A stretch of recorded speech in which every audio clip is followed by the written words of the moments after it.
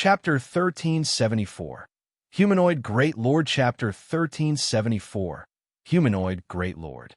Staring at the 7 luminaries' rings attributes, even Sure Feng could not believe that it was merely a fragmented legendary item. The ring had already been the most powerful epic ranked ring he had ever seen. Now that he had upgraded to fragmented legendary rank, not only had its physical appearance undergone a massive transformation, but its attributes had as well. 7 luminaries ring, replica, ring, fragmented legendary ring. Equipment requirement. Strength 1,200, Agility 1,000.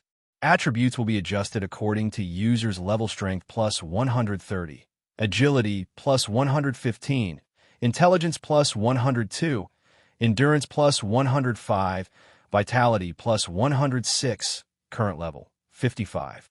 When equipped, increase strength by 40%, agility by 40%, intelligence by 40%, endurance by 30%, and vitality by 30%. All negative environmental effects weakened by 50%. Ignore levels plus 15. All item level requirements reduced by 10 levels. Additional skill dash. 7 luminaries aura. There are 7 different auras: earth, water, wind, fire, time, illusion, and space.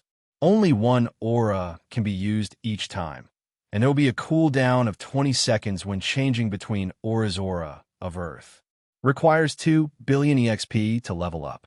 Defense increased by 100%. Damage taken reduced by 50%. Activatable skill dash. Absolute domain. Become immune to all damage for 10 seconds. All allies within a 50-yard radius become immune to all damage for 5 seconds. Cooldown 2 minutes. Aura of Water. Requires 2 billion EXP to level up. Healing effects increased by 100%. Cast consumption reduced by 50%. Activatable skill dash. Life domain. Heals all allies within a 50-yard radius for 10% of their HP every second for 30 seconds. Cooldown 3 minutes. Aura of Wind. Requires 2 billion EXP to level up. Movement speed increased by 80%. Attack speed increased by 60%. Reaction speed increased by 20%. Activatable skill dash. Gale domain.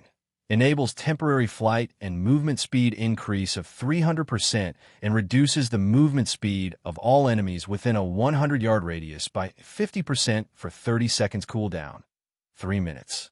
Aura of Fire. Requires 2 billion EXP to level up. Damage increased by 50%. Target's defense reduced by 80%. Activatable skill dash. Flame domain. Inflicts 1,500% damage within a 60-yard radius for 7 seconds. Damage upscales by 20% every second. Cooldown 5 minutes. Aura of Time. Requires 3 billion EXP to level up. Cooldown of all skills reduced by 50%.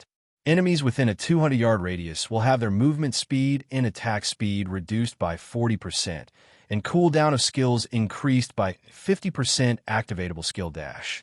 Forbidden Domain. Prevents enemies within a 500-yard radius from using any skills or tools for 30 seconds. Cooldown 3 minutes. Aura of Illusion. Requires 3 billion EXP to level up. All attributes increased by 40%. Enemies within a 200-yard radius will have all their attributes reduced by 40%. Activatable skill dash. Fantasy Domain. Immunity to all magic damage and 20% of magic damage received will be converted to healing to recover players' HP for 20 seconds. For 180 seconds, all negative effects within a 100-yard radius will be removed. Cooldown 3 minutes. Aura of Space. Requires 3 billion EXP to level up. Immunity to all control and restricting effects. Activatable skill 1 dash. Space Movement. Instantly move to any location within a radius of 600,000 yards. Cooldown 3 minutes. Activatable skill 2 dash. Spatial Gate. Opens a spatial gate that allows players to go through it. Spatial Gate can be connected to any location within a 300,000-yard radius.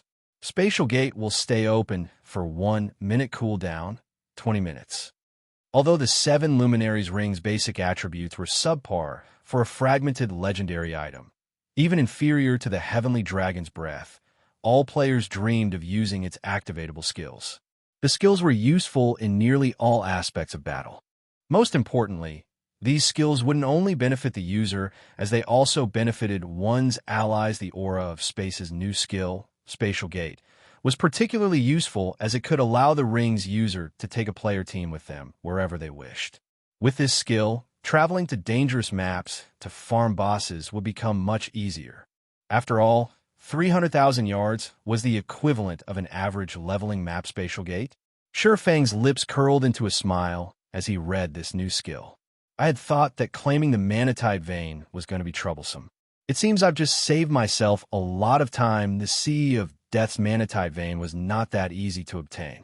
He had planned to secure a group instantaneous teleportation scroll, but it seemed that he no longer needed to when Feng re-equipped the Seven Luminaries ring. It felt as if the power of an ancient beast welled within him. Moreover, his mind became much clearer and more active than before. Is this the ring's hidden effect? Feng was surprised to notice the surrounding mana converge towards him, although the affected area wasn't large. Only 2 yards around his body, the mana density was roughly 30% higher than normal. Despite such a low percentage, it shouldn't be taken for granted. In a high mana density environment, the results would be staggering, following which Feng's fist shot out in a mock punch-pong. He heard an explosion as his fist created a gust of wind that extended up to 10 yards away. My strength and speed can match a great lord of the same level now. Feng balled his fist as he estimated his current strength. Previously, he had nearly had as much strength as a great lord of the same level. Now, he was certain that his strength was on par with a great lord's. Although there did not seem to be a huge difference between the two, the gap was massive. If his strength were only close to rivaling a great lord of the same level, he'd receive a lot of damage in a head-on confrontation. Without a healer's support, it was only a matter of time before the monster whittled him down, as monsters had far more HP than players. However, if he had truly reached the Great Lord standard, his battle recovery could make up for the damage he took in a one-on-one fight. He could fight until he ran out of stamina. Meanwhile, as long as he dealt enough damage, he could solo a Great Lord without any special tricks. He could now fight foes of a higher tier. In the past, he had envied Apex experts and their frighteningly high attributes, yet now, he stood among them upon reaching Tier 2. If the Apex experts in his past knew about this, their jaws would hit the ground. Now that I've completed my quest, it's about time to visit Charlene. Feng smiled, satisfied. Before he left the Adventurers Association, though, he hid the Seven Luminaries ring's hidden effect. Otherwise, he would attract a lot of attention even with a black cloak. As soon as Feng left the Adventurers Association, he received a call from Melancholic Smile Guild leader. The assassins I've dispatched have discovered a large group of evil demons. There are 3 times as many as those that assaulted our patrol teams. By the looks of it, their target seems to be an NPC merchant fleet. Melancholic Smile anxiously reported when she had taken over Stone Forest Town's management. She had learned just how important the NPC merchant fleets were to the town. Without these NPC merchant fleets, Stone Forest Town would lose all sorts of special merchandise. If NPC merchants stopped visiting the town's popularity growth would slow to a crawl. To put it simply, the NPC merchant fleets were crucial to Stone Forest Town's promotion. However, these NPC merchant fleets normally hired both NPC and player guards, making them difficult to mug. They simply weren't opponents current players could go up against. However, with so many evil demons participating in the assault, these NPC merchant fleets could suffer defeat. 3 targeting the NPCs already? Feng smiled faintly. Good. I can use this opportunity as a test. Guild leader, do you really intend to solo all of those evil demons? Melancholic Smile was stunned. The idea was simply too reckless. The opponent consisted of over 100 evil demons, including great lords. Even a 100-man expert team would risk extermination, much less a single player. Relax. Send me the coordinates.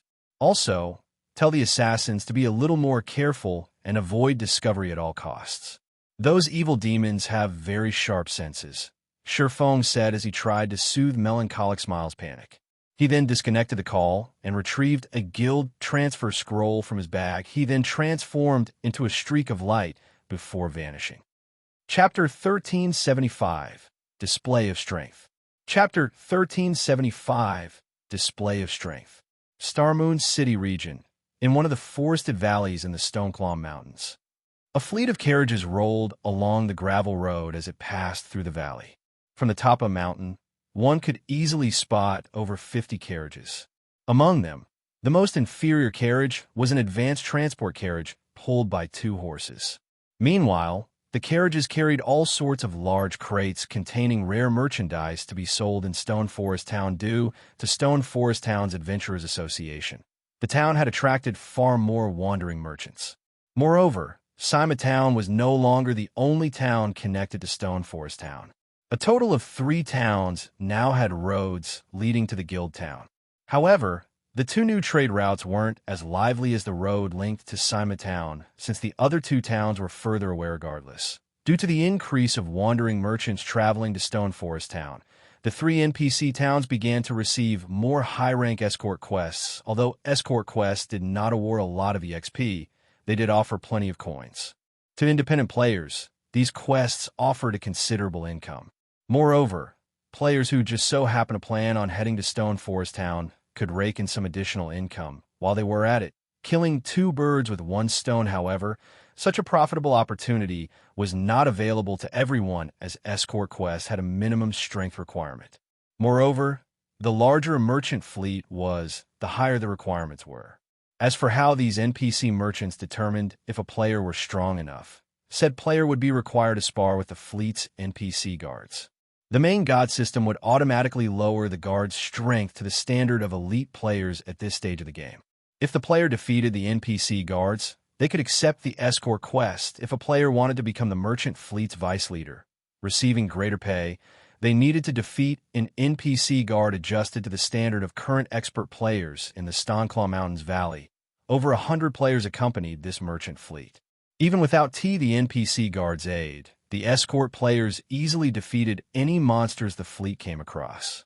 Even monster groups led by a level 45 Great Lord were no match for these players' commander. Are we really going to buy a private house in Stone Forest Town this time? A gray-robed woman with long, crimson hair asked the man with disheveled hair seated next to her in one of the transport carriages. This charming woman's question quickly attracted the attention of the other players in the carriage. These players weren't only focused on the woman because of her beauty. Rather, it was because this woman was a level 43 summoner. She was also the vice commander of Firecloud Fox, a well-known adventurer team from the Black Dragon Empire, and one of the Empire's top 100 summoners. Graceful Moon. Many of the Black Dragon Empire's large guilds wanted to recruit Graceful Moon. Unfortunately, none of them had ever succeeded. As for the disheveled, cool-looking man, his identity was even more astounding. His name was Remnant Cloud, the Firecloud Fox's commander. Similarly, he was one of the top 100 shield warriors within the Empire. It was due to such a powerful MT that Firecloud Fox had grown into a large-scale adventurer team with over 500 members and a reputation known throughout the Black Dragon Empire. I plan to look around first. If Stone Forest Town is as impressive as the rumors make it out to be, buying a house wouldn't be a bad idea, Remnant Cloud said.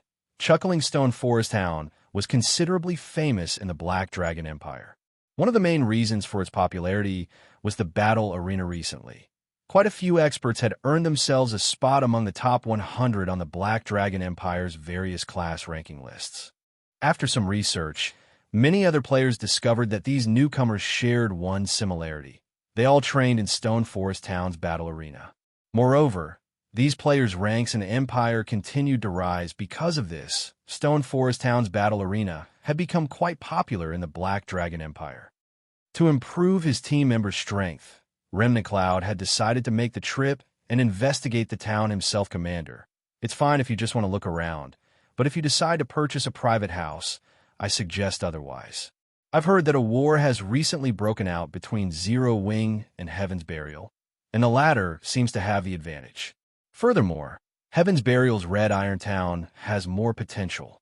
Not only are there plenty of high-level and high-resource maps nearby, but players will also be able to use Evernight City as a transfer point between the guild's other towns in the future. Investing in Red Iron Town will be more convenient than investing in Stone Forest Town. As for the battle arena, currently, other guilds have already begun to construct battle arenas in their own towns. It is only a matter of time before they catch up with Stone Forest Town's battle arena. Graceful Moon did not view Stone Forest Town's future in a particularly positive light. In her opinion, the town only had a few minor advantages at the moment. However, as time passed, the various large guilds towns in the Black Dragon Empire would undoubtedly catch up. After all, the Black Dragon Empire was far more prosperous than Star Moon Kingdom, even if their adventurer team wanted to purchase a private house in Star Moon Kingdom. Considering their long-term development, purchasing a house in Red Iron Town was the wiser choice. I guess you're right. But since we're already here, let's go take a look. After giving the matter some thought, Remnant Cloud saw the reasoning in Graceful Moon's words. Various guild towns were already prioritizing their battle arenas. As for the mana density, these guilds were doing their best to find solutions. They would deal with the problem sooner or later. While Graceful Moon and Remnant Cloud conversed, they heard a commotion in the forest on both sides of the gravel road. Suddenly, easily over 1,000 pitch-black figures darted out of the dense woods. Not only did these figures block the merchant fleet's path, but they had also surrounded the carriages. Upon seeing these monsters, the escorting players prepared for battle. These monsters were nothing like the wild monsters they had faced on the road thus far. Every one of these monsters radiated a frightening aura, their eyes containing human-like wisdom. Moreover, their levels were shockingly high. These monsters were all level 70, roughly 25 levels higher than the monsters the merchant fleet had previously encountered. How is this possible? Didn't they say that these evil demons only assaulted passing players? Why are they targeting the merchant fleets? Some escort players from Star Moon Kingdom recognized the evil demons immediately. After all, they had seen these evil demons siege Stone Forest Town. These monsters' attacks on Stone Forest Town's players was nothing new. Either what surprised these players was that these evil demons actually dared to assault an NPC fleet. Aside from the escort players, a large number of NPC guards protected the merchant fleet. Each one of these guards was level 80, and among them were 3 Tier 3 guards, over 60 Tier 2 guards, and over 100 Tier 1 guards. They were not existences current players could easily defeat before these players could recover from their shock. The evil demons surged forward. Go! Destroy the merchandise. Ghost Shadow, hiding amongst the trees, laughed as he watched his legions surround the merchant fleet to ensure the fleet's destruction. Heaven's Burial had dispatched the Ghost Shadow Legion's elites, and Beast Emperor had sent them an evil demon army to assist. 2 level 70, Grand Lord ranked evil demons led the army. Given enough time, they could certainly eliminate the NPC merchant fleet. Although the evil demons' levels were lower than the NPCs, they had the numerical advantage. Moreover, they didn't need to kill the NPCs. Their goal was simply to kill the players and destroy the cargo. Damn it! Why are there so many powerful monsters? Graceful Moon's eyebrows rose in surprise. Not only did the level 70 chieftain-ranked evil demons easily defeat her summoned creatures, but they also dodged her spirit bullets. If not for Remnant Cloud activating a berserk skill and life-saving skill to hold the evil demons back, the monsters would have long since closed in on her. The other players weren't as lucky.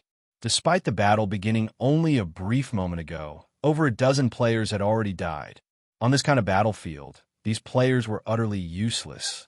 They were slaughtered like ants. Moon, get out of here. I'll hold them back. Remnant Cloud barked. He could tell that only death awaited them should they stay. They couldn't win a battle of this level, but although Graceful Moon wanted to argue, when she saw a High Lord overwhelm her commander, she took out an instantaneous movement scroll and activated Ida, Feudal Struggle. Ghost Shadow growled disdainfully when he noticed several players removing instantaneous movement scrolls from their bags before they had taken action.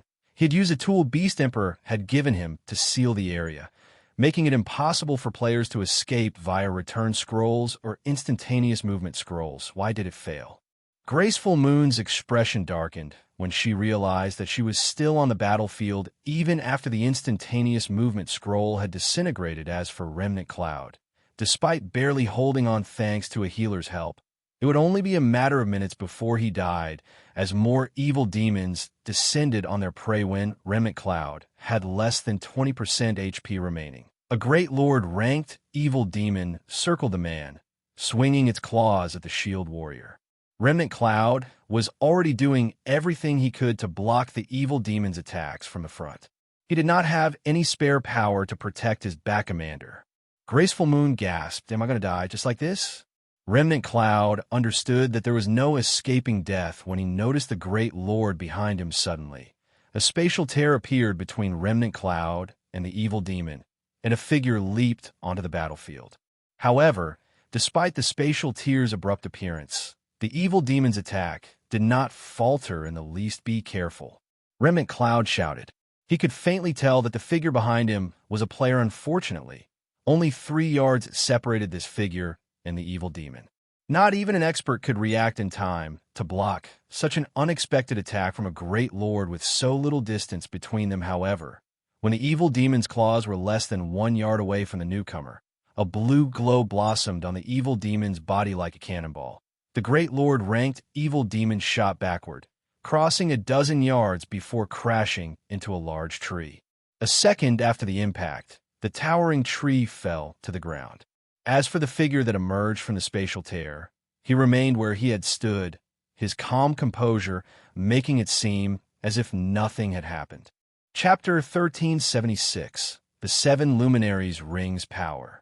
Chapter 1376, The 7 Luminaries' Rings' Power. When the Great Lord ranked evil demon's body hit the ground, the battlefield fell silent. "How is that possible?" Graceful Moon wore an incredulous look as she stared at the evil demon sprawled in the dirt. Turning her gaze toward Shifeng, she muttered, "Just what did he do?" Without using any special tricks or magic arrays, contending with a level 70 Great Lord was impossible for current players. Even if Remnant Cloud, Fire Cloud Fox's commander, activated his Berserk skill and life-saving skill, he'd be lucky to survive even a moment against such an advisory, much less throw such a monster over a dozen yards. Graceful Moon wasn't the only one shocked. Every player that had witnessed the scene was stupefied. "That can't be a player, right? What is going on? No, that's not right. There's a green marker above his head. He must be a player. Who is that?" Everyone's gaze fixed on Shifeng. For a moment, they tried to guess the man's identity, both curious and surprised. "Fellow friend, hurry and leave this place. There are too many monsters here," Remnant Cloud advised as he turned to Shifeng, who stood behind him. Although he hadn't seen how the even demon had been thrown, not one of the experts he was familiar with were capable of sending a level 70 Great Lord flying with such strength. Shifeng could definitely shatter the evil demon's encirclement. "You want to leave?" Ghost Shadow, still hiding in the forest, sneered as he asked, "Do you think you can?" Although Shifeng's counterattack had surprised him, that was all. Since Shifeng had already joined the battle, he shouldn't cling to any hope of leaving alive. After all, Shifeng had only used some special method to knock back the Great Lord. The swordsman was not truly capable of defeating one. Moreover, more than 10 Great Lords participated in this operation. If one was not enough, he simply needed to send 2 more at the newcomer. As Remnant Cloud was about to warn Shifeng of this, one of the nearby Great Lords and 5 Lord-ranked evil demons dashed towards the swordsman, dark fog wrapping around their claws as they swiped at Shifeng. To make matters worse, the evil demon's coordination was only slightly inferior to expert players. Seeing this, Remnant Cloud frowned. Even as a shield warrior, he could only stand against 3 evil demons at once. No swordsman could block 6 evil demons simultaneously without activating a life-saving skill. However, just as the 6 evil demons were about to land their attacks, a galaxy of stars appeared around Shifeng, radiating a brilliant blue glow compared to Shifeng's previous executions. His current sword's orbit was more complete and beautiful. Pung, pung. When the blue glow illuminated the area, the 6 evil demons were instantly sent flying by over 20 yards. They hadn't even managed to reach the edge of Shifeng's cloak, much less deal any damage. Meanwhile, each of the 6 evil demons had instantly lost over 20,000 HP, with some losing nearly 50,000 HP due to a critical hit. As evil demons had much less HP than ordinary monsters, their HP bars had decreased significantly. This Remnant Cloud was dumbfounded. Feng's previous feat of throwing a Great Lord could have been brushed off as a powerful skill. Now, however, Feng had launched 6 evil demons with a single move.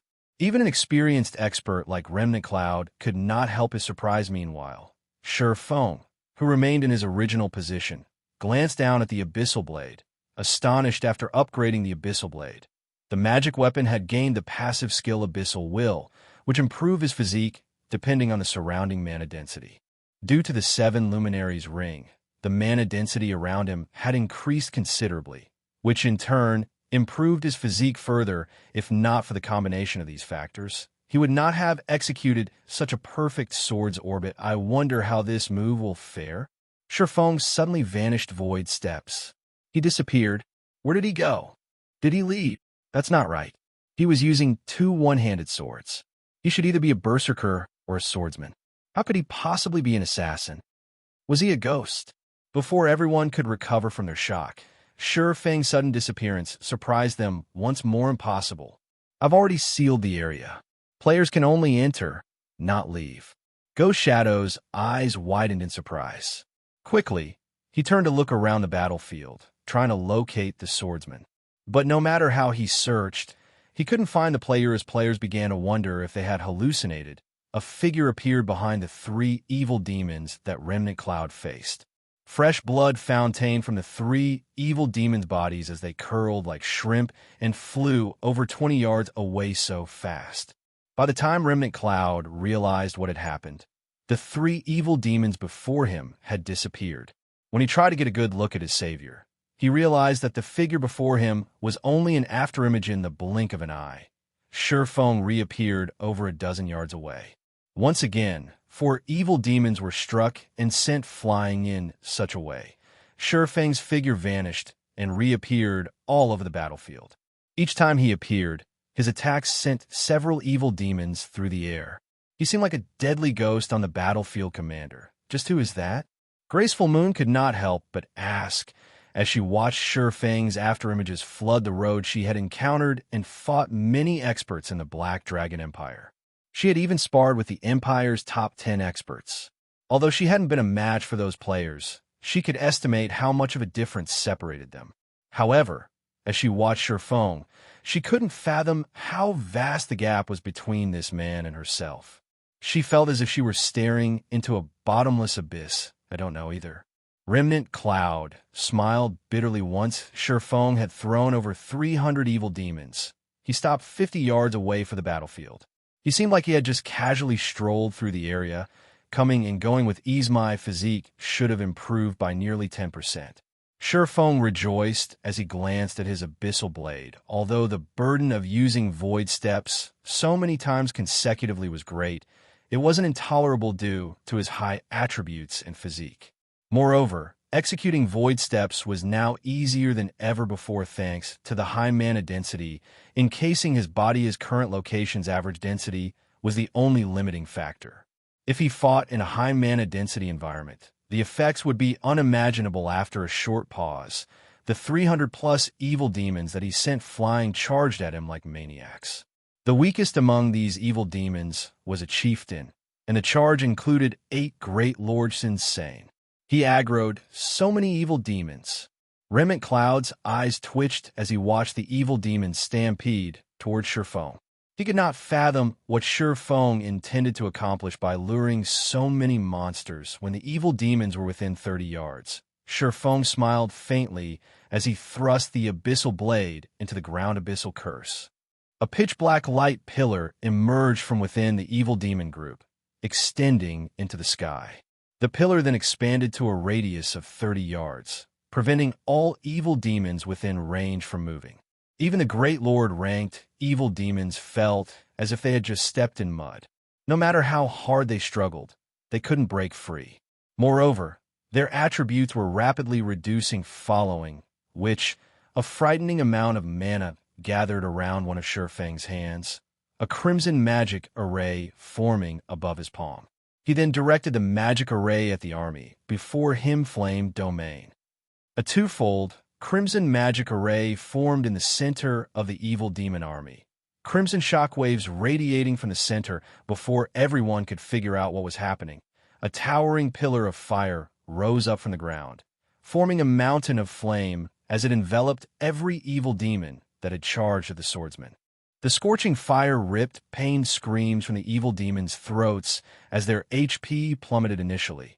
The evil demons had lost around 350,000 HP. In the next second, they lost over 400,000 HP. Then, they lost another 500,000 HP. By the time the flames scattered, the Lord-ranked evil demons had less than half their HPs remaining. The chieftains had been utterly annihilated. The fire's horrific damage had stupefied the witnesses. However, before these players could recover their senses, Shifeng followed up Flame Domain with Lightning Blade, dealing another a heavy blow following which he took out 2 Tier 3 large-scale destruction magic scrolls and used them consecutively against the remaining evil demons. In the end, all 300-plus evil demons turned to dust suddenly. A golden glow flashed on Shifeng's body as he rose from level 55 to level 56. Chapter 1377. He is Black Flame. Chapter 1377. He is Black Flame. Amazing. Just who is this guy? The players still fighting the evil demon army gaped when they saw Shifeng turn over 300 evil demons to dust in just a few moments. A single chieftain-ranked evil demon could easily kill any one of them. If not for the level 80 NPC guards, they would have long since been annihilated, yet the mysterious cloaked swordsman before them had slaughtered these evil demons as if he were grinding common monsters. It was an extravagant grinding method. Evil demons weren't like ordinary monsters. They did not drop any loot, only offering slightly higher EXP. Setting aside the fire spell Shifeng had used, the 2 Tier 3 large-scale destruction magic scrolls could easily sell for over 1,000 gold. With that kind of money, a player could purchase a valuable plot of land in an NPC city. Moreover, even with enough money, Tier 3 magic scrolls weren't easy to purchase, much less large-scale destruction magic scrolls in reality. However, Shifeng hadn't wasted the 2 scrolls. Chieftain-rank evil demons had a considerably high chance of dropping evil energy crystals. In Shifeng's previous life, a single crystal had sold for 10 gold on the market. Among the evil demons that he had killed, over 100 had dropped evil energy crystals. Not only had he earned back the money for the scrolls, but he had also made a profit, damn it. Where did this person come from? Ghost Shadow frowned, his expression grim as he stared at the distant Shifeng. Evil demons feared large-scale destructions, spells almost more than anything unlike ordinary monsters. Although evil demons had very high combat power, they didn't have a lot of HP. Even a level 70, Grand Lord-ranked evil demon only had 35 million HP, not to mention the Great Lords and below Commander. What should we do? We've lost nearly 1/3 of our evil demons. At this rate, it will be difficult to destroy the merchant fleet. A level 42 assassin, clad in blue, asked worriedly. Powerful magic barriers protected the NPC's carriages. Breaking a single barrier would take some time. In addition, the magic barriers buffed the nearby NPC guards. With these buffs, the 3 level 80 Tier 3 NPC guards were ridiculously powerful. They needed only a short time to kill Great Lord-ranked evil demons. Only the Grand Lord-ranked evil demons were a threat yet. Shifeng had eliminated nearly 1/3 of their forces. This wasn't in the plans. He must be sick of living. He dares to treat Heaven's Burial's evil demons as EXP. Use our trump cards. Have the 2 Grand Lords prioritize that player. Lead 3 parties and assist the monsters from the side. Do not let him get away. Ghost Shadow growled, sneering. Understood. The blue-clad assassin immediately went into action. The Ghost Shadow Legion members, who had been hiding in the forest, snuck towards the Tier 3 NPC guards with bluish-purple scrolls. When they were less than 30 yards away from the Tier 3 NPCs, they revealed themselves and unfurled the scrolls suddenly. 3 purplish-gold magic barriers, each manned by 36 players, appeared and trapped the 3 Tier 3 NPCs and a large number of Tier 2 NPCs, freeing the evil demons from their opponents. No matter how these NPC guards struggled against the barriers, the purplish gold walls didn't waver in the slightest. As for the 2 Grand Lord-ranked evil demons, which suddenly found themselves without an opponent, they promptly left behind afterimages as they darted for sure. A sudden development inspired despair in the defending players. The evil demons alone were more than they could handle. Now, hundreds of assassin players had joined the battle. Even Remnant Cloud, someone who had experienced many fierce battles, could not help his bitter smile. The fact that several hundred players had emerged to attack them proved that someone was in command of these evil demons.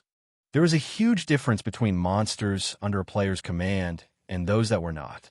After factoring in the several hundred assassin players, his people had no chance of surviving this fight. As for their savior, Shifeng, he needed to face off against 2 level 70 Grand Lords. Unfortunately, the swordsman would be lucky to keep his own life, let alone help them. The Grand Lord-ranked evil demons were incredibly fast. Upon reaching Shifeng, they swiped their fog-clad claws at the player. These Grand Lords were far superior to their Great Lord cousins in terms of both strength and speed. In addition, they executed rapid switch while coordinating with each other, not daring to be careless. Shifeng activated Heavenly Dragon's power, increasing his strength by 150%, agility by 60%, defense by 300%, and HP by 500%. Instantly, his maximum HP shot past the 400,000 threshold. He then executed Sword's Orbit, creating a perfect defense around himself. Boom, boom, boom. As blades and claws clashed, explosions rang out across the battlefield. With each collision, the ground beneath Shifeng and the Grand Lord's feet trembled. Even players 30 yards away from the fight could feel intense shockwaves. Both sides exchanged attacks so rapidly that it was impossible for the naked eye to keep up with them. All anyone could see was the ground sink as the impacts formed a crater. The residual power of Shifeng and the Grand Lord's attacks also left numerous furrows in the dirt around them. Seeing this, the nearby assassins, who had intended to ambush Shifeng, hesitated, afraid of getting caught in the crossfire for a moment. The scene stupefied every player on the battlefield. How was this even a battle between a player and monsters? This was practically a monster-on-monster fight. How is that possible? Ghost Shadow, who had lain in wait to ambush the swordsman, could not believe his eyes when he saw Shifeng holding his ground against the 2 Grand Lord-ranked evil demons. Despite being just a player, Shifeng could fight 2 level 70 Grand Lords to a standstill. No one would ever believe this in reality. Shifeng was rather proud. After upgrading the 7 Luminaries ring, he only needed to activate 1 Berserk skill to raise his strength to a level 70, Grand Lord-ranked evil demons level. Factoring in his reaction speed and physique, he could contend with 2 Grand Lords with only Sword's Orbit. However, continuing the fight at this rate was not an option. Shifeng could feel his stamina and concentration depleting. Even though his battle recovery could mitigate the Grand Lord's damage, it did nothing to recover the lost stamina and concentration before Heavenly Dragon's power's duration ended. He'd run out of stamina and concentration, following which Shifeng activated Divine Steps and switched positions with one of his doppelgangers, temporarily distancing himself from the 2 evil demons.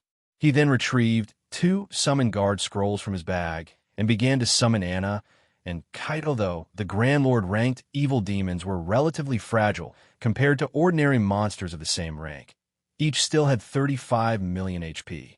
With their incredible reaction speed, they could also dodge or block a large portion of his attacks. If this were a one-on-one fight, he might have a chance to kill the evil demon using only Heavenly Dragon's power. In a 2-on-1 situation, however, he had no hope of defeating the evil demons with a single Berserk skill. Shortly after, Anna, level 75, and Kite, level 74, appeared beside Shifeng. Anna and Kite's appearance immediately attracted everyone's attention. Crap. Am I seeing things? That guy actually has a level 75 personal guard. When they saw Anna's level, the players gasped. The highest leveled personal guard they knew of was only level 69.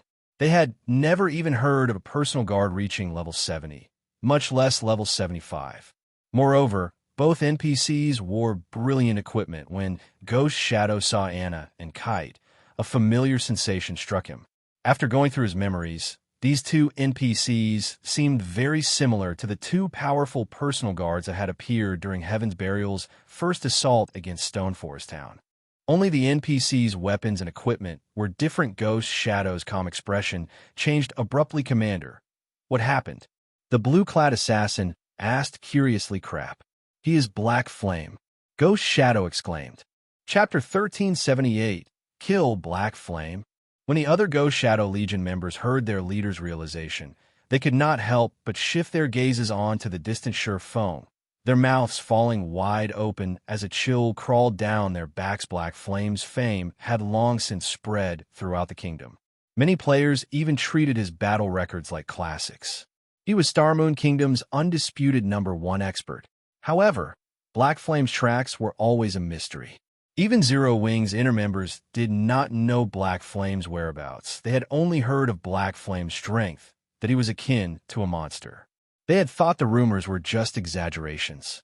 However, it would seem that the real deal was even greater than the rumors had made him out to be. After all, Black Flame could actually hold his ground against two level 70, Great Lord-ranked evil demons by himself. This was simply too terrifying. Commander, isn't this a good chance to kill Black Flame? The blue-clad assassin asked with a smile. We haven't received any reports of Stone Forest Town mobilizing forces. Black Flame must be acting on his own this time. Although Black Flame is monstrously strong, at the end of the day, he is only one person, and we still have many evil demons. We can use them to wear him down. His death will be far more meaningful than destroying an NPC merchant fleet. Hearing this, everyone's eyes suddenly glowed with excitement. They all agreed with the blue-clad assassin. If they were here without their demonic support, it would be impossible to deal with Black Flame, but the Ghost Shadow Legion was backed by the evil demon army. They even had two Grand Lords. This was a heaven-sent opportunity to kill Black Flame. If they defeated Black Flame, the blow to Zero Wing's reputation would be far more severe than simply destroying an NPC merchant fleet. Indeed, this is a golden opportunity. Ghost Shadow nodded his agreement. Notify everyone to gather at our location immediately. Order the Lord-ranked evil demons and above to keep an eye on Black Flame as well. Do not let him get away. Black Flame had already used his Berserk skill. Once the duration ended, with the evil demon army attacking head-on and the Ghost Shadow Legion assisting from the sides, they would take the swordsman's life upon receiving Ghost Shadow's command. The Ghost Shadow Legion members assisting the evil demons in destroying the fleet left their positions and stealthily surrounded Foam. The 100-plus Lord-ranked evil demons remaining also shifted their focus towards the player remnant cloud and the other defending players' side with relief. What's going on? Are they giving up? As she watched the Ghost Shadow Legion's assassins withdraw, Graceful Moon was confused. Had those assassins continued their assault, they would have been defeated. She watched as hundreds of Lord-ranked evil demons and above charged for Foam. Shock and lamentation filling her heart. Given enough time, she was confident in becoming one of the top 10 summoners in the Black Dragon Empire. Yet it was obvious that their attackers didn't view her or the other guard players as important.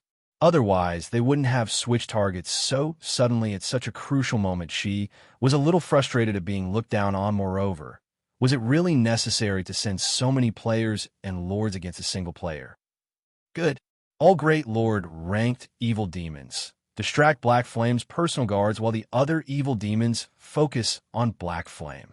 Everyone else find an opportunity to land a killing blow. Ghost Shadow gave out the command to attack once his people were in place. Unlike the prior attack, the evil demons put more space between themselves. Even if Foam had more large-scale destruction spells, he couldn't put them to good use. Furthermore, he wouldn't have another opportunity to use a magic scroll with the two Grand Lords distracting him. Roar.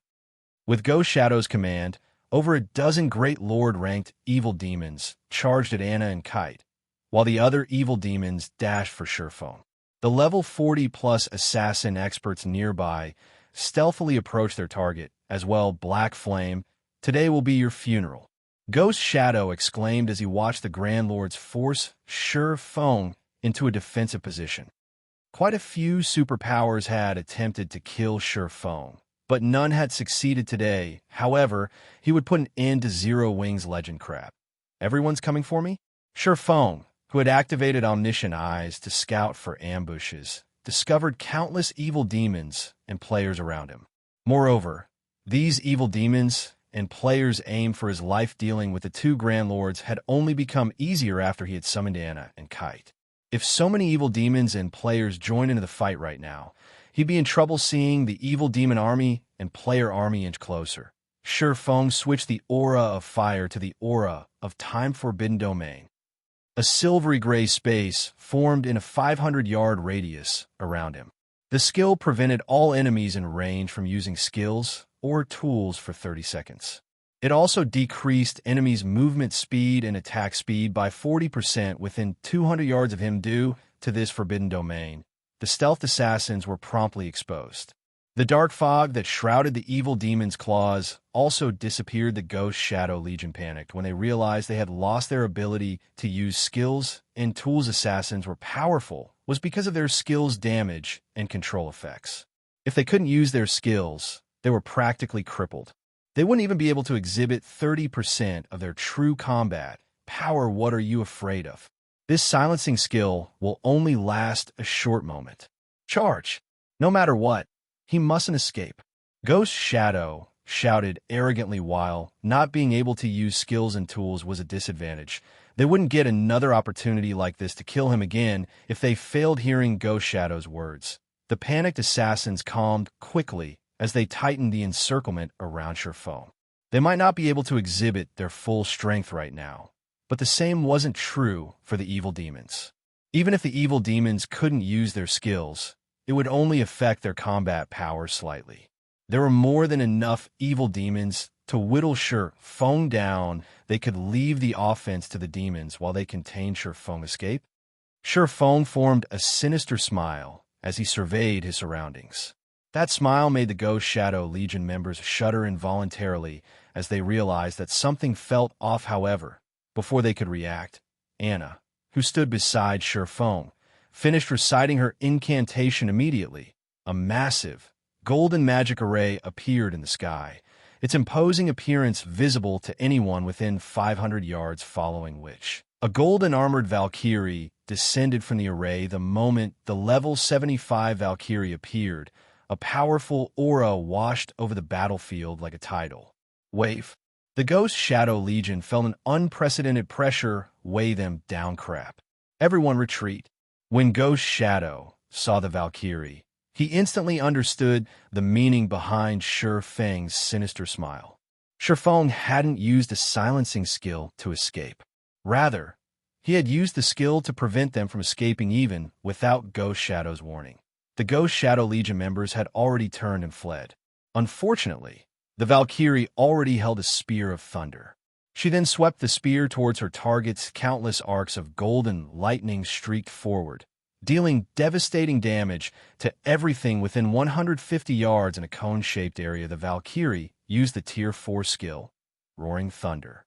She also dealt double damage against dark creatures. As a result, the fragile Lord-ranked evil demons died on the spot.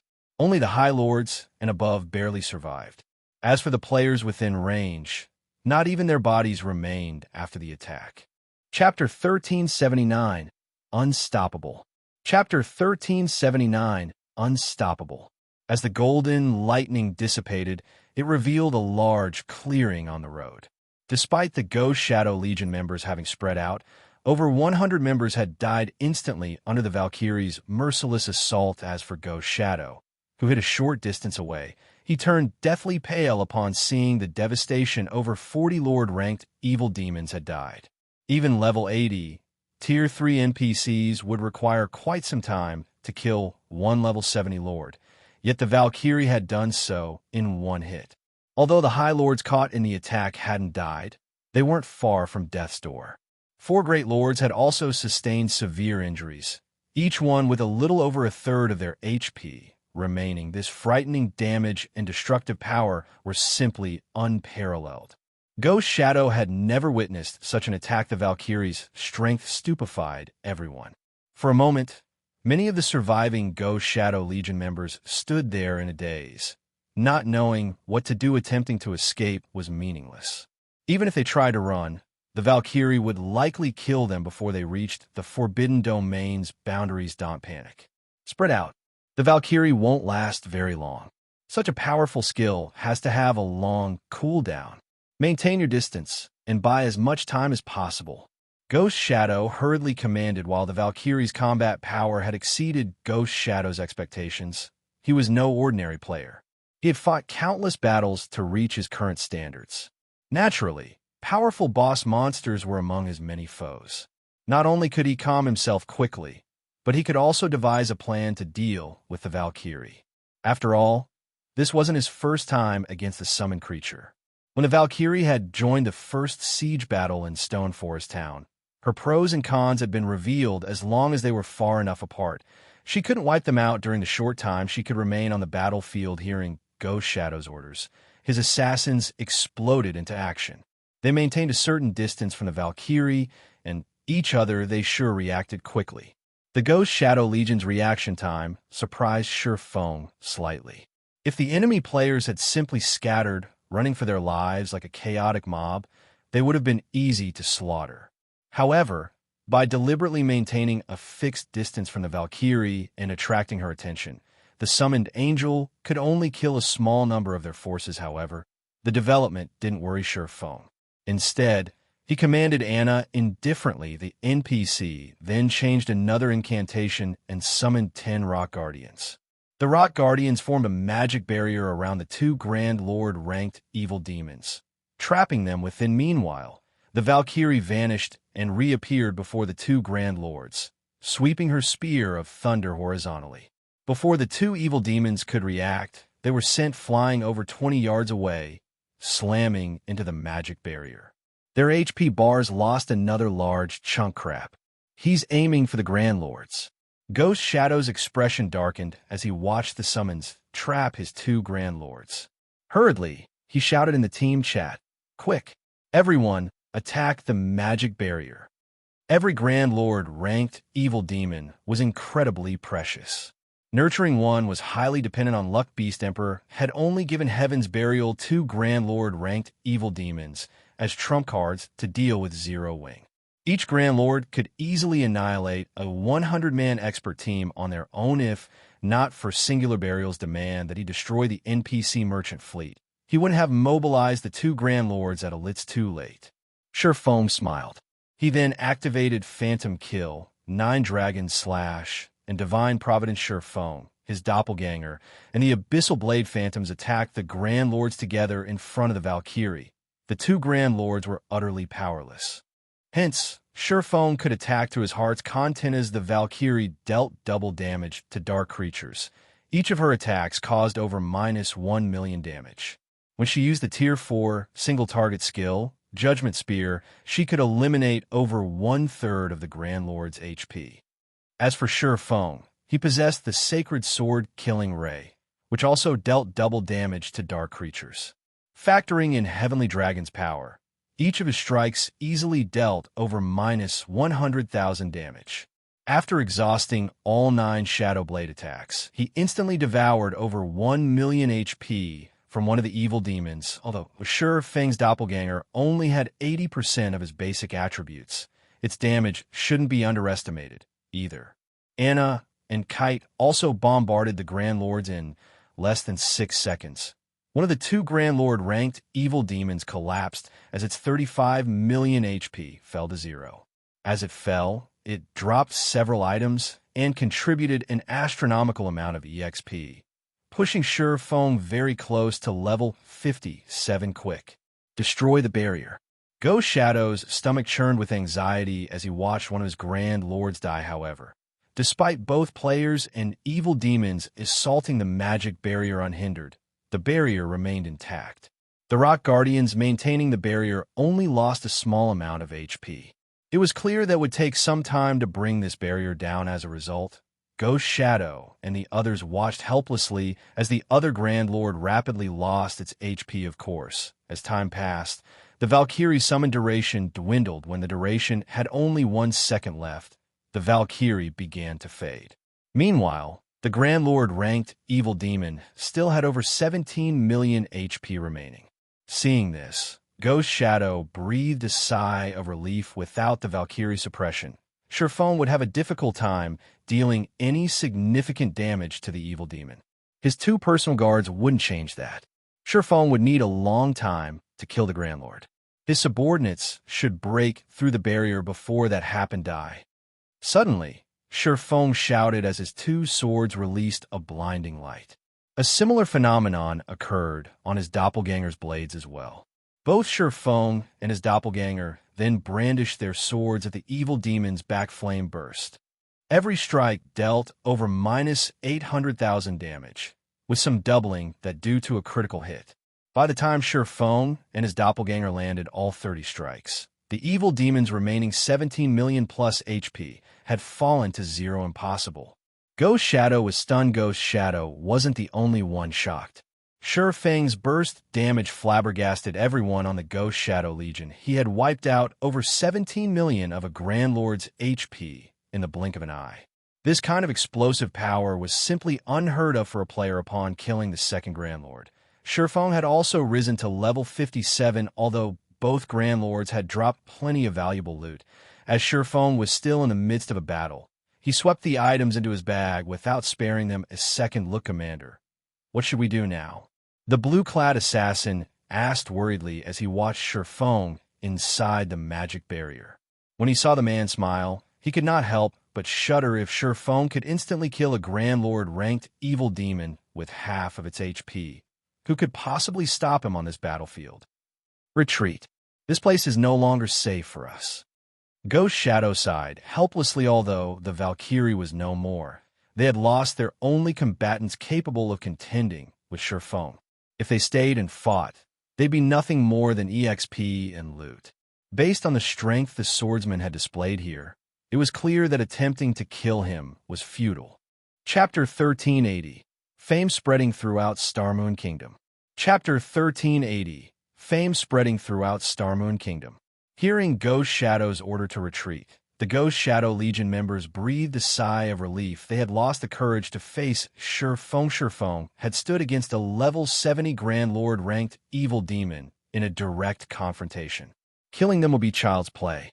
It hadn't been easy for them to reach their current level, and if they died here, recovering their lost progress would be even more difficult. With Ghost Shadow's command, the evil demons and Ghost Shadow Legion fled, not daring to linger in this land of death for a second longer. Don't even think of escaping so easily.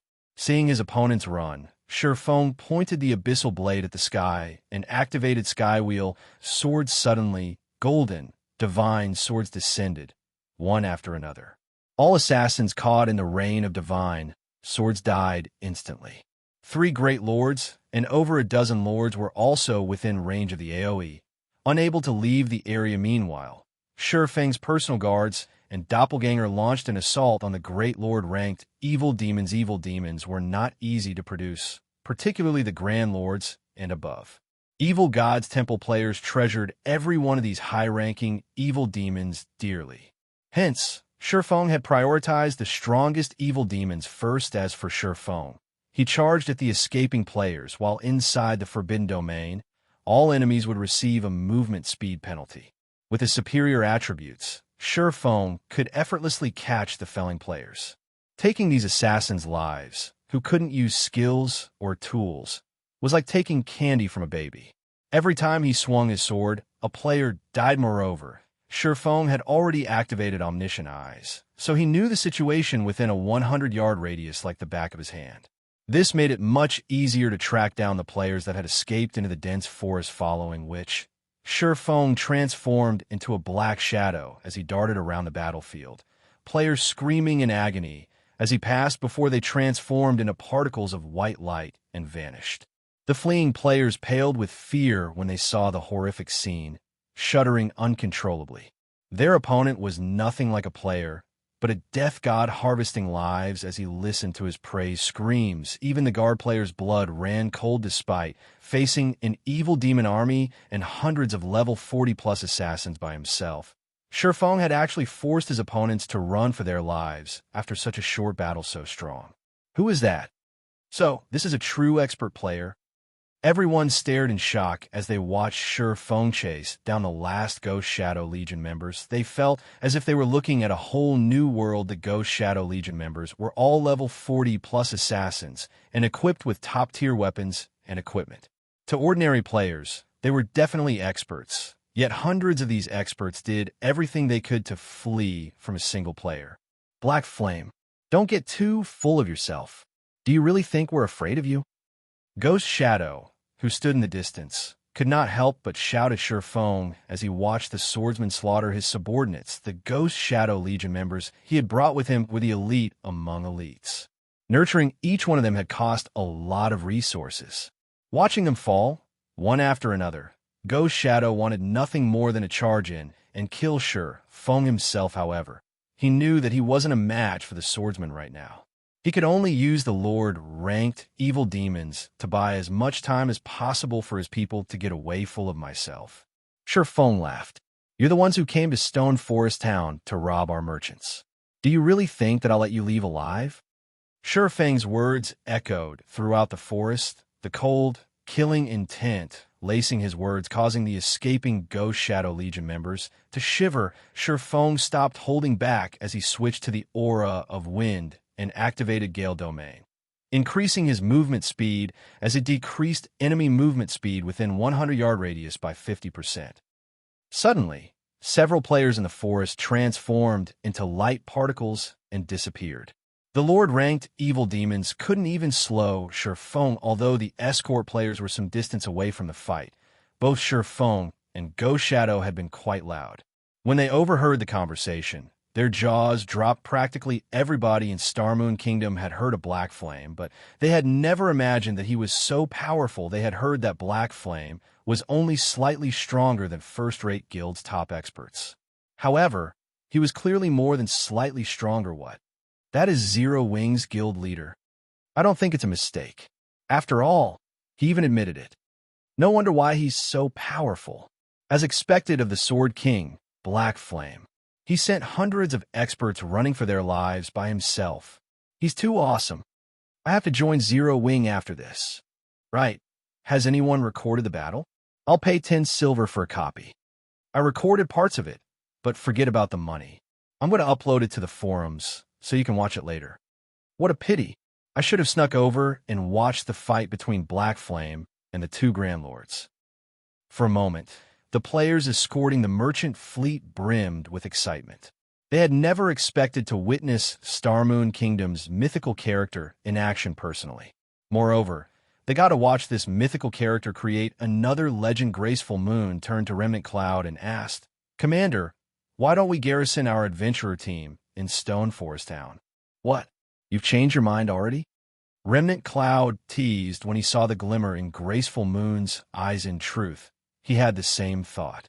After all, Shifeng's battle had allowed him to witness a whole new world. And as an expert, he desperately wanted to learn more. He finally understood why the experts that had recently entered the top 100 class rankings in the Black Dragon Empire fixated on Stone Forest Town's battle arena. Of course, Graceful Moon responded without a shred of shame. On the contrary, she righteously declared, "If Black Flame is this powerful, Zero Wing's other experts shouldn't be weaklings, even if they're not as strong as he is. If we garrison in Stone Forest Town, we must sign a partnership contract with Zero Wing. We might even get to know those experts and get a spar with them. If we want to occupy Stone Forest Town, we'll have to prepare. I heard that the adventure houses are not cheap." Remnant Cloud nodded, agreeing with Graceful Moon's reasoning. However, he had to consider how they would earn enough money. "Once we complete this quest, we should return to the Empire and start preparing immediately." Firecloud Fox was more than capable of affording a private house in Stone Forest Town, but it was a different story if they wanted an adventure house. They'd likely need several times more gold than what they currently possessed. Moreover, Stone Forest Town's houses would certainly become more expensive after this battle. Fortunately, He learned about the change early. If he had only discovered this after news hit the Black Dragon Empire, it would be more difficult to prepare enough coins. News of the battle quickly spread to Star Moon Kingdom's forums, and everyone who watched the battle video was astounded without any backup. Black Flame had killed 2 level 70 Grand Lord ranked evil demons. Hundreds of evil demons and expert players had even fled from this terrifying player. Chapter 1381. Town competition. As Shi Feng's battle video spread on the forums, the news shook Star Moon Kingdom. The battle's outcome particularly affected the various major powers based in the Kingdom. Zero Wing's position as Star Moon Kingdom's #1 guild had been unshakable, but no one had expected Heaven's Burial to rise so quickly. Red Iron Town's development had exceeded everyone's expectations, although players understood that Red Iron Town would develop quickly due to its auction house. They hadn't expected this level of speed in just one day. The cheap fees had lured over 300,000 players to consign and purchase items in Red Iron Town's auction house. Many super rare items had even been placed on auction, attracting more independent experts and members of the various large guilds. At this point, the town's auction house was far more popular than those in ordinary NPC cities. If Red Iron Town's auction house continued to develop at this rate, it wouldn't be long before it rivaled Star Moon City's auction house. Heaven's Burial's income from processing fees alone would be astronomical. Heaven's Burial's financial strength might even grow to rival, or even surpass, Zero Wing rather than a single party ruling over the kingdom. Star Moon Kingdom's various powers would prefer 2 powerful forces vying for lordship. This way, weaker powers like themselves could thrive in secret. However, after witnessing Shi Feng exterminate so many powerful evil demons, they were at a loss. Not only is Black Flame powerful, but he even has a long-distance teleportation tool. This is ludicrous. Heaven's Burial will be in trouble after losing so many evil demons.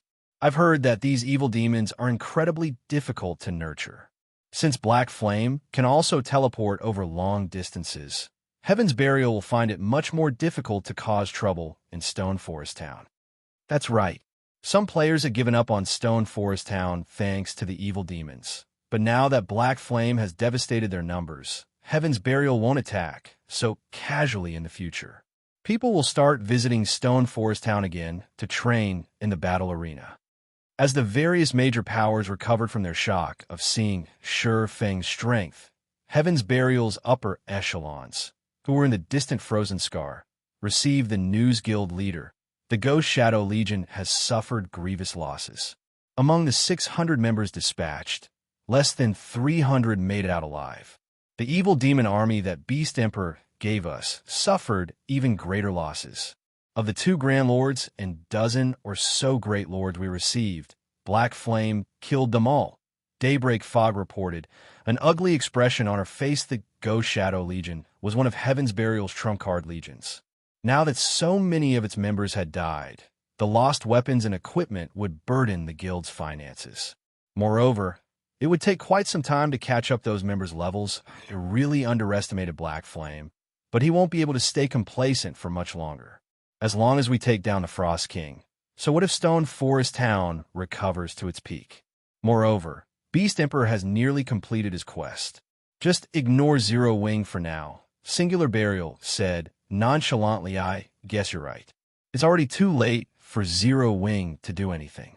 Daybreak Fog giggled as she directed her gaze towards the giant on the frozen throne inside the shrine. This giant was none other than the boss. Star Moon Kingdom's various major powers vied for the Frost King.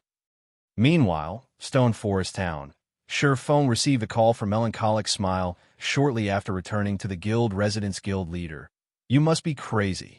You dealt with all those evil demons by yourself.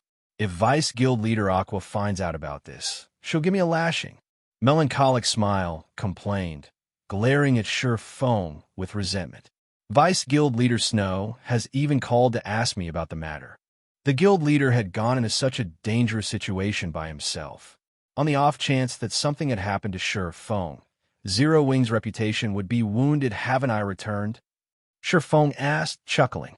They would have noticed if I mobilized a large group. We would never have achieved such results. Although Shi Feng had considered taking reinforcements with him, When he recalled the spies in the guild, he decided to go alone.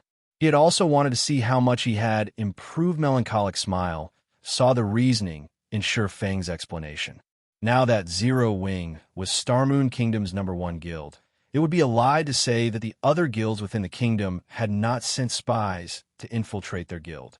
In fact, even Zero Wing had sent its own spies to some of the noteworthy large guilds. Even if Zero Wing's management were secure, it was impossible to contain all information. It was also precisely because of Shi Feng's ambush that Zero Wing once more stood in the limelight, becoming a hot topic on the kingdom's official forums.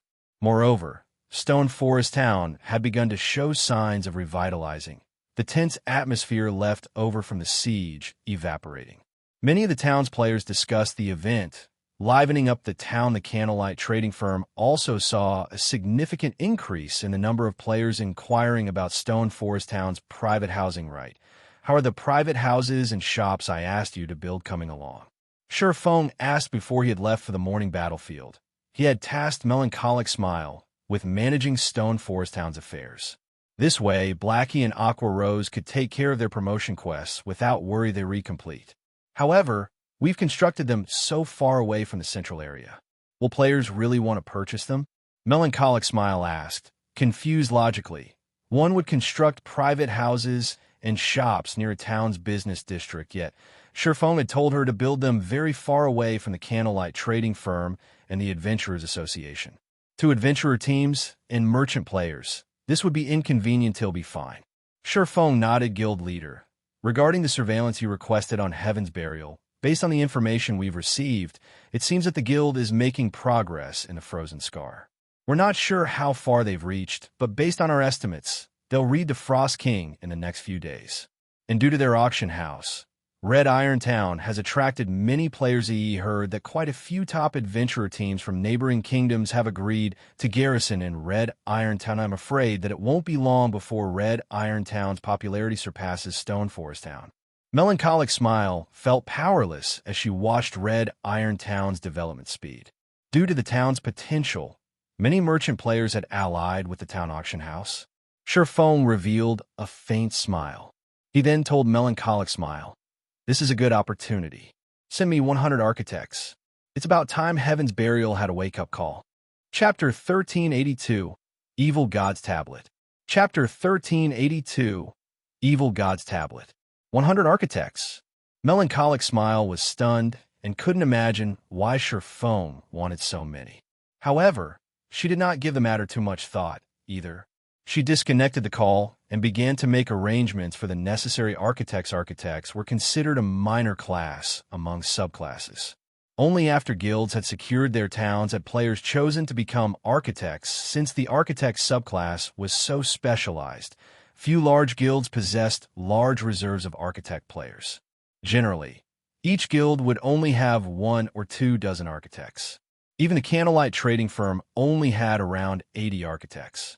The trading firm only has so many due to their preparation for Zero Wing's soon-to-be constructed city. If they wanted to gather 100 architects, they would need to recruit more. Meanwhile, Shi Feng entered one of the guild residence's lounges, organizing his harvest from the previous battle. Aside from the weapons and equipment from killing the Ghost Shadow Legion members, he had obtained over 200 evil energy crystals from the evil demons. He also had the loot from the 2 level 70 Grand Lords, although the weapons and equipment that the Grand Lords dropped were only level 70 secret silver rank. The materials they dropped surpassed Shi Feng's expectations. He had obtained 11 epic rank materials, each of which could be used to craft dark gold rank and higher weapons and equipment. In addition, several rare gemstones had dropped him. What's this? Shi Feng muttered as noticed the addition of an ancient, dilapidated stone tablet in his bag. The tablet had an ordinary appearance, no different than the stone slates that were normally used as street signs. There was nothing amiss or special about it. However, upon picking it up, Shi Feng noticed something extraordinary. Despite the stone tablet only being the size of a wash basin, it weighed as much as the stone table in forging runes, following which Shi Feng activated omniscient eyes and inspected the item. Third fragment of Evil God's Tablet, epic rank item. Created by the evil god, This tablet can be used to form an illusory space within a 50-yard radius. The illusory space will create a bronze rank copy of any player that enters. Players can then fight their own copies. The bronze illusory creature has all skills of the copied player and can achieve a 100% skill completion rate. Duration, 15 minutes. Cooldown, 1 hour. Requires 500 evil energy crystals to upgrade. An illusory space? Excitement brightened Shi Feng's expression as he read the text. This evil god's tablet fragment was undoubtedly his greatest harvest from the battle. Not even an epic weapon would be worth as much. This tablet was the equivalent of having a unique land to train in God's domain. Even peak experts had an extremely hard time achieving a skill completion rate of 100%. Not to mention weaker players. Meanwhile, the tablet fragment could create an exact copy of a player to serve as an opponent. The copy could even achieve a 100% skill completion rate if players could spar with such an opponent long term. Their improvements would be astounding. By fighting the illusory creatures, players could learn how to better execute their skills and raise their skill completion rate. Shi Feng had never imagined that the evil demons would drop such a precious item. The tablet fragment's only downside was its short duration. 15 minutes would pass in the blink of an eye. It can be upgraded using evil energy crystals. Shi Feng's mood rose even higher. Shi Feng knew that evil energy crystals could be useful when crafting weapons and equipment, but he hadn't expected the crystals to have this purpose. Although evil energy crystals only drop from chieftain rank and above evil demons, he had accumulated quite a few from the 2 siege battles in Stone Forest Town. He hadn't used a single crystal thus far, as he hadn't wanted to waste them just to produce weapons and equipment. As a result, over 5,000 evil energy crystals sat in Zero Wings Guild warehouse. Although the evil god's tablet's upgrade cost was a bit steep, upgrading the illusory space would be a worthwhile trade. Following which, Shi Feng retrieved all of the evil energy crystals from the guild warehouse. Upon returning, he let the evil god's tablet devour 500 evil energy crystals immediately. The tablet started transformed, the originally blurry images on the tablet becoming clearer. At the same time, the tablet's weight tripled if not for his frighteningly high strength. Carrying this tablet would have been a taxing endeavor. The tablet's introduction had also changed slightly. Initially, it would only create a bronze illusory creature. Now, it would manifest a mysterious iron illusory creature. Most importantly, the duration and cooldown had changed considerably. The illusory space's duration had risen from 15 minutes to 20 minutes, and the cooldown had decreased to 55 minutes. If he wanted to upgrade the tablet fragment further, he would need to feed it another 1,000 evil energy crystals. That's quite an improvement. After giving the matter some thought, he decided to upgrade the evil god's tablet again. There wasn't much use for evil energy crystals at the moment.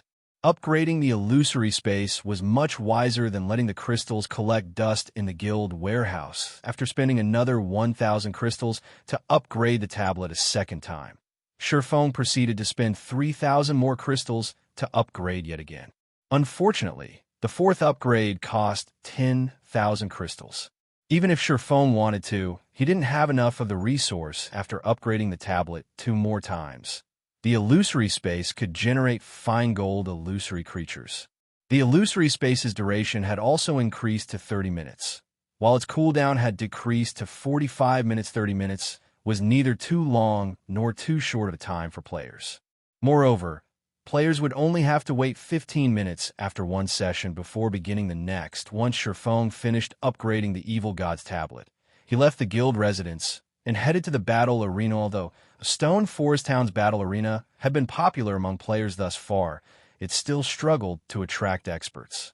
The more powerful an expert was, the less inclined they were to visit the battle arena. After all, experts of such high caliber were generally quite rare, which made it practically impossible to find these experts proper opponents that could help them improve in the battle arena. However, now that the battle arena had the illusory space, Shi Feng had solved this problem. Noobs and experts alike all desired a method to raise their skill completion rates. This was especially true for expert players. After achieving an 80% skill completion rate, every 1% increase required a lot of time and effort, let alone after reaching 100%. Chapter 1383, Advanced Combat Room. Chapter 1383, Advanced Combat Room. Stone Forest Town, Battle Arena. Nowadays, the Battle Arena was the heart of Stone Forest Town. Almost every player that visited the town visited the arena as soon as Feng entered the central hall, he was greeted by the sight of over 400 players in the rest area, waiting for their turn in the combat rooms. Several times more players lined up for the payment counters, although the traffic in the battle arena was no match for the number of players that had visited during its peak. It still raked in over 1,000 gold of pure profit per day. It was enough to cause even first-rate guilds to feel envious, of course. First-rate guilds earn more than just 1,000 gold each day. However, the larger a guild was and the more members it had, the greater its expenditure would be. This was especially true after a guild obtained a town of its own. Developing a guild town was not unlike throwing money into a bottomless pit. Normally, first-rate guilds had to invest a large majority of their funds to develop a town properly. There was very little left each day, moreover. This was only possible because of first-rate guilds' firm backgrounds and financial support from major corporations. Otherwise, supporting the initial cost of managing a town would be impossible in Stone Forest Town's case. However, the battle arena's earnings largely made up for the town's development costs. Hence, the other large guilds had begun to construct their own battle arenas. It was thanks to this income, and the income from both the Candlelight Trading Firm and the Teleportation House, that Zero Wing dared to develop multiple fronts, investing in both Zero Wing's branch guild and the Black Dragon Empire and Immortal Light. However, once Zero Wing City was complete, the guild would have another bottomless pit to fill. If they did not prepare, Zero Wing's funds would quickly dry up, and funds were already quite tight. After observing the situation in the battle arena for a short moment, Feng made his way to the top floor guild leader. "You've come." As soon as Feng arrived, a charming woman in a light blue dress greeted him. This woman's name was Judy, and she was one of the 10 advanced NPC managers Feng had hired. She had 76 points in wisdom, even higher than an ordinary tier 3 magical class NPC. In God's domain, she was an extremely rare NPC manager. The battle arena's smooth operation, despite how large it had grown, was all due to advanced NPCs like Judy. No player would have been able to produce the same results. "Help me retrieve the blueprint for the 7th floor. I want to reorganize the layout," Feng said and nodded a greeting. Although he wore a black cloak, he had personally contracted the arena's 10 advanced managers. They could recognize him even under the cloak. Understood. Judy bowed and left. NPCs were incredibly efficient. After just a short moment, Feng, who had waited in a VIP reception room, obtained the blueprint for the battle arena's 7th floor. A portion of the 7th floor was allocated for tournament grounds, while another portion had been allocated for private rooms. However, after Stone Forest Town's upgrade to intermediate rank, the battle arena had grown. As a result, there were quite a few vacant private rooms. It just so happened that he could modify these rooms, creating advanced combat rooms. Originally, the Evil God's Tablet had only covered a 50-yard radius area. However, after its upgrades, it now covered a 100-yard radius area. As long as he remodeled the 7th floor's layout, he could easily fit multiple combat rooms within the Evil God's Tablet's coverage and allow players to train against the Illusory Creatures Guild leader. If you wish to remodel the 7th floor in such a way, not only will it involve a lot of work, but it will also waste a lot of space. The remodel will cost 1,000 gold. "Are you sure you want to do this?" Judy asked upon seeing Feng's new layout. Minor modifications to large buildings in God's domain didn't cost extra. A large-scale modification, however, required the appropriate modification fees. "It's fine. Just get someone to see to the necessary changes." The high reconstruction cost didn't particularly surprise Feng. Although he would be wasting a lot of space by trying to maximize the Evil God's Tablet's efficiency, he could squeeze in 9 combat rooms around the tablet by doing so. Overall, it was a worthwhile trade. With this, he could maximize the number of players who could train against the illusory creatures. When Feng had observed the 1st floor hall, he had noticed that the majority of experts there were only level 41 or 42, and they mainly wore secret silver and fine gold weapons and equipment. There were very few expert players in level 40 Dark Gold equipment. This was due to the limited benefits for experts of that caliber. Yet those were the players with a lot of resources to spend now that he had the Evil God's Tablet's illusory space. This was a good opportunity to lure more top experts to the battle arena, although Shifeng had thought of limiting the illusory space to guild members. A guild needed more than just experts to develop if he could lure the experts to the battle arena and secure the resources in their possession. He could push the guild's development speed to a whole new level shortly after Shifeng started the 7th floor's remodel. News of the matter spread throughout Stone Forest Town, huh? They're not letting people on the 7th floor? What's going on? No idea. I've heard that some of the experts resting on that floor were requested to leave for a while. It seems that Zero Wing is remodeling the area. Remodeling the 7th floor? Are they constructing more combat rooms? That might be possible. Members hadn't needed to line up for combat rooms in the past, but that had changed. If Zero Wing constructed more member-only combat rooms, it could reduce the time members have to wait in line. The players waiting in the battle arena began to discuss the new changes while everyone chatted about the situation. The 7th floor remodel completed. Remodeling took far less time than constructing a building, as the task was completed by NPCs. Altogether, only 10 minutes had passed and Shifeng had paid the fees. Curious players rushed to the 7th floor to inspect the changes. Upon taking a look, however, they were shocked. While it was true that Zero Wing had constructed more combat rooms, the number had surprised everyone. The guild had only constructed 9 combat rooms. Moreover, these 9 rooms occupied as much space as 20-plus combat rooms on the 6th floor. In addition, players could choose a new type of combat room at the 1st floor counters, the advanced combat room. Moreover, only battle arena members had access, and the rental price was ridiculously high. Renting one advanced combat room for 30 minutes cost 2 magic crystals. Players had already griped about the 4 silver per hour rental fees for ordinary combat rooms. Yet Zero Wing had created a room that cost 2 magic crystals for a single half hour. Currently, each magic crystal cost 25 silver on the market. However, players normally had to spend 26 or more silver to purchase one. Is Zero Wing trying to rob players? Crap, this is fraud. Only an idiot would rent such a combat room. Zero Wing is insane. If I had that kind of money, I'd rather spend it in the Divine Colosseum's Trial Tower. Chapter 1384, Empire Ranking. Chapter 1384, Empire Ranking. Players in the main hall of Stone Forest Town's battle arena voiced their dissent. Many complained about the advanced combat room's price. They all felt that Zero Wing was asking for too much, and only a fool would willingly rent these rooms. Independent players weren't the only ones upset. Even Zero Wing's members gasped when they saw the price. 2 magic crystals could only get them 30 minutes inside the advanced combat room. Even Zero Wing's core members were reluctant to pay such a price, much less the elite and normal members. Everyone thought that this price was simply outrageous, and no one wanted to rent the rooms. While PvP and training combat techniques in a high mana density environment was beneficial, there was a limit to how much one could actually gain. When Shifeng heard the conversations in the guild chat, he simply chuckled. He then took a return scroll from his bag and activated it, intending to return to White River City for now. While his asking price of 2 magic crystals was astonishingly high, and even he thought it was expensive, the Divine Colosseum's Trial Tower only charged 1 magic crystal.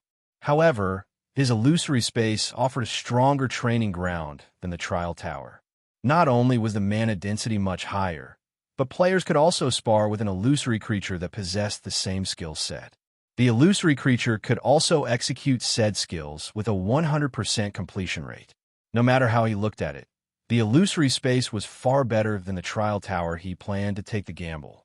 If no one wanted to rent the advanced combat rooms after realizing the benefits, he could lower the price to 1 magic crystal. He had left the Evil God's Tablet and advanced combat rooms management to Judy.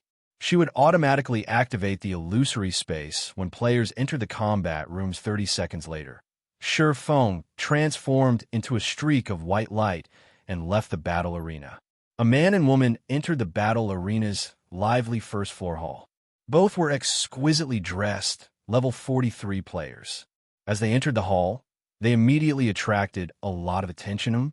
Aren't they Remnant Cloud and Graceful Moon, the commander and vice commander of Firecloud Fox? A level 41 shield warrior in silver armor immediately recognized the two people that just entered the building. What's an adventurer team from the Black Dragon Empire doing here? It shouldn't be so surprising. After all, several experts from the Black Dragon Empire have trained in the battle arena before. Those experts are pretty high ranked in the Empire, some even ranking among the top 100. Those two are probably here to prepare for the Empire's ranking battle tomorrow. A level 42 elementalist wearing purple robes Sadie C. Realization dawned on the shield warrior. If I remember correctly, Firecloud Fox barely got into the top 50 adventurer teams in the Black Dragon Empire's last ranking battle. It's a pity that the team wasn't quite strong enough. If Remnant Cloud could rank among the top 50 of his own class, he might be able to push Firecloud Fox into the top 50 this time. That's highly unlikely. Various superpowers recently debuted newcomers that they've been nurturing internally to contest for the top 10 newcomers in God's domain. First-rate guilds will also dispatch some of their geniuses for the competition, since the ranking battles are such a good opportunity to gain combat experience. Why would these new talents pass it by? The purple-robed elementalist said, shaking his head. Just keeping their spot among the top 100 will already be impressive, let alone the top 50. Developing in an empire is awesome. The Secret Pavilion only holds these battles from time to time in the empires. Players residing in these empires get to watch the battles too. On the other hand, the Secret Pavilion hasn't once hosted such a competition in Star Moon Kingdom. The silver-armored shield warrior said, sighing, it can't be helped. God's domain is just too big. Keeping up with the various empire statistics is already challenging. Moreover, hosting such competitions costs a lot of resources. Even the Secret Pavilion can't afford to keep track of experts in the various kingdoms. Though, that might not be the case in the future. While the purple-robed elementalist sighed in dejection as well, he also held a hint of hope generally. Only local players got to watch the Secret Pavilion's ranking competitions. After all, the competition venue could only hold a limited number of people.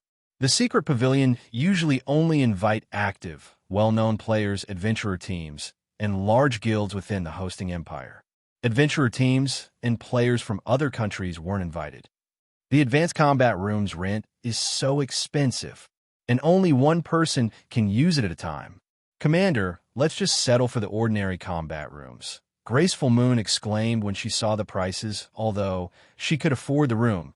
2 magic crystals for 30 minutes of training was ridiculous no matter how she looked at it. Let's give the advanced combat rooms a try. In any case, we're just here to test out the effects of the town's mana density.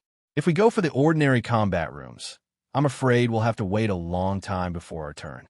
We don't have that much time to waste right now, Remnant Cloud said, shaking his head. He turned to the NPC behind the counter and said, I'll rent 2 advanced combat rooms. All right. The total cost is 4 magic crystals. The NPC beauty responded with a smile, following which Remnant Cloud paid 4 magic crystals and received 2 purple crystals in return. The purple crystals were keys to the corresponding combat rooms. After receiving the keys, Remnant Cloud and Graceful Moon approached the staircase. Unlike other players, they didn't need to wait in the rest area for their turn, and many players looked on with envy only. When these players remembered the 2 magic crystal cost, they shook their heads and gave up on the notion of renting an advanced combat room. Meanwhile, Shifeng had arrived in White River City. After leaving the teleportation hall, he made his way to the library due to an unexpected situation. He had been forced to delay his plan of asking Charlene about the pitch black ring. Now that the evil demon problem plaguing Stone Forest Town had been dealt with, he had to visit the woman. After all, if not even omniscient eyes could appraise the pitch black ring, the ring's origin must be extraordinary. After riding an advanced horse carriage for 10 minutes or so, Shifeng reached White River City's library. However, the scene before the library had changed drastically due to White River City's promotion. The library's appearance had become far more majestic. The guards standing by the main entrance had also been upgraded, now level 180 Tier 2 nights upon entering the library, Shifeng felt a distinct change to the building's mana density. It would now be far easier to learn and train spells here than outside. Hence, far more magical class players occupied the building. Shifeng did not waste too much time in the first floor hall, quickly making his way to the library's top floor. Upon reaching the top floor, like his previous visit, Shifeng felt as if he had just sunk into a muddy swamp. He wasn't comfortable. When he entered the Star Moon Hall, Charlene sat at a table, quietly reading an ancient book as she usually did. She gave off an indescribable sense of intimacy and tranquility. It seems your promotion has gone smoothly. You made it back so quickly. When Charlene saw Shifeng enter the hall, she scrutinized him. A moment later, she smiled and said, "Well, out with it. Why have you come this time?"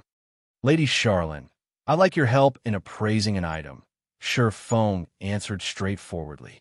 "This item is very special, and I cannot even inspect it with my omniscient eyes. Even your omniscient eyes appraise it." Charlene was slightly astonished.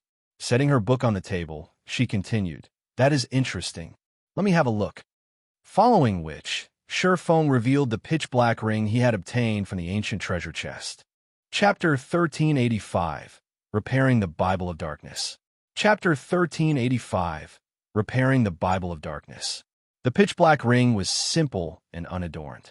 Even if a player picked it up, it wouldn't be surprising if they sold it to an NPC as trash. However, when Shifeng took out the ring, Charlene was stunned for a moment, while Shifeng felt the previously calm mana in the hall rampage. Very quickly, however, peace returned to Starmoon Hall. This was the first time Shifeng had seen Charlene lose her composure. "Where did you get this?" Charlene asked, her joy and excitement lighting up her eyes as she stared at the pitch-black ring in Shifeng's hand. "A secret room in the Orc Palace," Shifeng answered truthfully. Seeing Charlene's reaction, he could tell that she recognized the item, and he could not help his growing excitement. If even Charlene hadn't known the ring's identity, it would have likely collected dust in his warehouse for a very long time. After all, unless he obtained an identification skill that was even more powerful than omniscient eyes, he wouldn't learn more about the ring. Such a skill wasn't easily obtained. However, if an NPC recognized the item, he could learn about it even if he couldn't analyze it. So, that's the case. That old bastard really did have it. Charlene smiled. With a wave of her hand, the pitch-black ring flew out of Shifeng's palm into Charlene's. Slowly, she said, "This is the Ring of Eternity. It had originally belonged to the God Slayer, but looking at it now, it seems to be damaged beyond repair." Damaged beyond repair? Shifeng's heart sank. He had hoped that this ring was something amazing, yet it turned out to be beyond salvation. It was no wonder why omniscient eyes couldn't analyze it. After all, it was only natural that he couldn't appraise a worthless item. Don't be too disappointed. Although it is useless now, the ring's materials are quite special, Charlene said. She couldn't help but giggle when she saw the dejected expression on Shifeng's face. After all, this ring used to be a godly relic. The heart of the world had been its core material. I believe many people will be interested in this ring if you could get a craftsman forger to make a new one.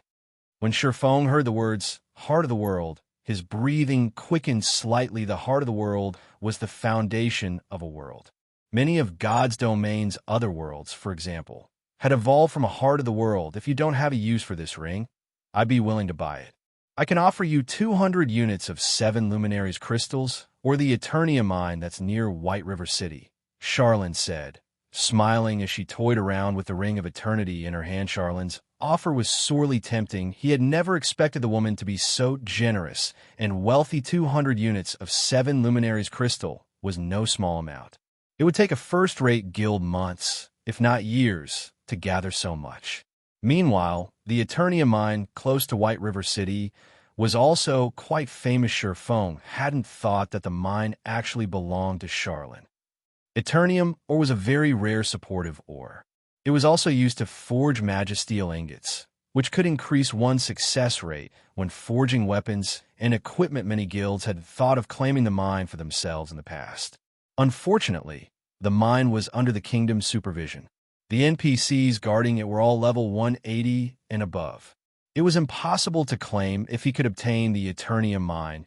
The Candlelight trading firm's forgers would have a much easier time when crafting weapons and equipment above level 50. Lady Charlene, if I wish to make a new ring, must I get the help of a craftsman forger? Shi Feng asked, although Charlene's offer was tempting. The heart of the world was similarly precious. Encountering the material again in the future would be nearly impossible. It doesn't have to be a craftsman, but craftsman forgers are the only ones who can use the material to its fullest potential. If you asked a master or grandmaster forger to craft a new ring, the final product will be very low quality. It might not even be worth 50 units of 7 luminaries crystals, Charlene said, smiling at Shi Feng. You need to think this through. How about I make you another offer?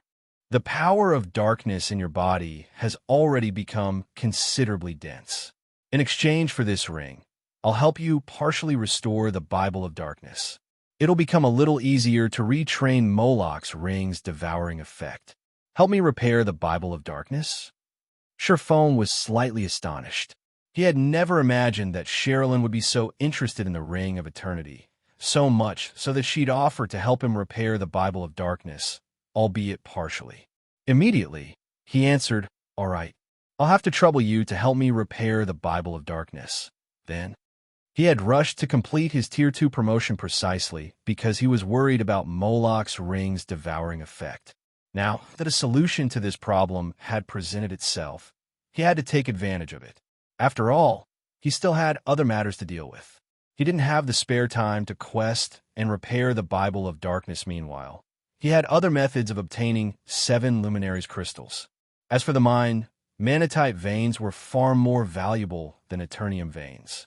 After all, manatite ore could be used to produce the elementium ingot, another item that could increase forging success rates. Moreover, manatite veins produced magic crystals. As for forging a new ring, there were only a few craftsman-ranked forgers throughout God's domain. Finding one and convincing them to help was simply impossible for a player of his level. Even if he got the chance, it wouldn't happen for a long time. Rather than letting the heart of the world collect dust in his warehouse, he might as well benefit from it now. It would also save him the trouble of completing a quest that was at least epic. Ranky made a wise decision. Otherwise, you'd have to travel to the Broken Canyon, Charlene said, chuckling as she stored the Ring of Eternity. She then said, "Follow me." Hearing Charlene mention the Broken Canyon, Shi Feng shuddered. He hadn't realized that he'd have to go to such a dangerous map to repair the Bible of Darkness. The Broken Canyon was a Rank 2 forbidden land for humans, only second to the Ruined Mountain Range. In the Ruined Mountain Range, players were guaranteed to die, while in the Broken Canyon, they might survive 1 out of 10 visits. Moreover, they'd only have such hope after reaching Tier 3. Countless peak experts had visited the Broken Canyon in the past. While some had grown stronger, the majority of these peak experts had returned with their characters crippled. Just being able to walk out of the Broken Canyon alive made them experts among experts. As for obtaining something from inside the Broken Canyon, only peak experts had any hope of achieving such a feat under Charlene's lead. Shi Feng quickly arrived before a teleportation magic array inside the Starmoon Hall. When the teleportation array activated, Shi Feng's vision blurred. In the next moment, he found himself inside a hall that resembled the night sky. The beautiful view was mesmerizing. "This is the Stargazing Tower?" Shi Feng was slightly surprised. He hadn't expected White River City's library to have a teleportation array connected to the Stargazing Tower. The Stargazing Tower was in Blackwing City. Without an entry pass, entering the city was impossible under Charlene's lead. Shi Feng returned to the Weeping Moon Pavilion once again. He suddenly felt far more limber. The Weeping Moon Pavilion has a powerful suppression effect on the power of darkness. If we repair the Bible of Darkness here, the Demon Kings won't discover the change, Charlene explained. "All right, take out the Bible of Darkness and place it on the magic array below the water mirror." Nodding, Shi Feng retrieved the Bible of Darkness from his bag and set on the carved magic array beneath the water mirror on the ceiling. The magic array in the center of the Weeping Moon Pavilion looked ancient. Despite the being inactive, Shi Feng could feel its archaic aura as Charlene walked up to the magic array. a dazzling staff suddenly appeared in her hand.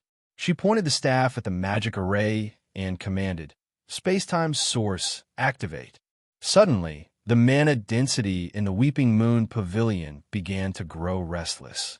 The magic array then lit up, and horrific amounts of mana surged towards the array, stealing the strength from Shifeng's legs as he fell on his rear. How is this possible?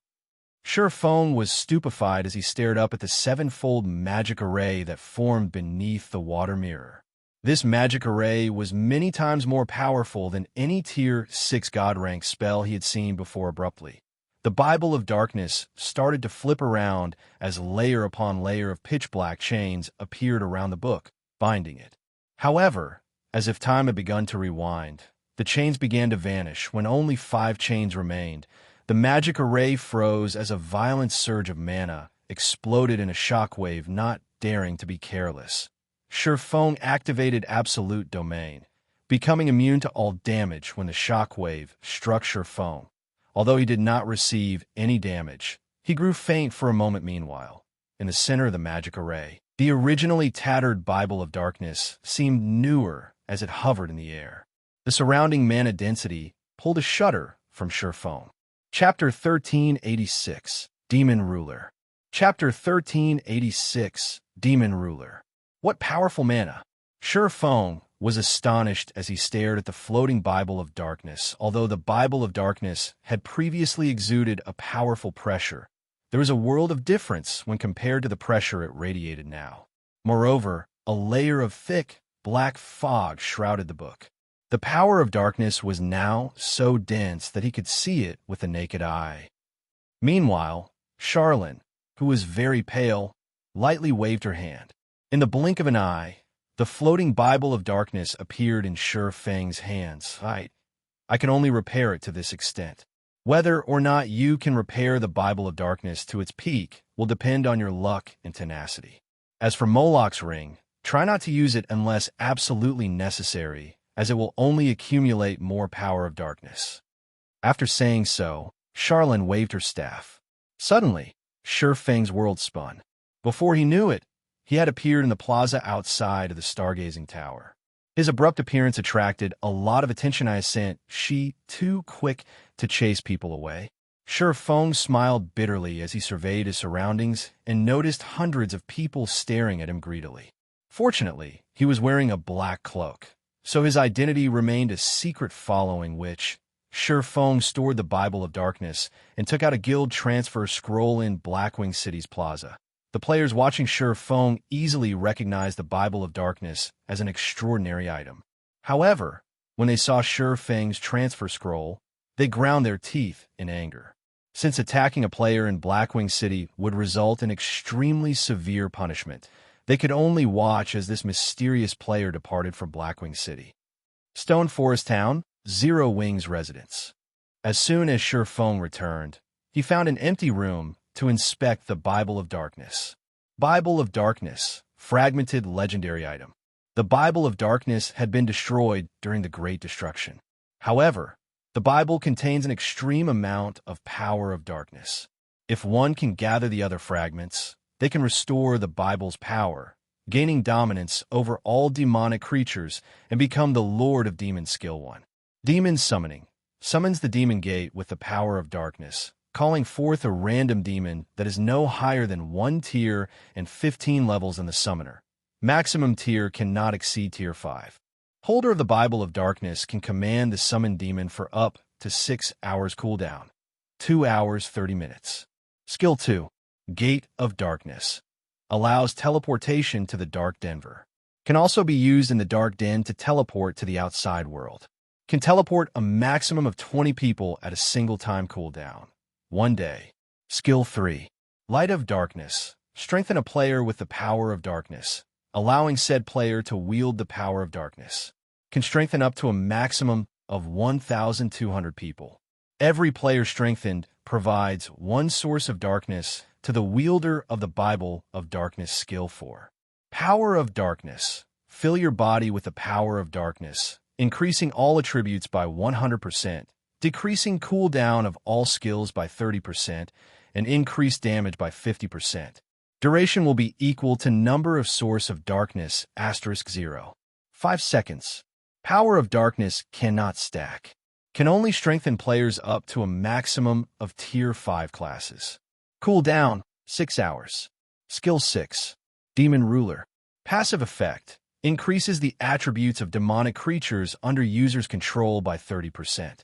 Forcibly decreases the attributes of all enemy demon creatures within a 1,000-yard radius by 30% active effect. When activated, there is a 10% chance to control a demon creature that is no higher than 2 tiers and 30 levels than the user for 2 hours. Can control up to Tier 5 creatures. Can control up to a maximum of 3 creatures at a time. Cooldown, 5 minutes. This book can truly give its user the power to rule over demons. Xianxia was ecstatic as he read the tomes, a tribute panel with these attributes. The Bible of Darkness was on par with a legendary item. It was only fragmented legendary rank with the shortened cooldown for demon summoning. It was now possible to summon 3 demons at a time. This would be of great help on his future quests. Meanwhile, with the Demon Ruler skill, he could potentially control up to 6 demons at a time.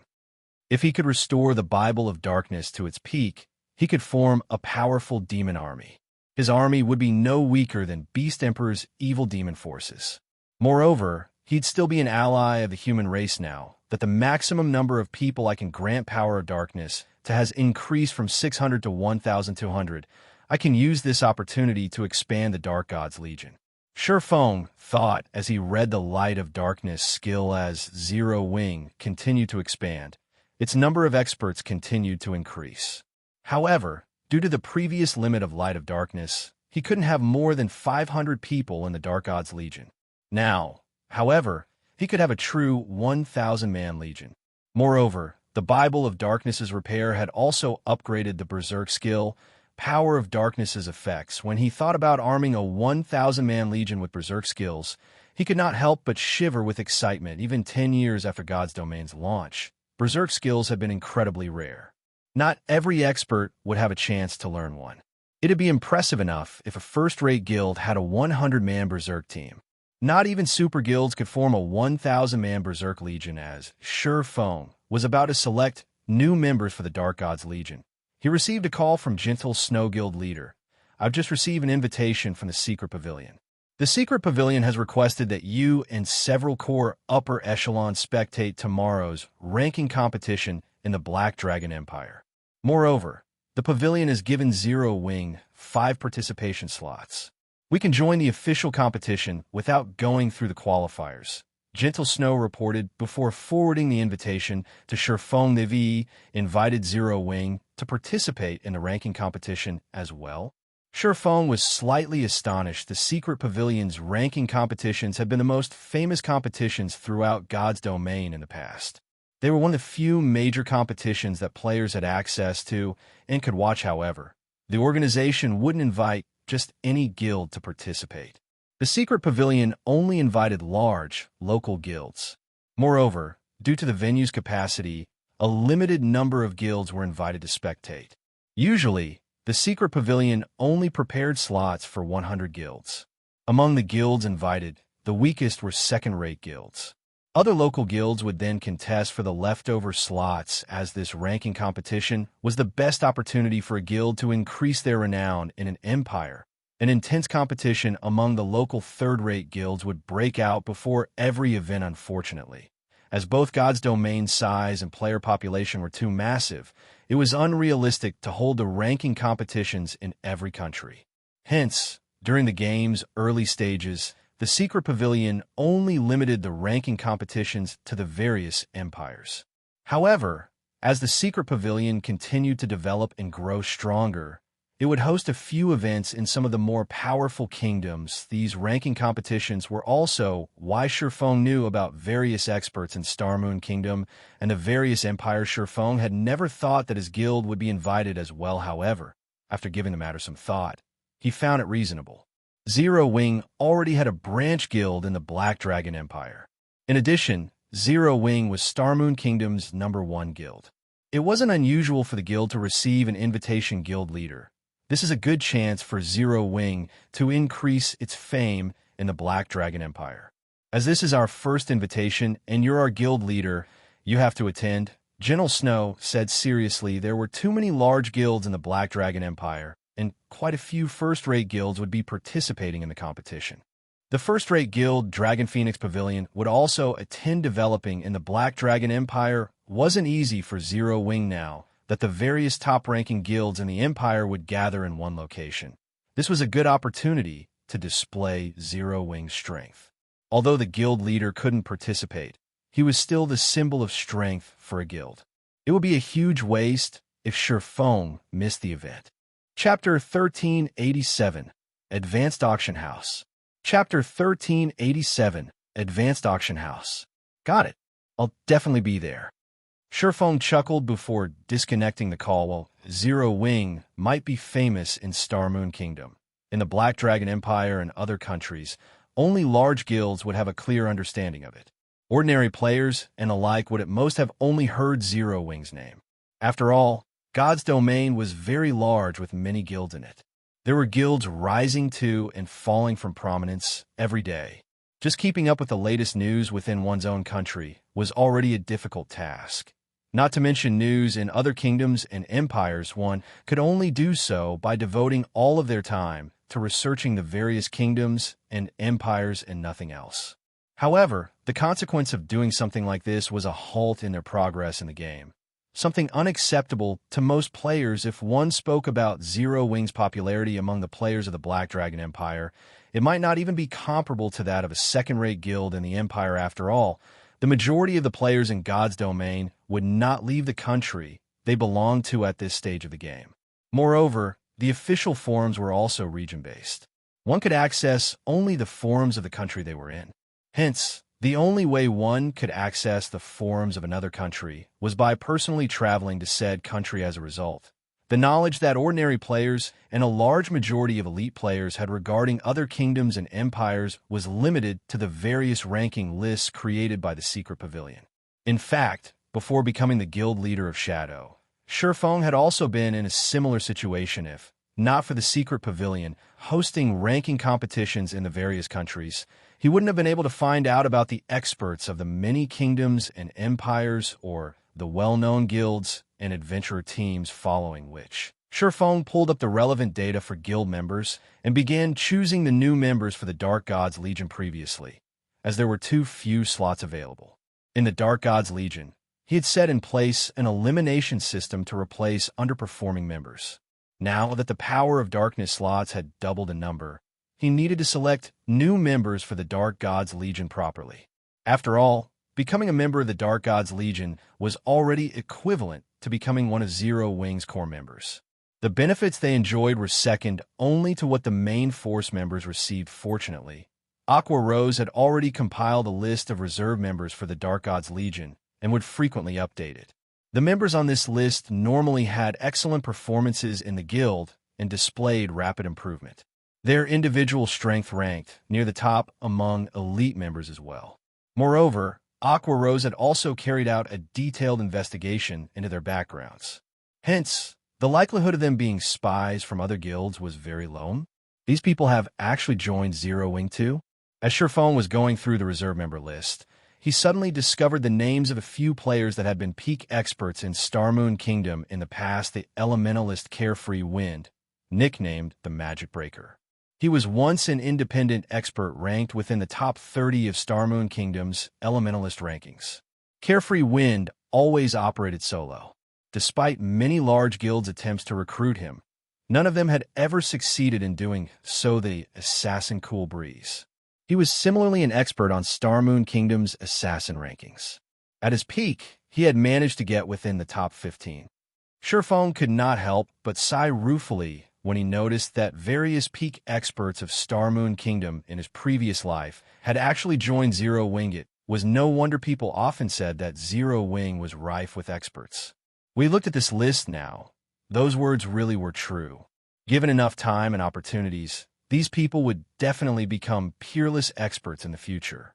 At that time, nobody would dare say that Zero Wing was lacking in peak experts. Just as Shifeng was going through the reserve member list, he suddenly received a call from Melancholic Smile. Guild leader, I've already gathered the 100 architects you've asked for at the guild residence's first-floor reception room. They can start working at any time. Melancholic Smile said the architect class was originally a very unpopular subclass. Even though the Candlelight trading firm had already recruited quite a number before, trying to gather 100 architects was not an easy task with so many architects. They could already reconstruct Stone Forest Town all over again. Okay, I'll head over right away. Feng nodded. Inside the first-floor reception room, 100 architects had gathered. Currently, some of them wore nervous expressions, while others looked excited. After all, this was the first time their guild leader, Black Flame, had asked to meet with them directly. Black Flame was someone everybody in Star Moon Kingdom knew about. He was a living legend. Just before this, he had even single-handedly defeated a small army of evil demons, as well as sent Heaven's Burials experts running for their lives. I wonder what the guild leader has called so many of us here for. I suspect that the guild might be planning on nurturing a few architects. I heard that some time ago, the guild decided to nurture some alchemists. As a result, during this period, those alchemists in the trading firm have been practicing like crazy. They've all locked themselves up in their workshops and have declared they would get within the top 10 of some competition. I also heard about that. Moreover, I heard that it triggered a frenzy among the alchemists in the entire Star Moon Kingdom. Right now, many capable alchemists are trying to join the Candlelight trading firm to compete for the top 10 rankings for that competition. I'm not asking for much. As long as I can become a core member, I will be able to rely on God's domain to earn a stable income in the future. Stop dreaming. It's very difficult for lifestyle players to become core members in Zero Wing. After all, Zero Wing's core members all receive a considerably high, fixed monthly salary. I'll just manage to get promoted to Advanced Architect. There are only a few Advanced Architects in the entire Candlelight trading firm. Even if I can't become a core member, as long as I work hard enough, I should still have a great chance to become an internal member. Unlike the forgers, alchemists, and engineers of the trading firm, I don't have to break my back to become an internal member. Even after reaching the advanced rank, those guys can become only official members of the trading firm. I knew I should have become an architect sooner. If I did, I would have also become an advanced architect by now. While everyone was chatting, Feng entered the reception room. Immediately, the architects inside the room rose to attention. The room also fell dead silent as everyone looked speechlessly at Feng. Anxiety apparent on their faces, they had reacted this way not because they wanted to. Rather, their bodies had responded instinctively to Feng entering the room after Feng upgraded the 7 Luminaries ring. His basic attributes soared significantly, so much so that he had yet to adapt to the change fully. Hence, if he wasn't paying attention, his aura would flow out freely. Moreover, now that the Bible of Darkness was partially repaired, the book added a layer of darkness and coldness to his aura as a result. When everyone looked at Feng, they felt as if they were going up against a Great Lord-ranked demon. Even elite players, who were fond of combat, would feel a significant amount of pressure from Feng's aura. What more low-leveled lifestyle players like themselves? So strong. So this person is our guild leader. Why do I feel my legs going soft? Previously, everyone had only ever seen Feng through videos. Now that they were looking at him up close, the reverence they felt towards Feng grew even greater. Feng said nonchalantly immediately, like well-trained soldiers, everyone sat down in unison with serious expressions. Seeing this scene, Feng could not help but smile bitterly. Was he really that frightening? The reason why I've gathered you all here today is to build a large structure.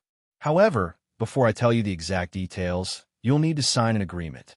By signing this contract, basic and intermediate architects will directly become official members of the Candlelight trading firm, while advanced architects will become internal members. Feng explained crap. Even basic architects get to become official members. Haha, my decision to become an architect was the right one after all. Hearing Feng's words, nearly everyone in the room cried out in shock. The Candlelight trading firm was Star Moon Kingdom's #1 trading firm. It was also a holy land for lifestyle players. The benefits it offered was at the top of the industry. Hence, countless lifestyle players wanted to join the trading firm. However, because of this popularity, becoming an official member of the trading firm was extremely difficult normally. When an advanced lifestyle player joined another guild, they would almost always receive the treatment of a core member. In Candlelight, however, advanced lifestyle players would only qualify as official members.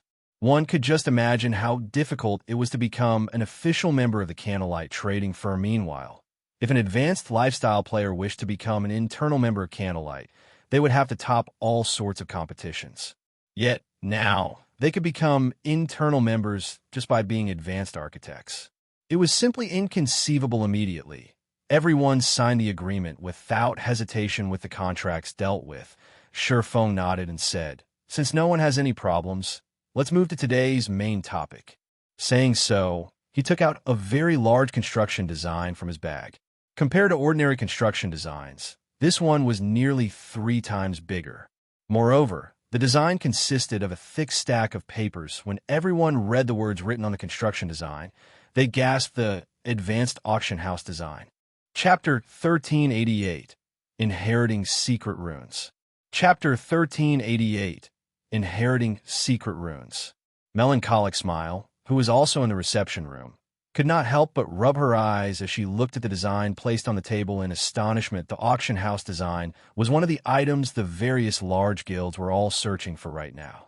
Just from looking at Red Iron Town's current situation, one could tell how much of a help an auction house could be to a guild. How many superpowers had even begun offering astronomical prices to purchase the auction house design, as it was something that could only be obtained through luck and not effort. However, even now, nobody had gotten any information regarding the auction house design guild leader. Are you some kind of treasure box?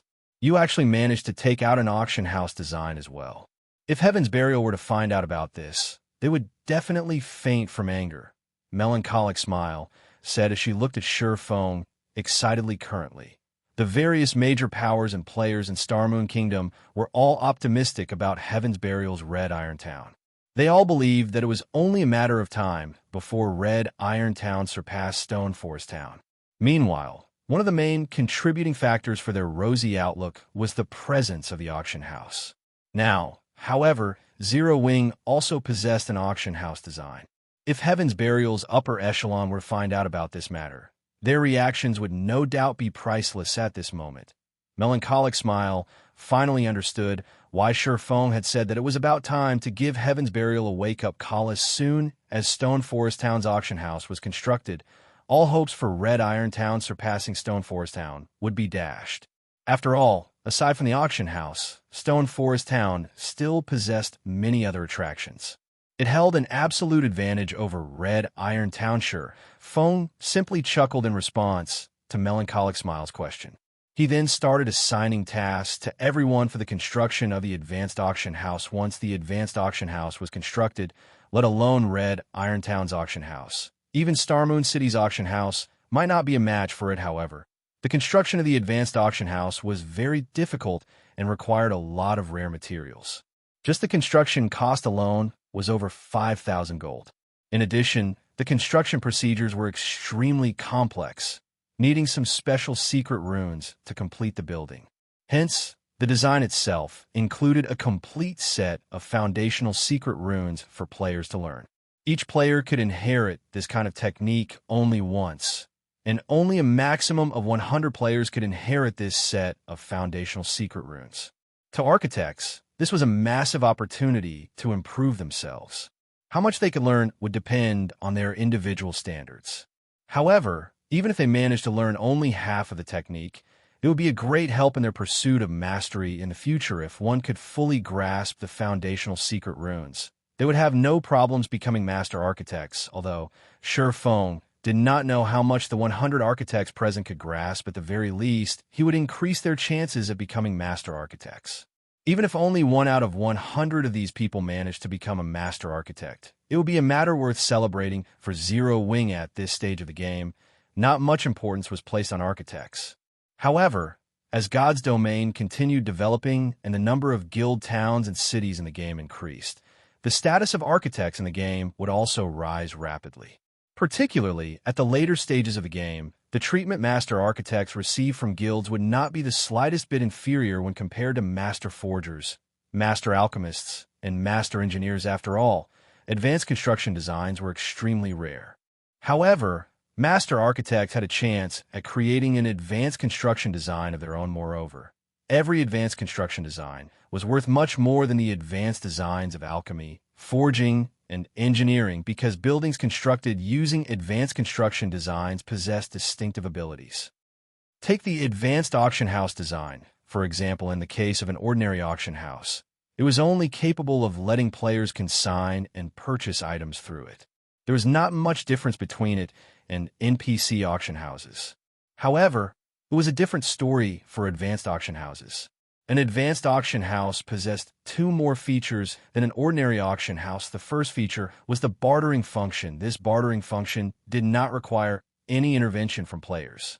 The system would automatically complete the transaction of items for players. It was an extremely convenient system for independent players and adventurer teams. After all, a large portion of God's Domain's player base consisted of independent players and adventurer teams. There were bound to be some people that would be lucky enough to obtain items that the various large guilds could. Not just this bartering function alone allowed the advanced auction house to surpass ordinary auction houses. By far the second feature was a weekly NPC auction, which was similar to the auctions held at Blackwing City. At this NPC auction, NPCs would put their own items up for bids. Naturally, players would be allowed to purchase these items so long as the bids they placed were sufficiently high.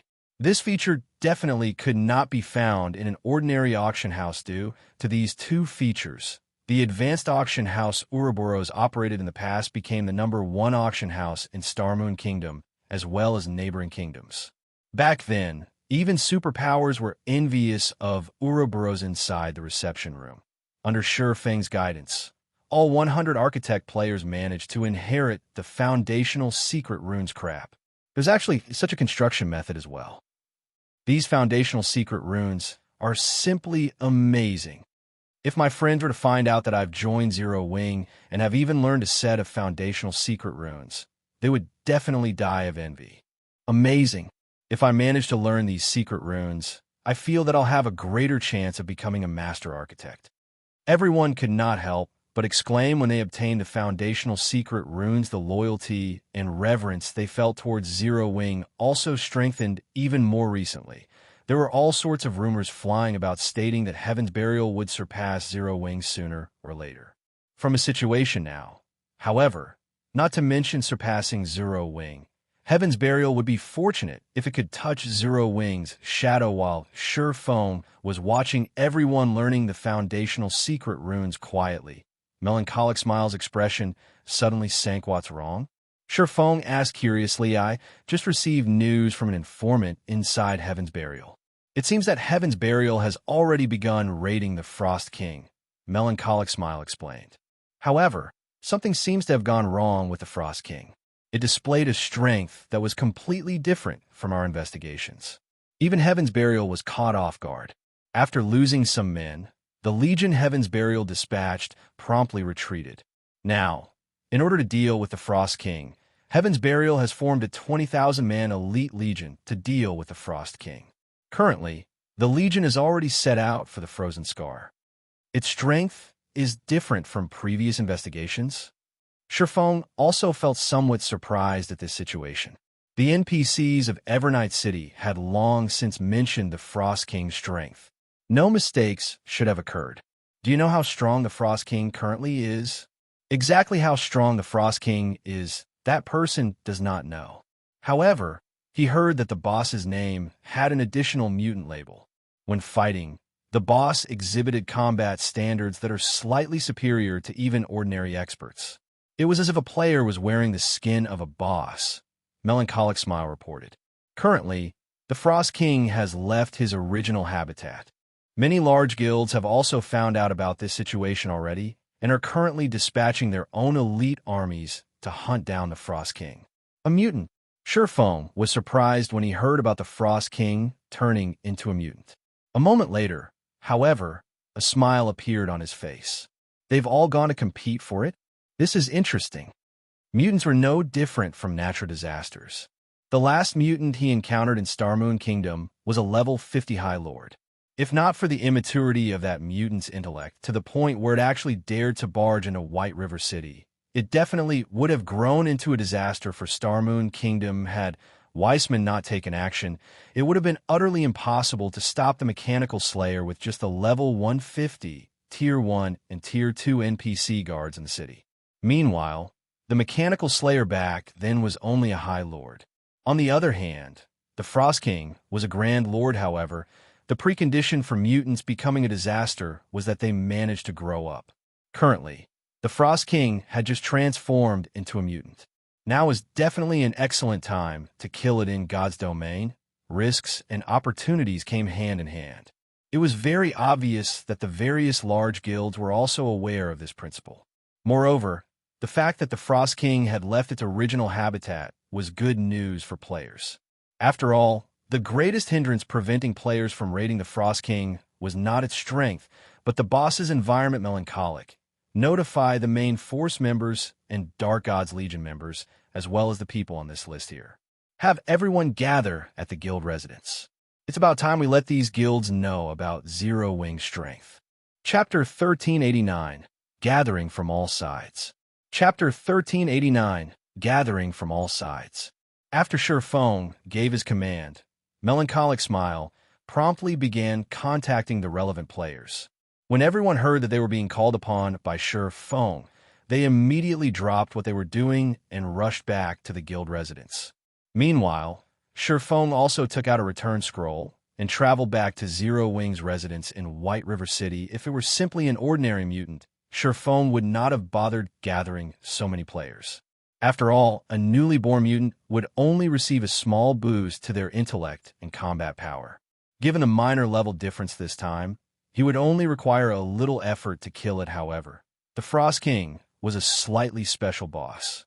As the final boss of the Frozen Scar, the Frost King possessed the innate skill Frozen World that no other monster possessed, although Frozen World was only a Tier 3 domain skill. Due to it being the innate skill of a final boss, it possessed effects rivaling that of a Tier 4 domain skill. The skill covered a 1,500-yard radius, and players caught within range of Frozen World would have not only their basic attributes, but also their skills and stamina forcibly weakened. Moreover, the more players there were fighting against the Frost King, the greater the boss's strength would become due to these reasons. Despite being only a Grand Lord, the Frost King's raid difficulty was not one bit lower than a Tier 4 mythic monsters. After factoring in the severe environment, the Frost King might even be more difficult to raid than a mythic monster. Players who did not possess the appropriate countermeasures would definitely get annihilated by the Frost King after returning to the guild residence in White River City. Shi Feng quickly made his way to the guild's warehouse. Without hesitation, he retrieved 1,000+ bottles of Sea God's Blessing as well as the ancient weather book. With these items, he would have the qualifications to raid the Frost King. Right then, Melancholic Smile contacted Shi Feng and said, "Guild leader, everyone's already assembled at the residence. They are ready to move out at any moment." Okay. Shi Feng immediately left the warehouse. Currently, Zero Wing's main force, the Dark God's Legion, and the selected reserve members were gathered inside Zero Wing's residence in White River City. Even the lowest level player among them was level 43, while the majority were level 45. Meanwhile, even the most inferior piece of equipment found on these players was at the level 40 fine gold standard. As for the main force members, practically every one of them was fully equipped in level 40 dark gold equipment. To ordinary players, this could already be considered a set of divine equipment as the 1,000+ players waited before the guild hall. The intense aura they radiated stupefied the prospective applicants lined up outside the residence, as well as the passers-by on the street. When Zero Wing's members saw Shi Feng walking over, they immediately dropped their conversations and stood at attention, looking at Shi Feng with eyes filled with excitement. Although they had yet to hear the reason why Shi Feng had called them here, they could mostly guess that it had something to do with the suddenly mutated Frost King. By this time, information about the Frost King was no longer a secret, as many large guilds had already organized their own armies and were hurrying over to the Frozen Scar. "All of you, come collect your Sea God's Blessing from me. Each person gets 1 bottle," Shi Feng said as he sent a glance at everyone. Also, send your personal data to me. The combat method of a 1,000-man team was different from that of a 100-man team. Hence, before starting an operation, one needed to reorganize the team's formations. Otherwise, it would be very easy for chaos to ensue in battle, following which Shi Feng spent roughly 20 minutes assigning specific roles to everyone in the team. As for the newly minted Dark Gods members, he also granted them the Berserk skill Power of Darkness. Now, Power of Darkness had already become much stronger than an ordinary Berserk skill. All right, everyone, move out. Our destination is the Frozen Scar, Shi Feng said after seeing everyone already ready to go. Following which, everyone got on their mounts and followed Shi Feng's demonic flame tiger to the teleportation hall. When the players on the street saw this lineup, they promptly stepped aside to give way to Zero Wings members. Meanwhile, when the members of other guilds looked at the majestic Thunderwolves Zero Wings members rode on, they could not help growing envious. At an open plain at the Frozen Scar, a horde of players was currently gathered, their numbers easily exceeding 100,000. These players were all members of various large guilds in Starmoon Kingdom. As for independent players, they could only look at these guild players from the Frozen Scar's entrance. They did not dare to approach these guilds at all, afraid of getting caught in the crossfire of the competition between these guilds. After all, among the guilds present, even the guild that dispatched the fewest members to this place had over 2,000 members, while some of the more powerful guilds had sent over 6,000 members. In front of these guilds, the 100-man teams formed by independent players like themselves were like specks of dusties. Their need to mobilize such a force just to take down one boss. Many independent players were perplexed as they watched the constant stream of guilds entering the Frozen Scar previously. The various large guilds had not been particularly enthusiastic about raiding the Frost King. Only a few powerful guilds have been seen actually try to reach the Frost King yet. Now, after word spread that the Frost King had become stronger rather than decrease, the number of guilds aiming for the king's head had increased instead, don't you know? The various large guilds did not try to raid the Frost King before, because the boss lived at the central area of the Frozen Scar. You need very high ice resistance if you want to survive there. However, the Frost King has already left the central area. Based on what I've heard, it seems that the Frost King is currently headed in our direction. Now that the raid difficulty has decreased significantly, the various large guilds naturally won't let go of this opportunity.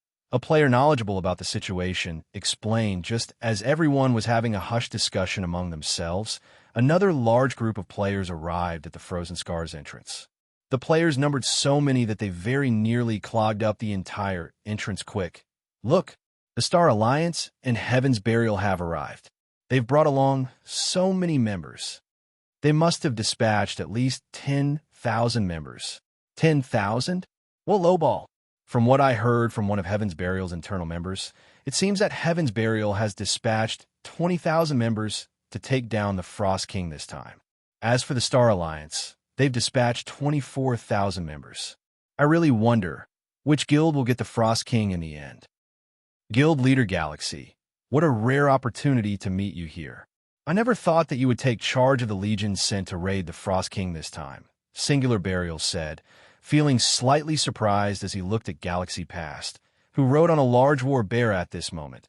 Galaxy Past was geared in silver armor engraved with golden, divine runes, and carried a purple, lightning-clad greatsword on his back.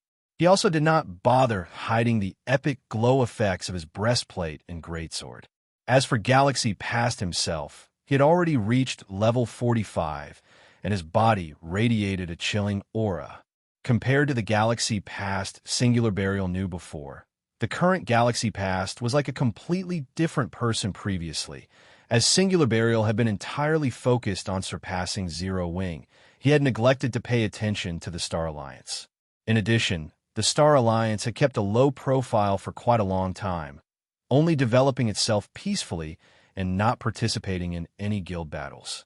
Singular Burial never expected that after not seeing Galaxy Past for some time, the latter would actually become so powerful that even Singular Burial himself felt threatened by him. Moreover, Galaxy Past wasn't the only person that had changed. The elementalist Red Feather, The ranger, flourishing willow, and the elementalist purple, I had all become a lot stronger. Like Galaxy Past, they were also level 45, and every one of them gave off a very dangerous feeling. Haven't you personally come here as well, in order to gain Evernight City's reputation and status? Guild Leader Burial? Galaxy Past countered, chuckling as he glanced askance at Singular Burial. Don't our two guilds join hands and clear out the other guilds present?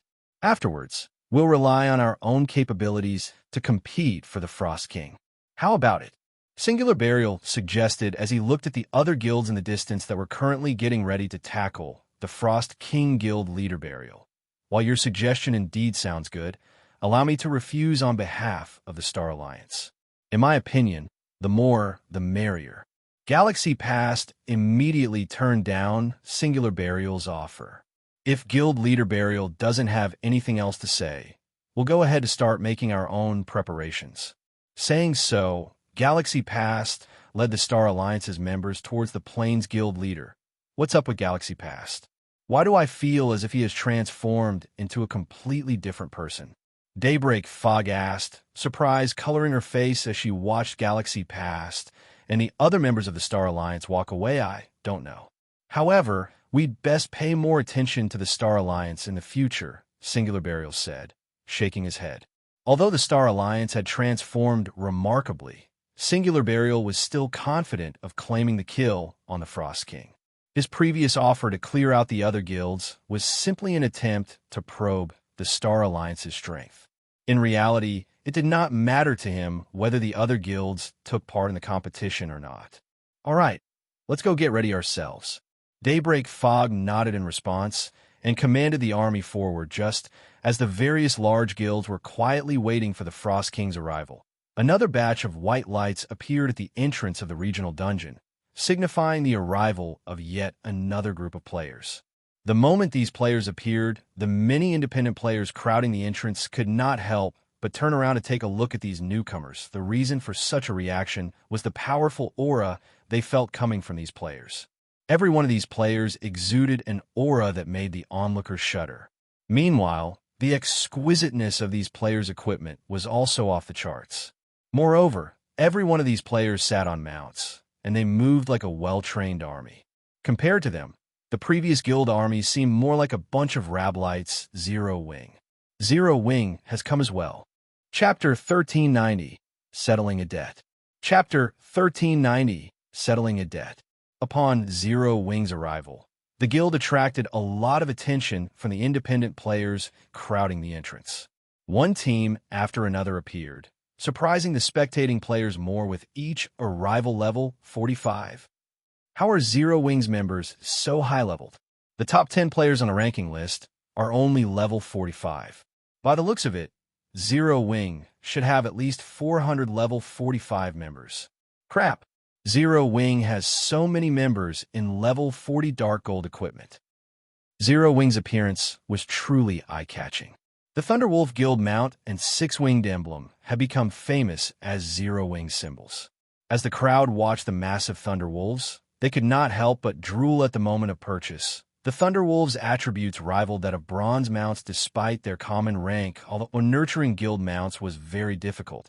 It was obvious that the Thunderwolf's growth potential was very high, which would make it easier to nurture. Meanwhile, players could obtain items from the Eclipse Gate that could accelerate their guild mount's growth. Zero Wing's members were practically guaranteed to nurture their Thunderwolves to bronze rank even for elite players. A bronze mount was a luxury. They have to be lucky to find one. What's that mount? Its aura is so powerful. How can such a powerful mount exist? As Zero Wing's members continued to arrive, everyone quickly noticed a ferocious, 3-meter-tall beast. A pitch-black horn protruded from its head as arcs of white electricity danced around its body, and black flames surrounded its four paws. It was distinctively different from the Thunderwolf mounts. Players could even feel this beast's aura from over 100 yards away. A single glance from this creature made them shudder. This ferocious beast was like a king among mounts. The moment it appeared, every other mount submitted as it stepped aside. Wait, look at the rider. The player on that mount seems to be Black Flame. It really is Black Flame. I never thought he would lead an army here personally. The competition for the Frost King is about to become more interesting. Crap. As expected of the Sword King, he even managed to get his hands on such a mount. I wonder what rank it is.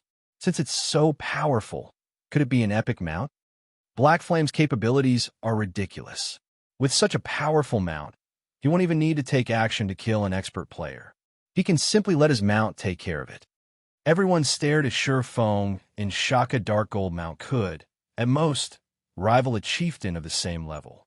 Although chieftains were powerful, they were not insurmountable to the players here. However, Feng's one-horn mount was clearly more powerful than a lord-ranked monster. At this point, the only explanation was that this demonic flame tiger was an epic epic mount. Even super guilds dreamed of obtaining such a creature. Unfortunately, the highest rank they had managed to secure was a dark gold mount. These players' awe for Feng continued to reach new heights, of course. These players didn't know that Feng's demonic flame tiger had only become this terrifying after he had fed it a ferocious beast's bloodline essence, although Feng had only brought around 1,000 members to the Frozen Scar. The army's aura was even more imposing than the Star Alliance, and Heaven's Burial's Forces Zero Wing's appearance had also caused a commotion among the various large guilds waiting in the Plains Guild. Leader, what should we do? Zero Wing has dispatched so many experts, on the off chance that they decide to move against us. The various large guilds' upper echelons and players began to panic as Feng and Zero Wing's army approached. The guild leaders were also on edge as none of them had expected Zero Wing to join this competition. After all, the guild hadn't shown any interest in the Frost King before. Hence, they had come to try their luck and compete for the Frost King's kill. None of them were concerned with encountering Heaven's Burial and the Star Alliance, but it was a different story if Black Flame showed up. He had fought in one major war after another, always emerging alive. He was even strong enough to instill fear in experts and an evil demon army, as both had fled for their lives. For this man, taking a particular player's life while surrounded by an army of tens of thousands of players was a piece of cake. Furthermore, 1,000 experts accompanied Black Flame. Against such a force, an army of 10,000 elite players was little more than cannon fodder. Don't panic. We have dozens of large guilds here right now. Zero Wing wouldn't dare attack any of us if we join hands. That's right. After all is said and done, a boss is a public resource. Moreover, we were here first. We should do this on a first-come, first-served basis. Although Zero Wing is Starmoon Kingdom's #1 guild, I don't think it will interfere. As Zero Wing approached, the various guilds began to form temporary alliances. In reality, though, they understood that such an alliance wouldn't pose any threat to Zero Wing. This was especially true after witnessing Black Flame single-handedly defeat the evil demon army. They all knew that attempting to deter Black Flame with numbers was a futile effort. Greetings, Guild Leader Black Flame. I am the Assassins Alliance's Guild Leader, Cruel Sword. I am a friend of Zero Wing's elder, Feng. Cruel Sword said as he took the initiative to greet Feng, anxiety and respect filling his voice honestly. Cruel Sword did not want to greet the man, although he was the guild leader of the Assassins Alliance, a second-rate guild. It was nothing compared to Zero Wing. Moreover, the Assassins Alliance mainly operated around White River City. If Zero Wing wished to do so, it could annihilate the Assassins Alliance at a moment's notice. However, as Cruel Sword had formed a connection with Zero Wing's Feng some time ago, the various large guilds had pushed him forward as their representative in any negotiations with the monstrous guild.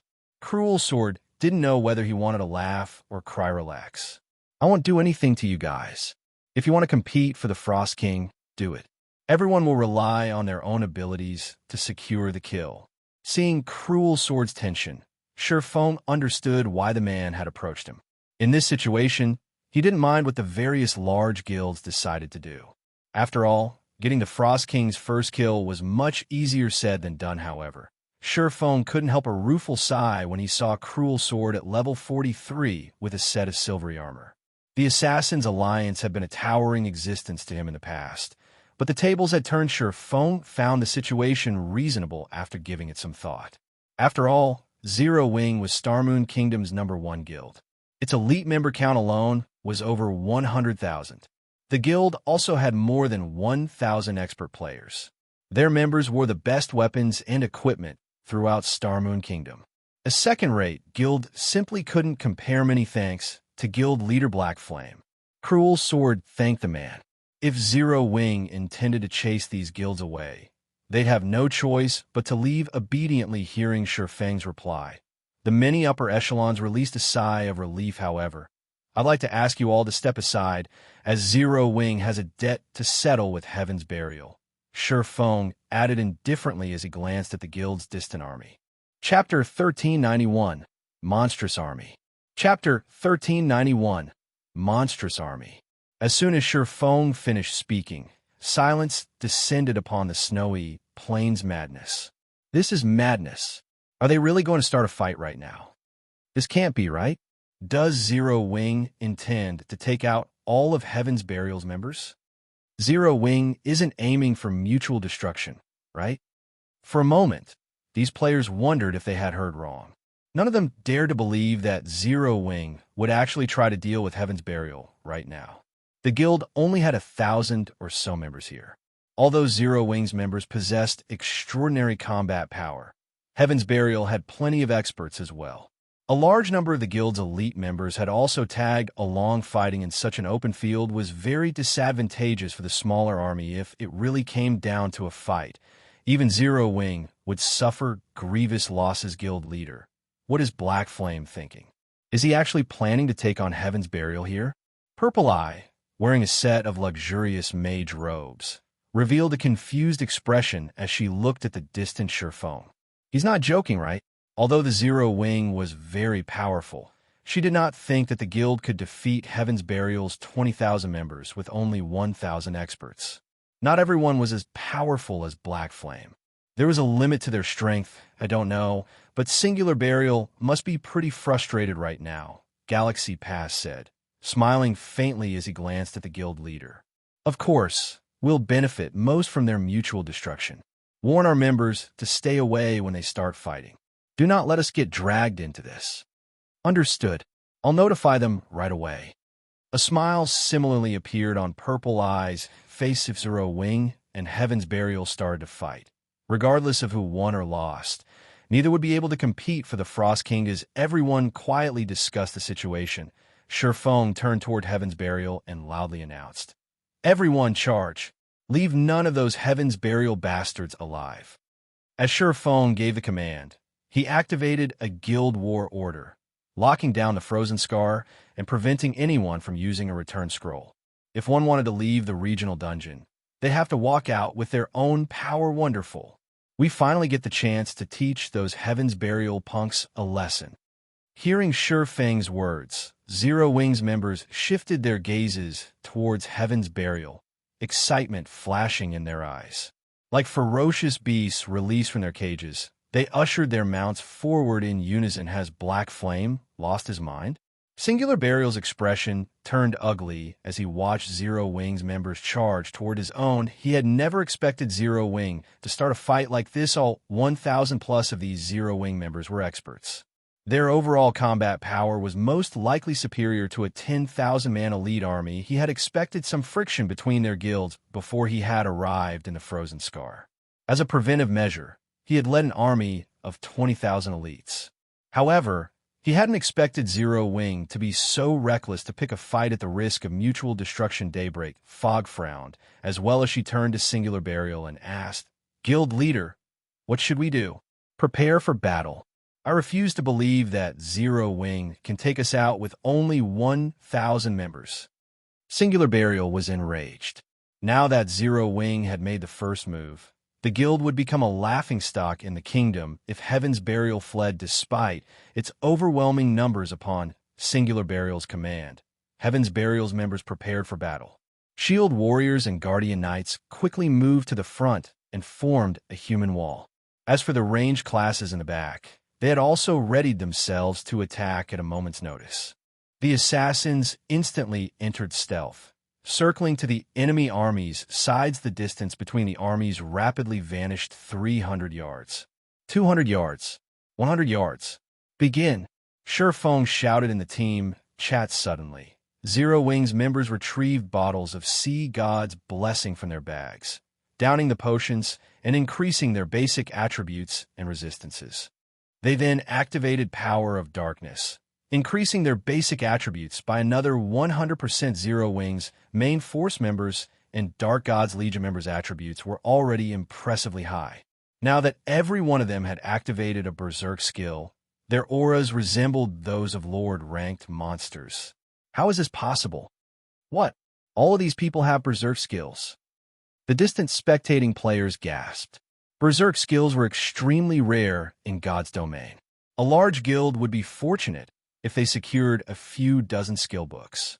Even first-rate guilds generally had around 200 or 300 Berserk skill books. These players will be shocked to see Zero Wing have 400 or 500 members with Berserk skills, but all 1,000-plus members had activated these rare buffs.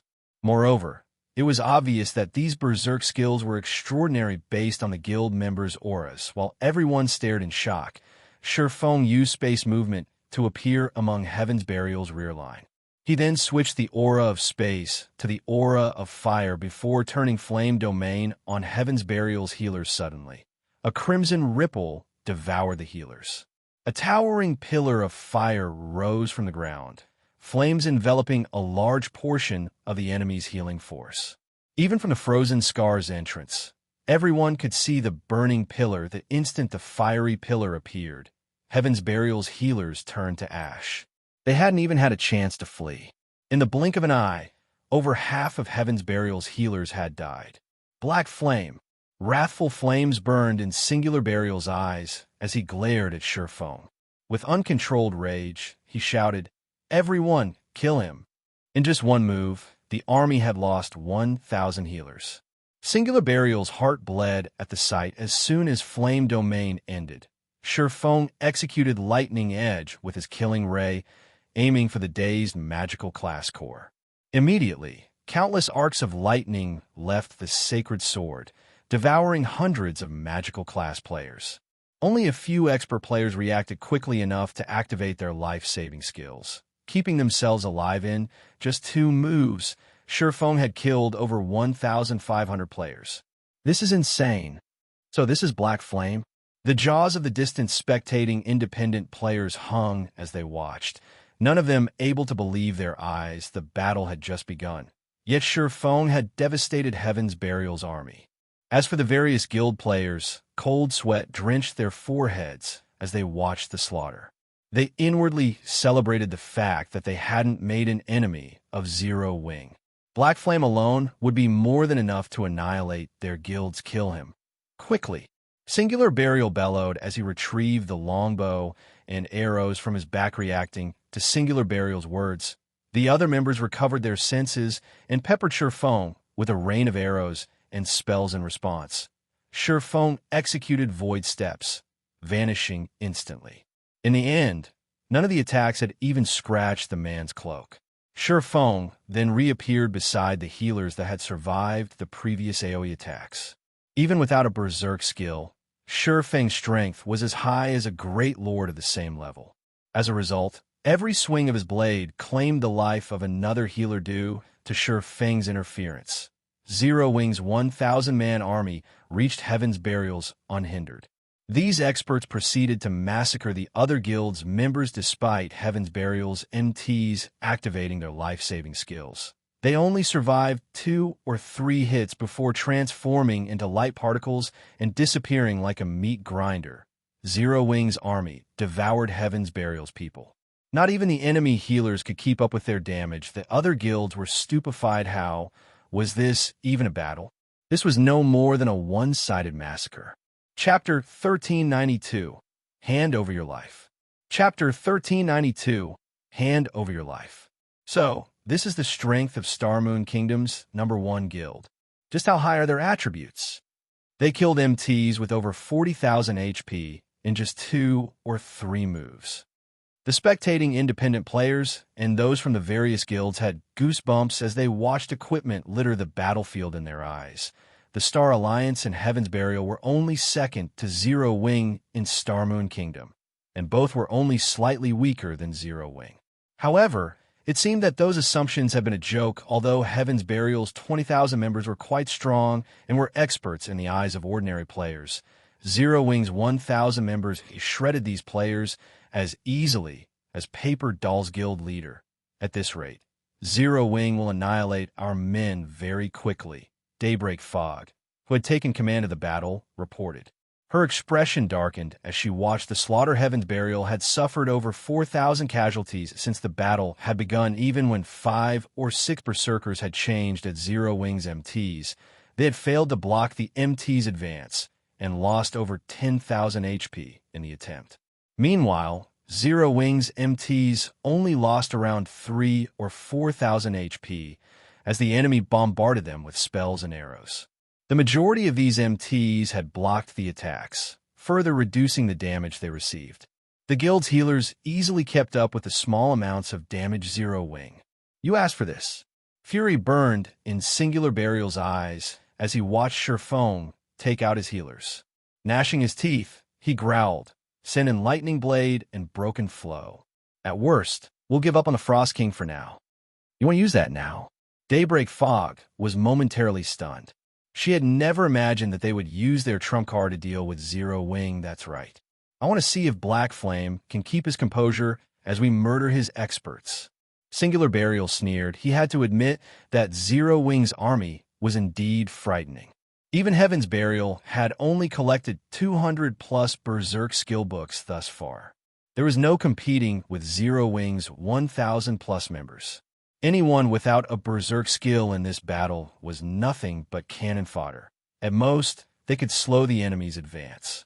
They'd be lucky to kill 100 Zero Wing members before they were eliminated. However, Heaven's Burial had not been sitting on its hands. I'll notify them immediately. Daybreak Fog understood Singular Burial's reasoning. If they could deal a heavy blow to Zero Wing's expert army, they could deal a blow to Zero Wing itself. After all, it was not easy to nurture experts. If those experts lost their weapons and equipment, it would take a long time to find suitable replacements. Blade. Orders from the guild leader. We're to take action, Broken Flow said. He wetted his lips in anticipation as he watched Zero Wing's members approach. Weary, actually using it against Zero Wing? The Guardian Knight, Lightning Blade, frowned suddenly. Every member of Broken Flow and Lightning Blade's 100-man expert team pulled a purplish gold potion from their bag and drank it as the potion took effect. These players' eyes became bloodshot and their muscles bulged. Their auras also intensified. A vicious bloodlust overtook every player. These players promptly activated their Berserk skills, increasing their attributes. Further kill him. Teach Black Flame the meaning of despair. Singular Burial grinned wickedly as he watched the expert team rush to meet Zero Wing's army after their previous fight with the Frost King. They had realized how powerful the mutant Grand Lord really was. There was a reason that they had dared to return and challenge the Frost King. Once more, the secret potential potion Broken Flow and his team had just consumed was precisely that reason. This potion had been crafted from an ancient recipe they had found in an ancient ruin. Unfortunately, as the recipe required extremely rare and valuable materials, with each attempt to brew the potion costing over 20 gold, they had only produced a little over 100 bottles when consumed.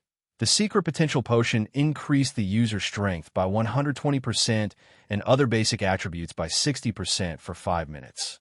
Although the duration was short, the potion had no side effects. Moreover, its effects would stack with Berserk skills. When combining the secret potential potion with a Berserk skill, the results rivaled Peak Class's twofold Berserk state. Although Broken Flow's team had only 100 members, every one of their attributes was nearly on par with a Great Lord of the same level. This was why Singular Burial had dared to challenge the Frost King again. Unfortunately, he had been forced to use this trump card to teach Zero Wing a lesson. The level 44 Berserker, Broken Flow, used charge and arrived in the midst of Zero Wing's army. Tightening his grip on his greatsword, he executed Whirlwind Slash. Immediately, a storm brewed within a 12-yard radius, sending 8 Zero Wing members flying. One shield warrior that failed to defend himself in time instantly lost over 30,000 HP. The other expert from Heaven's Burial joined the charge, penetrating Zero Wing's army like a sharp blade. As the two forces met, these players forced the enemy assault to a halt, pushing back and kill Zero Wing shield warriors and guardian knights leading the army. Crap. Are these players from Heaven's Burial monsters? They've dealt over minus 30,000 damage in a single attack. Even a level 40 MT couldn't survive such a hit. It's no wonder why Heaven's Burial dared to provoke Zero Wing. If Zero Wing's members don't have anything else in store, Heaven's Burial's 100-man expert team may take them down. The spectating players stared in shock as Heaven's Burial's expert team stopped Zero Wing's progress. Zero Wing's members had displayed astonishing attributes, yet Heaven's Burial's experts were stronger in a single exchange. Zero Wing had suffered dozens of casualties. The difference between the forces was clear. Guild leader, I'm fairly sure that the potion Broken Flow and his men just used is the secret potential potion the secret pavilion's report mentioned. Based on the report, Heaven's Burial had only gotten its hands on a little over 100 bottles after a lot of effort. Now that they've used this potion against Zero Wing, they must intend to give up on raiding the Frost King. Purple Eye commented when she saw Heaven's Burial turn the tides of battle. Smiling faintly, she said, Zero Wing is in trouble. If this battle were in a jungle, they could buy some time until the potion's duration ends, but they don't have that option here. Zero Wing and Heaven's Burial's mutual destruction will be the best possible outcome for the Star Alliance, although that wasn't likely. Heaven's Burial had dropped from the contest for the Frost King's first kill. Black Flame has underestimated Heaven's Burial. After all is said and done, Heaven's Burial rose to its position in such a short amount of time. Why wouldn't it have a few trump cards? However, we'll have to thank Zero Wing for this. If not for Zero Wing, we wouldn't have seen this trump card. Galaxy Pass chuckled. Purple, tell Red Feather and the others to prepare. Once Heaven's Burial's berserk skills run out, send them into the fight. Guild leader, rest assured, we'll collect the weapons and equipment they drop. Purple, I said, giggling. Back in the battlefield, the tables had turned on Zero Wing, and they began to retreat to buy as much time as possible. After all, Power of Darkness had a very long duration. Ordinary berserk skills were no match for it. If they could endure until Heaven's Burial's berserk skills ended, they could reclaim the fight suddenly. Shifeng turned his attention towards the enemy's 100-man expert team. Heaven's Burial's trump card had surprised him. If not dealt with properly, Zero Wing could lose this fight. Black Flame, you dare face me? I'll take your head. After killing a level 45 berserker, Broken Flow shifted his gaze towards Shifeng as the man charged for him. Grinning, he led a dozen or so players to surround Shifeng. Chapter 1393, Might of the Number 1 Expert. Chapter 1393, Might of the Number 1 Expert.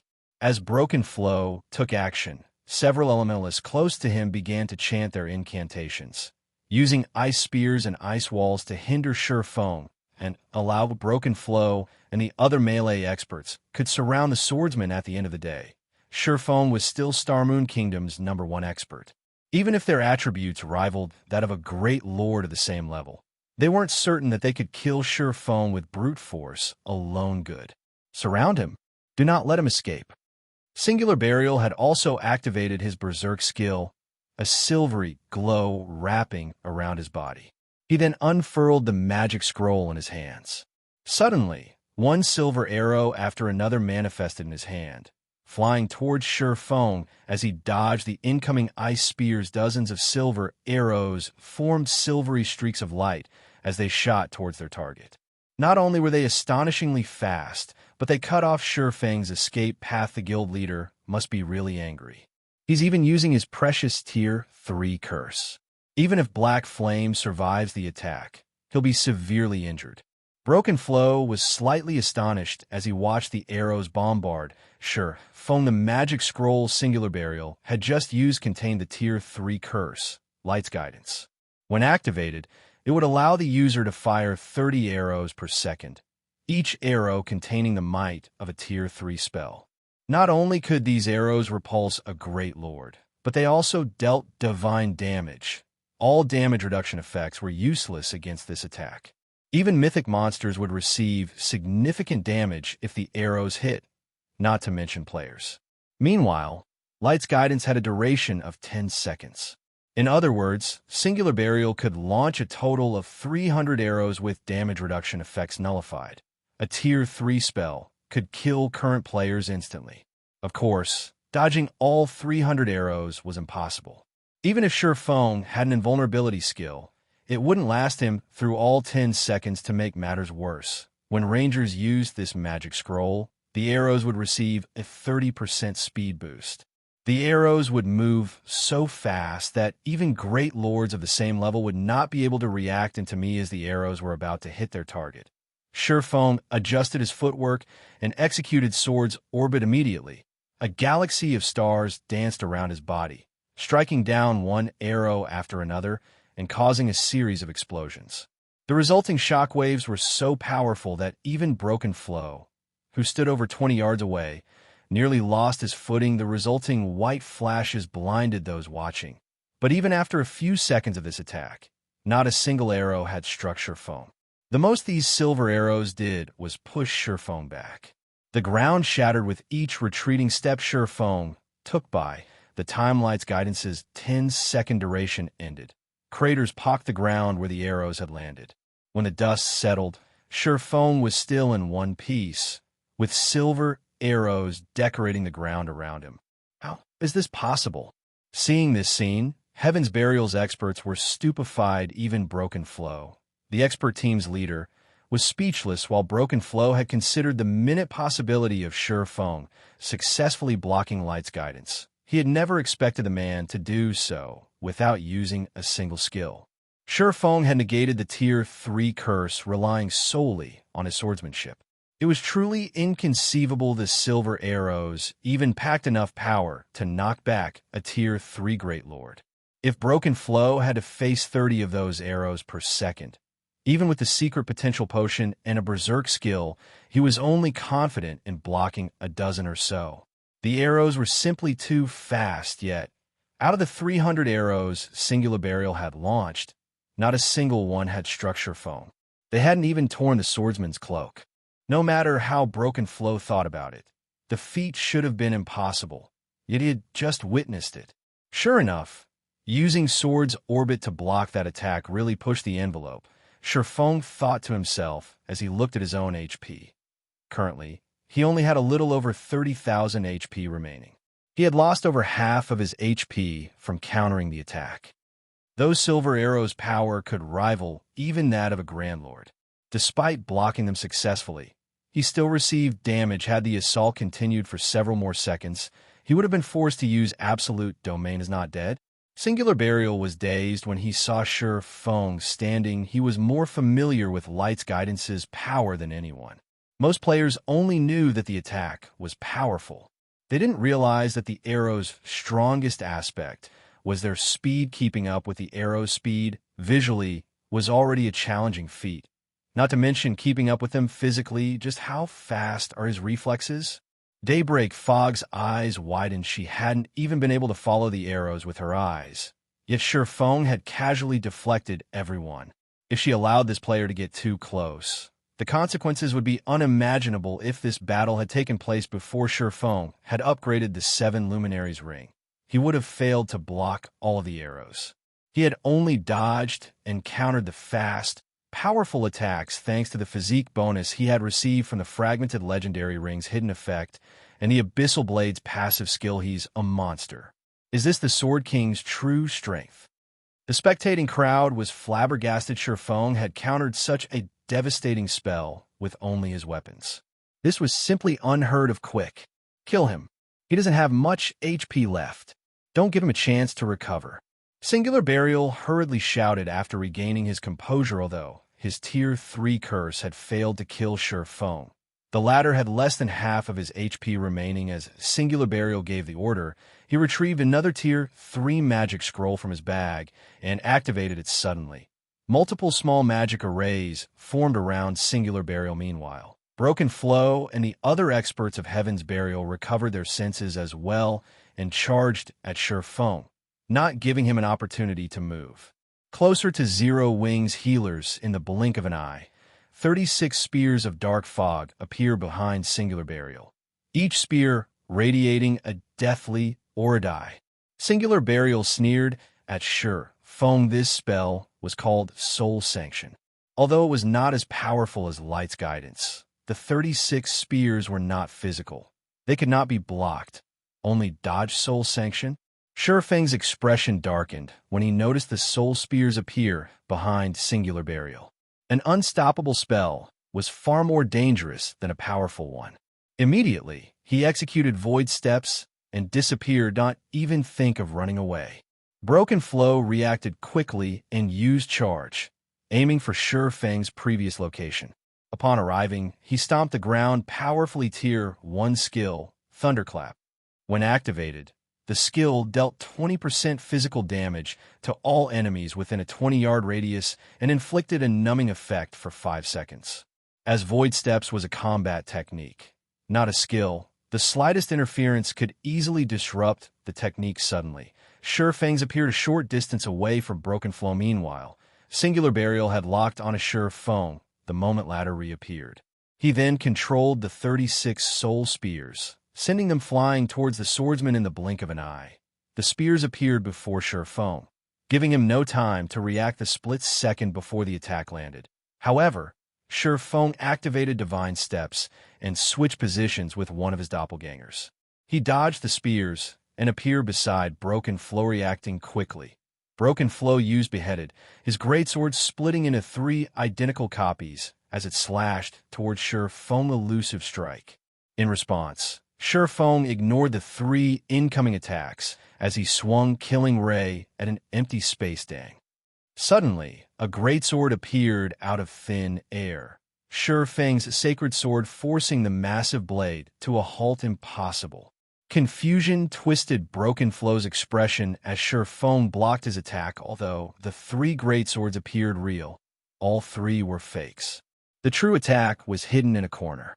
Broken Flow had created this technique personally and had yet to use it in battle, yet Shi Feng had stopped the attack without hesitation. However, Broken Flow didn't know that Shi Feng had seen elusive strike hundreds of times. He had long since familiarized himself with the technique UVE, made your move. Now it's my turn. Chapter 1394, Killing Heaven's Burial's Guild Leader. Chapter 1394, Killing Heaven's Burial's Guild Leader. The moment Shi Feng spoke, 3 assassins emerged from behind him.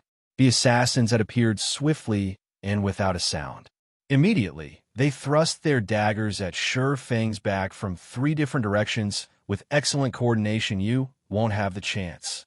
Seeing his companions, Broken Flow grinned.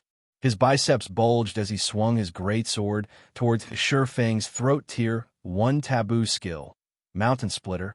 The taboo skill instantly increased Broken Flow's strength by 120% and attack speed by 100% for 3 seconds with attacks from both sides. Shi Feng had nowhere to flee, and due to the close proximity, he had no time to dodge as the 4 players' weapons were about to bite into their target.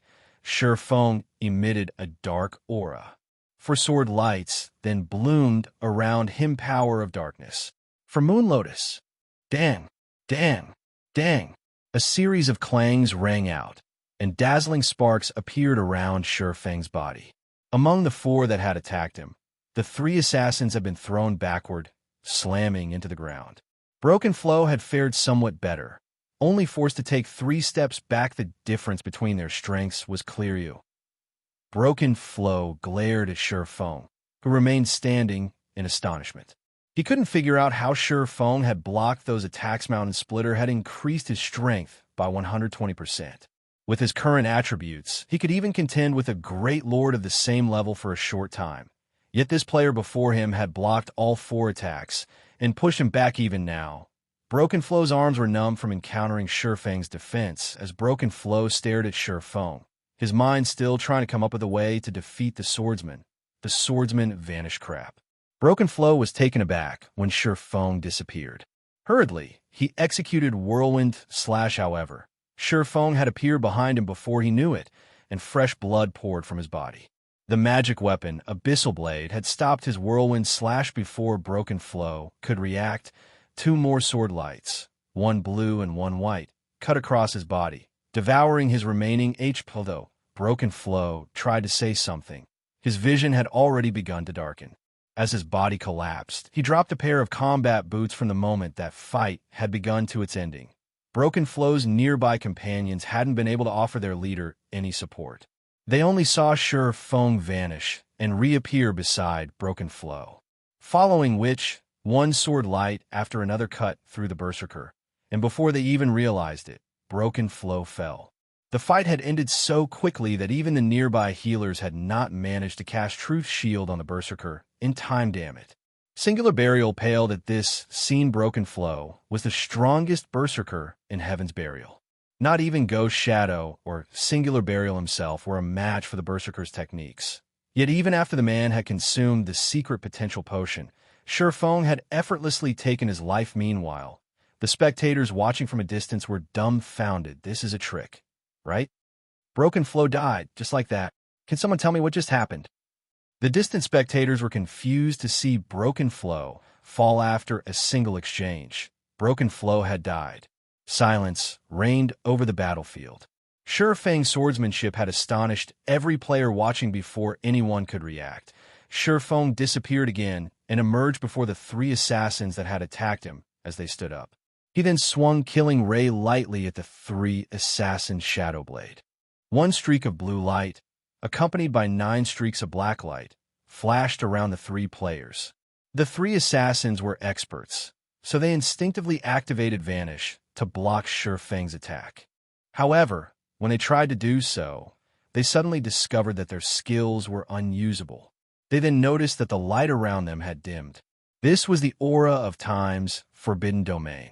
For 30 seconds, all enemies within a 500-yard radius couldn't use any of their skills or tools. The 3 assassins could only watch as the numerous sword lights descended. Without time to defend themselves, all 3 assassins died instantly, their bodies transforming into particles of light and disappearing. At the same time, they dropped 3 pieces of equipment after killing the 3 assassins. Feng set his sights on Heaven's Burial's melee experts a short distance away. These several melee experts, who had brimmed with confidence previously, felt chills crawl down their spines. They turned and fled as if they had just seen the devil himself run. A single word etched itself into their minds. Even Heaven's Burial's #1 berserker could not stop Feng. And now that they couldn't use any of their skills, even if they worked together, they'd be throwing away their lives if they tried to face that monstrous player. Everyone, retreat. Get out of the silencing domain's range. Singular Burial shouted in the guild chat, although the guild leader had given the command. Forbidden Domain covered a 500-yard radius area. It would take quite some time to escape. Zero Wing's members excitedly chased after the fleeing Heaven's Burial experts. Now, they only needed a little effort to kill an opponent in seconds. The battle had turned to Zero Wing's favor. Guild leader, what should we do? Purple Eye frowned as she watched Heaven's Burial's members hit the ground. One after another. She had originally thought that, once Zero Wing was wounded and Heaven's Burial had used up its trump cards, the Star Alliance could sweep in to harvest the top-tier equipment. Now, however, Zero Wing dominated over Heaven's Burial. The Star Alliance had no hope of reaping the reward from the 2 guilds' destruction. Forget it. Recall the others. Galaxy Past could not help but sigh as he watched Heaven's Burial's members run for their lives. If Zero Wing had suffered some grievous losses, the Star Alliance would have had an opportunity to take action once Heaven's Burial's berserk skills ended. Not only would Zero Wing owe them a favor, but they'd also deal a heavy blow to Heaven's Burial. The Star Alliance could also pocket some of the weapons and equipment the 2 guilds had dropped. It had been a perfect plan, killing 3 birds with 1 stone, and yet Black Flame alone had disrupted that perfect plan until now. It had been unheard of for a single player to turn the tide of battle. But Black Flame had done just that. Only now did Galaxy Past understand why the Secret Pavilion had warned him not to provoke Zero Wing.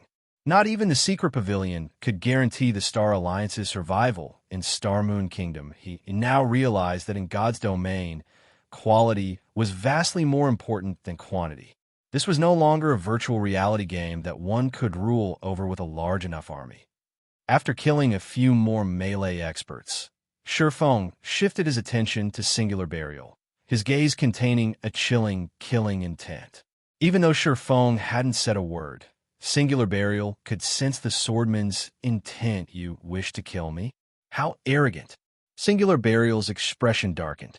He was less than 100 yards away from Forbidden Domain's edge, and Shifeng was over 200 yards away from him. After consuming the secret potential potion and activating a berserk skill, his movement speed was higher than an ordinary Great Lord's. Shifeng could never catch him once he was outside of the Forbidden Domain. He had plenty of escape routes. The spectators in the distance could also feel Shifeng's intentions. This can't be, right? He's trying to kill singular burial? He's insane. Everyone's excitement grew as they watched. Over 10,000 surviving Heaven's Burial members protected their guild leader. A few experts even stood by his side, including the fact that Singular Burial himself was a skilled player. Shifeng was just too far away to kill the man boldly. Shifeng advanced towards Singular Burial. Stop him. Daybreak Fog commanded losing this battle was a huge hit to Heaven's Burial's reputation. If their guild leader died, standing among an army of over 10,000 players, the guild would suffer even greater embarrassment. They would become the laughingstock of Star Moon Kingdom. The other guild members understood the severity of the situation as well. The fleeing members stopped and turned to face Shifeng. Although they could not do any damage to him, they could buy some time. Despite the tidal wave of players surging towards him, Shifeng showed no signs of retreating. Instead, he activated Thunder God's Descent, increasing his speed and damage significantly. He then activated Dragon Breath. Shifeng then fired a beam of white light from his mouth. The beam devoured the approaching players, creating a wide, open path for Shifeng before he charged into the crowd. Heaven's Burial's members disregarded their own safety as they attacked the swordsmen desperately. Only before they got close to Shifeng, their bodies transformed into particles of light and disappeared. As Shifeng passed by players, sparks of light danced in the air. The distant players were stupefied, however. The swarm of players had slowed Shifeng's approach. When Shifeng was 50 yards away from Singular Burial, the latter finally left the Forbidden Domain and could use skills and tools again. Black Flame. You are 10 years too early if you think you can kill me. Singular Burial sneered at Shifeng, who was surrounded by a sea of players. He then took out a Tier 1 instantaneous movement scroll from his bag, intending to leave the battlefield. Once he left, Shifeng wouldn't be able to reach him. Is that so? However, as soon as Singular Burial finished speaking, a deep voice reached his ears. Before Singular Burial could turn around to see the voice's owner, a streak of blue light cut across his body. Everyone was stunned. Like magic, Shifeng had appeared behind Singular Burial, dragging his blade across the man's body. Tier 2 taboo skill, Instant Strike. Despite the secret potential potion and an active berserk skill, Singular Burial couldn't keep up with the enemy guild leader, whose attack speed had increased by 500%. Before Singular Burial could even activate his instantaneous movement scroll, several streaks of light had blossomed across his body, devouring his HP. Chapter 1395, Uproar in Star Moon Kingdom. Chapter 1395, Uproar in Star Moon Kingdom. When Singular Burial collapsed, everyone on the battlefield was dazed. He died. How is this possible? They can't even escape. Everyone's gaze shifted to Shifeng as they looked at the cloaked figure standing among thousands of enemies with one blue and one white sword in hand. They were filled with a sudden reverence. Shifeng had charged into the enemy ranks by himself, yet his advance never faltered. Moreover, everywhere he passed, life ceased to exist. Even when he took the life of Heaven's Burial's guild leader, Heaven's Burial's members could only watch, powerless. Now, this was a real expert. He even killed Singular Burial in such a predicament. Galaxy Past could not help his astonishment as he watched Singular Burial's body hit the ground, still holding the instantaneous movement scroll unlike return scrolls. Instantaneous movement scrolls could be used without an activation process yet. Not even Singular Burial had reacted in time to save his own life. One could just imagine how fast Shifeng was. If a galaxy past had been in that position, he had no doubt that he would have suffered a similar fate kill him. Daybreak Fog bellowed now that quite a few people had already escaped the Forbidden Domain. They could naturally use skills and tools against Shifeng. Moreover, Shifeng stood in the heart of Heaven's Burial's army. He had also just used several skills consecutively, so this should be on cooldown. They still had a chance to kill this man. Moreover, Shifeng had less than half of his HP remaining, which increased their chances of killing him. Hearing Daybreak Fog's command, many of Heaven's Burial's experts recovered their senses. Some immediately launched powerful skills and spells, while some used magic scrolls. Watching these attacks rain down on him, Shifeng activated Void Shield before dashing toward the nearby expert. Shifeng was already fast enough to dodge the majority of the spells and skills. Even when targeted by some rare, unavoidable attack, he could rely on his extraordinary senses to block them. Meanwhile, Void Shield created a shield that had 10 times its user's maximum HP. After activating Power of Darkness, Shifeng's HP had broken past the 160,000 threshold. In other words, the shield could absorb over 1,600,000 damage in addition to increasing Shifeng's HP recovery rate by 500% and movement speed by 100%. Shifeng bobbed and weaved, avoiding the ranged attacks. Not only hadn't his HP decreased, but it had begun to recover at a visible rate as Shifeng passed. The players in his path promptly faded in a shower of sparkles. None of these players could survive his hits. Even the expert players died by the time Shifeng was within melee range if they didn't activate a life-saving skill in time. After a brief moment, hundreds of weapons and equipment joined the battlefield, dropping from Heaven's Burial's elites and experts that Shifeng had killed. The bloodlust Shifeng radiated was many times stronger than that of Heaven's Burial's experts after they had consumed the secret potential potion. His bloodlust was so intense that Heaven's Burial's members shuddered. Unconsciously backing away, they now realized that they hadn't trapped Shifeng. Rather, they had jumped into the tiger's den as an offering. Impossible. Is he the incarnation of a god? The distant spectating players were stupefied as Shifeng took a step forward. Heaven's Burial's members took a step back. They maintained a distance of over 20 yards away from Zero Wing's leader, not daring to move an inch forward. Heaven's Burial's army consisted of over 10,000 elite members, yet not one of these players dared to charge at Shifeng. Seeing this, the various large guilds in the distance inwardly celebrated. They were thankful that they had never provoked Zero Wing. Big Sis Fog, what should we do now? A core member from Heaven's Burial asked Daybreak Fog, who currently wore a grim expression. Do we continue fighting? Fight! When Daybreak Fog watched Shifeng walk through Heaven's Burial's army, as if he were strolling through his own backyard, she could not help but shake her head and order, have everyone retreat. Shifeng's horrific combat power had long since frightened these players. They had lost any will to fight. If Heaven's Burial continued this battle, it would only result in more casualties. When Daybreak Fog gave the command to retreat, Heaven's Burial's members breathed a sigh of relief as they fled from the battlefield. However, Shifeng had no intention of letting Heaven's Burial go. He led his guild mates in the continued slaughter. He only gave up the chase after the enemy players left the Frozen Scar. Meanwhile, recordings of this battle were instantly uploaded to the official forums, the outcome causing an uproar throughout Star Moon Kingdom. Crap. Zero Wing is too strong. It exterminated over half of Heaven's Burial's 20,000-man army with just a team of 1,000 players. Who would dare doubt Zero Wing's strength after this? Now, that is what I call a swordsman. As expected of the man nicknamed the Sword King by the secret pavilion. This won't do. I must join Zero Wing right away. For a time, the names Black Flame and Zero Wing became the focal point of Star Moon Kingdom once again. Black Flame's newfound fame inspired many independent players to join Zero Wing. Eager to learn some of these combat techniques, one player had repelled an entire guild by himself. No one had ever thought it was possible without a doubt. The Sword King Blackflame was the perfect role model for independent experts. Why wouldn't they want to join Zero Wing?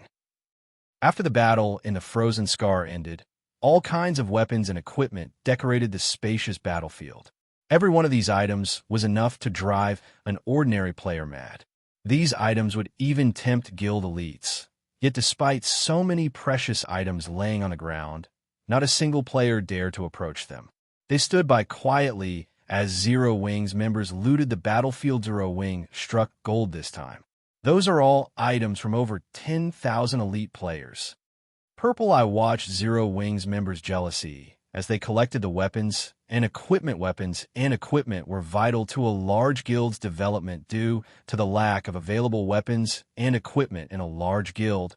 Ordinary members were sometimes forced to stay that way despite having combat standards of an elite member. Now that Zero Wing had received so many weapons and equipment from Heaven's Burial, it could nurture another large batch of elites, growing even stronger as a guild. Heaven's Burial's members sure are wealthy. Feng couldn't help his astonishment as he read the item list his subordinates had compiled. Chapter 1396, Frost King. Chapter 1396, Frost King. Guild Leader, we've struck gold. Why are Heaven's Burial's weapons and equipment such high quality? The several core members tasked with compiling the list of the harvested weapons and equipment could not help but gasp when they saw the final numbers, excitement flashing in their eyes in this battle. Heaven's Burial had suffered over 10,000 casualties, and Zero Wing had lost over 300 experts. Fortunately, they had won the battle, so they could retrieve the majority of the weapons and equipment their companions had dropped. The lost levels were the only real loss. Of course, after considering the 10,000-plus weapons and equipment Heaven's Burial had dropped, Zero Wing had come out making a profit, but they hadn't expected so much profit. Even Feng was surprised by how wealthy Heaven's Burial's members were as he read the item list. Overall, the quality of Heaven's Burial's equipment nearly rivaled Zero Wing's.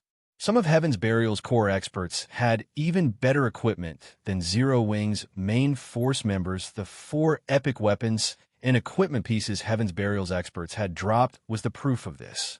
They had also dropped over 400 level 40 dark gold weapons and equipment. Normally, players only dropped 1 item upon death. Hence, the likelihood of a player dropping their best weapon or piece of equipment was very low, likely less than 10%. I really underestimated Heaven's Burial's foundations. Feng was inwardly astonished as he gazed at the 4 epic weapons and equipment. The various large guilds have been enthusiastically collecting epic weapons and equipment, but they weren't easy to obtain. Even Grand Lord-ranked field bosses had very low chances of dropping them.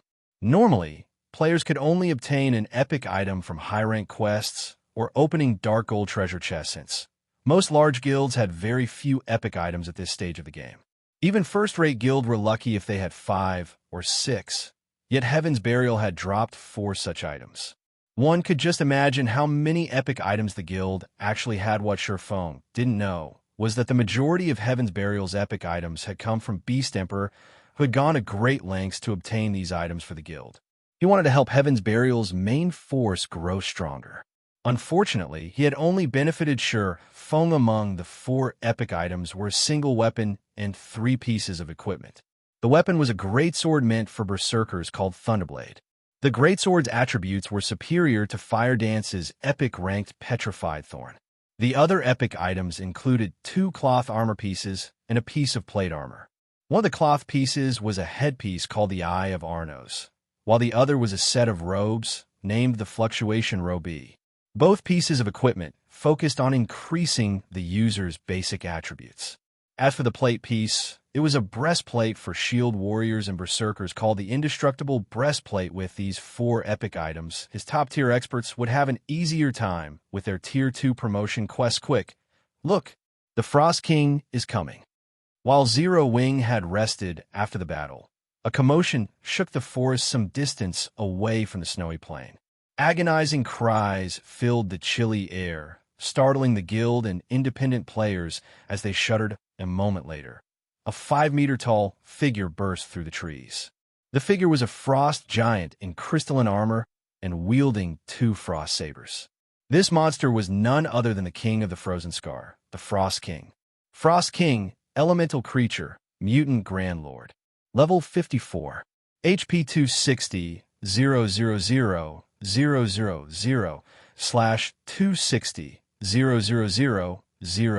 000. Everyone's eyes nearly fell from their sockets when they saw the Frost King's stats. How is this possible? The Frost King has leveled. Crap, he has 260 million HP. How can a Grand Lord have so much? He's even tankier than a mythic monster of the same level. Why does it feel like the temperature has dropped? Can a team of 1,000 players really defeat a monster like that? Once they saw the Frost King's stats, fear tore through the crowd. Even the various large guilds that had come to raid this monster panicked, as the Frost King's stats were far beyond their expectations. As the Frost King approached the massive crowd of players, some guild experts felt an invisible pressure weighed down their bodies. Some guilds began to hesitate, reconsidering the raid based on their reports. They could only raid the Frost King using 1,000-man teams. If more than 1,000 players were within 1,500 yards of the Frost King, the boss's stats would increase substantially. The more players there were nearby, the greater the Frost King's self-buff would be. He would very quickly grow beyond players' capabilities staring at the Frost King's current information. However, many of these players didn't know if it was even possible to take the monster down with only a 1,000-man team. The pressure radiating from the Frost King was just too strong. This boss might even be able to suppress mythic monsters. This pressure would significantly hinder players' combat power in a fight. What a powerful pressure. No wonder why Heaven's Burial planned to use Zerg tactics against him. Purple Eye also felt the Frost King's pressure bear down on her as it approached. However, rather than worry, excitement and anticipation made her eyes sparkle based on the prior reports. They knew that the Frost King was very powerful. As a preventive measure, the Star Alliance had dispatched over 20,000 members and intended to use the most common strategy to deal with field bosses: Zerg tactic only. The Star Alliance intended to use a tactic that was slightly different from those in other virtual reality games. Since God's Domain's field bosses grew stronger when a certain number of players was within range, it wouldn't be wise to dispatch all of one's forces during the raid. Instead, they would send in a limited number of players, keeping the remaining forces on standby. When someone died, they'd send in another player to the fallen player's place. This way, a team could continue the raid with the optimum number of players, slowly whittling the boss down. As one of the most common strategies the various large guilds used to raid field bosses. It was the reason that these guilds preferred to kill field bosses over dungeon bosses. If they lacked quality, they could make up for it with quantity. Furthermore, the more powerful a monster was, the better loot it would drop for a horrifically powerful monster like the Frost King. Needless to say, his loot would be awe-inspiring. The Frost King's first kill would also grant access to Evernight City. It seems that the Frost King belongs to us this time. When Galaxy Pass saw how powerful the Frost King was, he began to laugh. He had worried that Zero Wing would be a powerful opponent for the Star Alliance. But the guild didn't seem capable of raiding the Frost King at this point. Zero Wing had only sent a little over 1,000 members to the Frozen Scar. The guild's few reinforcements weren't enough to take down the Frost King. Even if Zero Wing called for more reinforcements now, the Star Alliance would have long since defeated the Frost King by the time those players arrived suddenly. The Frost King, who was 2,000 yards away from the nearest group of players, released a low, wordless shout, and human-like sneer appeared on his face as he stared at the players from the various guilds. Then he vanished. By the time he reappeared, he was less than 500 yards away from the guilds. Since well over 1,500 players were now within range, the Frost King's basic attributes instantly skyrocketed. The Frost King raised his sabers and swept them at the players before him. 2 energy beams shot forth from the sabers, devouring the army of players. Everything in the beam's path froze instantly. In the blink of an eye, Frost covered the world in a 1,000-yard cone before the boss. Every player caught in the attack had transformed into an ice sculpture. Even MTs who had activated their life-saving skills had lost their lives. Only a few players with quick reactions and invulnerability skills had survived. In just one move, the various large guilds had suffered over 2,000 casualties. Impossible. How is the Frost King's perception range so wide? How are we supposed to withstand such destructive power? Everyone was astonished. The guilds that had intended to defeat the Frost King with Zerg tactics, in particular, felt faint abruptly. The Frost King charged into the nearest crowd, massacring the players. Despite so many players desperately trying to hinder and attack the boss, the Frost King's movement speed was simply too high. Not only did the mutant easily dodge the incoming attacks, but he also dealt horrific damage. With a single stroke of his saber, the Frost King could create a groove in the ground that extended for over 50 yards, killing dozens of players instantly. Even when the occasional player's attack struck the Frost King, they couldn't deal more than -500 damage. The Frost King's defense was almost more powerful than mythic monsters of the same level. In contrast, the Frost King's HP had increased to 500 million. Now, its battle recovery alone could heal 5 million HP every 5 seconds. After a short moment, the various large guilds had been wiped out, suffering extreme losses.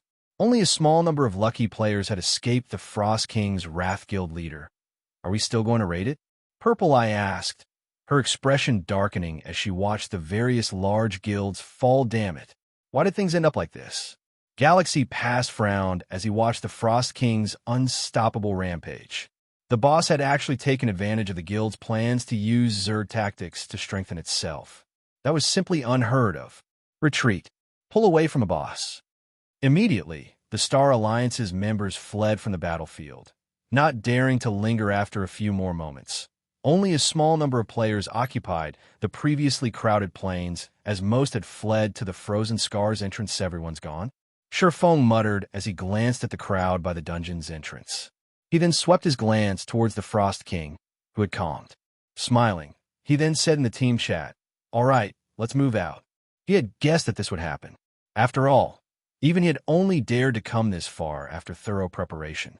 It was only natural that the various large guilds, which had very little understanding of mutants, would end up like this. Hearing Shifeng's words, his guildmates' excitement grew. They followed after Shifeng and slowly approached the Frost King. The guilds and independent players at the entrance noticed the movement. What's Zero Wing trying to do? They're insane. They're going to fight that thing. Chapter 1397. Zero Wing takes action. Chapter 1397. Zero Wing takes action. The players near the Frozen Scars entrance were confused as they watched Zero Wing's members approach the Frost King. Every one of these players had seen for themselves how powerful the Frost King was. Not only did the boss have a domain that could suppress his enemy's attributes, but he also possessed frightening, destructive power. Current players had no hope against this monster. Not even the most common Zerg tactics had any effect on the Frost King, much less a measly army of 1,000 players. Even level 44 shield warriors with over 40,000 HP had died instantly after activating shield wall. If none of their MTs could tank the Frost King, how were they supposed to raid this boss? Although Zero Wing's 1,000-man team was incredibly powerful, that strength was nothing more than a joke before the Frost King Guild leader. They're not really trying to raid that thing, are they? Curiosity overtook Purple Eye as she watched Zero Wing's army inch closer to the Frost King. I don't know, but Black Flame should be fully aware of the Frost King's might. He shouldn't be foolish enough to challenge that boss. Perhaps he's trying to gather some intel to prepare for a future raid attempt, Galaxy Pass said, shaking his head. He didn't understand Zero Wing's actions. Either in his opinion, they'd likely need a 1,000-man team of Tier 2 players to kill the Frost King. Trying to raid the boss with anything less would be futile. Players simply couldn't fill the gap in strength with numbers as everyone's attention shifted towards Zero Wing. Shifeng waved his hand. Suddenly, miniature ballistas began to appear within the guild's army. In the blink of an eye, 50 miniature ballistas were organized into 5 rows, following which Zero Wing's members began to assemble the war weapons crap. Zero Wing's using siege weapons to deal with the Frost King. That's way too extravagant. Madness. This is madness. Are they not afraid that the Frost King will destroy the miniature ballistas? The spectating players could not help but gasp as they saw the rows of miniature ballistas, unable to believe their eyes. The various large guilds' upper echelons were particularly dumbfounded. Zero Wing was using siege weapons to raid a field boss. Not even super guilds would dare to be so wasteful. It was just too much of a risk. Even if they killed the boss with the siege weapons, the losses would far exceed their gains. Every siege weapon was extremely valuable. Moreover, since these weapons posed a greater threat, monsters almost always targeted them first. Yet, not only had Zero Wing brung siege weapons to a field boss raid, but they had brought 50 miniature ballistas in total. Just what does Zero Wing intend to do? They're mobilizing their guild's foundations to raid a boss. Aren't they worried that other powers will take advantage of the fight and try to rob them? Purple Eye gaped when she saw the miniature ballistas. While the potential profit of killing the Frost King was quite valuable, it was likely less valuable than 50 miniature ballistas. If Zero Wing lost those weapons in battle, it would severely impact the guild's overall combat power. Do you think that any power remaining in Starmoon Kingdom would dare steal or destroy those weapons? Galaxy Past asked, smiling bitterly. In reality, Zero Wing's revelation of their siege weapons in this raid was a declaration that it wasn't afraid of a theft attempt. It was proof of the guild's strength. They had already witnessed Zero Wing's power, particularly Black Flame's strength. Black Flame had killed Heaven's Burial's guild leader amidst an army of thousands of elites. The other members from Heaven's Burial had only been able to watch helplessly as he took their guild leader's life with such strength. Who would possibly dare pick a fight with Zero Wing? To put it bluntly, doing so was suicidal. It was much different from the attitude Zero Wing had adopted when the weapons and equipment Heaven's Burial had dropped littered the battlefield. Despite so much precious loot before them, none of the various large guilds or independent players had dared to claim them. Along with the miniature ballistas, Shifeng had used demon summoning and called forth a level 72, Tier 3 Inferno Demon. Due to Demon Ruler's effect, the Inferno Demon's attributes received a 30% buff, becoming significantly stronger than a normal Tier 3 demon. Inferno Demon, Dark Creature, Demon. Level 72, HP 33, 800, 000/33, 800, 000. Shifeng also summoned Anna as a Grand Lord ranked mutant. The Frost King was even stronger than a mythic monster of the same level. As a mutant, its intellect was also quite high. Zerg tactics wouldn't be effective against this boss.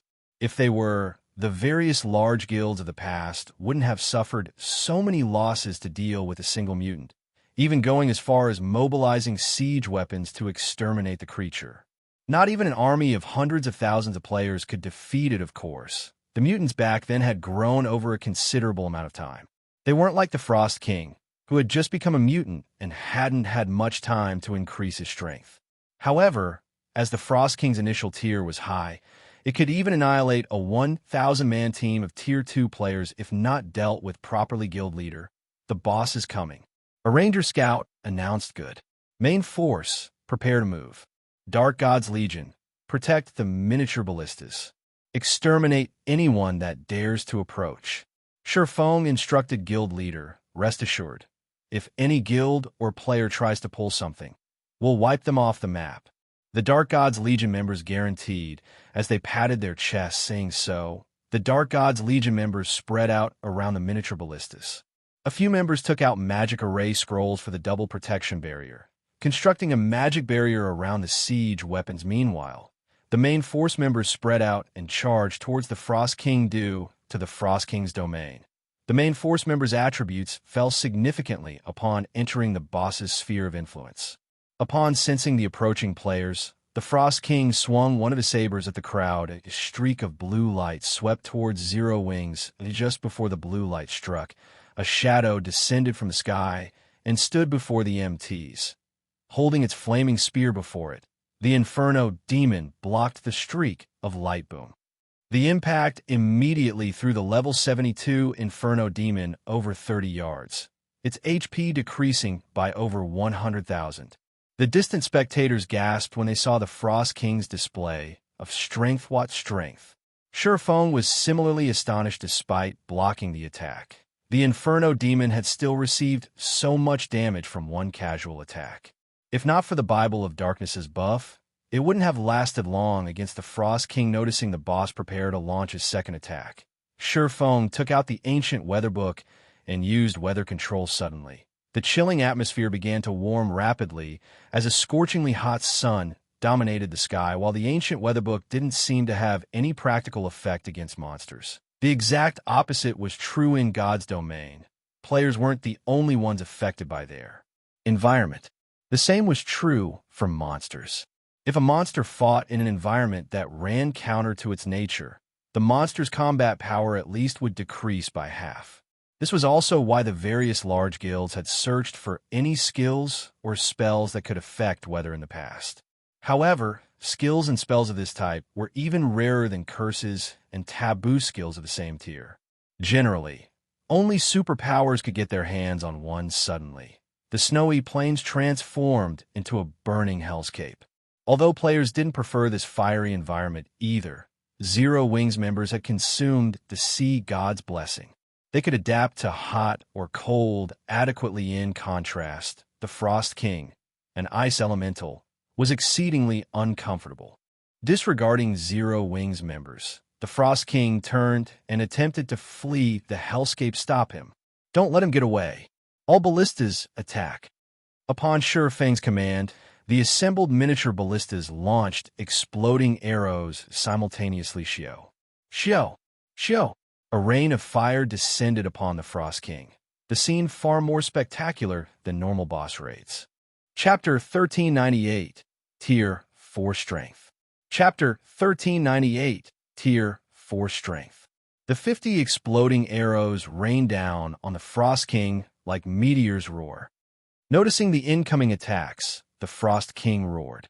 It then brandished its twin sabers, cutting down the exploding arrows before they could land. The boss knocked the majority of the exploding arrows off course.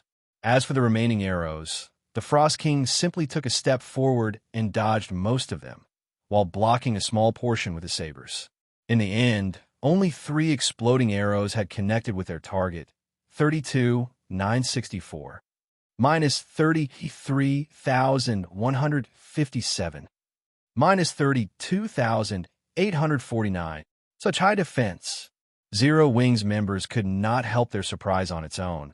An exploding arrow was as powerful as a Tier 2 spell, but with the miniature ballista's damage modifier, these arrows could compete with the strongest Tier 2 spells. Overall, a single exploding arrow could deal over minus 100,000 damage against a Great Lord of the same level. Yet the few that had struck the Grand Lord rank Frost King had only dealt a little over minus 30,000 damage. One could imagine how pitiful their damage would be if players relied on Tier 1 skills and spells to take down this boss. Everyone finally understood why Feng wanted to utilize the miniature ballistas. With the minute damage players' attacks would deal, even a 1,000-man team was unlikely to overcome the Frost King's battle recovery. If more than 1,000 players fought the Frost King at the same time, the boss would become even stronger, his strength and defense reaching new heights. The Grand Lord would be unstoppable as expected of a mutant. Despite such an uncomfortable environment, its reaction speed is still so fast, Feng commented, smiling slightly as he watched the Frost King, who still attempted to flee the hellscape. In truth, Feng hadn't expected 3 of the 50 arrows to hit the Frost King. After all, he was very familiar with how terrifying a mutant was. Tier 2 attacks would have a limited effect on this creature. Finally, Anna finished her incantation with a wave of her staff. A level 75, Tier 3 Golden Giant, and 10 level 75, Tier 2 Rock Guardians appeared before her. The Rock Guardians immediately formed a magic barrier to trap the Frost King. However, the Frost King was simply too powerful. Despite the barrier, his basic attributes remained unaffected. Fortunately, the Rock Guardians barrier created an opportunity for the 50 miniature ballistas to bombard the boss, following which the miniature ballistas launched another volley at the Frost King. This time, due to the limited space the Frost King had to maneuver, he dodged and blocked significantly fewer arrows. In the end, over a dozen exploding arrows found their mark, damages over minus 30,000 appearing above the boss's head. One after another suddenly, the Inferno Demon descended from the sky and activated the Tier 3 skill. Macropyrice elementals like the Frost King feared fire-type attacks over all else. With a single attack, the Frost King lost over 1 million HP instantly upon receiving such a significant amount of damage. The Frost King retaliated, swinging one of his sabers at the Inferno Demon with lightning speed. Although the Inferno Demon had used its flame spear to block the attack, it still lost over 100,000 HP. Fortunately, Zero Wings healer supported the summoned demon from a safe distance, granting the creature the ability to fight the Frost King for a long time. With the Inferno Demon and Golden Giant tanking the Frost King, Zero Wings members could freely attack the boss from the sides. Although their damage was insignificant at best, they could, more or less, hinder the Frost King's movements by attacking his joints for a time. The Frost King engaged in a fierce battle against the Inferno Demon and the Golden Giant, the sounds of weapons clashing echoing throughout the plains.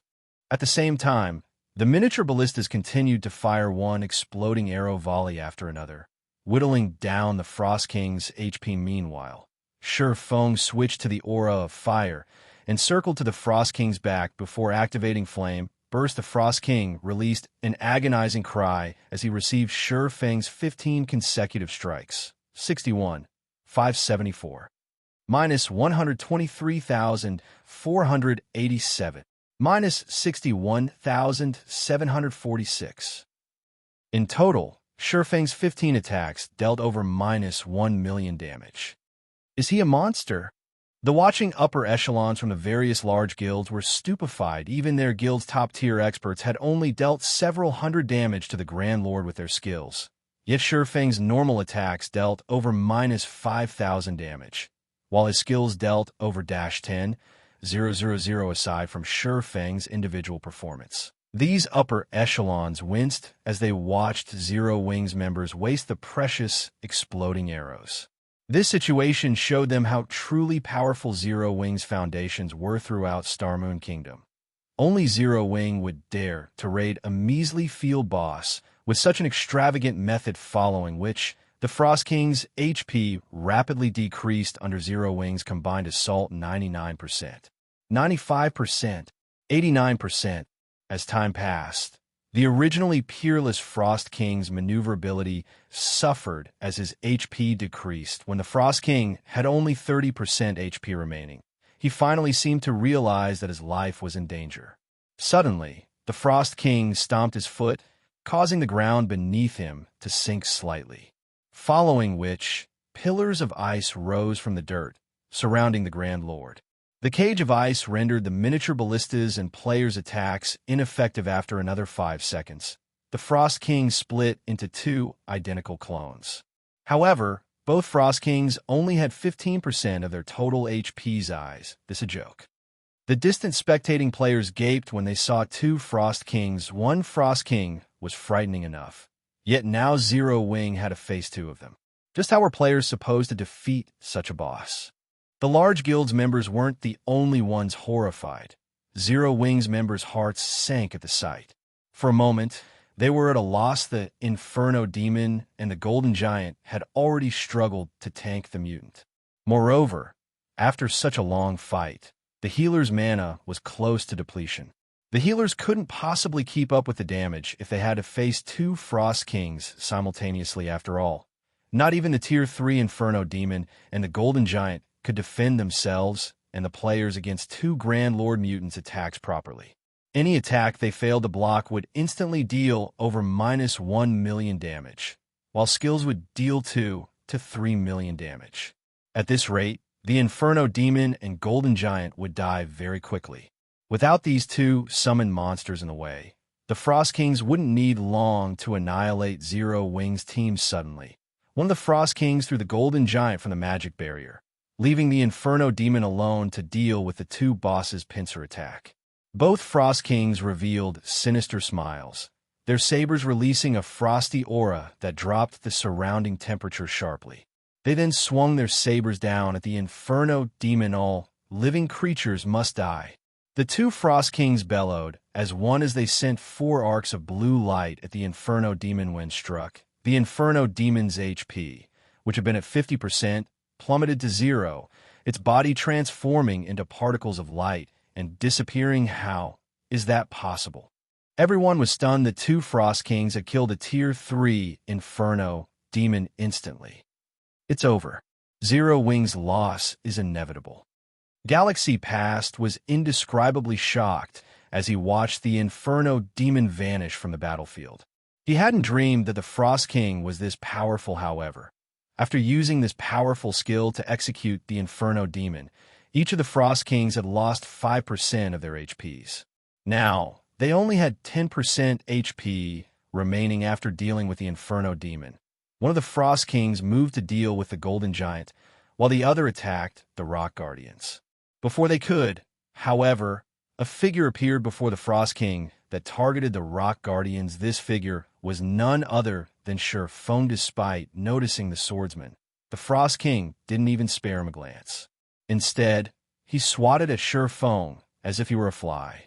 Despite such a casual attack, a black spatial tear ripped along the Saber's trajectory. Guild leader Zero Wing's members panicked. The attack could even send a Tier 3 Great Lord flying. No player could possibly avoid it, but as they watched, the spectating players were astonished, yet again activating Heavenly Dragon's power. A golden glow swallowed Xianxia. He also activated Blade Liberation. Immediately, he swung Killing Ray to meet the Frost King's saber. The instant the 2 weapons collided, the saber was thrown back as if it had been struck by a cannonball. Impossible. He repelled the boss. The various large guilds in the distance could not believe their eyes. While they had considered the possibility that Xianxia might use a life-saving skill to block the attack, they had never expected the man to repel the Frost King's attack with one of his own. My strength is already on par with a mythic monster of the same level. Xianxia glanced at the sacred sword in his hand in confusion. This was the first time he had activated twofold Berserk since upgrading the 7 Luminaries ring to the fragmented legendary rank. Chapter 1399, Horrific Outbreak. Chapter 1399, Horrific Outbreak. He blocked the attack by himself. An indescribable shock filled the watching players when they saw Xianxia emerge from the clash unharmed. They had experienced the Frost King's strength personally.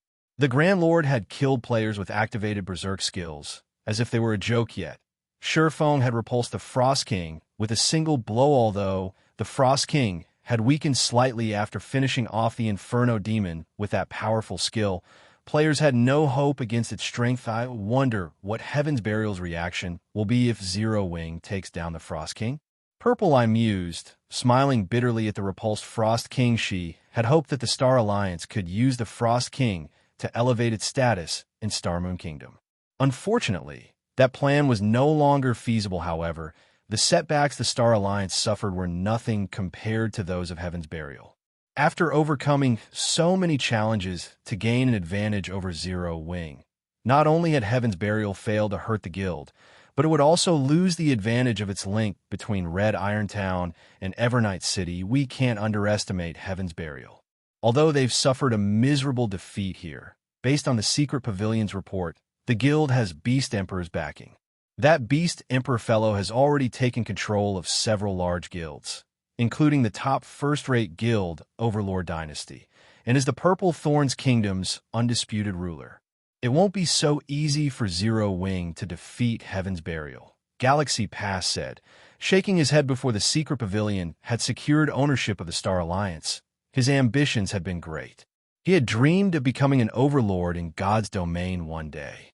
However, after joining the Secret Pavilion, he had come to understand one thing. God's Domain was unlike any other virtual reality game that had ever existed without the foundations of a super first-rate guild or super guild. Ruling over a kingdom was easier said than done.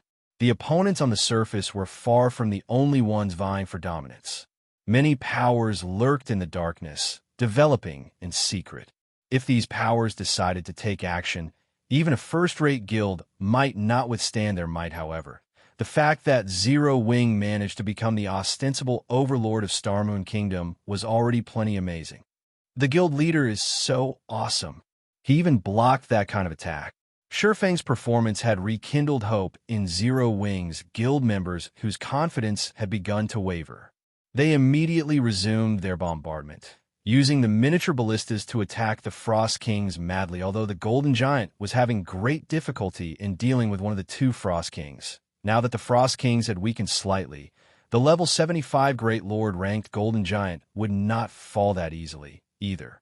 Not to mention, the Frost King Shifeng was dealing with had very little HP remaining. Zero Wing definitely had a chance to emerge victorious in this raid. You don't have much time left. Everyone, prioritize attacking my Frost King. Shifeng instructed hurriedly after repulsing the Frost King before him. While he indeed possessed the strength of a Tier 4 player right now, he could maintain 2 full Berserk for only 24 seconds. If he did not finish this battle within that time, annihilation would be inevitable. Shifeng dashed at his Frost King, who was forced to retreat 4 steps. Abyssal Bind. Phantom Kill. 9 Dragon Slash.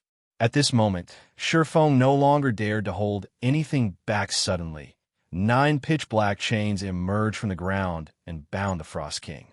Although Abyssal Bind had little effect on the Frost King, the skill had still managed to freeze the Frost King's movements momentarily, allowing Shifeng and his doppelganger to arrive before the Frost King in tandem flame burst.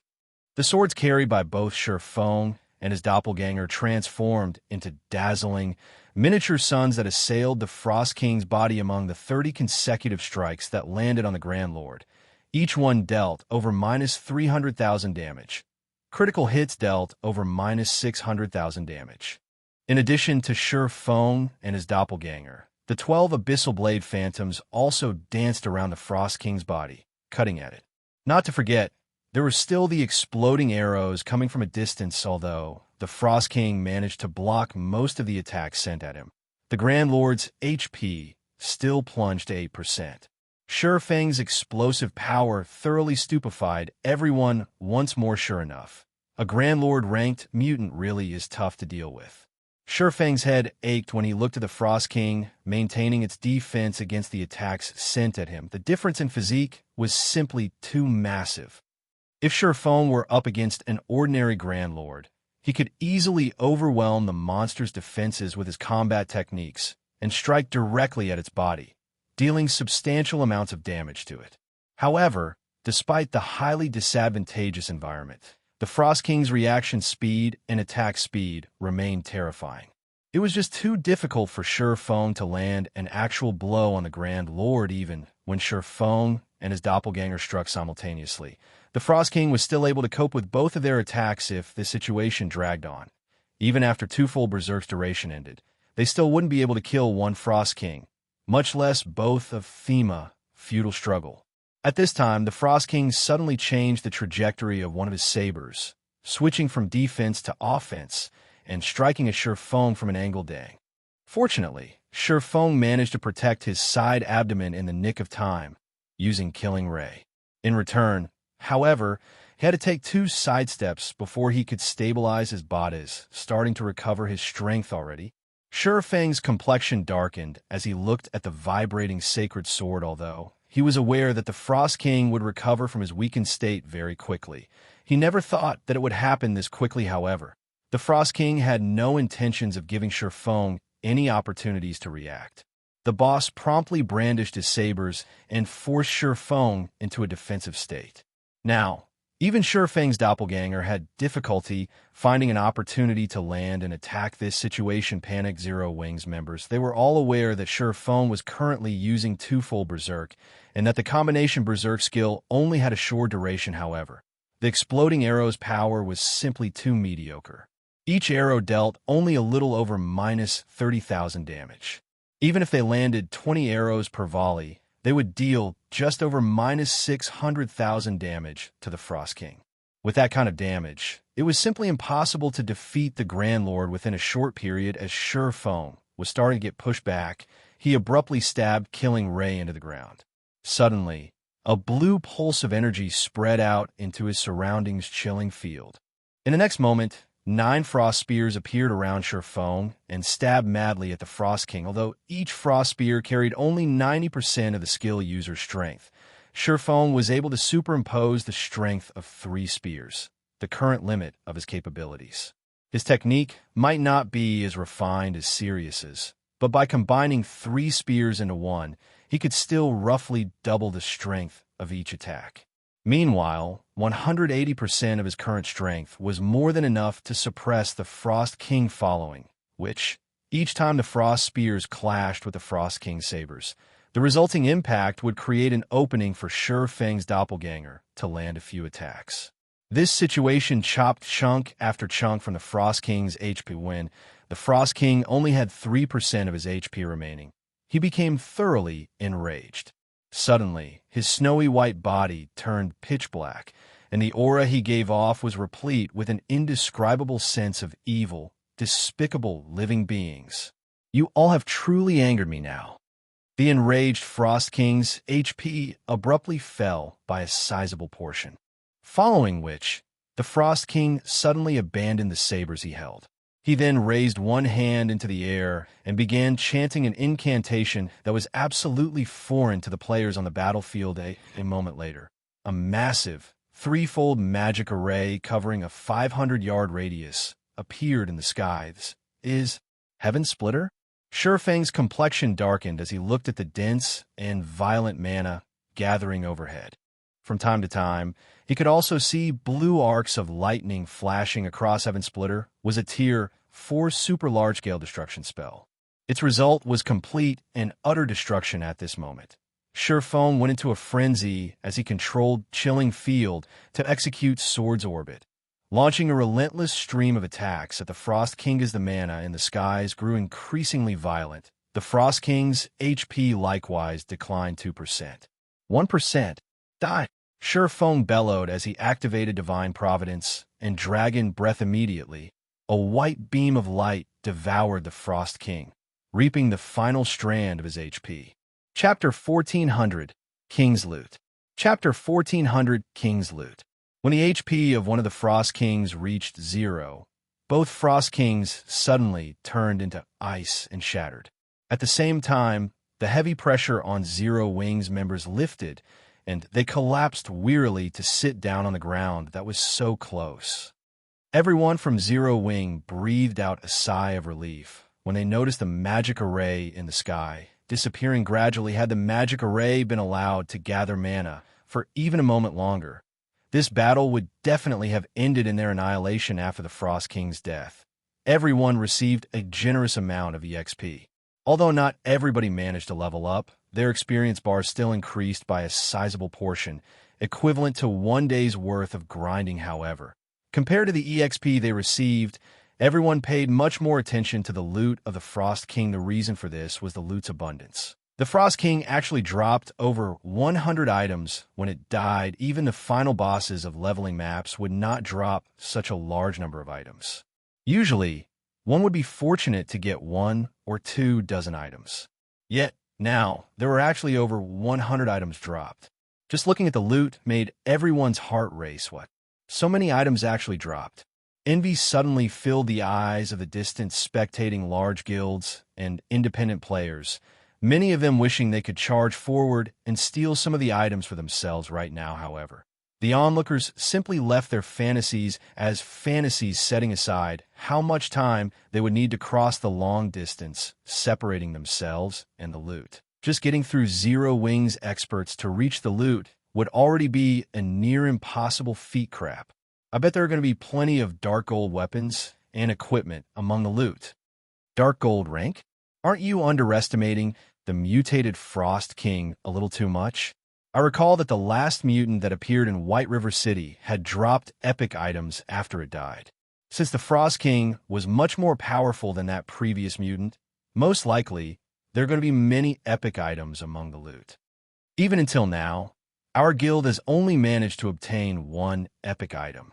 Moreover, it was even taken by the guild leader. If I could have one as well, I'd definitely be willing to leave my guild and join Zero Wing. Everyone speculated on the Frost King's loot. What frightening loot. With merely a glance at the items dropped, Shifeng already spotted more than 10 weapons and equipment. Meanwhile, The majority of the loot consisted of various attribute gemstones, and magic crystal treasure chests. Attribute gemstones were one of the hard currencies in God's domain. No matter what level players reached, attribute gemstones would not become obsolete. Meanwhile, the magic crystal treasure chest was something only Grand Lord ranked bosses and above had a chance of dropping, starting from level 50, depending on the magic crystal treasure chest quality. The number of magic crystals it rewarded would also vary.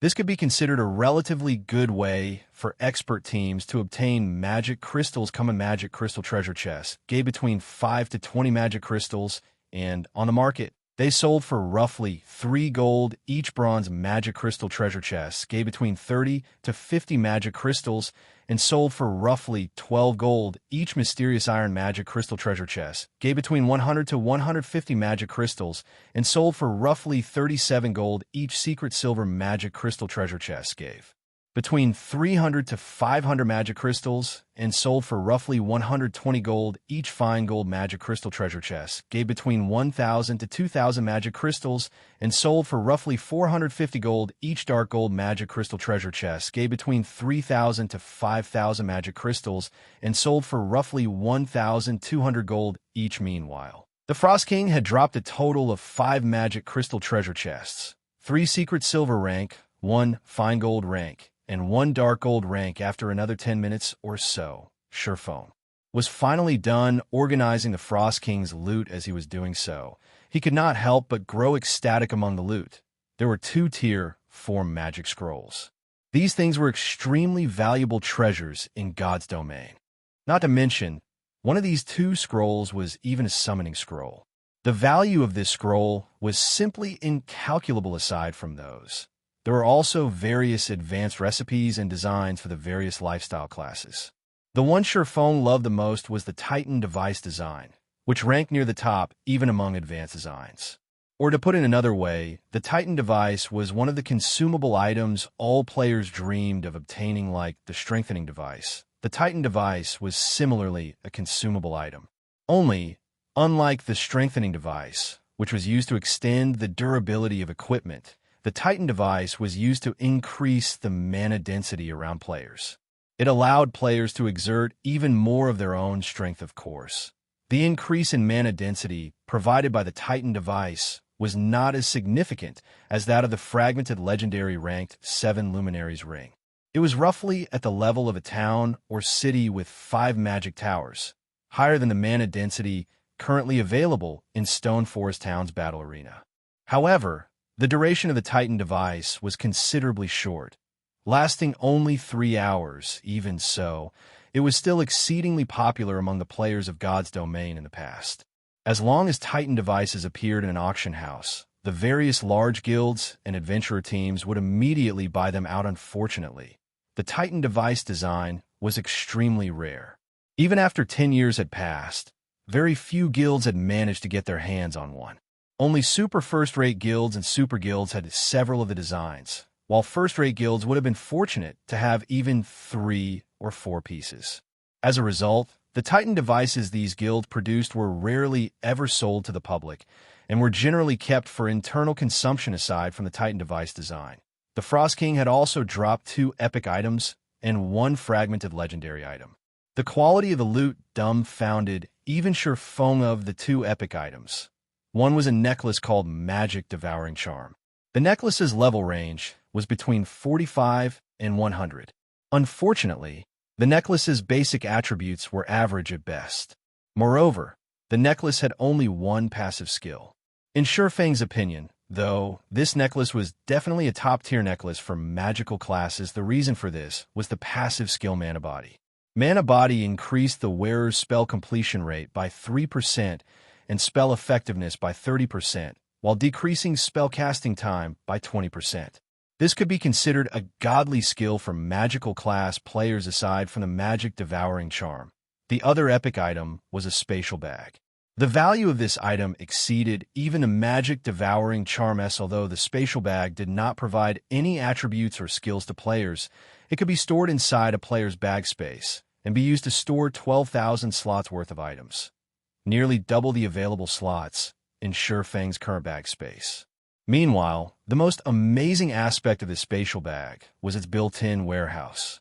Players could store non-bag space items, such as diamond wood and 7 luminaries crystals, inside this warehouse. Moreover, the spatial bag could store up to 300 non-bag space items, triple the amount the Hurricane sailboat could carry. If put up for auction, it could easily sell for over 50,000 gold. With this, transporting diamond wood will become much more convenient. As Shifeng looked at the spatial bag, he quickly thought of many more ways of making money. Non-bag space items were generally very precious in God's domain. Due to the trouble of transporting them, these items generally sold for very high prices. Hence, maritime adventurer teams were able to make a fortune by transporting items. As long as one transported some popular non-bag space items to a location that did not produce them, one would be able to sell the items for astronomical prices. Now that Shifeng had the spatial bag, he could travel to various countries to purchase their local non-bag space items for a low price and resell these in other countries. After he was done looking at the 2 epic items, he could not help but shift his sights to a dazzling staff. Despite the 2 epic items earlier being worth tens of thousands of gold, the total value of these 2 items was not even worth 1/10 of this staff. The reason being, this staff was a fragmented legendary weapon. Chapter 1401, Advanced Garrison Order. Chapter 1401, Advanced Garrison Order. To current players, epic items were already godlike existences that were unobtainable. What more fragmented legendary items? Even until now, there had been no news of any guild or player that had managed to get their hands on a fragmented legendary item. Although there was the possibility that the ones who had done so were keeping it a secret like Zero Wing, the odds of it happening were very low.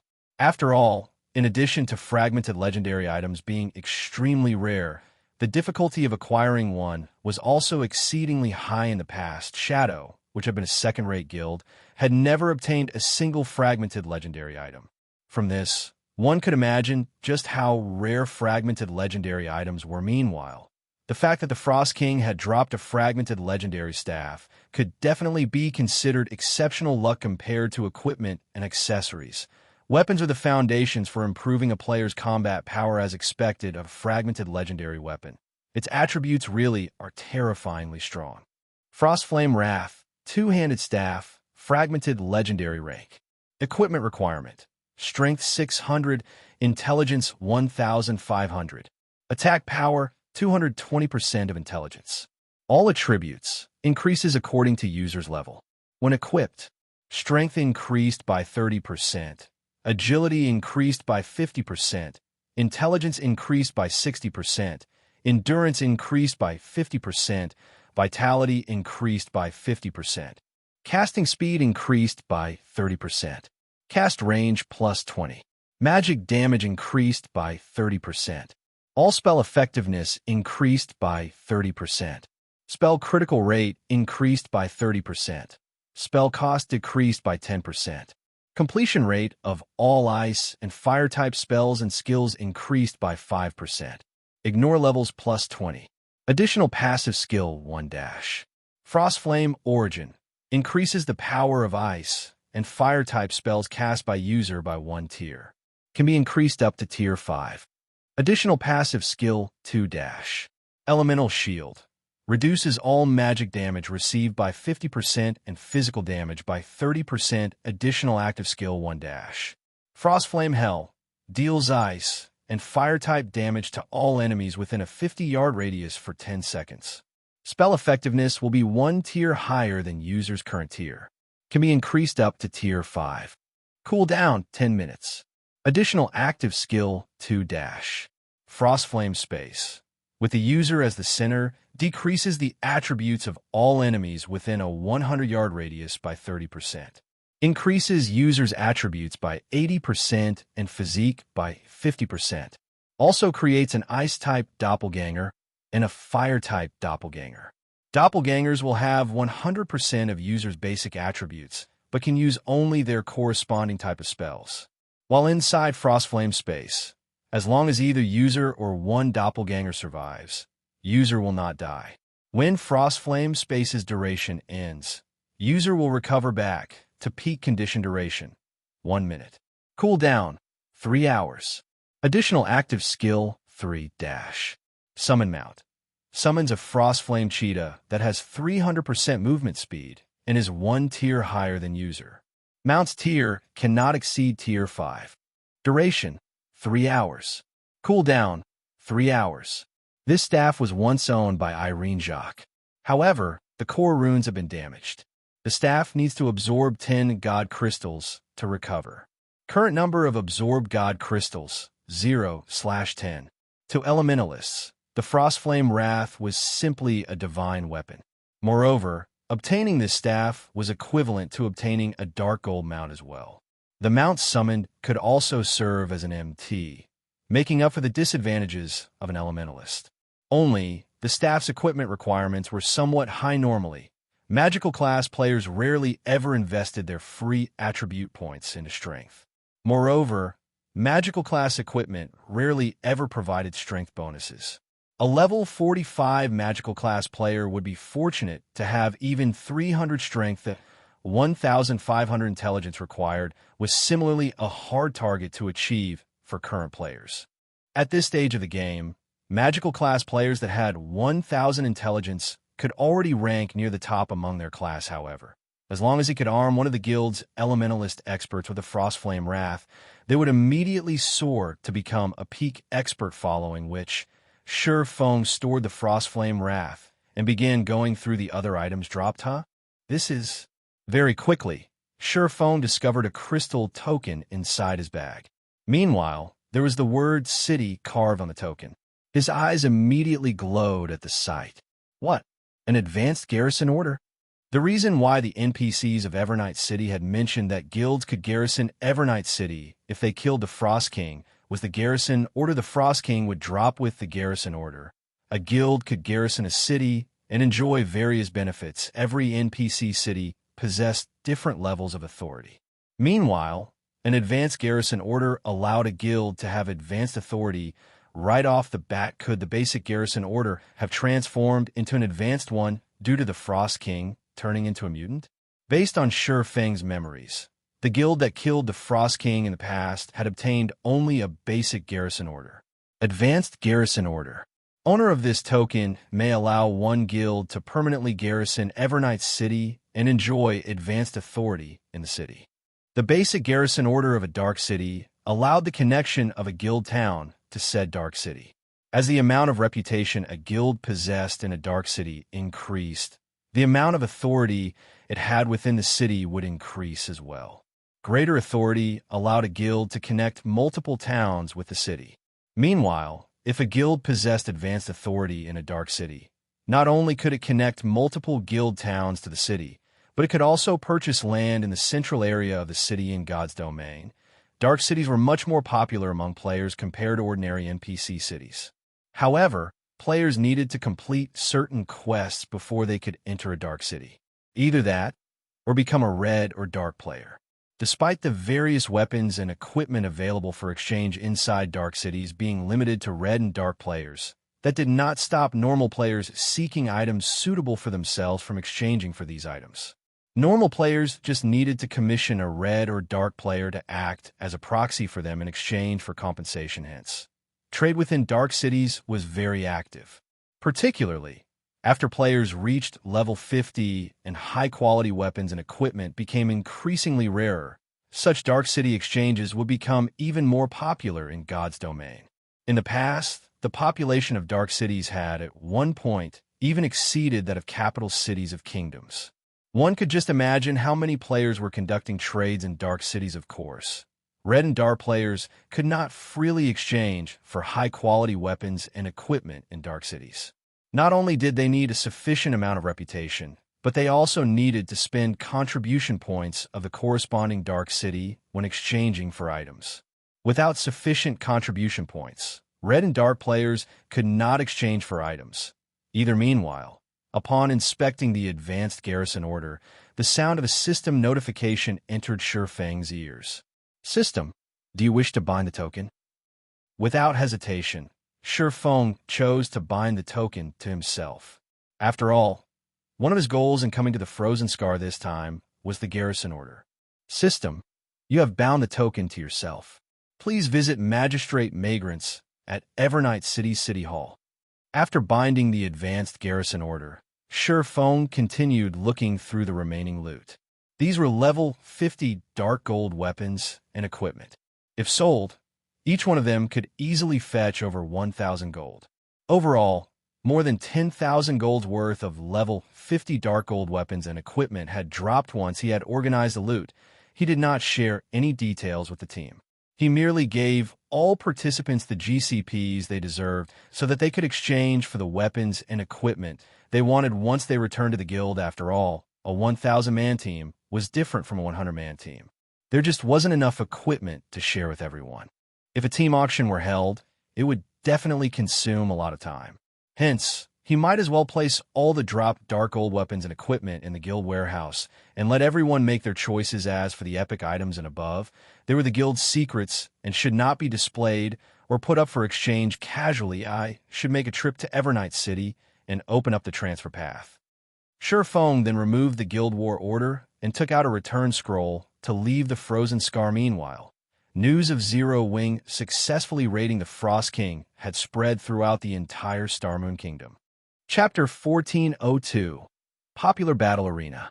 Chapter 1402, Popular Battle Arena. The news of the Frost King's defeat immediately caught the attention of many adventurer teams and independent players. This is a lie, right? I heard that many people got annihilated by the Frost King. Even the allied forces of the various large guilds, consisting of over 100,000 elite players, were helpless against the Frost King. Just how did Zero Wing succeed? Zero Wing's killing the Frost King means that it can now directly garrison Evernight City. With this, Stone Forest Town will also be connected with Evernight City. Previously, I avoided going to Stone Forest Town since I felt it was too much of a hassle. However, if there's a teleportation array connecting the town to Evernight City, it might not be a bad idea to pay the town a visit. Now that Stone Forest Town has a link to Evernight City, it will definitely remain the #1 town of Starmoon Kingdom even in the future. I wonder what kind of actions Heaven's Burial will take. The various adventurer teams and independent players were overjoyed over the fact that they could travel directly to Evernight City via Stone Forest Town. Previously, Stone Forest Town was already very popular for the many rare items being sold there, as well as having a training location like the Battle Arena. Only, due to the inconvenience of traveling to Stone Forest Town, many players in Starmoon Kingdom had given up on the endeavor. Now that Stone Forest Town was connected to Evernight City, visiting the town became much more convenient. Starmoon City, Heaven's Burial's residence. Damn it, Zero Wing actually succeeded. Broken Flow's complexion darkened after watching the video showing Zero Wing's raid of the Frost King. Guild leader, what should we do next? Heaven's Burial had suffered tremendous losses this time. Not only did over 10,000 elite members die, but they even lost the kill of the Frost King. Now, Zero Wing's prestige in Starmoon Kingdom was as dazzling as the midday sun. Meanwhile, as soon as the various adventurer teams and independent players received news of Zero Wing's success, they all started thinking about teleporting from Evernight City to Stone Forest Town and taking a look around. One could just imagine how bustling Stone Forest Town would become once it was actually linked with Evernight City. Wheel let Zero Wing enjoy its success for now. It has merely opened a teleportation channel between Stone Forest Town and Evernight City right now. In God's domain, levels and resources are the truly important things. What we truly need to focus on this time is the Empire's Rise expansion pack. Moreover, Beast Emperor has just sent a message for our side to start preparing soon, Singular Burial said, sneering. However, we can't let Zero Wing off too easily, either. Notify the personnel at the auction house. Tell them to increase the number of rare items we're putting up for sale, as well as lower the processing fees a little. I want to see just how many merchant players and adventurer teams are really willing to go to Stone Forest Town. Guild leader, if we do that, Red Iron Town's income will dwindle to nothing, Daybreak Fog said worriedly. With the current income of Red Iron Town's auction house, not only were they able to support the town's development, but they also had funds to spare for Heaven's Burial's own development. However, If they lowered the processing fees they collected, they would only be able to sustain the town's development. To Heaven's Burial, which was currently in dire need of funds, this was not a beneficial situation. It's fine. As long as Beast Emperor and we can deal with the matter over at the neutral map, Red Iron Town and Stone Forest Town will be meaningless to us, Singular Burials said, laughing. All right, just go and get the necessary arrangements done. He and Beast Emperor were fully aware of how powerful Zero Wing was. Since the very beginning, they never intended to rely on Red Iron Town to compete with Zero Wing. They simply wanted to use the town to hinder Zero Wing's development, somewhat understood. After giving the matter some thought, Daybreak Fog found Singular Burial's decision reasonable. She then made her way to Red Iron Town, the first floor hall of Stone Forest Town's battle arena. Currently, there was a long line of players waiting in the hall to get into the combat rooms. Although duels held in the combat rooms had minimal effect for top-tier experts, they were very effective for the general masses. After all, players could maintain a calm state of mind while in a high mana density environment. For ordinary players, the effectiveness of fighting inside a combat room for 1 hour was equivalent to fighting PvP battles in the outside world for 10 hours or more. What's up with those two people? How many times have they entered the advanced combat rooms already? Do they have too much money to waste? A few players could not help their surprise at seeing Remnant Cloud and Graceful Moon trying to rent the advanced combat rooms for the 9th time initially. Remnant Cloud and Graceful Moon were already quite eye-catching as they stood inside the first floor hall due to their levels and equipment. Adding on the fact that they would return to the first floor once every half an hour to rent the advanced combat rooms, they naturally would garner attention renting 2 combat rooms. Each time meant spending 4 magic crystals. Doing so 8 times meant spending 32 magic crystals. On the market, 32 magic crystals could easily fetch 8 gold or more. Many expert players did not even earn 1 gold a day.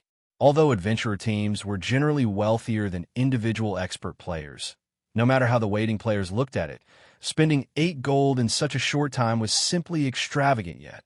Now, both Remnant Cloud and Graceful Moon were actually planning on renting the advanced combat rooms again. That was simply ludicrous, sir. I'm very sorry, but as per our battle arena's rules, non-members are allowed to rent the advanced combat rooms only 8 times per day. If you wish to increase your number of entries, you'll have to become a member of the battle arena. In that case, you get 16 entries per day. If you become an advanced member, you can rent the advanced combat rooms without limit, the female NPC receptionist said, smiling as she looked at Remnant Cloud. I get to use the advanced combat rooms 16 times a day if I become a member? Remnant Cloud fell into deep thought. That is correct. The female receptionist nodded. If you wish to become a member of our battle arena, you'll have to deposit 1,200 magic crystals into your individual account.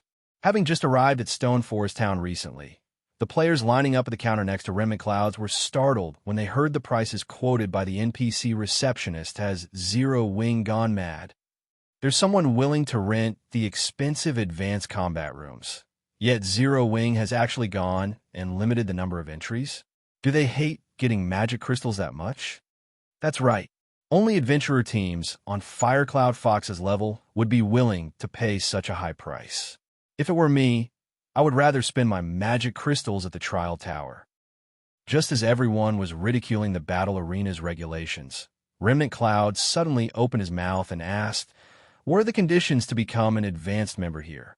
He dumbfounded everyone. What's going on? Is Firecloud Fox that wealthy? Everyone could not help but be shocked by Remnant Cloud's question.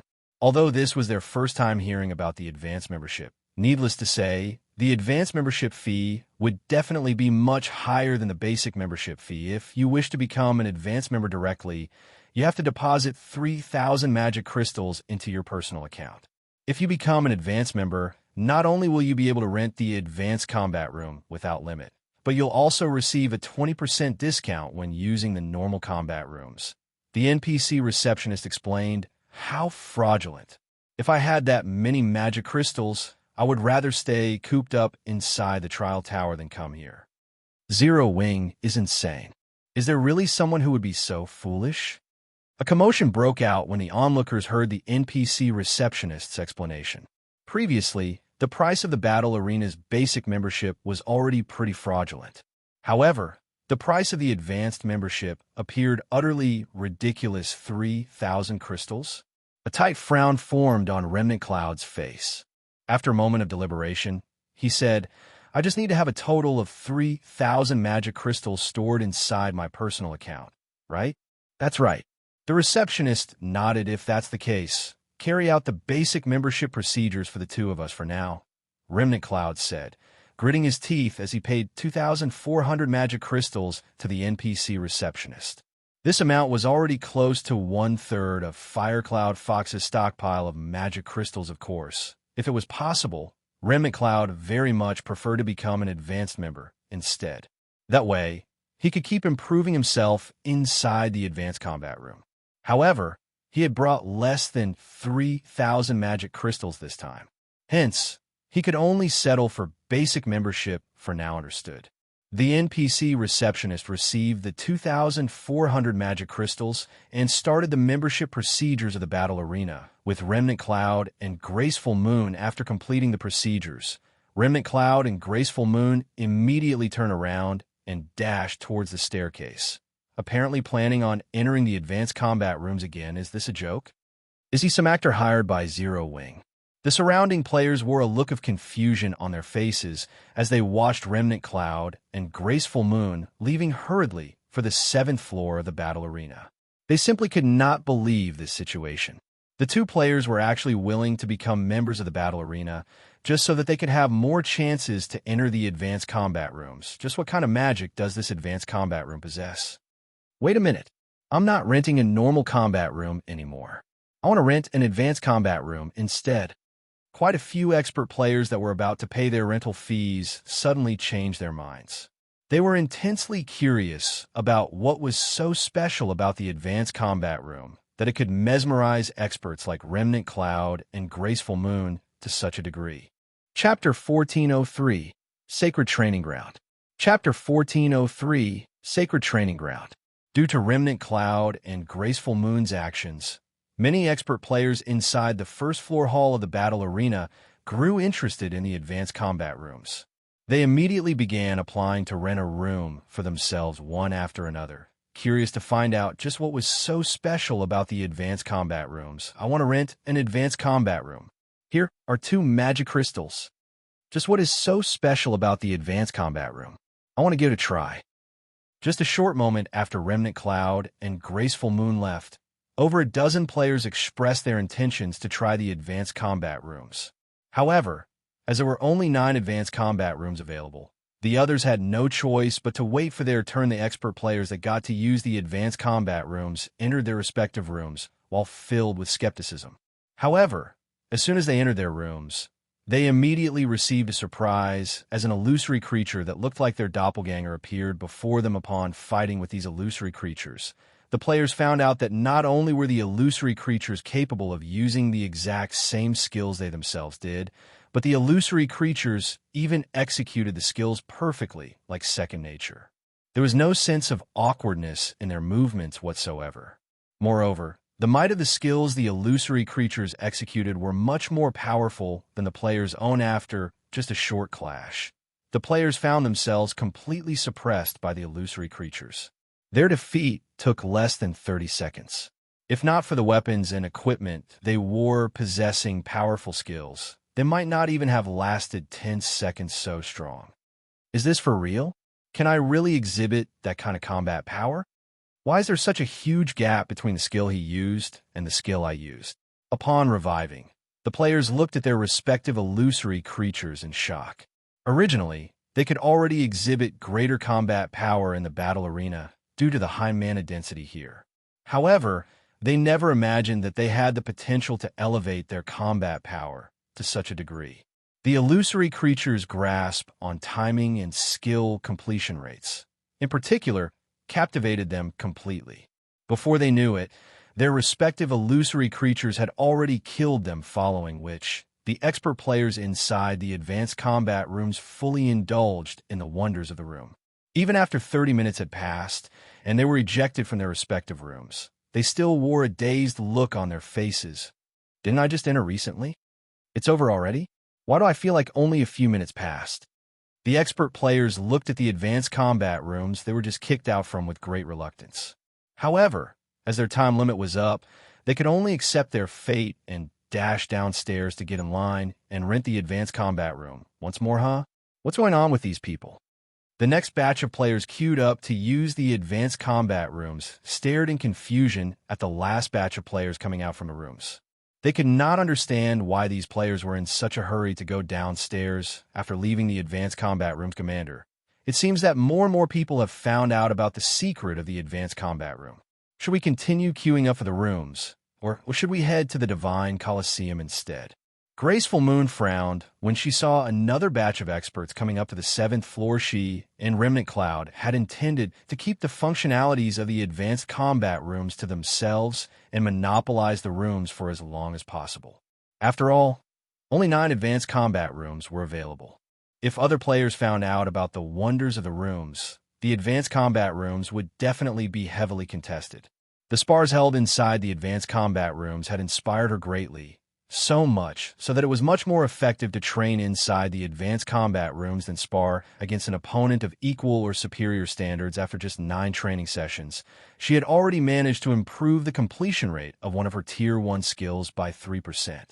Although 3% did not seem like much, since the completion rate of this skill had increased from 82% to 85%, both the might and effect of the skill had undergone a qualitative transformation.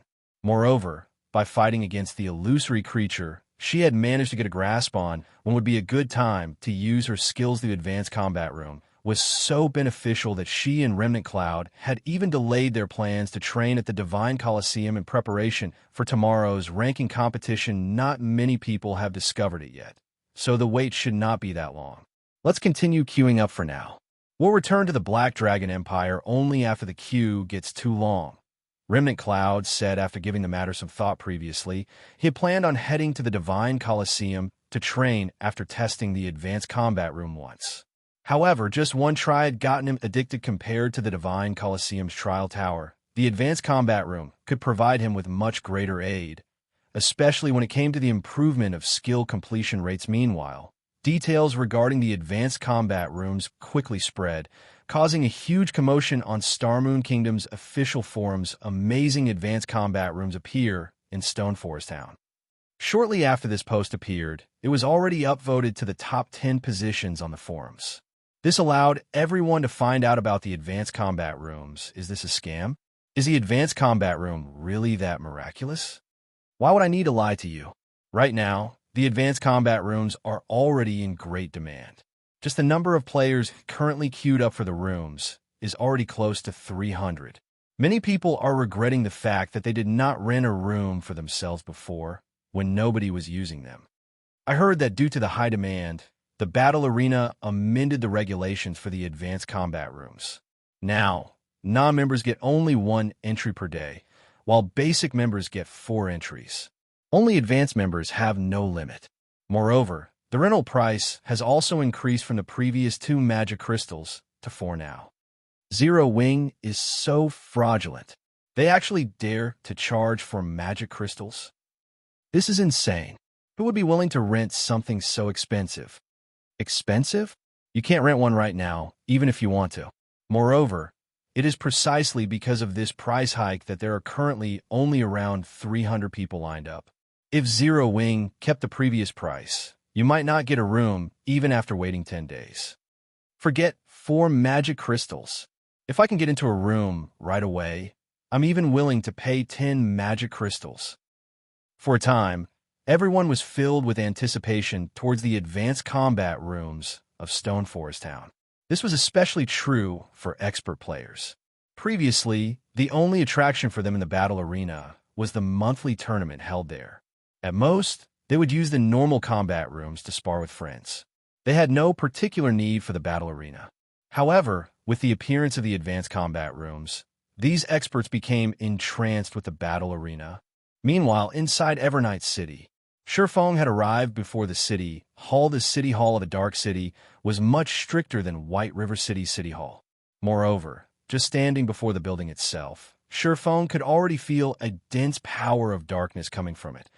He could even see the power of darkness in the form of dark fog encircling the building. Even dark players would feel uncomfortable when subjected to such a dense power of darkness. However, to Shifeng, who wielded the Bible of darkness, this power of darkness was practically non-existent.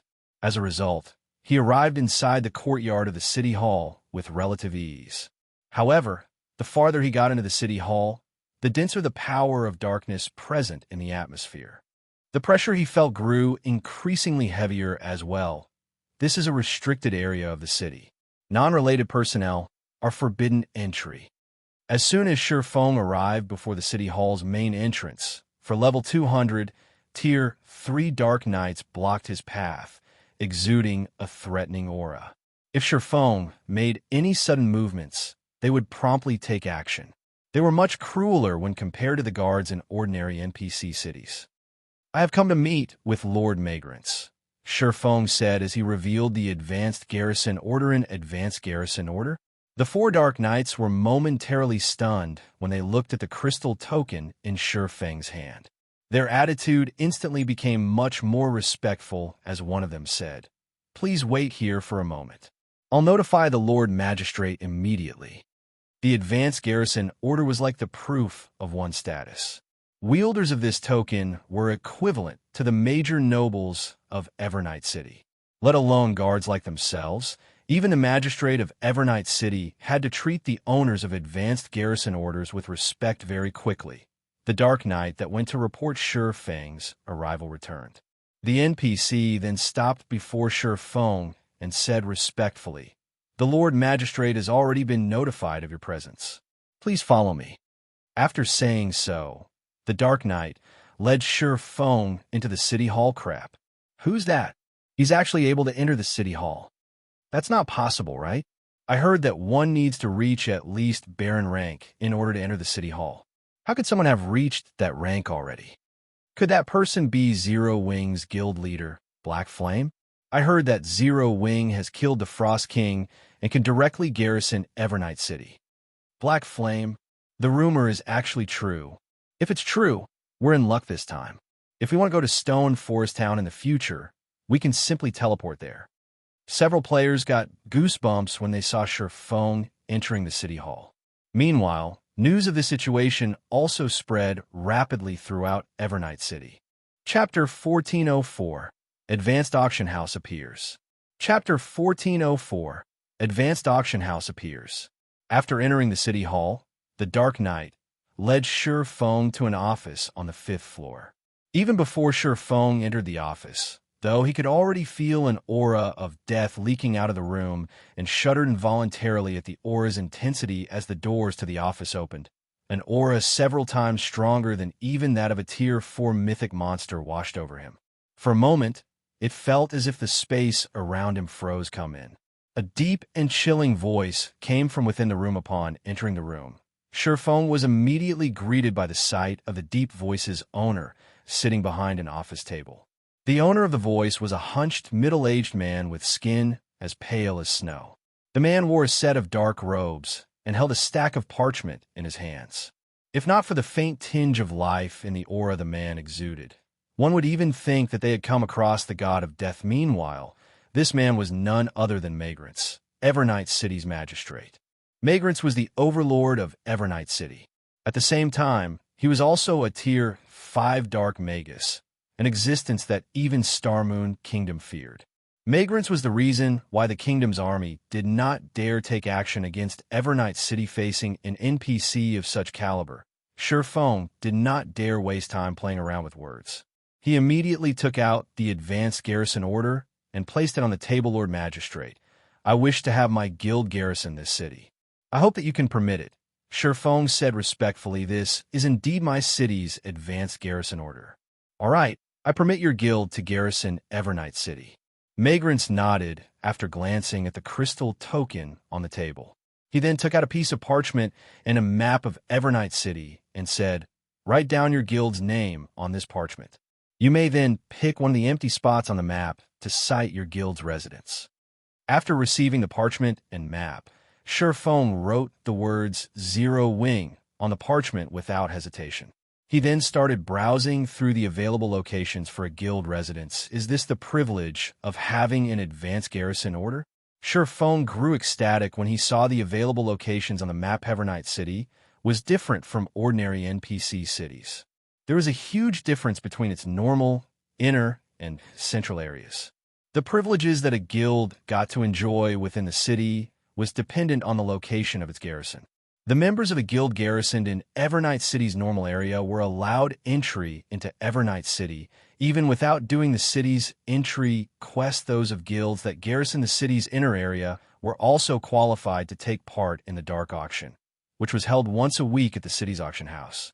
Usually, players would need to have a certain amount of local reputation and complete a series of quests in order to participate in the weekly Dark Auctions. Lastly, the central area was where all guilds within Starmoon Kingdom wished to garrison. As long as a guild managed to set up a residence in the central area, its guild members could exchange for weapons and equipment in Evernight City without having to become a red or dark player. The quality of the weapons and equipment its members could exchange for would depend on the guild's reputation within the city. The only downside to this was that, unlike the items exchanged by dark players, the items exchanged by guild members who were not red or dark players were bound to themselves. However, the number of spots available in the central area of Evernight City was extremely limited. In addition, as there was no fee for garrisoning Evernight City, the 10 available spots will be distributed via an elimination system. Guilds would be ranked according to the number of city contribution points they accumulated each month, and those qualified to garrison the central area could compete for the 10 spots each month with the advanced garrison order. Zero Wing could directly garrison the central area. On the other hand, Heaven's Burial only managed to garrison the inner area lord magistrate. I've already made my decision. After Feng made his selection, he returned the parchment and map to Magrants. Excellent. From now on, Zero Wing will be one of the guilds garrisoned in Evernight City. You may go and take a look at your guild residence now, Magrant said, nodding after he took a look at the contents of the parchment. He then waved his hand, signaling permission for Feng to leave. At the same time, the sound of a system notification entered Feng's ears. Evernight City Region System Announcement. Congratulations to Zero Wing for becoming the first guild to garrison Evernight City's central area, rewarding 1,000 Evernight City guild reputation and 3,000 Evernight City guild popularity.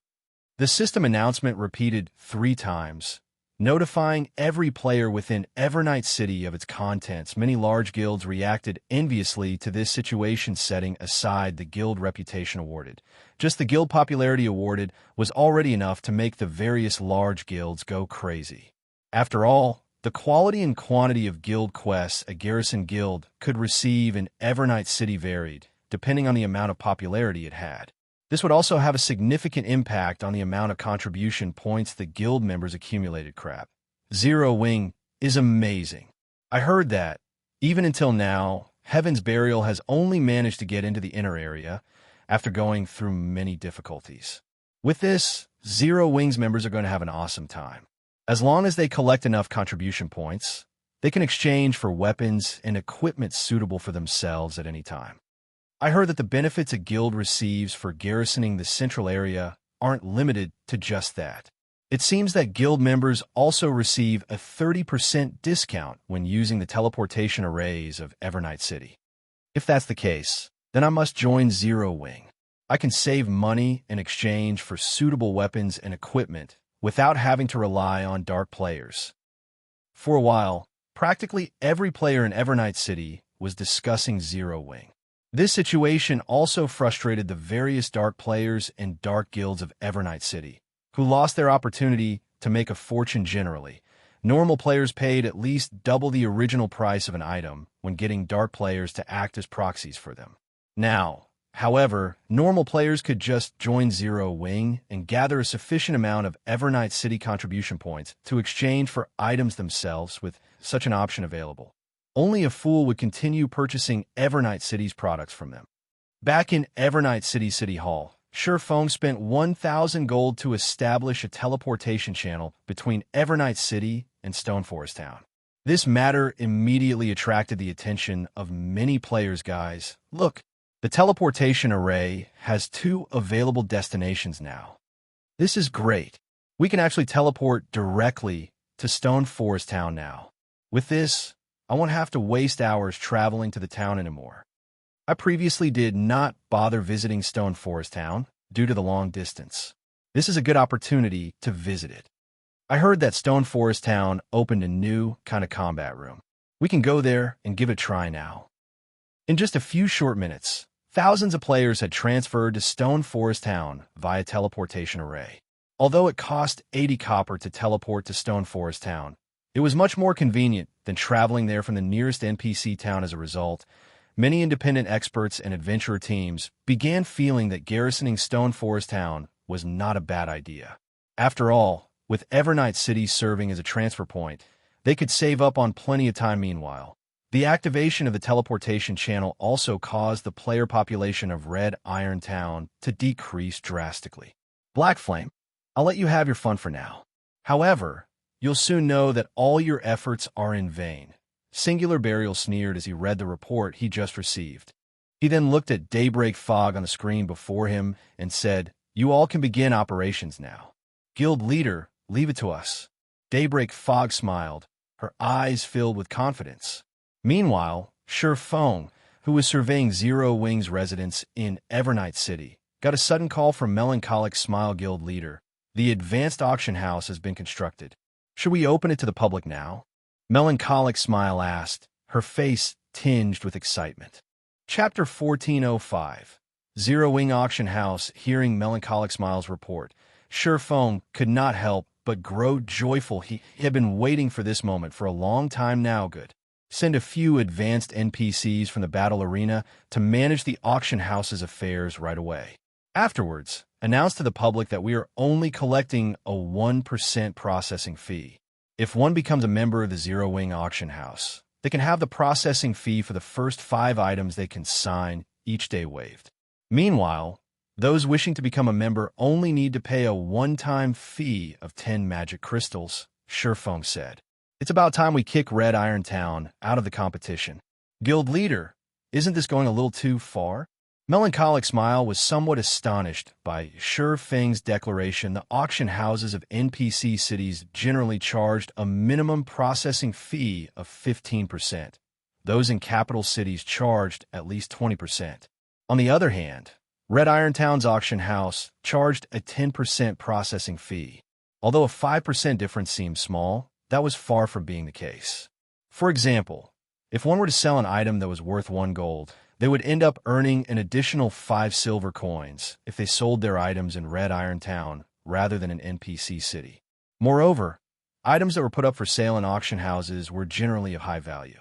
A 5% reduction in processing fees could allow the seller to save a large sum of money. Meanwhile, if Zero Wing's auction house were to collect only a 1% processing fee, it would be lucky to earn enough to maintain its operations. After all, there were only so many players in a town. Thus, there was a limit to the number of items that would be put up for sale each day. Besides which, the advanced auction house itself was a very large building requiring hundreds of NPCs to manage. Although they could oppress Red Iron Town by doing so, Zero Wing wouldn't be able to earn any money. Either don't worry about it. Just get it done, Shi Feng said, chuckling, not bothering with explanations. He then took out a guild transfer scroll and teleported to Stone Forest Town's guild residence in God's Domain. The building that brought a guild town or city the most profits would always be the auction house. Even the income of a battle arena could not compete with that of an auction house. This was also the reason why the various major powers and many independent players believed that Heaven's Burial would one day surpass Zero Wing. After all, financial strength and resources were a guild's foundations. Without those, a guild would not be able to develop whatsoever, while collecting only a 1% processing fee might seem very little. And with Stone Forest Town's player population, Zero Wing would indeed be very fortunate to break even. It did not possess only Stone Forest Town. The guild still had a small city that was soon to be completed. Luring more players to Stone Forest Town would also help attract more players towards Zero Wing's new city. At that time, Zero Wing's overall income would naturally increase. Not to mention, as more guild towns started obtaining their own auction houses, their guilds would also lower the processing fees charged in order to be more competitive. What Shurfeng was doing was simply accelerating the inevitable, unfortunately, for Heaven's Burial. While he could afford to take such an action, the latter could not. It would definitely deal a fatal blow to Red Iron Town's auction house. Hence, making this move was equivalent to killing two birds with one stone. Understood. Melancholic Smile could only reveal a bitter smile as she disconnected the call. If Heaven's Burial were to find out about this, the upper echelon of the guild would most likely faint from anger. Meanwhile, inside Red Iron Town's auction house, Daybreak Fog announced the new regulation of the Heaven's Burial auction house. The original 10% processing fee was lowered to just 5% now.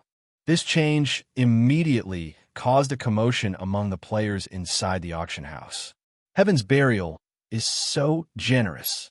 They actually have the processing fee they're charging. It seems Heaven's Burial is trying to put pressure on Zero Wing. Ha ha ha.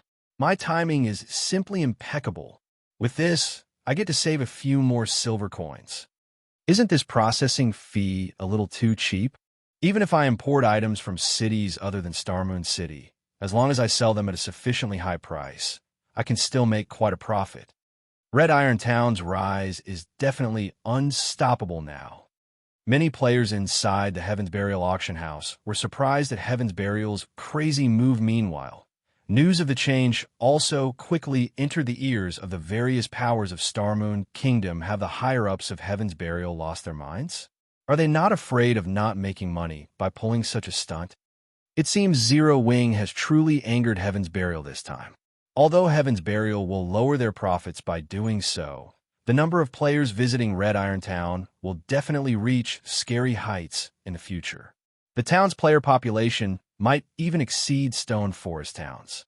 With this, Stone Forest Town's position as the #1 town will no doubt get stolen very quickly. Ha! This will most likely put Zero Wing in a predicament. Heaven's Burial has actually played such a move right before the start of the Candlelight auction. The number of players willing to purchase Stone Forest Town's private houses and shops will surely decrease significantly.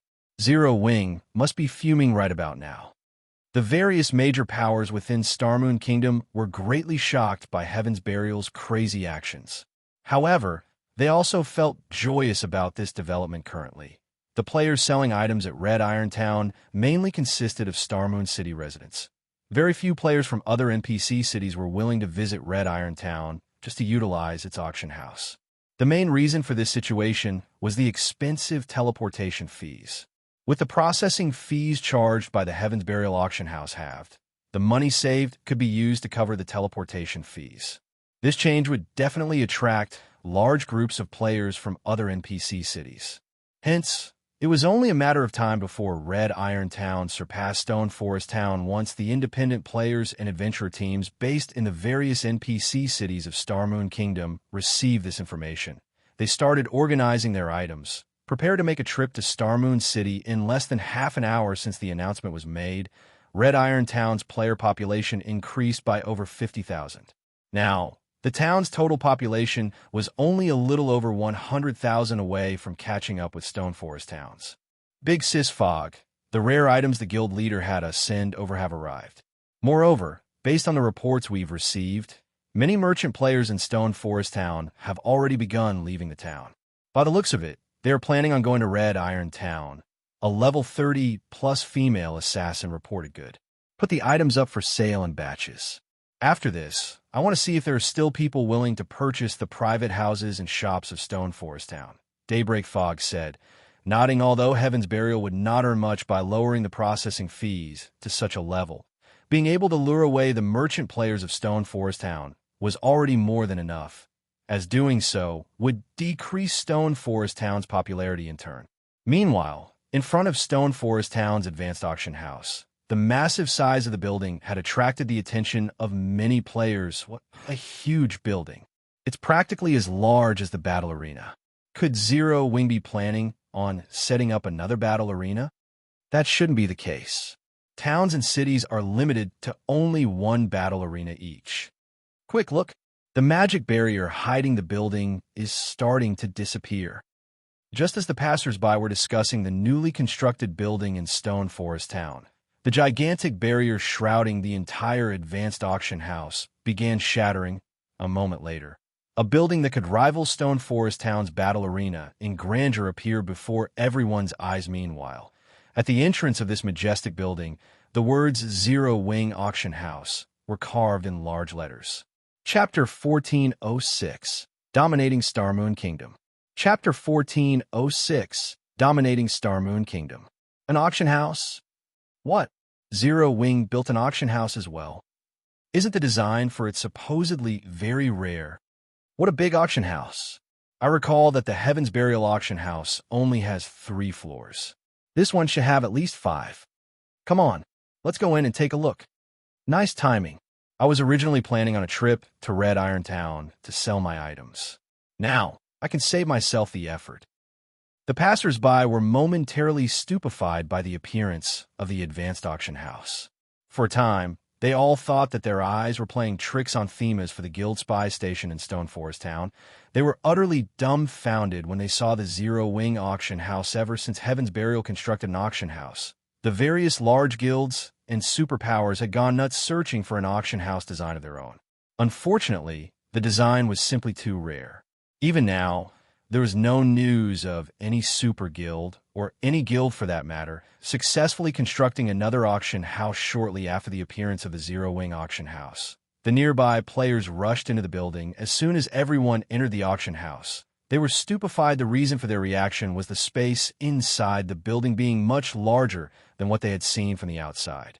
The size of the first floor hall alone could already rival that of a sports arena. The various decorations adorning the hall also made them feel like they had just entered a palace. The Zero Wing auction house was much more luxurious than even the auction houses in most NPC cities and was only slightly inferior when compared to the auction house in Star Moon City. Moreover, the Zero Wing auction house had a total of 7 floors.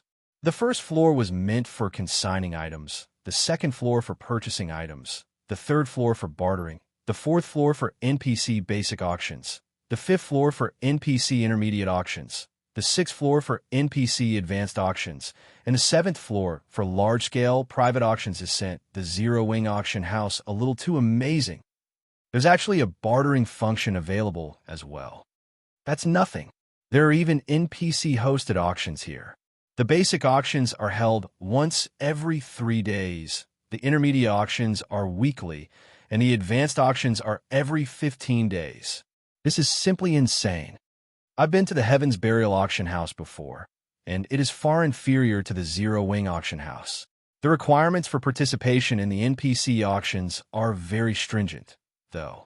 Just the basic auction alone requires a minimum transaction amount of 150 gold at the Zero Wing auction house every week. Even expert players like ourselves would have difficulty meeting this requirement, let alone the 800 gold per 15 days and 5,000 gold per month requirements for the intermediate and advanced auctions. Zero Wing is simply too ruthless. I don't think that these requirements are high at all. Powerful adventurer teams should have no problem trading that much. If an entire adventurer team puts in the effort, it should be possible to sell 5,000 gold's worth of items within a month. These requirements are impossible only for individual players. In any case, it is pointless for individual players to participate in the advanced auction since they're too poor to afford anything there to begin with. After entering the Zero Wing auction house, everyone could not help but discuss the establishment with gusto. To independent players, bartering was undoubtedly their preferred method of carrying out transactions. The same was true for players belonging to the various adventurer teams. Very quickly, news regarding the Zero Wing auction house spread throughout the entire Star Moon Kingdom. What? Zero Wing actually has such an amazing auction house. This is wonderful. I have a few items I wish to barter. With this, I won't have to worry about getting taken advantage of by the various large guilds. The Heaven's Burial auction house simply isn't on the same level as the Zero Wing auction house. Hopefully, The zero-wing auction house's processing fees aren't too expensive. For the bartering function, I'm willing to pay as high as 15%. Posts about the zero-wing auction house went viral on Starmoon Kingdom's official forums, completely overshadowing the news of the Heaven's Burial auction house lowering its processing fees. Or to put it another way, nobody was talking about the Heaven's Burial auction house anymore. How is this possible? Daybreak Fog had a complicated expression as she read the latest reports sent to her by her subordinates. At this moment, she was filled with shock, rage, and a little bit of helplessness. The Heaven's Burial auction house was Red Iron Town's foundation originally. They had been prepared to use the Heaven's Burial auction house to put pressure on Zero Wing. Now, however, the tables were turned. With the appearance of the Zero Wing auction house, all their previous efforts had instantly gone to waste. Shortly after news of the Zero Wing auction house started spreading, Red Iron Town's player population quickly decreased by 20%. Moreover, this number was still climbing steadily. One could not help but admit that the bartering function was simply too attractive to the majority of players. Meanwhile, after the Zero Wing auction house's existence became public, Melancholic Smile followed Shifeng's request, releasing an announcement that the Zero Wing auction house would charge only a 1% processing fee on all transactions. In addition, players who became a member of the auction house would have the processing fee for their first 5 items sold each day waived. Soon after, this announcement triggered another uproar on the official forums. Has Zero Wing lost its mind? It's only charging such a small processing fee despite having such a great auction house. Is Zero Wing not afraid of making a loss? Such ruthlessness. Originally, I thought that Heaven's Burial was already plenty ruthless. Turns out, Zero Wing is even more ruthless. With this, the Heaven's Burial auction house is definitely a goner. Is Zero Wing planning on dominating Starmoon Kingdom's auction houses? At this moment, whether it was the independent players, adventurer teams, or large guilds, they all could not help but gasp when they saw Zero Wing's announcement now. Not only did Stone Forest Town have a teleport channel with Evernight City, but it also boasted an auction house with a built-in bartering function. Moreover, the auction house was charging only a 1% processing fee on all transactions. To players who frequently sold their items at auction houses, the Zero Wing auction house was practically heaven. With such benefits available, players from the various NPC cities of Starmoon Kingdom would definitely surge to Stone Forest Town. At this rate, Zero Wing would truly dominate Starmoon Kingdom. Big Sis Fog, what should we do now? One of the players managing the Heaven's Burial auction house could not help but ask as she looked at Daybreak Fog shortly after Zero Wing's announcement. The number of players visiting the Heaven's Burial auction house had more than halved. At this rate, it was only a matter of time before the establishment lost all its customers. Zero Wing.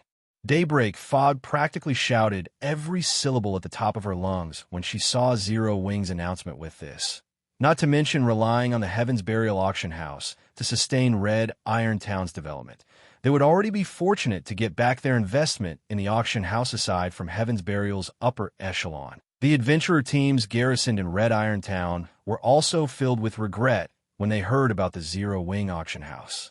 So long as they remained garrisoned in Red Iron Town, they would not be able to set foot into Stone Forest Town.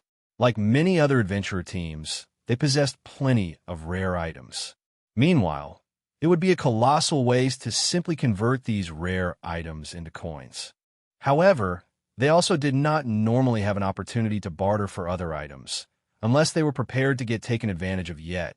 Now, despite such a good opportunity having presented itself to them, they had crushed it with their own 2 hands.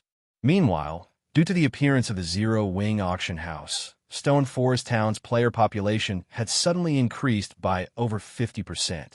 Currently, the streets were packed with players. Among them, the visiting merchant players inundated Melancholic Smile with offers stating their willingness to sign all sorts of unbalanced agreements. Right now, she was already having trouble keeping up with the incoming calls and messages, much less do anything else. Guild leader, I've just received the latest statistics. Currently, over 3,000 players have become a member of the Zero Wing auction house. Moreover, this number is still rising rapidly.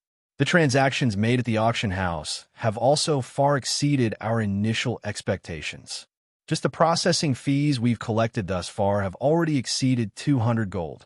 A big smile appeared on Melancholic Smile's face as she read through the report. Despite the zero-wing auction house opening for business just recently, the results were already so overwhelming. At this point, it was already safe to say that the zero-wing auction house would definitely surpass the Candlelight Trading Firm and Battle Arena in future income generation. Guild leader, it's about time. Can we hold the auction now? Chapter 1407, Manatite Mine. Chapter 1407, Manatite Mine. Upon hearing Melancholic Smile's reminder, Shifeng nodded in agreement. He, too, felt that now was a good time to hold the auction for Stone Forest Town's private houses and shops, although the zero-wing auction house was currently raking in money at a frightening pace. It would not be enough money to cover the various maintenance and construction costs of Zero Wing's future city. Moreover, Zero Wing's guild branch over at the Black Dragon Empire and Immortal Light over at the Apocalypse Empire both required considerable funds as the era of mounts had already arrived.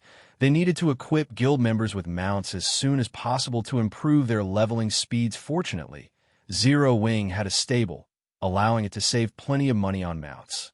Only with Zero Wing's current funds, the number of mounts it could afford was like a drop in the ocean when compared to the number of members in the guild following, which Shifeng left the matter regarding the auction to Melancholic Smile to manage, while he returned to White River City to make preparations for claiming the Manatite Mine in the Sea of Death currently. Although Zero Wing was capable of earning a lot of coins, its supply of magic crystals was grossly inadequate. Now, Shifeng also needed to supply magic crystals to the Ring of Gospel, in addition to the 3 magic towers in Stone Forest Town. The number of magic crystals that the battle arena was currently raking in was just not enough to sustain such enormous expenditures. Not to mention, once Zero Wing City was completed, the guild's magic crystal consumption would definitely become even more frightening in God's domain. The various large guilds all wish to construct as many cities as possible. After all, a city represented the generation of a massive amount of wealth, both coins and credits. However, constructing a guild city was easier said than done. To put it simply, while constructing a city was easy, maintaining it was quite difficult. The reason for this was a guild city's consumption of extraordinarily frightening quantities of magic crystals. Hence, in Shifeng's previous life, even first-rate guilds could construct only a very limited number of cities. Only the various superpowers that had occupied or veins capable of producing magic crystals could easily maintain multiple guild cities. Ordinary large guilds would already be fortunate to be able to maintain a small city now that Zero Wing City was nearing completion. Shifeng naturally had to make some preparations ahead of time. White River City, Candlelight Trading Firm. When Shifeng arrived before the Candlelight Trading Firm's entrance, he noticed that the situation at the trading firm had changed quite remarkably. Currently, there was a long line of lifestyle players queued up outside the trading firm, many of whom had reached intermediate or advanced rank. Meanwhile, of the various lifestyle classes present, alchemists numbered the most. The Candlelight Trading Firm's test is simply too terrifying. Even an intermediate alchemist was disqualified. A level 10 player lining up to apply for Candlelight's test exclaimed in surprise when he saw an intermediate alchemist walking out of the trading firm wearing a disappointed expression. Although intermediate alchemists were not as popular as advanced alchemists among the various large guilds, if they wished to join a guild, the various large guilds would still welcome them with open arms. After all, nurturing an intermediate alchemist was neither easy nor cheap. Nevertheless, the Candlelight Trading Firm had actually rejected an intermediate alchemist without hesitation based on your level. You must have just recently entered White River City, right? A level 28 basic alchemist standing behind the level 10 newcomer said. Chuckling, he continued, "There is nothing surprising about an intermediate alchemist getting disqualified. Previously, there were even advanced alchemists that got disqualified. This can't be true, right? Those are advanced alchemists we are talking about." The level 10 newcomer revealed a dubious expression when he heard the basic alchemist's words. You better believe it. Ever since the Candlelight Trading Firm revealed the new benefits it is offering to alchemists, It has become a sacred land for alchemist players. For your info, if you manage to become the 10th most skilled alchemist in Candlelight, you will get to use secret silver ranked alchemy tools. These are tools that very few guilds in Starmoon Kingdom possess. Moreover, this is the benefit provided to just the 10th ranking alchemist. If you manage to reach 4th place, you will get to use an entire set of secret silver alchemy tools. Meanwhile, the 1st ranking alchemist gets to use an entire set of dark gold alchemy tools due to these benefits. Alchemists from all over Starmoon Kingdom, as well as from several neighboring kingdoms, have come to join Candlelight. As a result, Candlelight's criteria for alchemists have also increased significantly. You should feel fortunate that you're not an alchemist.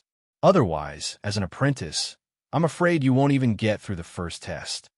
When the level 28 basic alchemist spoke about the Candlelight trading firm, his eyes were filled with yearning. Inwardly, however, he also felt a sense of helplessness. While the alchemists of the Candlelight trading firm received excellent benefits, the requirements to join Candlelight were proportionally difficult. It seems that those alchemy tools are working quite well as promotional tools. Shifeng could not help but smile when he overheard the conversation between the two lifestyle players. I should find an opportunity to obtain high-ranking forging tools and engineering tools as well. While the importance of lifestyle players had grown during recent times, it had not reached a point where lifestyle players were indispensable in the game. However, once mainstream players reached level 50, the need for lifestyle players would thoroughly reveal itself. At that time, the guilds that controlled the most top-tier lifestyle players would be able to dominate the trade market of God's domain, following which Shifeng entered the Candlelight trading firm and went straight to his personal special forging room. He then took out the Titan device design from his bag and started examining it. The manatite mine located on the island in the Sea of Death was very special. Originally, Shifeng planned on capturing it only after Zero Wing's entire main force had obtained their Tier 2 classes. However, there was no need to do so. Now the manatite mine was located on an island called Karna Island, which had powerful monsters and an unusual environment. Not only was the island covered in the corrosive power of shadows, but the mana density was also abysmally low. Due to this reason, initially, no guild had attempted to capture Karna Island in the past. Nobody could have imagined that such a low mana density environment actually housed a manatite mine, something the various large guilds had dreamed of. Obtaining an environment with extremely low mana density would have a drastic impact on players' combat powers. On Karna Island, players would be fortunate to be able to exert even 20% or 30% of their combat powers. The monsters on Karna Island were already terrifyingly strong to begin with. With the low mana density environment factored in, even a team of Tier 2 experts would have minimal odds of capturing the island, much less a team of Tier 1 experts. However, the Titan device could be used to counter the problem of low mana density, making it possible for Tier 1 experts to capture the island. In advanced forging design really is complex. No wonder even master forgers did not dare to casually attempt to produce the items recorded on one. Shifeng could not help but take a deep breath after examining the contents of the design. Originally, the success rate of producing an item recorded on an advanced forging design was already very low. Meanwhile, the complexity of the Titan device's production method was above average even among advanced forging designs, which would depress the production success rate further. Based on Shifeng's initial estimates, if he tried producing the Titan device as an advanced forger, his success rate would be only around 10%. He would be lucky to succeed once out of 20 tries. Fortunately, he had upgraded Icarus's heart to epic rank, so he could temporarily promote himself into a master forger.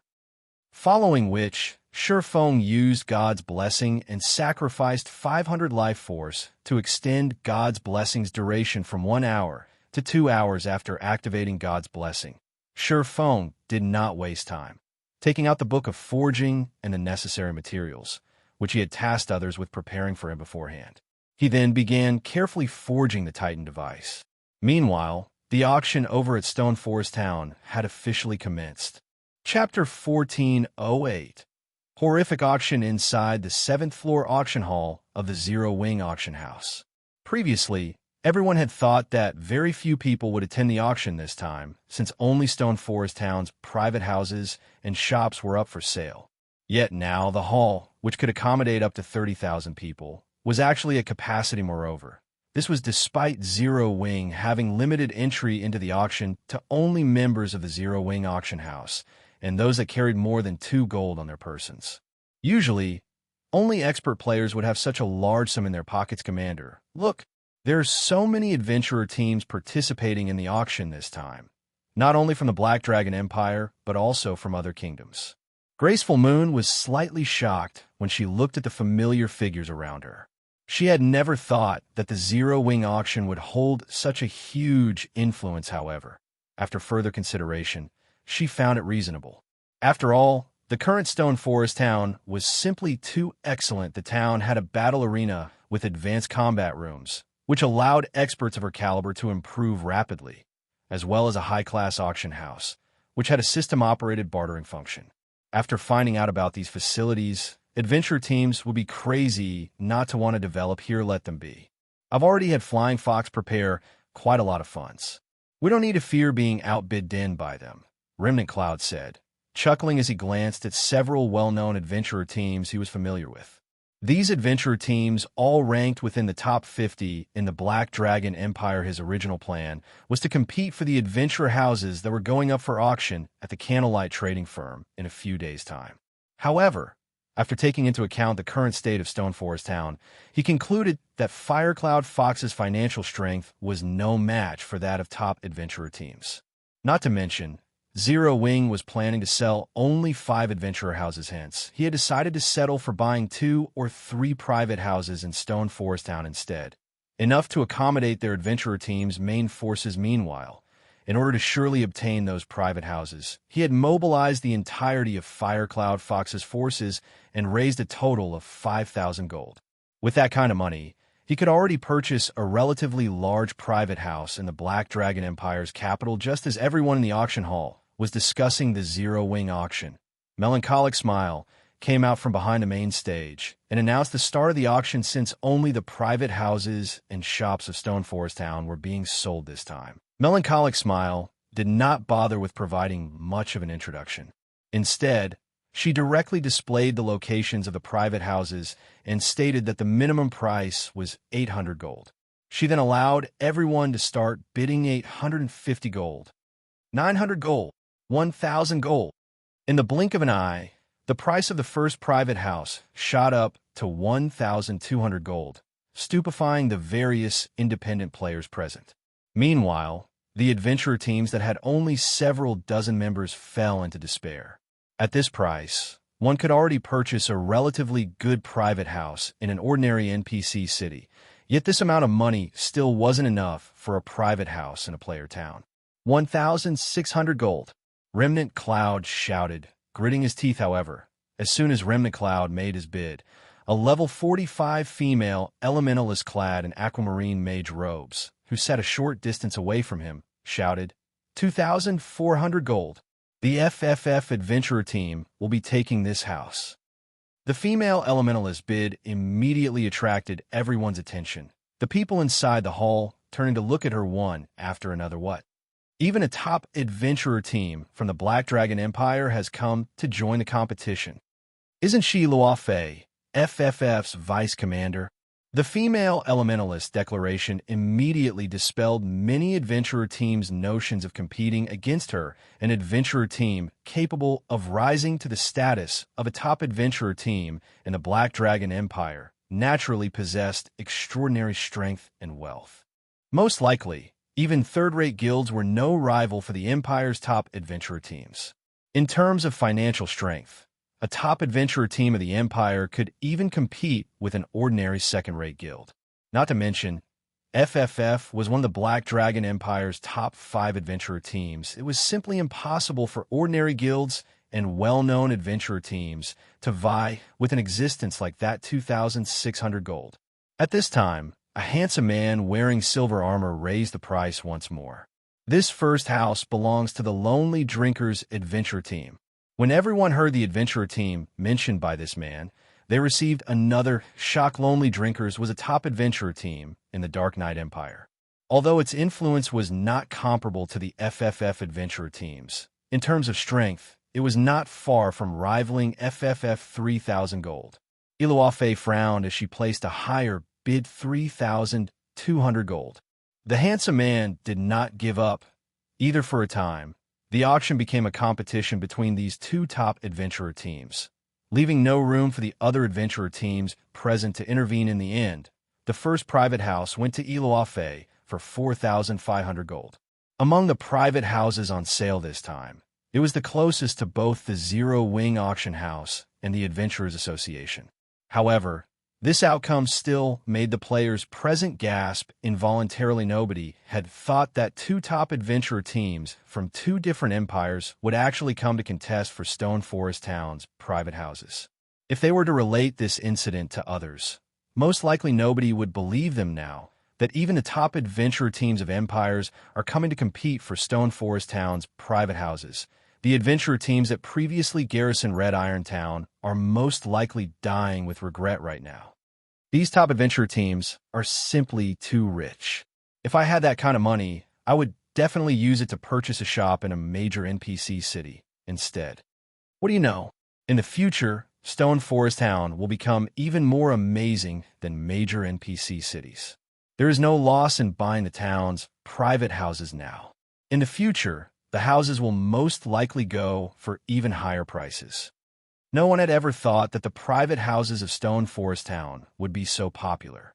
The guild members of the various large guilds present were stupefied by this scene in such a way. A total of 20 private houses were sold in the Zero Wing auction, with the most expensive for 4,500 gold and the cheapest for 1,500 gold. Throughout the auction, many more top adventurer teams and well-known adventurer teams had revealed themselves, driving home to everyone present just how frightening Stone Forest Town actually was. Meanwhile, the shops were even more hotly contested. Of the 10 shops sold, even the cheapest one had gone for 3,500 gold, while the most expensive one, which was located between the Zero Wing Auction House and the Battle Arena, had gone for 9,000 gold. Meanwhile, the majority of the merchant players competing for these shops possessed either the support of a large guild or a top adventurer team. Ordinary merchant players had no chance of getting a shop for themselves at all when the auction concluded. Zero Wing had earned a total of 113,000 gold now. Zero Wing possessed enough funds to cover not only the follow-up construction costs of its city, but also the establishment of a guild town by Zero Wing's branch guild over the Black Dragon Empire after the auction ended. Word about what happened during the auction also spread like wildfire. Upon receiving this news, the various adventurer teams and merchant players that were still undecided were rendered utterly speechless.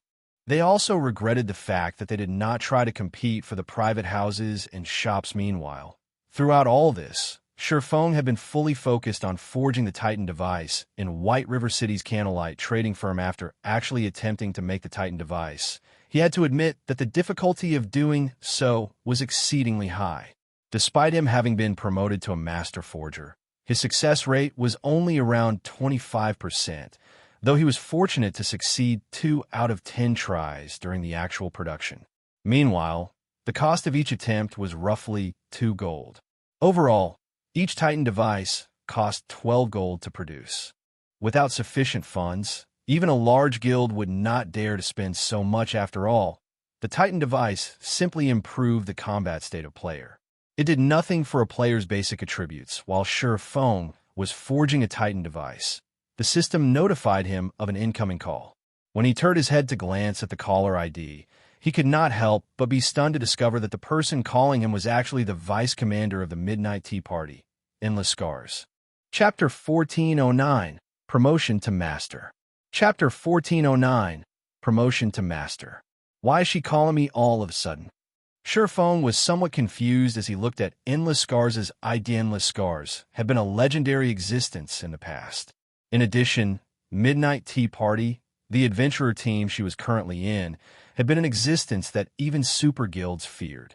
However, neither Endless Scars nor the Midnight Tea Party had shown any interest in guilds. Hence, Shifeng didn't bother keeping in touch with Endless Scars and the Midnight Tea Party. He never imagined that Endless Scars would take the initiative to contact him now. However, Shifeng did not put too much thought into the matter. He immediately put down his work and accepted the call. Guild leader Black Flame. Congratulations. I heard that even the various superpowers are feeling envious over the current Stone Forest town. Endless Scars said sincerely, a faint smile on her face that's nothing to brag about. Vice Commander Endless is the one who's amazing. You've managed to obtain such a powerful weapon and equipment since I last saw you, Shifeng said as he looked at the dark purple mage robes Endless Scars was wearing in the screen. Currently, although Shifeng could not see Endless Scars' level, the mana surrounding her was actually visible to the naked eye, flickering in and out of existence, which was definitely not an effect that ordinary epic items could create. One could just imagine how powerful the weapon and equipment Endless Scars carried on her body were. To what do I owe this sudden call?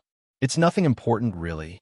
I just wish to invite Guild Leader Black Flame to join me on a quest, Endless Scars said, giggling. As long as you help me complete this quest, I am willing to compensate you with a secret technique tablet. Even if we fail to complete the quest, I'll still compensate you with 5,000 magic crystals. A secret technique tablet? Shifeng was shocked. Secret technique tablets were extremely rare items that the various superpowers in God's domain desperately competed for, as these allowed players to grasp all sorts of powerful combat techniques. Under normal circumstances, nobody would trade away their secret technique tablet. Shifeng found it very hard to imagine that Endless Scars would be willing to use such a rare item as remuneration. Even a bronze secret technique tablet was still quite shocking. If she used it to employ the help of a Super Guild's peak experts, said Super Guild would no doubt agree to the request without hesitation. That's right. However, unless you agree to help me, I cannot tell you the exact information of the secret technique tablet. Smiling, Endless Scars prompted, how about it? Are you willing to help me with this small problem, Guild Leader Black Flame? After giving the matter some thought, Shifeng asked right now. No. When Shifeng did not agree to her offer right away, Endless Scars could not help but grow confused. Most likely, even super guilds would immediately agree to her request if they were offered a secret technique tablet. Yet he was actually hesitating. A lot more preparations need to be done before we embark on the quest. It won't be possible to do so within a short period of time. All right then. Shifeng currently had many tasks he still needed to deal with. In addition, there was the ranking competition tomorrow over at the Black Dragon Empire. Gentle Snow had already requested his presence at the event. If he wanted to help out with Endless Scars' quest now, he was almost guaranteed not to make it back in time for the competition. After all, a quest that forced someone like Endless Scars to ask for help, in addition to using a secret technique tablet as payment, would surely not be a simple one. It would no doubt be impossible to complete quickly. Good. We have an agreement, then. I'll contact you once my side is ready. At Shifeng's reply, a hint of joy appeared in Endless Scars' eyes, her lips curling up slightly. Oh, right. As a bonus, I'll let you in on something. The ranking competition being held in the Black Dragon Empire this time is slightly different. I've heard that the top 3 guilds will receive an invitation to the Secret Pavilion's main headquarters to take part in the Secret Pavilion's internal auction. The Secret Pavilion's internal auction? Shifeng could not help but grow a little excited upon hearing These's a transcendental existence in the virtual gaming world. The Secret Pavilion possessed countless rare in-game items. However, this was still only the tip of the iceberg. What was truly amazing about the Secret Pavilion was its ability to procure items in the real world that were of great help to a guild's development, such as training slots, data of expert players that could be used in a simulation system, S-rank nutrient fluids, Harmony tea, virtual gaming cabins, and other products. Even first-rate guilds would have a very difficult time procuring these things in large quantities. What more other large guilds? However, the Secret Pavilion only sold these items in its internal auction. Moreover, the auction was not held in the virtual world of God's domain, but in the Secret Pavilion's main headquarters in the real world. In the past, those qualified to participate in the Secret Pavilion's internal auction were first-rate guilds at the very minimum. Guilds of lower status had had no chance of participating in the event whatsoever, of course. In order to obtain these items, the various large guilds would also have to pay a significant price. The currency used during these internal auctions was not credits, but top-tier weapons and equipment, as well as precious in-game items that were generally not sold to the public. Either that or magic crystals at the bare minimum. Even coins were not accepted. The internal auction was equivalent to using real-world resources to exchange for resources in God's domain as Zero Wing. This was indeed an excellent opportunity. S-rank nutrient fluids and virtual gaming cabins were generally not things that could be purchased even if one had the money to do so. Yet, these items were paramount to a guild's development. Even if one was reluctant to part with their resources in God's domain, they would still be willing to part with a considerable portion if it meant obtaining these items to Shi Feng. However, this was wonderful news. Currently, he had plenty of resources in God's domain, such as the advanced mana armor kits, magic devices, and various exotic potions, and now the Titan devices. He also possessed advanced speedboats, which were important to the various superpowers at this stage of the game. If push came to shove, he could even use the miniature ballistas, soul water, and soul crystals, items that a superpower like the Secret Pavilion would definitely want to trade. Not to mention, he could also produce all of these items without limit, so long as he had the materials. He was more than willing to convert these items into real-world resources. I heard that the Secret Pavilion has put in quite a lot of effort into its internal auction this time. Participation in it offers plenty of benefits for an up-and-coming guild like Zero Wing. It's best if you make some preparations for the auction. Endless Scars gave a reminder before disconnecting the call. There is indeed a need to make some preparations. Shi Feng nodded in agreement. The items sold at the Secret Pavilion's internal auction were not cheap.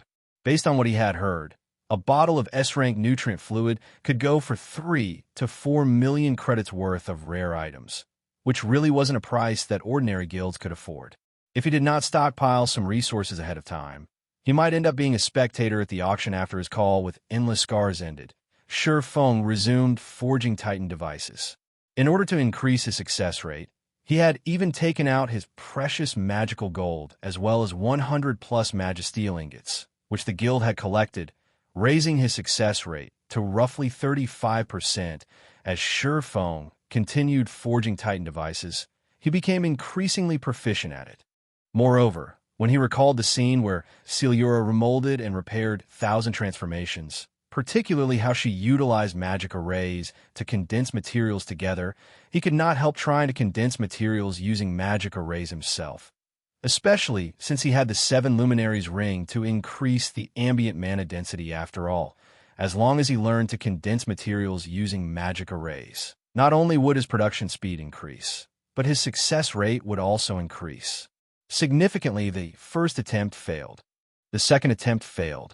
After experiencing numerous failures, Shi Feng started recalling and experimenting with the various magic arrays he had produced before. Suddenly, the celestial magic array came to mind. Out of curiosity, he tried using a foundational celestial magic array to condense the materials. As the materials took shape, the amount of mana gathered in the magic array became increasingly terrifying. 5 minutes later, a Titan device appeared before his eyes. However, unlike the previous Titan devices he made, the color of this Titan device was silver instead of a dull gray. Did it succeed? Shi Feng carefully inspected the Titan device's attribute panel. Suddenly, the sound of a system notification entered Shi Feng's ears.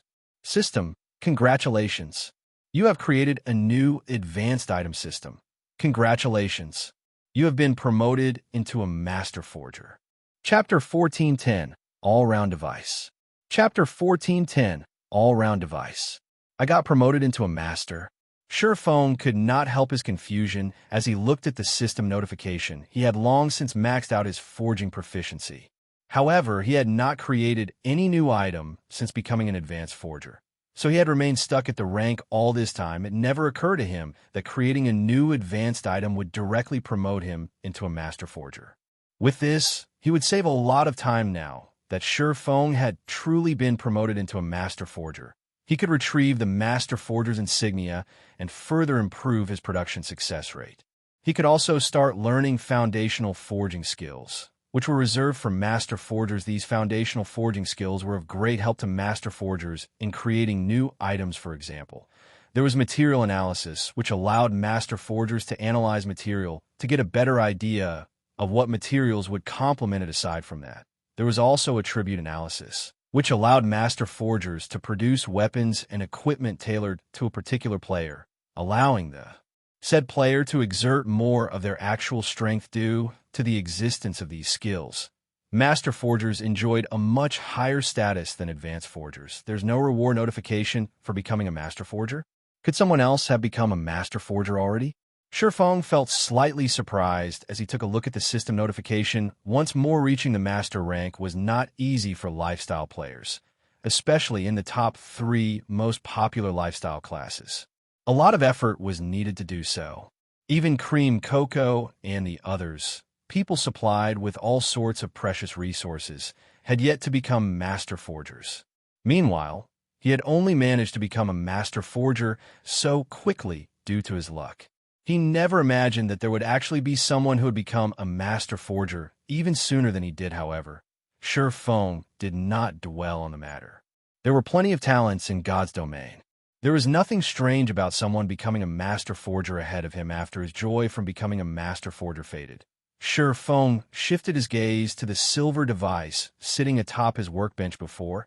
Due to his excitement, he had completely neglected to inspect his creation. What amazing attributes! Shifeng's eyes glowed as he looked at the attribute panel displayed before him. Not only did the silver device increase the user's surrounding mana density by an additional 20% when compared to the Titan device, but it also amplified basic attributes. Although it only increased the user's basic attributes by 5%, this was still a rare bonus. After all, the Titan device was originally a tool specifically meant to counter low mana density environments. Now, that also increased all of its users' basic attributes by 5%. Using it was equivalent to equipping an additional advanced mana armor kit. System, please give the advanced item a name. You may also leave your personal mark on this item. Since it increases both attributes and the environmental mana, let's call it the all-round device. After giving the matter some thought, Shifeng wrote down the new name for his creation. With this, he could make as many copies of the forging design as he wished. However, he would allow only those who had become master forgers to attempt forging the all-round device. After all, the difficulty of forging his creation was slightly higher than that of the Titan device. It would be a miracle if an advanced forger could attain even a 10% success rate after becoming a master forger. Shifeng did not immediately continue forging all-round devices. Instead, he made a trip to the Forging Association to collect his Master Forger's insignia. While he was at it, he also spent 20 gold to learn material analysis and attribute analysis. Master Forger's insignia, dark gold rank item. Increases production speed by 20% and production success rate by 3% user restriction. Yifeng. Cannot be dropped. With the Master Forger's insignia, not only did he take less time to forge the all-round device, but his forging success rate also increased considerably. In addition, due to him being the creator, he also received a slight bonus to his production success rate. Now, even without the support from materials like the magical gold, he still achieved a 40% success rate. On average, he could produce 2 all-round devices out of 5 attempts. With this, the cost of the all-round device was directly halved to only 6 gold. Moreover, the EXP awarded for successfully forging an all-round device was much higher than that for the Titan device. Each success awarded EXP equivalent to a chieftain of the same level. Meanwhile, Shifeng took roughly 15 minutes to successfully produce 1 all-round device, essentially spending 15 minutes to kill a chieftain of the same level. Although the efficiency was slightly poor, he could keep producing the all-round device as long as he had sufficient materials. This would be equivalent to him continuously killing chieftains of the same level, something rarely possible out in the fields overall. Shifeng's experience bar skyrocketed following which Shifeng forged 1 all-round device after another, passing more than half a day unawares. Meanwhile, he also reached 76% of level 57. As long as he continued forging the all-round device for another day, he would reach level 58. In the eyes of other players, this would definitely be an astonishingly fast leveling speed. Just as Shifeng was about to start forging another all-round device, Gentle Snow suddenly contacted him, guild leader. The ranking competition is about to start soon. Why aren't you here yet? Don't tell me you've forgotten about it. Gentle Snow asked, a frown on her facettes, starting already. Shifeng automatically checked the time and discovered that he had actually unknowingly spent close to an entire day cooped up inside his special forging room. All right, I'll head over immediately. His harvest today was considerably good. Due to his increasing proficiency with the forging process, he managed to forge a total of 131 all-round devices and over 100 Titan devices. Not only did he have enough for his trip to Karna Island, but he also had some leftovers he could sell or use as a guild benefit, although the Titan device only improved the mana density around its user if it was used appropriately, such as in the exploration of low mana environments. Its value would increase several-fold in reality. There were quite a few low mana environments in God's domain, many of them locations that guilds and adventurer teams wish to explore. Only, due to the environments severely affecting one's combat power, players were generally forced to give up on ranging through these areas. Take the Dragon's Graveyard, a well-known forbidden land in the Black Dragon Empire, for example. Due to a certain incident, many dragons had died in that location in the past. Now, it was a forbidden land for the living, a level 50 to level 100 super large-scale leveling map that had practically no mana present, such that players could not use tier 1 skills and spells there. If players entered the map, their combat power would be reduced to less than 10%. As luck would have it, the bosses located at the inner and core areas of the Dragon's Graveyard had quite a significant chance of dropping the stable design and all sorts of advanced designs and recipes. However, this was still just the tip of the iceberg. If one managed to get the first kill on the Dragon's Graveyard's final boss, they would be awarded their choice of weapon at Black Dragon City.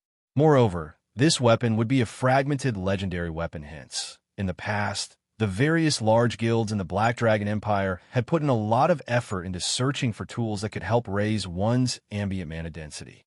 Only after gathering sufficient tools did they succeed in raiding the Dragon's Graveyard. Meanwhile, back then, the Titan device had been one of the best tools available for the purpose in the past. A single Titan device had easily sold for 50 gold. One could just imagine how desperate the various large guilds were back then. Of course, compared to the value of a fragmented legendary weapon, this price was not worth mentioning whatsoever. Black Dragon Empire, Black Dragon City. As soon as Shifeng appeared inside Black Dragon City's teleportation hall, he was greeted by the sight of a massive crowd of players. After he exited the teleportation hall, the players were still packed like sardines. Normally, one could see such a street scene only in small but popular places like Stone Forest Town. Even the imperial capitals of the 4 great empires were far from comparable to Black Dragon City. Right now the streets teemed with not only level 40+ players, but even the rarely seen expert players. Players riding mounts were also a dime a dozen at the moment. It was as if every expert player in the Black Dragon Empire had gathered at Black Dragon City. One could just imagine how lively the ranking competition this time was going to be, following which Shifeng summoned the evolved demonic flame tiger and made his way towards Black Dragon City's underground arena. Chapter 1411. Initial Appearance in Empire. Chapter 1411. Initial Appearance in Empire. Black Dragon City, underground arena. Currently, the street outside the arena was crowded with players. However, the players that could actually enter the facility numbered extremely few. Players who wished to enter the underground arena needed an invitation from the secret pavilion or to have passed the qualifiers for the official competition. Everyone else could only stand outside the arena, of course, catering to the general public's interest. The secret pavilion would also live-stream the competition on the large screens outside the underground arena, allowing people on the streets to watch the matches.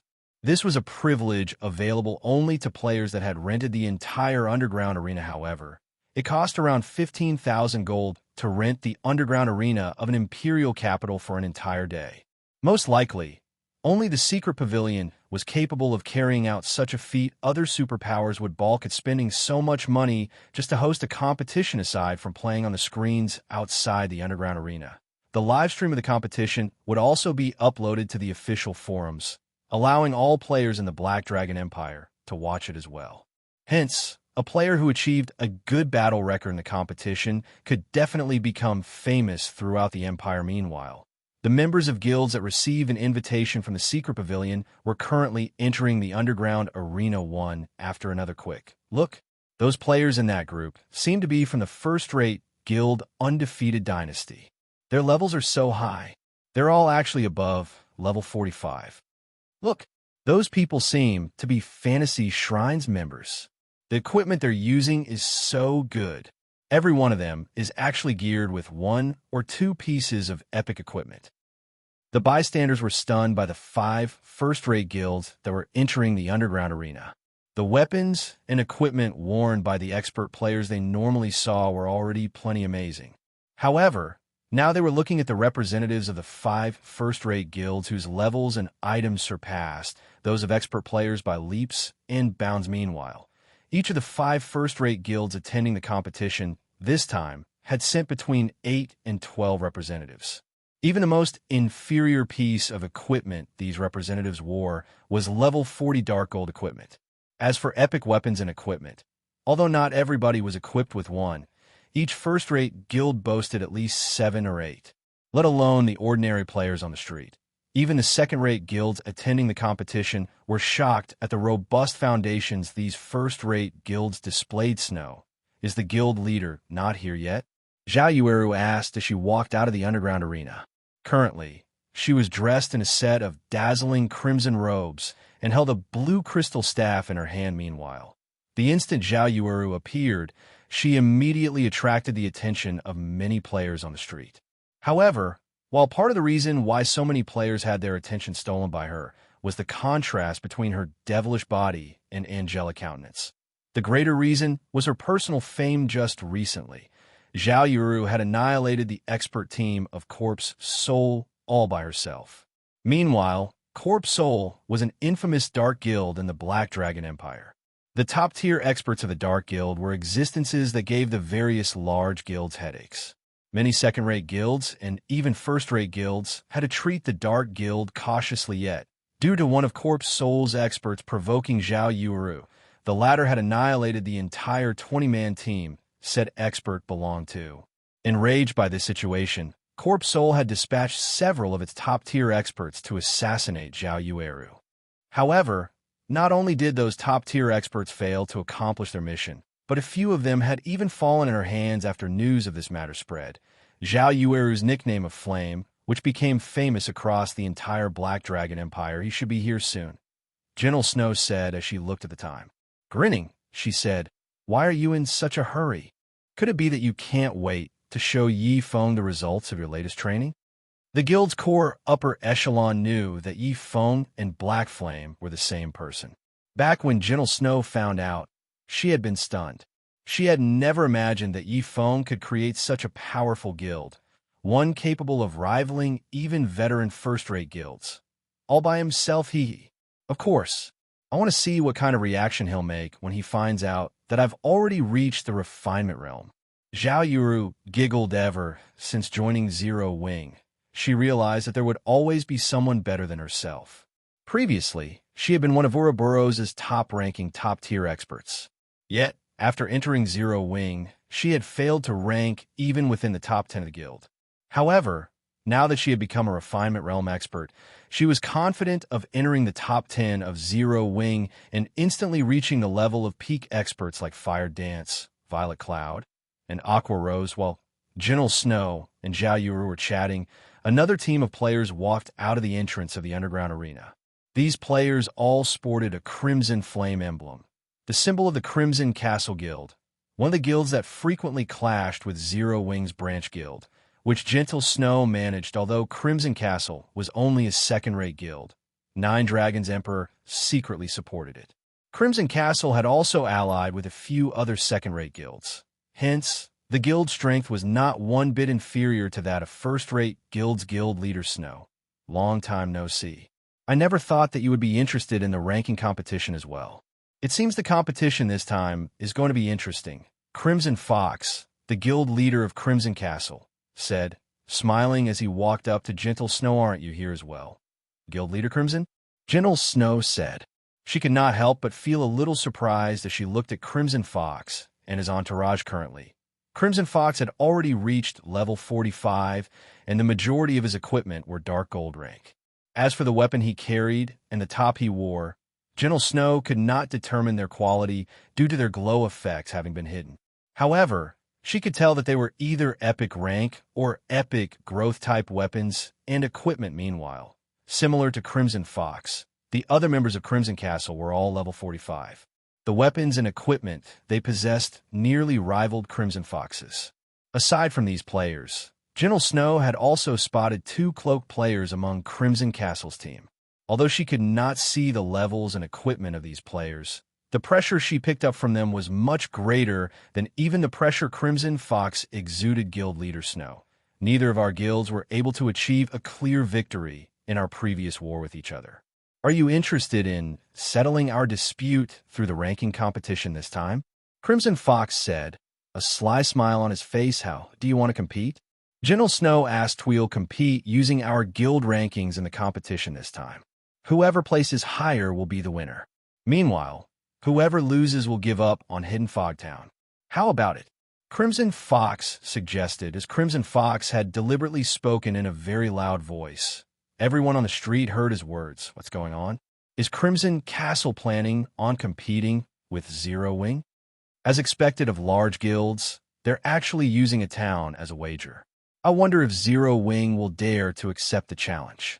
If Zero Wing is afraid of accepting even such a small challenge, what qualifications does it have to participate in the ranking competition?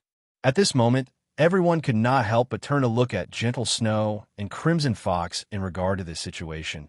Gentle Snow also hesitated to decide. Hidden Fog Town, a dark town located in the vicinity of Lake Heart City, had a mithril vein. Conquering Hidden Fog Town was equivalent to obtaining the mithril vein, which would greatly help in a guild's production of weapons and equipment.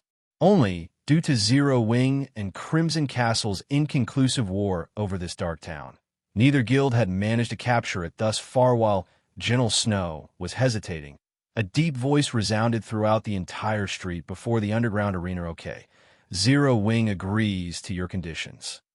Immediately, every player on the street shifted their gaze to the source of the voice. In the next moment, a majestic monster with its paws covered in flames and lightning stalked into the crowd. Radiating an indescribably heavy pressure, this monster was none other than the evolved demonic flame tiger. In terms of strength, it surpassed even a lord of the same level. Not to mention elite players. Even expert players would have to run for their lives if they encountered the demonic flame tiger as an opponent. Meanwhile, upon seeing the demonic flame tiger, the players standing in its path moved to the side automatically, wearing dumbfounded expressions. What kind of mount is that? How is it giving off such intense pressure? Who is that person? Chapter 14:12. All parties alarmed. Chapter 14:12. All parties alarmed. And you are? Crimson Fox could not help but grow confused as he watched Shurfeng approach his location currently. Shurfeng was wearing a black cloak, so Crimson Fox could not see his appearance and level at all. However, based on the deadly threat Crimson Fox sensed from the demonic flame tiger, he could tell that Shurfeng was definitely not your run-of-the-mill expert. Everyone present similarly shifted their gazes to Shurfeng, curious to find out Shurfeng's identity. In the next moment, Shurfeng removed his black cloak, displaying his disguise as Black Flame. Currently, he was fully garbed in black, light armor sporting dark blue magical patterns. At his waist hung 2 exquisite long swords. The mana enveloping his body was also much denser than the ambient mana. Meanwhile, those within range of Shurfeng's aura felt as if they were standing before a humanoid beast. Right now's Black Flame. You mean the Black Flame with the nickname of Sword King? Yes, I am absolutely sure of it. I've watched his battle videos before. I never imagined he would actually come to spectate this competition. Crap, just what kind of equipment is he wearing? The mana surrounding his body feels so dense. A few players familiar with Black Flame immediately recognized Shurfeng's identity. A huge commotion promptly broke out on the street as everyone started discussing Black Flame in Star Moon Kingdom. Everyone was familiar with Black Flame's name. However, aside from merchant players, most players rarely paid attention to matters relating to other kingdoms and empires. If not for the God's Domain experts list having recorded Black Flame's name, ordinary players would most likely have no idea who Black Flame was guild leader. At this moment, Gentle Snow's eyes were filled with surprise as she looked at Shi Feng. Although she had long since known that Shi Feng improved rapidly, she never imagined that it would be this fast. It had only been a short time since the last siege war at Stone Forest Town ended. Yet compared to the pressure she felt from Shi Feng back then, the pressure he gave off now was superior by leaps and bounds. Meanwhile, the upper echelons of the various large guilds present on the street were likewise shocked by the pressure from Shi Feng. So, this is Zero Wing's guild leader? It seems the rumors about him are true after all. He really is a monstrous existence. Fortunately, the ranking competition forbids guild leader and vice guild leader characters from participating. Otherwise, Zero Wing would definitely be the dark horse of this competition. The upper echelons of the various large guilds inwardly celebrated as they looked at Shi Feng. If the secret pavilion allowed someone like Black Flame to participate in the ranking competition, Zero Wing would be unstoppable. In the entire Black Dragon Empire, most likely only the Dragon Phoenix Pavilion possessed experts capable of contending against Black Flame as Shi Feng approached the members of Crimson Castle on the demonic Flame Tiger. The aura he exuded also grew increasingly powerful. Even the space around him started to stagnate.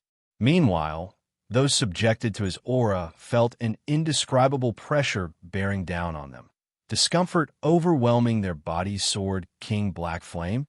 Initially, Crimson Fox also revealed a shocked expression at his taste of Shi Feng's presence.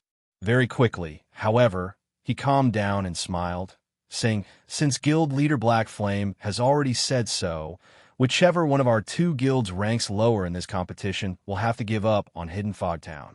Naturally, Shi Feng nodded with guild leader Black Flame's word. "I can rest assured now. I still have other matters to attend to, so I will not take up your time, guild leader Black Flame."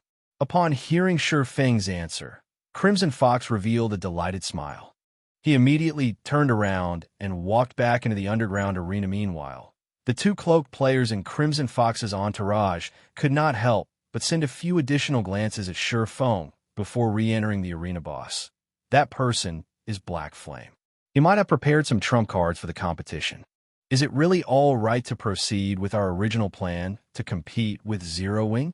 A level 45 shield warrior standing beside Crimson Fox asked worriedly, "What's there to worry about?" The Dragon Phoenix Pavilion has long since investigated everything there is to know about Zero Wing.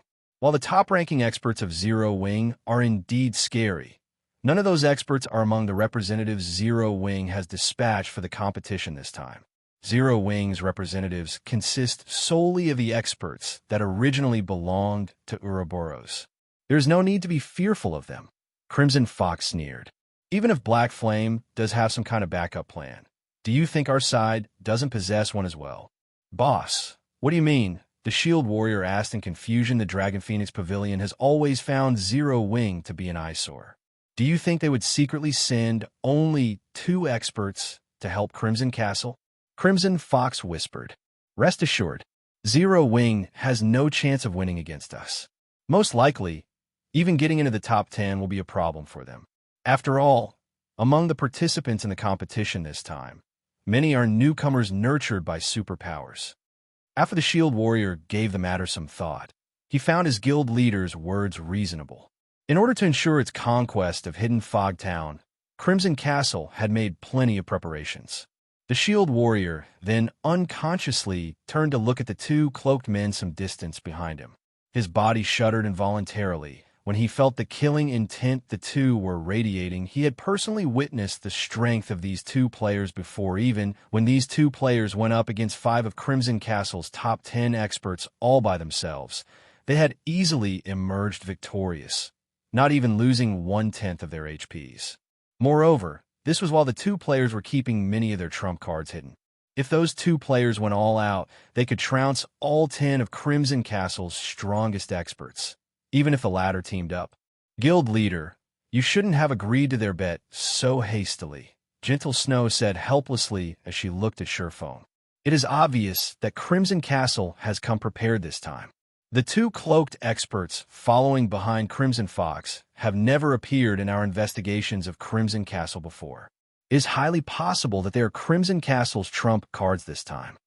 Although those two experts had hidden their levels and equipment, the killing intent they radiated was no laughing matter.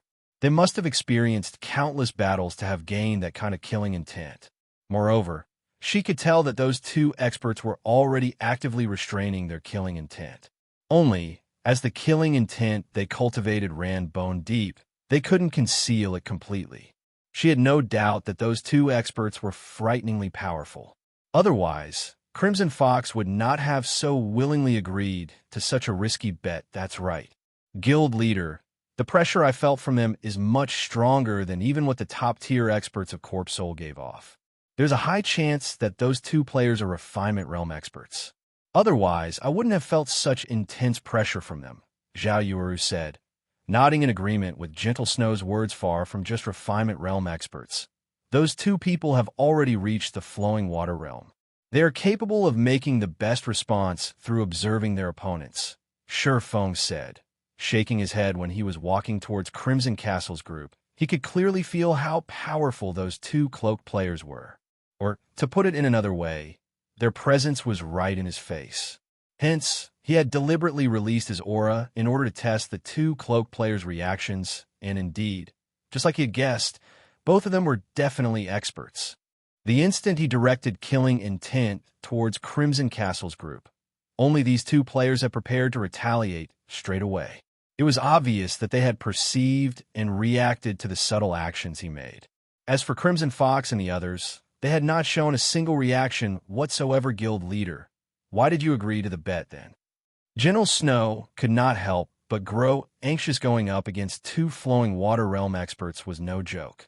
In a situation where both sides possessed similar levels and attributes, either one of these Flowing Water Realm experts could easily annihilate all 5 members that Zero Wing had dispatched.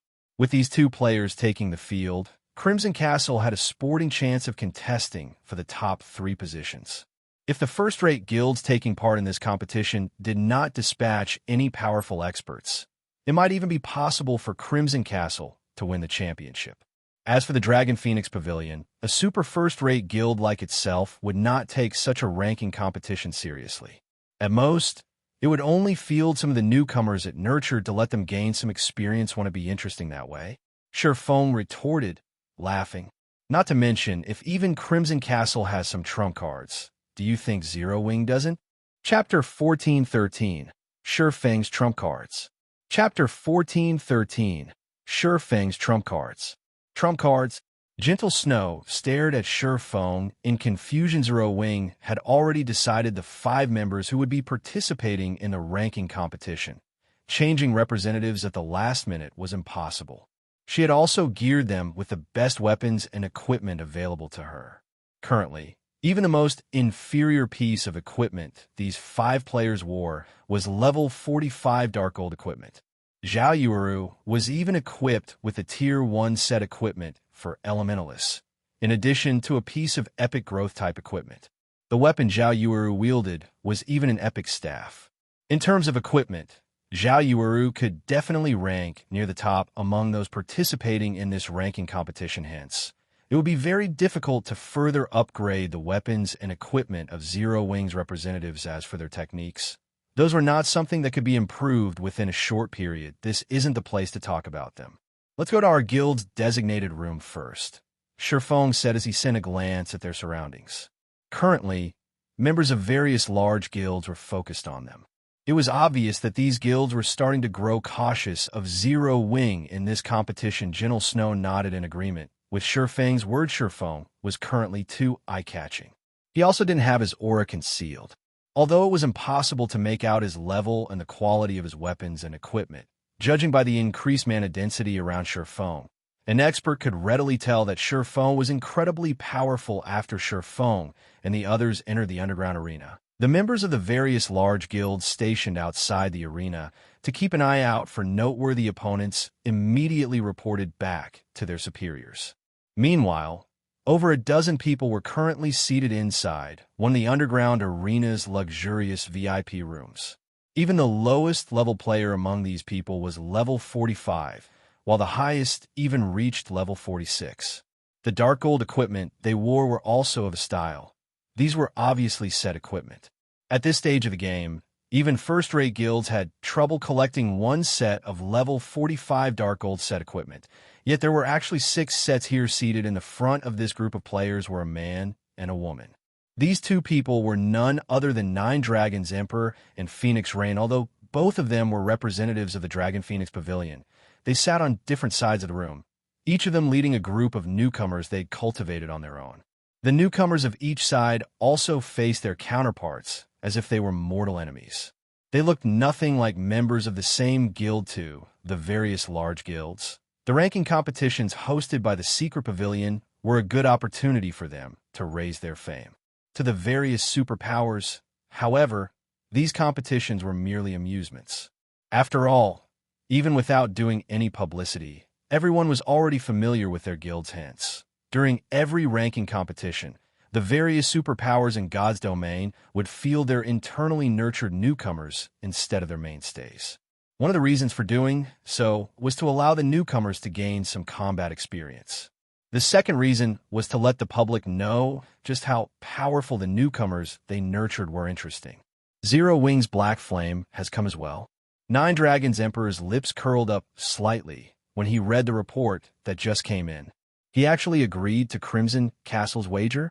It seems he's pretty confident in his own guild members. Pavilion Master, should we supply a few more epic items to Crimson Castle? Martial Dragon whispered no need. The helpers and items we've provided Crimson Castle are already enough to defeat Zero Wing, Nine Dragons Emperor said, shaking his head. Sneering, he continued, however, tell the others to go all out against Zero Wing's members. Make sure to give them a beating. Let the players of the Black Dragon Empire know just what kind of guild Zero Wing is. He hated Zero Wing down to the bone. If not for Phoenix Rain's partnership being known by all in the Dragon Phoenix Pavilion, which prevented him from publicly mobilizing the pavilion's forces against Zero Wing a second time, he would have long since trampled Zero Wing's branch guild. He wouldn't have let the branch guild survive until now, however. As long as Crimson Castle won its bet and secured Hidden Fog Town, Zero Wing's branch guild's days would be numbered. Hidden Fog Town did not only possess a small mithril vein, but was also located in Sky Fog Valley, a resource-rich map, as well as the most important level 50 to level 70 map in the Lake Heart City region. As long as Crimson Castle obtained Hidden Fog Town, it would have absolute control over Sky Fog Valley. Moreover, the several second-rate guilds Crimson Castle was allied with could easily gather at the guild town then. As long as Zero Wing's members dared to set foot into Sky Fog Valley, they would not get out alive. Furthermore, without the resources of Sky Fog Valley, Zero Wing's development at Lake Heart City would definitely slow down. Sooner or later, Crimson Castle would surpass Zero Wing and chase it out of Lake Heart City. Meanwhile, even if the upper echelon of the Dragon Phoenix Pavilion were to find out about this matter, they would not say anything about it. After all, Nine Dragons Emperor did not personally take action. Understood. Martial Dragon nodded. He then proceeded to make the necessary arrangements. Inside one of the rooms that the secret pavilion prepared for the various invited guilds. Guild leader, the competition is about to start soon. Just what do you want to show us? Zhao Yuru asked curiously. At this point, it was already impossible for them to further increase their combat power, unless they took the equipment of Aqua Rose and the guild's other peak experts. However, that was obviously out of the question. Aside from that, Zhao Yuru could not think of anything else that could possibly increase their strength within such a short time. First, eat these, Feng said as he took out one moonlight fruit after another from his bag. The moonlight fruit was a treasure he had harvested from the Dark Canyon. When consumed, it would permanently improve the user's physique by 2%. A player could consume a maximum of 5 moonlight fruits permanently improving their physique by 10%. He had only obtained a little over 100 moonlight fruits from the Dark Canyon. After distributing some to Aqua Rose and the others who had reached level 50, he had only 83 left guild leader. How did you manage to get your hands on these things? Shock filled Gentle Snow's eyes when she read the Moonlight Fruit's introductory text. She had never even heard about a fruit capable of permanently increasing a player's physique, much less seen one. Such a fruit could easily sell for thousands of gold. Nevertheless, Shi Feng took out 30 Moonlight Fruits, including a portion for her. I got them from the secret land my promotion quest transported me to. Make sure not to tell anyone about them. Shi Feng did not hide the origin of the Moonlight Fruit, as everyone present was a trusted aide of Gentle Snow. Moreover, he was also familiar with their personalities in the past. These top-tier experts of Ouroboros were all very famous in Starmoon Kingdom besides Zhao Yueru. The others participating in the ranking competition this time were Fierce Snake, Windmill, Wild Bone, and Negative Life. Fierce Snake was a level 45 Berserker, while Windmill was a level 45 Summoner. Both of them former members of Ouroboros' 12 Apostles. As for Wild Bone, he was a level 45 Shield Warrior and was previously Ouroboros' third-ranking Shield Warrior. Lastly, Negative Life was a level 46 Ranger. In terms of talent, he was inferior only to Soaring Snake, the leader of the 12 Apostles. Only, as he had entered the virtual gaming world a lot later than Soaring Snake, his combat standards had been inferior to Soaring Snake's. However, after receiving various resources from Zero Wing, his combat standards had improved rapidly. Right now, he was already close to rivaling Minor Wind in terms of combat standards. These people had stayed by Gentle Snow's side all this time. So Shi Feng was not afraid word of the Moonlight Fruit would leak out. These Moonlight Fruits are amazing. I can already feel my combat power increasing by at least 10%. Zhao Yueru exclaimed in surprise after consuming 5 Moonlight Fruits and carefully sensing the changes to her body. As for everyone else, due to their deficient standards, their combat power had only increased by 5% or so. Right, don't get too excited yet. Just a 10% increase to your physique won't be enough to make up for the gap in techniques. Next up were these, Shi Feng said as he began taking out epic items from his bag one after another, placing a total of 6 on the table. A portion of these epic items was loot from Heaven's Burial, while the rest came from boss drops and quest guild leader. Did you rob a kingdom's treasury? Zhao Yueru's eyes widened when she saw the epic items on the table. The others were likewise stupefied by this scene. While they all knew that Zero Wing's foundations were extraordinary, they had never thought that the guild could still bring out so many epic items for them to use. Right. Yueru, how much intelligence and strength do you currently have? Shi Feng asked. My intelligence is at 1,370. As for my strength, it's at 400, Zhao Yueru stated proudly. These attributes were considerably high for an elementalist of her level. That should be barely enough, Shi Feng muttered after some mental calculations. He then started taking out attribute gemstones and a skill book for a tier 1 passive skill that increased the user's strength attribute. First, equip these tier 3 gemstones. After you're done, with a magic devouring charm and Eye of Arnos. Zhao Yueru was rendered speechless when she heard Shi Feng's comment that her attributes were barely enough. However, she still obediently equipped the attribute gemstones and the 2 pieces of epic equipment and learned the tier 1 skill. How are your intelligence and strength now? Shi Feng asked. My intelligence is at 1,590 and my strength is at 614, Zhao Yueru replied, feeling greatly elated. Good. Then temporarily set aside that staff of yours and use this one for the competition, Shi Feng said as he handed Frostflame's Wrath to Zhao Yueru. Chapter 14:14. Competition starts. Chapter 14:14. Competition starts. This is, as Zhao Yueru gazed at the staff with a red and white glow, its beauty captivated Eros, a fragmented legendary weapon. Frostflame's Wrath radiated an intense, powerful the moment it appeared, making ordinary players feel quite uncomfortable. The surrounding mana inadvertently flowed towards Frostflame's Wrath, and it instantly became the focal point of the room at this moment. Zhao Yueru wasn't the only one to notice how unique Frostflame's Wrath was. Even Gentle Snow and the others had noticed the weapon's extraordinary features. Could that be? Gentle Snow had déjà vu when she saw Frostflame's wrath. A possibility surfaced in her mind, but she quickly shook the thought away, refusing to believe it was feasible when Jianghu accepted Frostflame's wrath and checked its attribute panel. She was stunned. How is this possible? This is a fragmented legendary weapon. Zhao Yueru couldn't believe her eyes. To obtain a single epic item, a large guild would have to invest countless resources and manpower. At this stage of the game, a first-rate guild would be fortunate to have 7 or 8 epic items. Even the various superpowers had very few epic items, however. Even now, no one had heard of any of the superpowers obtaining a fragmented legendary item.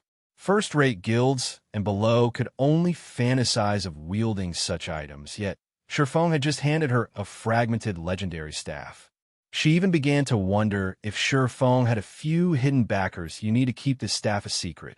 You should be aware of the consequences should others discover this matter. Shifeng whispered a warning. Although he had revealed Frostflame's wrath, not just any player could inspect it. Only the wielder could check its attribute panel. Hence, aside from Zhao Yueru and himself, nobody knew that Frostflame's wrath was a fragmented legendary weapon. However, since Gentle Snow had her own fragmented legendary item, could likely guess the staff's identity. Other players would, at most, assume it was a top-tier epic weapon. After all, fragmented legendary items were truly too rare. Even after 10 years in God's domain, Shadow had never obtained a single fragmented legendary item. Zhao Yueru nodded seriously. She had never expected Shifeng to let her use such a precious weapon.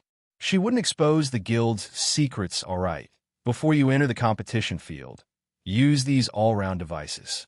How far you go in the competition will depend on you. Shifeng then took out 10 all-round devices and handed them to Zero Wing's 5 representatives. Each all-round device lasted 4 hours, 1 hour more than the Titan device's duration. 2 all-round devices should be more than enough to last until the end of the ranking competition. Although players weren't allowed to use magic scrolls and items such as berserk potions and frost grenades in the secret pavilion's ranking competitions, they could use anything else. The underground arena's large-scale arena in the Black Dragon Empire could accommodate 100,000 people. Currently, players filled the space. The venue was even livelier than the competitions in the Dark Arena due to the ranking competition's lower restrictions. This time, the secret pavilion had invited all of the local second-rate guilds and above. The local well-known players and adventurer teams had received an invite as well. It wasn't hard to fill the underground arena's largest venue. So many players are participating in the competition this time. I know, right? The last one only included the players from the Black Dragon Empire, but I've heard that quite a few superpowers have sent their newcomers to gain some experience in this competition. In addition, famous experts from the neighboring kingdoms have come to join the fun. The secret pavilion has doubled the number of official slots in the competition. Now, a total of 6,400 people can take part. Many of the top 100 players from the previous competition will likely lose their spots. Haha! Our 100 Beast Adventurer Team's commander and vice commander will definitely rank among the top 200. We'll be able to rank among the top 30 adventurer teams in the Black Dragon Empire. Top 200? Your commander only ranked 40th during the last competition. He'll be lucky to make it into the top 500 this time. I heard that even the FFF Adventurer Team is only aiming to get 2 people into the top 100. After all, the newcomers from the various superpowers are terrifying. Furthermore, several hundred top and well-known adventurer teams from the neighboring kingdoms have also sent participants. That's right. Don't forget, this competition isn't just a contest between adventurer teams. The Black Dragon Empire's various large guilds are also participating. Those guilds' foundations are far more powerful than adventurer teams. One top-tier expert from a second-rate guild could easily trample an expert from a well-known adventurer team. Only representatives from top adventurer teams have a chance of securing a top position in this competition. The crowd and the spectator stands engaged in heated discussions regarding the competition generally. They only got to watch such a large-scale competition once a month. It was the highest standard competition ordinary players had access to. Most ordinary players envied those who got to watch the competition in person, however. These players were even more jealous of the players in the 30 VIP rooms. From these rooms, players could see the 10 stages as if they stood next to them. The difference between the experience of sitting in a VIP room versus sitting in the spectator stands was like the difference between heaven and earth. Unfortunately, there was a limited number of VIP rooms available.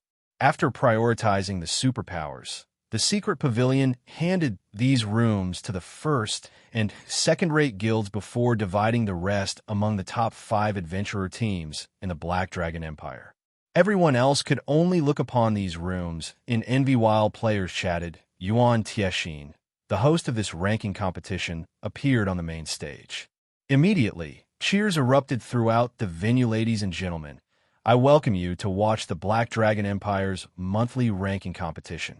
As there are a lot more participants this time, we've modified the competition slots and rules slightly.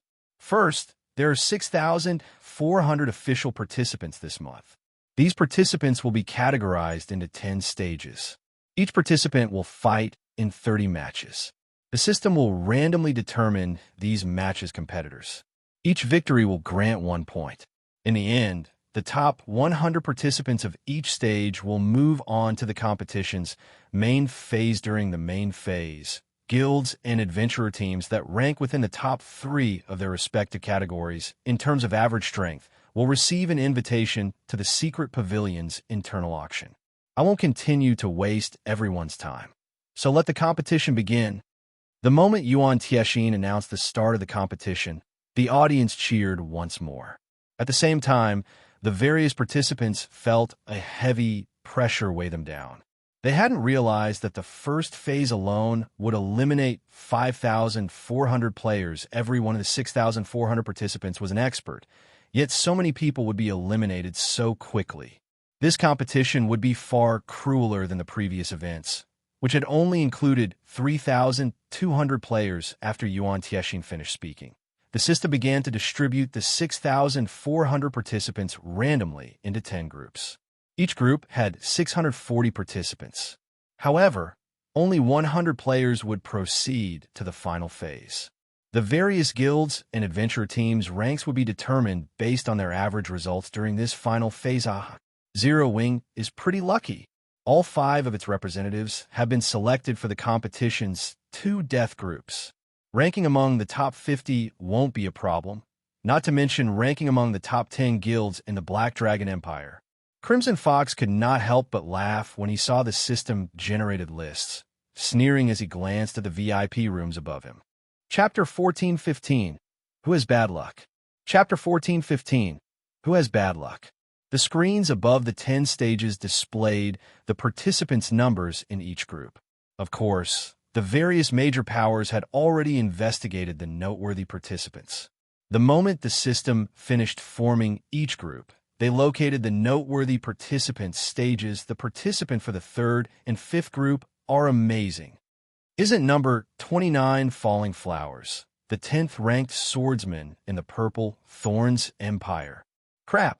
Thorny language, one of the experts that ranked within the top 100 in the previous competition, is number 1,514. The spectators talked among themselves when they saw the name lists on the screens. Group 3 and 5 received the most attention. These 2 groups contained 1/3 of the players who had been predicted to rank among the top 100 this time. The battles in these 2 groups would be very intense. When Gentle Snow saw the list from her VIP room, her expression darkened. Among Zero Wing's 5 representatives, 2 had been assigned to Group 3, and 3 were in Group 5. It wouldn't have been a problem if these groups had slightly more experts than the others, but that clearly wasn't the case. Among the superpowers newcomers, 13 were in Group 3, and 19 had been assigned Group 5. These 2 groups alone included more than half of the newbies from the various superpowers. In addition, each of these 2 groups had over a dozen representatives from first-rate guilds. They also consisted of many players from the various top adventure teams. Overall, these people had taken roughly 90 slots among the 2 groups. There were also the various independent experts from the Black Dragon Empire and the neighboring kingdoms. Who knew if dark horses hid among these independent experts? Group 3 and 5 were death groups. Aside from Zhao Yueru, Zero Wings representatives would have a difficult time qualifying for the competition's final phase. If they encountered one of the seeded participants or one of the superpowers newcomers, they would have to endure an arduous battle. Points would be awarded to guild representatives who made it into the final phase. These points would be used to calculate each guild's rank. Aside from superpowers, which wouldn't be included in the guild rankings, each guild had 5 representatives. Naturally, the more qualified representatives a guild possessed, the greater its advantage would be unless 3 or more of Zero Wings representatives made it to the final phase. It would be at a disadvantage against Crimson Castle. Furthermore, Crimson Castle had 2 Flowing Water Realm experts. Those 2 experts were almost guaranteed to rank quite high during the final phase. Relax. None of them should have any problem qualifying for the next phase, Shi Feng reassured, chuckling when he noticed General Snow's worried look. While there were many experts in Group 3 and 5, Zhao Yueru and the others were no weaklings. Their weapons and equipment ranked among the best in this competition. In addition, they had equipped the all-round device. They had no reason to fear anything less than a refinement realm expert. Shi Feng's confidence rendered Gentle Snow speechless. If this were an ordinary competition, she wouldn't mind losing. In fact, this was a good opportunity for Zhao Yueru and the others to gain combat experience. However, the development of Zero Wings Branch Guild was on the line. If they succeeded, it would further the Branch Guild's progress in the Black Dragon Empire, enabling it to contend with the 5 first-rate guilds in the empire. If they failed, however, the consequences would force her into an awkward position. After all, she was the Branch Guild's manager. She had no wish to see it fail. As Shi Feng spoke, the competition began, following which the system randomly selected participants for the first fight. In the blink of an eye, the list of matchups appeared on the screen above their respective stages. These participants simply needed to enter their respective stages to begin the match. Group 1, number 4187 vs number 712. Group 2, number 1714 vs number 6024. Group 3, number 584 vs number 5513. Matches occurred simultaneously on the 10 stages. While the audience could watch all 10 stages at the same time, the large screens outside the underground arena would only stream the most noteworthy match. That shield warrior with the crimson shield is so amazing. He actually killed that level 43 berserker after losing less than 1/10 of his HP. He is pretty powerful. He either blocked or dodged every one of the berserker's attacks. The shield warrior's defense is impeccable. By my guess, he should rank among the top 100 shield warriors. The players crowding the open-air bars outside the underground arena heatedly discussed the players as they watched the live-streamed matches. Most of the matches ended quickly. Generally, each match lasted less than 1 minute. Even in a stalemate, the match would end after a certain amount of time, as this was the competition's initial phase. The victors of these matches would be determined by how much remaining HP each participant possessed. As one match after another came to an end, Fierce Snake, who was in Group 3, was called to the stage. His first opponent was a level 45 Guardian Knight. That berserker, Fierce Snake, really is unlucky. He has to face Flaming Arm, the 37th ranking Guardian Knight in the Empire, in his first match. He can only blame himself for such poor luck. After ranking 37th in the class rankings during the previous competition, Dragon's Abyss, one of the top 5 top adventurer teams in the Empire, recruited Flaming Arm immediately. With the guild's nurturing, Flaming Arm must have improved quite a lot. He shouldn't have any issues ranking among the top 30 in his class rankings. When Flaming Arm appeared on Group 3's stage, many among the audience shifted their attention to his stage. After all, he was an expert capable of ranking 37th among the Black Dragon Empire's Guardian Knights. In a first-rate guild, he could become one of the guild's core MTS. Moreover, when comparing classes, Guardian Knights had an advantage over Berserkers. The match's outcome was obvious. Zero Wing is actually going to lose its very first match. Crimson Fox laughed as he glanced at Fierce Snake during the initial phase. Each participant had to fight 30 matches. Among the 640 participants in each group, only the top 100 would qualify for the final phase. Based on previous ranking competitions and the intensity of this competition, players' likelihood of qualifying for the final phase was quite low, even if they won 26 of their 30 fights. Only those who win 27 matches were guaranteed to qualify. If Fierce Snake lost his very first match, he would have to win 27 of his 29 remaining matches. Such a feat would be ridiculously difficult. Crimson Fox was also quite familiar with Fierce Snake's strength since he was one of the top-tier experts in Zero Wing's branch guild. Crimson Castle had investigated the Berserker thoroughly. Based on the reports, Fierce Snake would only rank among the top 70 Berserkers in the Empire. Normally, he wouldn't have any trouble qualifying for the final phase.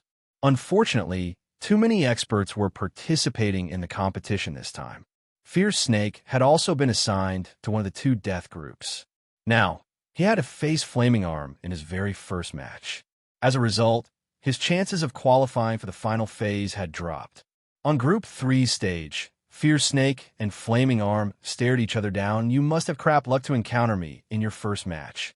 Well, are you going to leave the stage willingly? Or do you want me to throw you out?" Flaming Arm snickered at the stern-looking Fierce Snake. Any ordinary expert would normally forfeit a match against him to save their strength for the following matches. If they fought him and revealed their trump cards, only to suffer defeat in the end, they'd pay for it in the following matches. "Our luck hasn't yet been determined," Fierce Snake said, chuckling. "You overestimate yourself." Flaming Arm's gaze sharpened when he heard the bell signal the start of the match.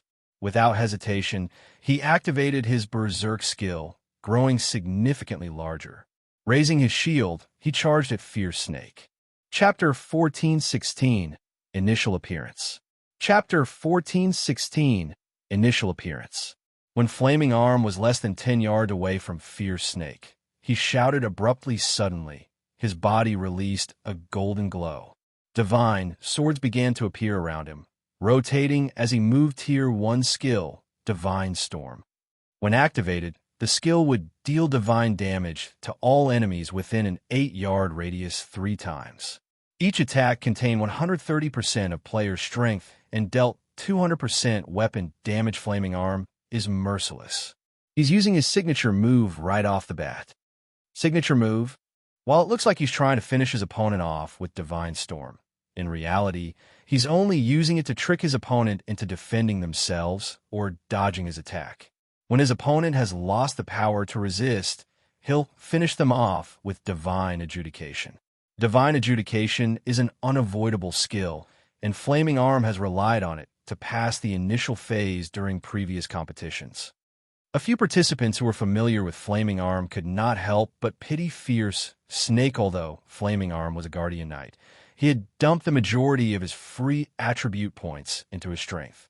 Moreover, his gemstones were all strength-based.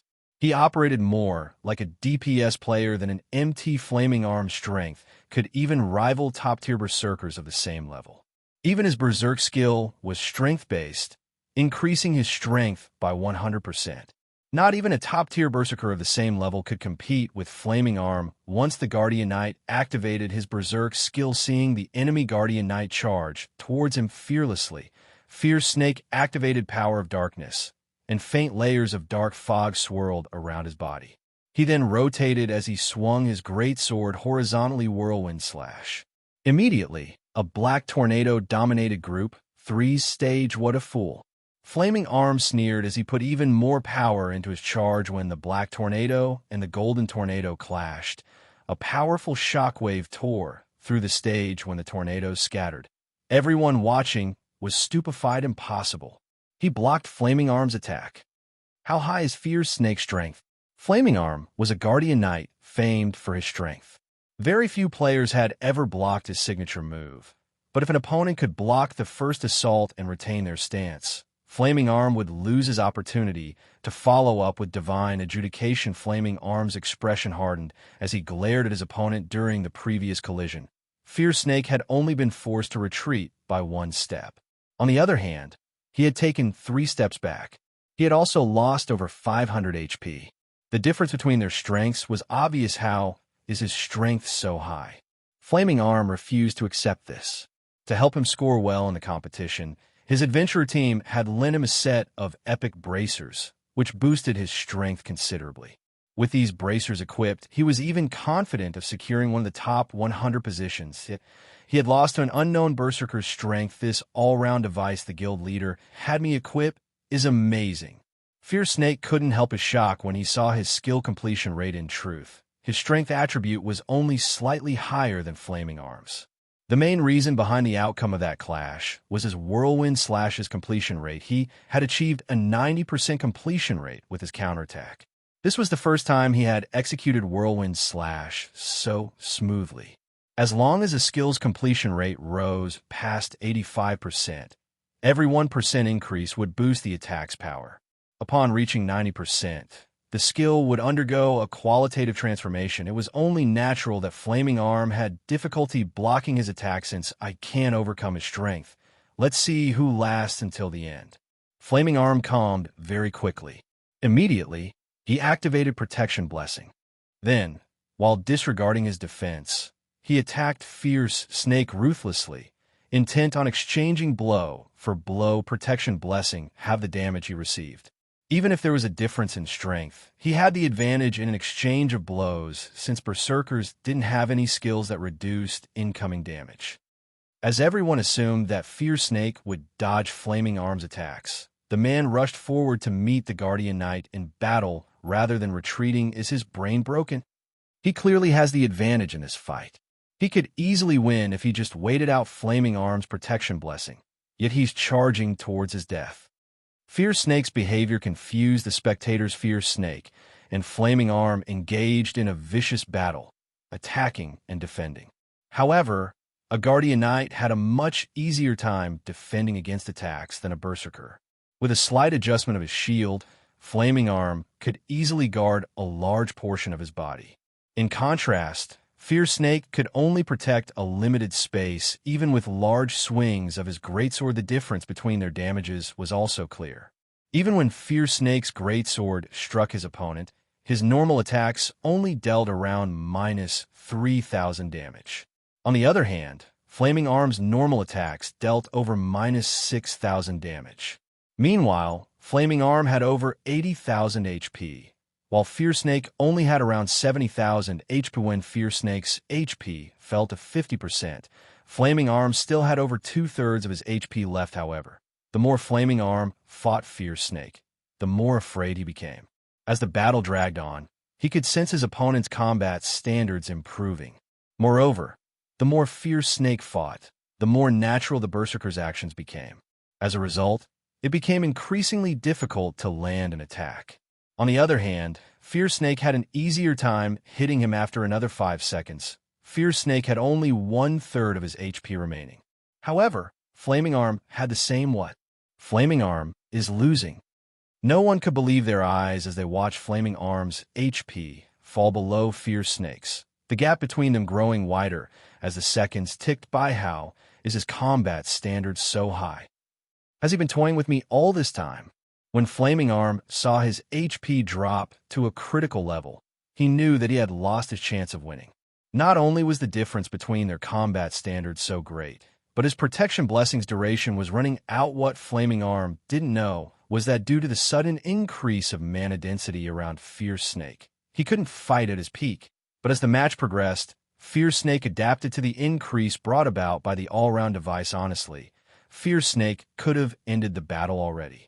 However, fighting a top-tier expert like Flaming Arm was inspiring. Hence, he hadn't bothered to use any of his skills, toying with the enemy Guardian Knight. When Fierce Snake eventually eliminated the final strand of Flaming Arm's HP, gasps of amazement echoed from the crowd. Zero Wing's Fierce Snake is so amazing. I never thought that, aside from the several well-known peak experts, Zero Wing had someone like this. I've underestimated Zero Wing. It seems we'll have to be more careful of this berserker later on. His melee combat abilities are too strong. After the match, The various major powers representatives were a little afraid of this berserker, Fierce Snake. After all, Fierce Snake had relied on normal attacks to defeat the Black Dragon Empire's 37th ranking Guardian Knight. If he had used his skills, he would have wiped the floor with Flaming Arm after Fierce Snake's match. Windmill, Wild Bone, and Negative Life completed their matches. Without suspense, they won their respective battles. Moreover, they also won their matches without any skills. No one had seen the true depth of their prowess as the ranking competition grew more intense.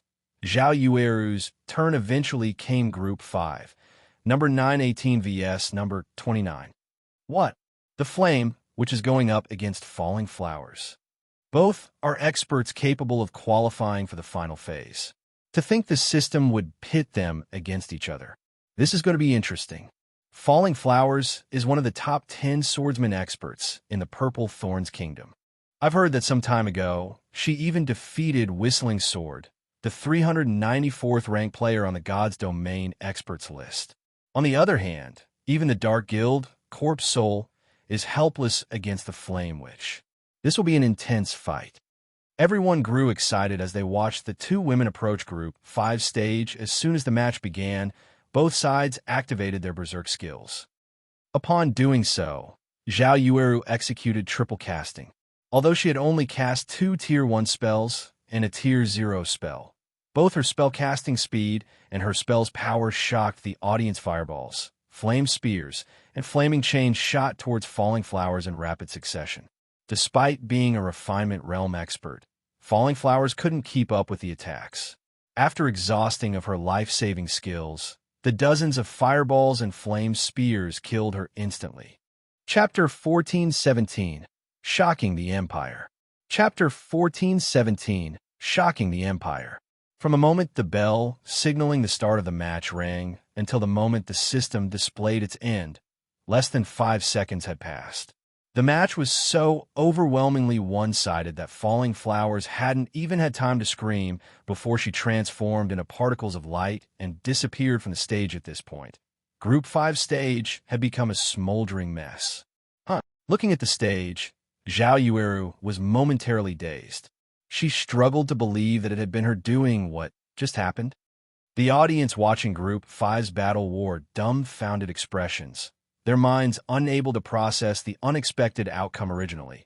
Everyone had assumed that the fight was between 2 players of equal strength. They had never expected this outcome. Triple casting. Just who is she?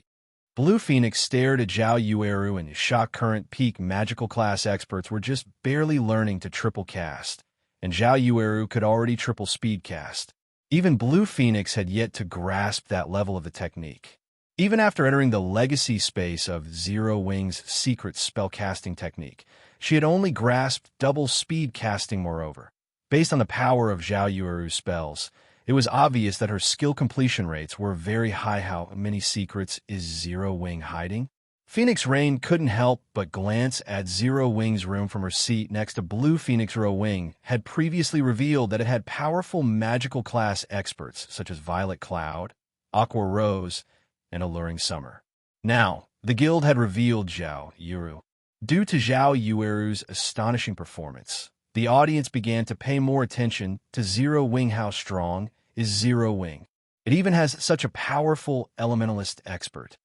I had thought that Zero Wing's only capable expert was the Sword King, Black Flame. Now, it turns out that the guild has such a magical class expert. After this match, the Black Dragon Empire's players began to look into the guild known as Zero Wing. The moment they did, however, they flabbergasted. They had never thought that Zero Wing would be Starmoon Kingdom's #1 guild. This ranking competition is going to be interesting. So, Zero Wing is pretty strong. We'll likely see a change to the Black Dragon Empire's top 10 guild list.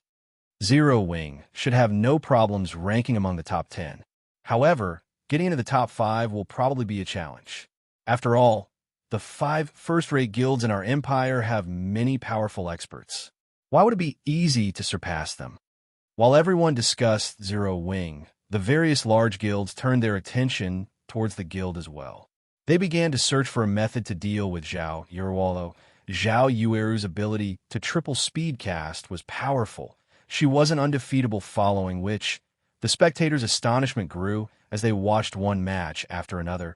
Zero Wing's 5 representatives improving their battle records: 15 consecutive victories, 20 consecutive victories, 30 consecutive victories. It seemed as if no one could stop Zero Wing's representatives. Not even top adventurer reams and first-rate guilds' top-tier experts were a match for them. In the end, all 5 qualified for the final phase. Xianxia, in particular, had displayed overwhelming power from start to finish. On the other hand, some of the representatives from first-rate guilds and top adventurer teams, who had been expected to make it to the final phase, were disqualified. Zero Wing is too awesome. All 5 of its representatives made it. Even the 5 first-rate guilds couldn't accomplish the feat. I've heard that the Zero Wing guild developing in the Black Dragon Empire is only a branch guild. If even the branch guild is this powerful, how much stronger is the main branch? I think I heard that Zero Wing's branch guild in Lake Heart City has been recruiting members. Once the competition is over, I must go and apply to join the guild. Before anyone had realized it, Zero Wing had become a rival for the Black Dragon Empire's top 5 first-rate guilds. Its fame in the Empire skyrocketed. Guild leader, are you sure about giving them so many all-around devices? The outcome of the competition had shocked Gentle Snow. She was very familiar with the standards of Zero Wing's 5 representatives. Although their combat power had increased thanks to the weapons and equipment Shifeng had provided, the improvement was limited. It wasn't possible for them to achieve such exaggerated results. She might have understood if only Zhao Yueru had been victorious. Yet despite their assignment to the death groups, the other 4 representatives had won their matches as well. This was unbelievable. Fierce Snake and Negative Life's performances were particularly shocking. They had contended with refinement realm experts. In the end, they had relied on superior basic attributes and high skill completion rates. Barely defeating their opponents, Gentle Snow had found this outcome incredible. After all, she was fully aware of just how powerful a refinement realm expert was. Such experts should have no issues defeating non-refinement realm experts, even with 30% higher basic attributes. Furthermore, Fierce Snake and Negative Life's basic attributes weren't much higher than their refinement realm opponents. The only explanation for their unexpected performances was the all-round device. Gentle Snow hadn't expected such amazing results from the all-round devices. They were so effective that they allowed Fierce Snake, someone who wasn't even a half-step refinement realm expert yet, defeat a refinement realm expert. Relax. While the all-round devices production is somewhat costly, we can make as many of it as we want. Shifeng hadn't expected the item to be so effective either. After fighting so many matches, Fierce Snake and the others had obviously improved. If they could continue fighting different refinement realm experts, it wouldn't be long before then entered the refinement realm as well, becoming cornerstones for Zero Wing. As many as we want. Gentle Snow was at a loss for words as she stared at Shifeng's calm expression. She felt as if this was the first time she had met the man. If it were possible to mass-produce the all-round device, then with Zero Wing's current foundations, they could nurture a batch of refinement realm experts in a short time. She would never have dared to dream of such a thing in the past. After the competition's initial phase ended, the true ranking competition that everyone had looked forward to began. Unlike the initial qualifiers, participants that lost a match during the final phase would be eliminated, while those that won would proceed to the next round. Meanwhile, to prevent the various large guilds and adventurer teams, representatives face off against their own. The system would try to assign them to different matches as often as possible. This assured that the various large guilds and adventurer teams could collect the maximum number of points possible. Aside from Zhao Yueru, Fierce Snake and the others were strong enough to rival refinement realm experts. In the end, they easily passed the first 3 rounds and ranked among the top 150 in the competition. However, 3 had lost the 4th round due to refinement realm expert opponents with epic items. In the end, only Zhao Yueru and Negative Life had won their 4th matches in the final phase. During the 5th round, a refinement realm expert with more than 1 epic item had eliminated Negative Life. He had lost with little resistance. Guild leader Zero Wing is far more powerful than we had expected. What should we do now? The shield warrior named Lonely Castle asked Crimson Fox worriedly in Crimson Castle's VIP room. Although the two experts Nine Dragons Emperor had sent had made it to the 5th round, the other 3 representatives had been eliminated in the second match. What's there to worry about? Didn't you see Zhao Yueru's next opponent? Crimson Fox asked unhurriedly as he pointed to the virtual screen above the center stage. Lonely Castle was stupefied when he saw the names on the screen. He was instantly elated. Zhao Yueru's opponent for the 5th round was Luo Fei, the FFF Adventurer Team's vice commander. She had the nickname Frost Empress and was one of the Black Dragon Empire's 4 great elementalists.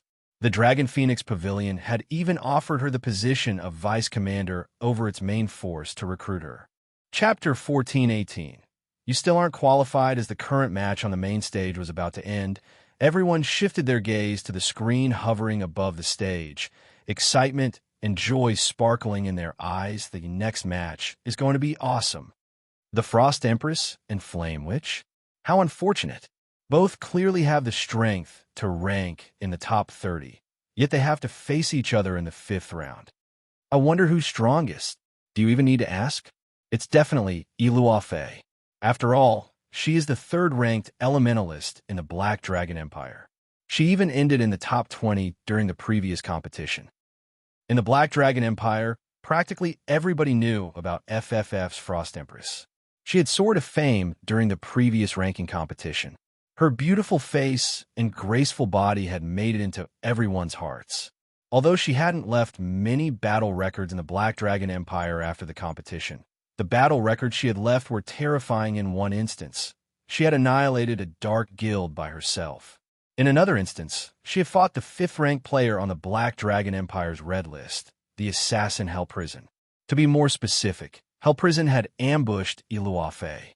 In the end, however, she had defeated the assassin, and he had been forced to retreat. Hell Prison had killed several second-rate guild leaders.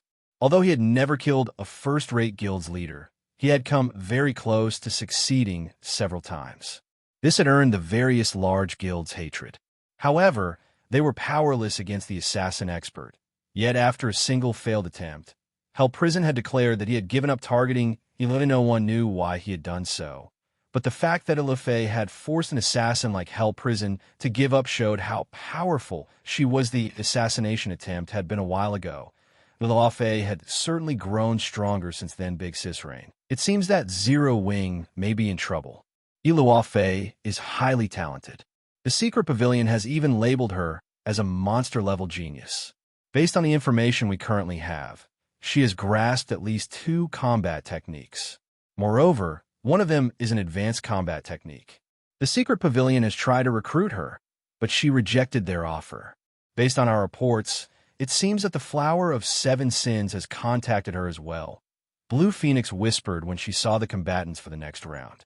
If Zero Wing is defeated here and loses its bet with Crimson Castle, Nine Dragons Emperor will use the opportunity to crush Zero Wing's branch guild. The Flower of 7 Sins didn't just contact her in secret, Phoenix Rain said, smiling bitterly. The Great Pavilion Master informed us to give up on recruiting Luo Fei and to avoid provoking her. She's already become one of the Flower of 7 Sins reserve upper echelons. The Flower of 7 Sins values her. What? She's already a reserve upper echelon. Blue Phoenix was shocked, staring at Luo Fei below the main stage. Although the Flower of 7 Sins was a mysterious organization, the various superpowers had a certain amount of information on it.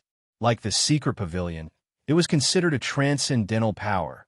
None of the superpowers would dare underestimate it. The requirements to become one of the Flower of 7 Sins' upper echelons were even stricter than those to become a super guild's upper echelon.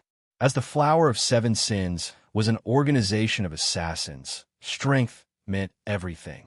If one wished to become one of the organization's upper echelons, they needed to have the strength to back up the ambition. Every one of the Flower of 7 Sins' upper echelons was an absolute monster now that Luo Fei was a reserve upper echelon. This proved that the Flower of 7 Sins had acknowledged her strength. The organization had clearly deemed that she could become a monster-level expert as well. When the waiting participants saw the next pairing, a commotion rippled through the crowd of Fei. It seems you've encountered a proper opponent this time. A slim assassin in dark gray leather armor said from beside the woman, smiling. A proper opponent?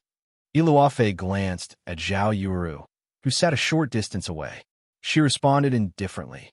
Commander, please stop joking. She's still not worthy of being my opponent. Someone on Phoenix Rain's level might be, but not her. Well, in any case, don't take the match too seriously. Just defeat her casually. Save some cards for the rest of your opponents. Otherwise, you'll have trouble fulfilling your agreement with the Flower of Seven Sins. Yin Tianxing, the FFF Adventurer Team's commander, said as he glanced at the several cloaked players beside the stage commander. Rest assured, I'll claim the championship and leave those upper echelons speechless. Iluofe confidently declared before walking towards the stage when the Flower of Seven Sins had tried to recruit her. She had given the organization a condition. She required that they turn FFF into one of the top adventurer teams in God's domain, not just the Black Dragon Empire. However, a large amount of resources would be required to do so, though. The Flower of Seven Sins had agreed to her condition. The organization had offered one of its own. She must secure the championship in this ranking competition. Iluofe didn't think too much about the condition. After all, not only had the Flower of Seven Sins given her a top-tier epic staff upon her joining, but it had also sent her into 2 legacy spaces, allowing her to improve tremendously. She had even broken through to the Void Realm, pushing her 5 senses to their very limits when Iluofe and Zhao Yueru stepped on a stage. Cheers erupted throughout the venue. Not only were they gorgeous, but they were also highly venerated experts. He always heard that Zero Wing is a one-man guild. I never thought that it would have an expert such as you. I had planned to challenge a guild leader during my previous trip to Stone Forest Town, but I never actually met him. After this match, please convey my request to guild leader Black Flame. Tell him that I'd like to challenge him. The time and location are up to him. Iluofe spoke to Zhao Yueru softly. The Flower of Seven Sins had actually given her 2 conditions. If she completed one of them, the organization would agree to her condition, pushing FFF to the heights of God's domain. Obtaining the championship was the first condition. The second was to kill Zero Wing's guild leader, Black Flame. Moreover, the second condition was available long-term. She had watched Black Flame's battle videos. While he was a monster, she was confident of defeating him. The moment Iluofe finished speaking, an uproar shook the arena. What's this? Iluofe just publicly challenged Zero Wing's guild leader. This is interesting. I wonder if Black Flame will accept the challenge? If he does, I have to watch it. As expected of the Frost Empress, she dares to challenge the Sword King. Everyone here was quite familiar with the name Black Flame. After all, he ranked among the top 100 on the God's Domain experts list. The secret pavilion had even given him the nickname Sword King. When he had received it, it had caused quite a stir throughout God's Domain. However, while the crowd cheered over the matter, Zero Wing's members wore ugly expressions. Fierce Snake and the others, who sat below the main stage, were furious. A measly vice commander of an adventurer team had dared to issue their guild leader a challenge. Zero Wing was Starmoon Kingdom's #1 guild. Luo Yifei's blatant challenge was no different than spitting on Zero Wing's reputation. She simply wasn't taking Zero Wing seriously in the least. Ha ha! Nicely done. As expected of someone the Flower of Seven Sins has acknowledged. Nine Dragons Emperor laughed in his VIP room. Black Flame really is famous everywhere. Phoenix Rain muttered, sighing as she looked at Zero Wing's room, although she did not believe that Iluofe could defeat Black Flame. This challenge humiliated Zero Wing, Starmoon Kingdom's overlord. If Iluofe defeated Zhao Yueru, the challenge would deal an even greater blow to the guild's reputation. You wish to challenge our guild leader? Zhao Yueru's gaze chilled as she glared at Iluofe. Unfortunately, you still aren't qualified. Chapter 1419, Difference in Equipment. Chapter 1419, Difference in Equipment. As soon as Zhao Yueru finished speaking, she released Frostflame's Wrath's aura as a fragmented legendary weapon. Frostflame's Wrath could exude a frightening pressure. Once a player equipped it, they could actively suppress this aura, making the staff look like an ordinary item at the same time. This aura could strengthen the player's aura. With the liberation of Frostflame's Wrath's aura, Zhao Yueru's aura underwent a sudden transformation. Fire and ice-type mana surged toward her in a frenzy, causing the surrounding space to tremble. How can a player have such a powerful aura? Is she really the flame, which I've heard about? Why does it seem like the space around her is darker? The participants below stage felt a powerful pressure weigh them down when Zhao Yueru released Frostflame's Wrath's aura. Some participants had even taken an unconscious step back. The waiting participants weren't the only ones surprised. The various large guilds, upper echelons, and the VIP rooms were shocked as well. If a player's aura could be so powerful, ordinary players would find it taxing to endure, not to mention fighting while under the aura's pressure. Guild leader, the staff you gave to you, could it be? Although Gentle Snow suspected that Frostflame's Wrath might be a fragmented legendary weapon, she wasn't certain. After all, fragmented legendary items were simply too rare in God's domain. Even now, no one had heard of any of the superpowers obtaining one. Hence, the likelihood of Shifeng possessing a second fragmented legendary item should be abysmally low. That's right. It is indeed a fragmented legendary weapon. Moreover, it is a top-tier fragmented legendary staff suitable for elementalists, Shifeng confirmed. Nodding, Gentle Snow was speechless as she processed Shifeng's nonchalant explanation. Overwhelmed by shock, very few people likely had a better idea of how powerful a fragmented legendary item was than her. After all, her current armor was fragmented legendary equipment. It was due to the 7 Luminaries battle armor that she could contend with peak experts. At the moment, she was only a refinement realm expert. She was worlds apart from Super Guild's peak experts. Yet with the power of fragmented legendary equipment, she compensated for the difference in their combat standards. Meanwhile, the fragmented legendary item Zhao Yueru wielded was a weapon. The item that provided the largest boost to a player's combat power. Only now did Gentle Snow understand why Shifeng had agreed to Crimson Fox's bet without hesitation, and why he had remained so calm throughout the competition. If peak experts from super guilds participated in this ranking competition, it'd be no different than adults bullying children. Thus, the various superpowers only sent in their newbies that they had nurtured internally. Otherwise, all the players from the various large guilds and adventurer teams will be able to do little more than watch from the sidelines. Meanwhile, although the match had begun on the main stage, neither side hurried to attack. Rather than the expected indifference, surprise colored Iluafei's face. She had never expected to feel such an intense pressure from a refinement realm expert like Zhao Yueru. This was the first time something like this had ever happened. Really underestimated Zero Wing. To think the guild had hidden an expert like you. Iluafei commented seriously as she watched her opponent. After getting a good look, however, Ofei smirked as she continued. However, you can only rely on this empty aura. It might be effective against ordinary experts, but it is useless against me. Saying so, Iluafei activated her berserk skill. She then began to chant incantations as she wrote runes in the air. Iluafei's chanting speed was extremely quick. She wasn't slower than Zhao Yueru in the least. Moreover, compared to Zhao Yueru's chants, Iluafei's pronunciation was more accurate. Furthermore, not only did she draw her runes as easily as a graffiti artist, but she also had no inconsistencies. What precise triple speed casting! Blue Phoenix was shocked as she watched the terrifying amount of mana gather around Iluafei. Unlike skills, spells had additional variables known as incantations and runes. Meanwhile, due to these two aspects' special characteristics, one could determine the spell's completion rate based on the amount of mana that gathered around the caster, even before the spell fully activated. The fact that more mana gathered around Iluafei despite both combatants' triple speed casting proved that her skill completion rate was higher. Naturally, her spells would be more powerful, not one to be outdone. Zhao Yueru had activated Power of Darkness at almost the same time as Iluafei activated her berserk skill, increasing all her basic attributes by 100%. Similarly, Zhao Yuru followed up with triple speed casting a moment later. Both elementalists completed their spells. Waving their staffs simultaneously, they gestured to their opponent's 3 magic arrays, suddenly formed behind both elementalists normally. Zhao Yueru was limited to double speed casting.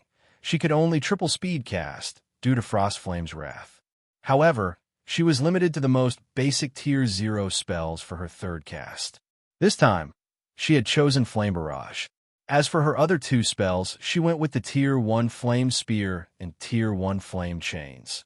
The former possessed extreme destructive power, while the latter had a certain degree of destructive power while allowing her to restrict her enemy. On the other hand, Iluofe, who had relied on her own abilities to triple speed cast, had chosen Tier 1 spells for all 3 casts: Frozen Web, Frost Prison, and Ice Blast. Despite both being elementalists, one woman controlled fire, and the other manipulated ice, creating a dazzling scene on the stage. Although you're very strong, it's a pity that your skill completion rates are too low. Your triple speed casting is a mere facade compared to the real deal. Iluofe smiled calmly as she watched Zhao Yueru's flames. She then controlled her ice-type spells to meet Zhao Yueru's spells. Unlike melee players, a clash between magical class players did not rely on one's control of their body. Rather, it relied on one's control over an external object. Many of God's domain's spells were ranged. If a magical class player lacked control of their spell, it would be very difficult to hit a moving target. When fire and ice collided, a series of explosions erupted across the stage. Half of the stage transformed into a flaming hell, while the other half had become an icy nightmare. The results were extraordinarily spectacular. However, when their spells clashed, Iluofe, who had been confident of her victory, revealed a grim expression. She currently wore 2 pieces of epic equipment, a shirt and a pair of shoes. Her staff was also epic rank, increasing her completion rate with ice-type spells to a certain degree. She could almost achieve an 80% completion rate with all 3 of her spells no matter how she looked at it. Zhao Yueru's completion rates shouldn't exceed 70%.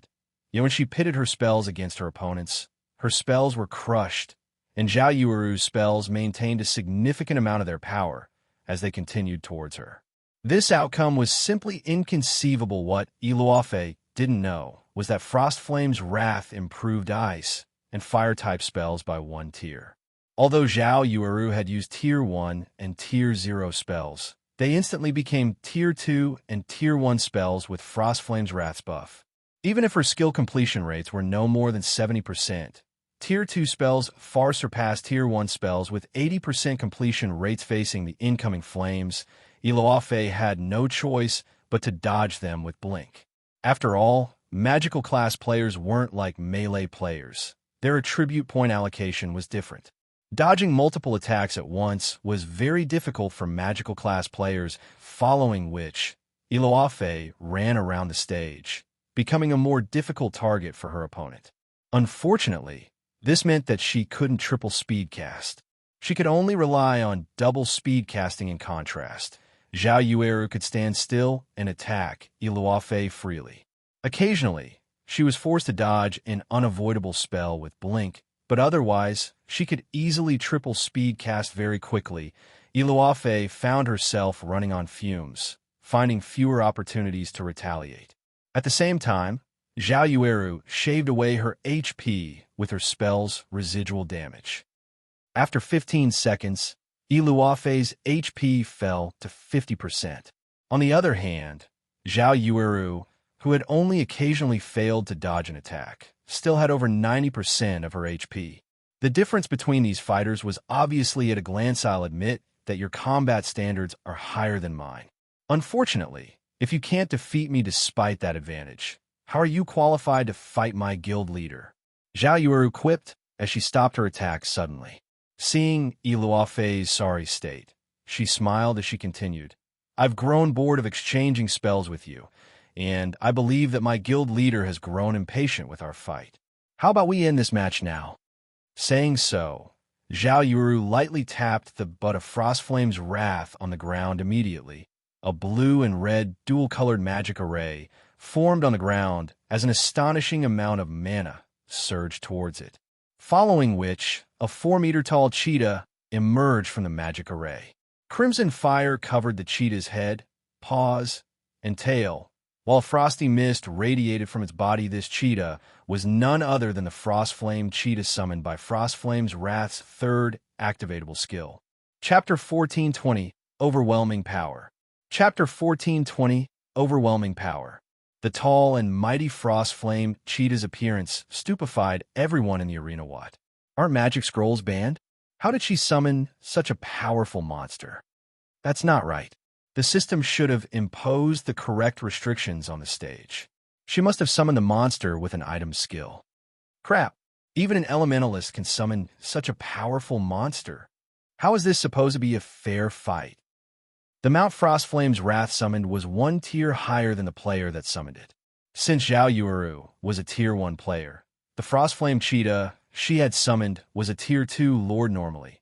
Soloing a lord-ranked monster of the same level wasn't a problem for peak experts like Iluafe, but if one summoned a lord-ranked monster during a one-on-one PvP battle, their opponent would be at an overwhelming disadvantage if they couldn't do the same. Furthermore, Jianghu had already proven that she had an advantage over Iluafe.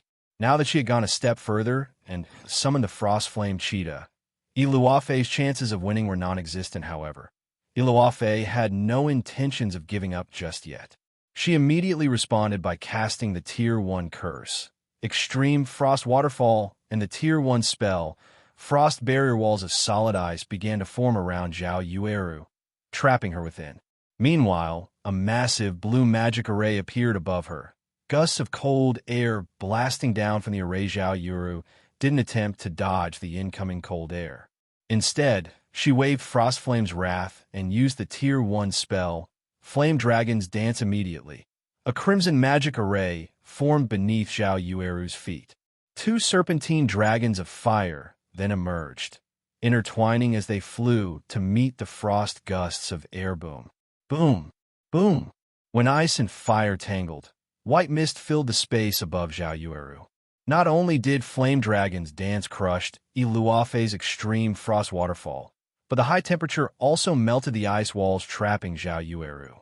In the end, Iluafe's spells failed to deal even a single point of damage. Even a Tier 1 curse is useless. Iluafe was dazed for a brief moment after watching her Extreme Frost Waterfall fail. A Tier 1 curse rivaled Tier 2 spells. Such a spell could even injure Lord-ranked monsters. Yet such a powerful attack had been utterly useless against Jianghu's Tier 1 spell. The various guilds' upper echelons in their VIP rooms were stunned. A Tier 1 spell crushed a Tier 1 curse? Just how wide is the attribute gap between these two? Blue Phoenix stared at Jianghu incredulously. There was only one possible explanation. The gap between the women's attributes was just massive, enough to make up for the difference in tiers. Yet, based on the reports, Iluafe should have at least 3 epic items on her. With her high level, the woman's basic attributes should be near the peak of God's domain.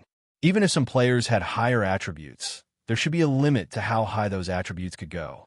After all, epic items were not cabbages that could be purchased at the local market. Sure enough, weapons provide a higher buff than a piece of equipment. General Snow could not help but sigh as she watched her friend's incredible performance. If it were up to her, she'd have a difficult time defeating Iluafe without activating twofold Berserk. Yet Jianghu easily triumphed despite having a single Berserk skill. Of course, the fact that both women were elementalists was part of the reason. When both combatants were of the same class, the difference between their strength depended on the individual's combat standards, attributes, and skills. However, the main reason for such a gap was the massive difference between their equipment quality. Moreover, Jianghu currently had 3 epic items on her.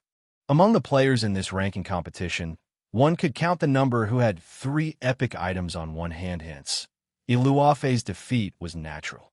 As everyone recovered from their shock of seeing Jianghu's attack, the Zero Wing representative commanded her Frostflame cheetah to pounce on Iluafe. Although the Frostflame cheetah was only a Lord-ranked monster, it still posed a significant threat to Tier 1 experts. This was especially true for magical classes, who were not fond of speed-type monster Luofei, was forced to turn her spells against the Frost Flame Cheetah while keeping an eye on Zhao Yueru's movements, seeing the cheetah distract Luofei. Zhao Yueru revealed a smile and waved Frost Flame's wrath before pointing it to the sky. A large magic array then covered over half of the stage as it manifested above the fighters. The waiting participants gasped despite being below the stage and knowing that they were safe from the current battle. The participants felt the threat of death loom over them. Even a fool could tell that Zhao Yueru had cast a large-scale destruction spell die. Zhao Yueru abruptly swung down her staff immediately. The entire stage trembled as the area's ice and fire-type mana went berserk. This move was none other than Frost Flame Hell, one of Frost Flame's Wrath's activatable skills. When activated, it dealt a combination of ice and fire-type damage to all enemies within a 50-yard radius every second for 10 seconds, with the Frost Flame Cheetah keeping her busy. Luofei had no hope of escaping the AoE in time, noticing the wave of fire and cold air surge towards her. Luofei activated Frost Barrier, becoming invulnerable to all attacks for a short time. However, despite having upgraded the spell to Tier 1, it would only last for 8 seconds. She was simply delaying the inevitable. The seconds ticked by quickly. When the 8 seconds were finally up, the Frost Barrier shattered, and the rampaging ice and fire-type mana killed Luofei instantly. As Frost Flame Hell dissipated, the spectators could see how miserable a large portion of the stage looked. Silence filled the waiting area below the stage. Although the system had announced the victor, none of the waiting participants cheered. Watching this match had inspired a deep despair in every one of them. They all thought that Zhao Yueru had simply been too cruel. First, Zhao Yueru had summoned a Tier 2 Lord to distract her opponent.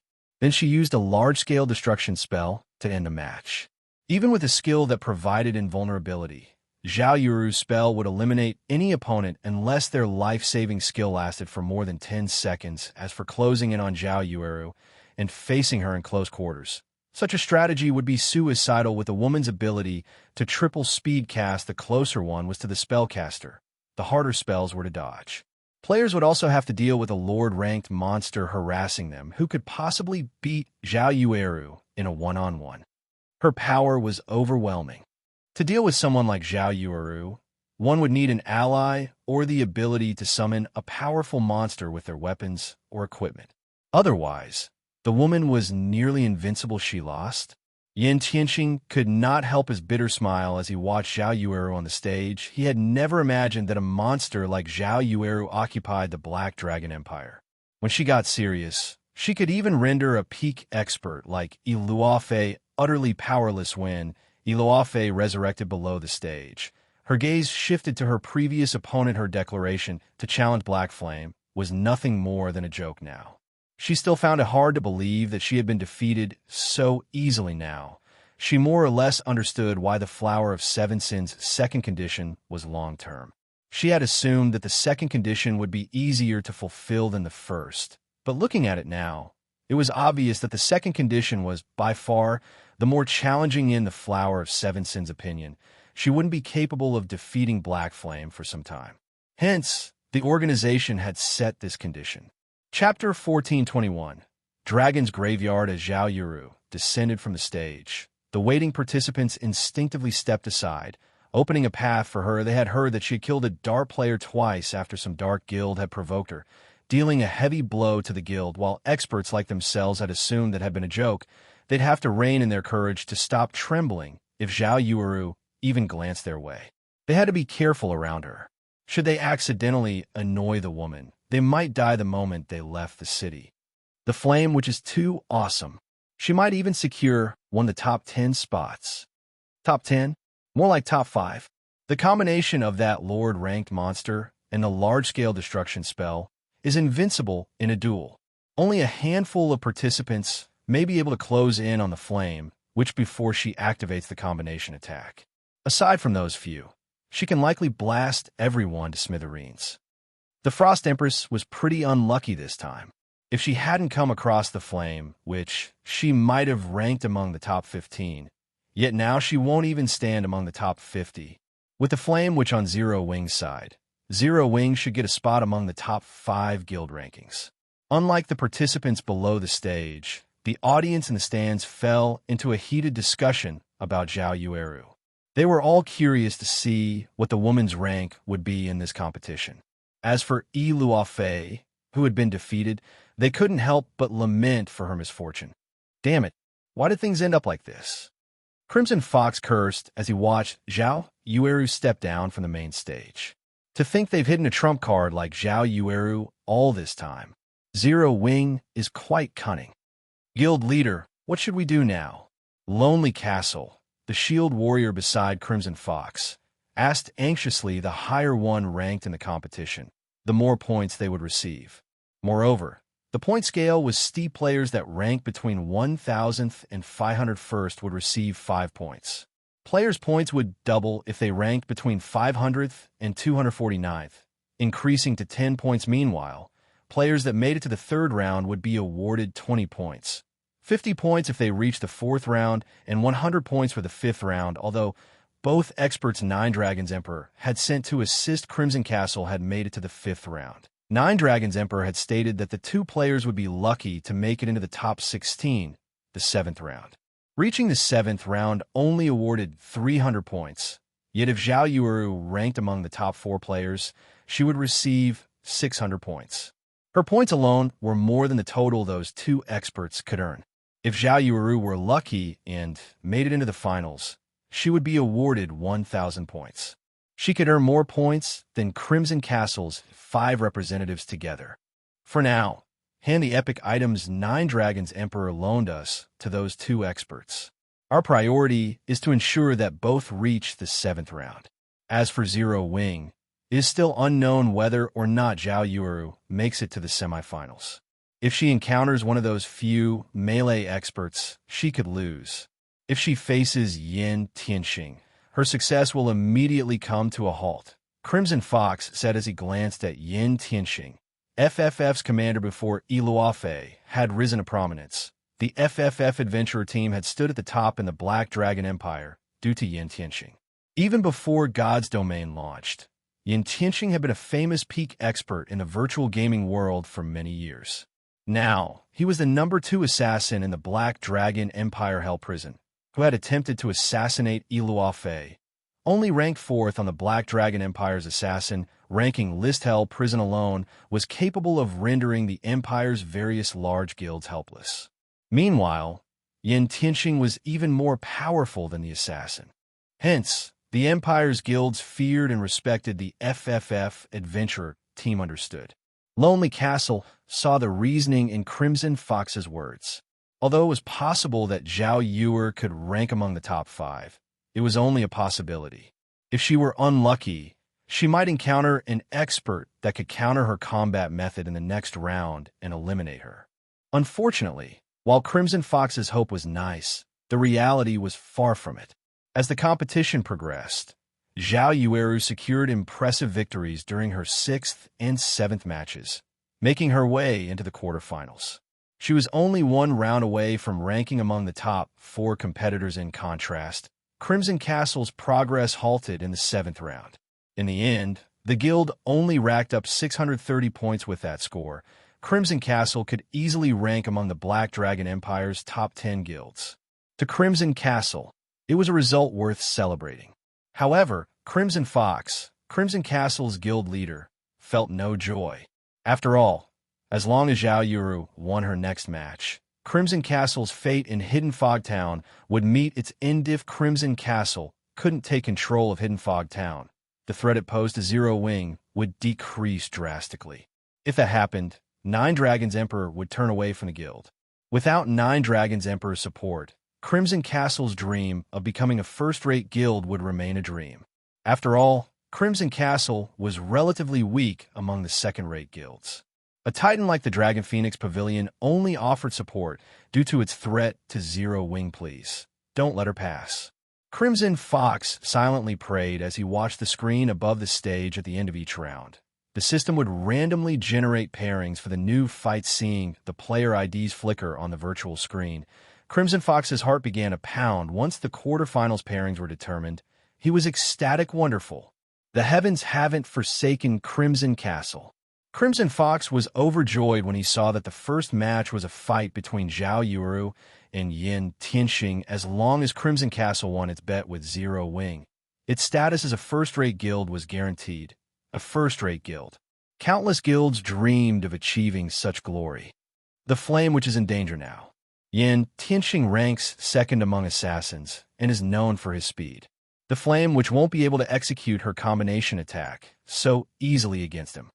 Even if the flame which loses, she'll have nothing to be ashamed of. After all, she has a class disadvantage. But Yin Tianxing's win isn't certain. It isn't so easy to close in on an elementalist who can triple casting. If his timing isn't right when he closes in on the flame, which he might die instantly.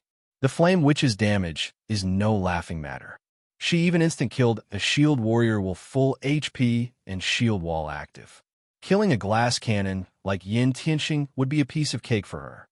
Everyone cheered and chatted as they watched Zhao Yuru and Yin Tianxing approach to the main stage. As the timer above the main stage began to count down, Yin Tianxing turned towards Zero Wing's VIP room and announced, "Guild Leader Black Flame, this humble man has heard that your guild intends to auction adventure houses in Stone Forest Town. If I win this match, would you allocate a slot for the FFF adventure team? Of course, if I lose, I will hand over 10,000 magic crystals and a treasure map for the dragon's graveyard." When Yin Tianxing finished speaking, the venue fell silent, dumbfounded by his bet. Everyone's first reaction was to question his intentions. Should he be trying to avenge Iluofe?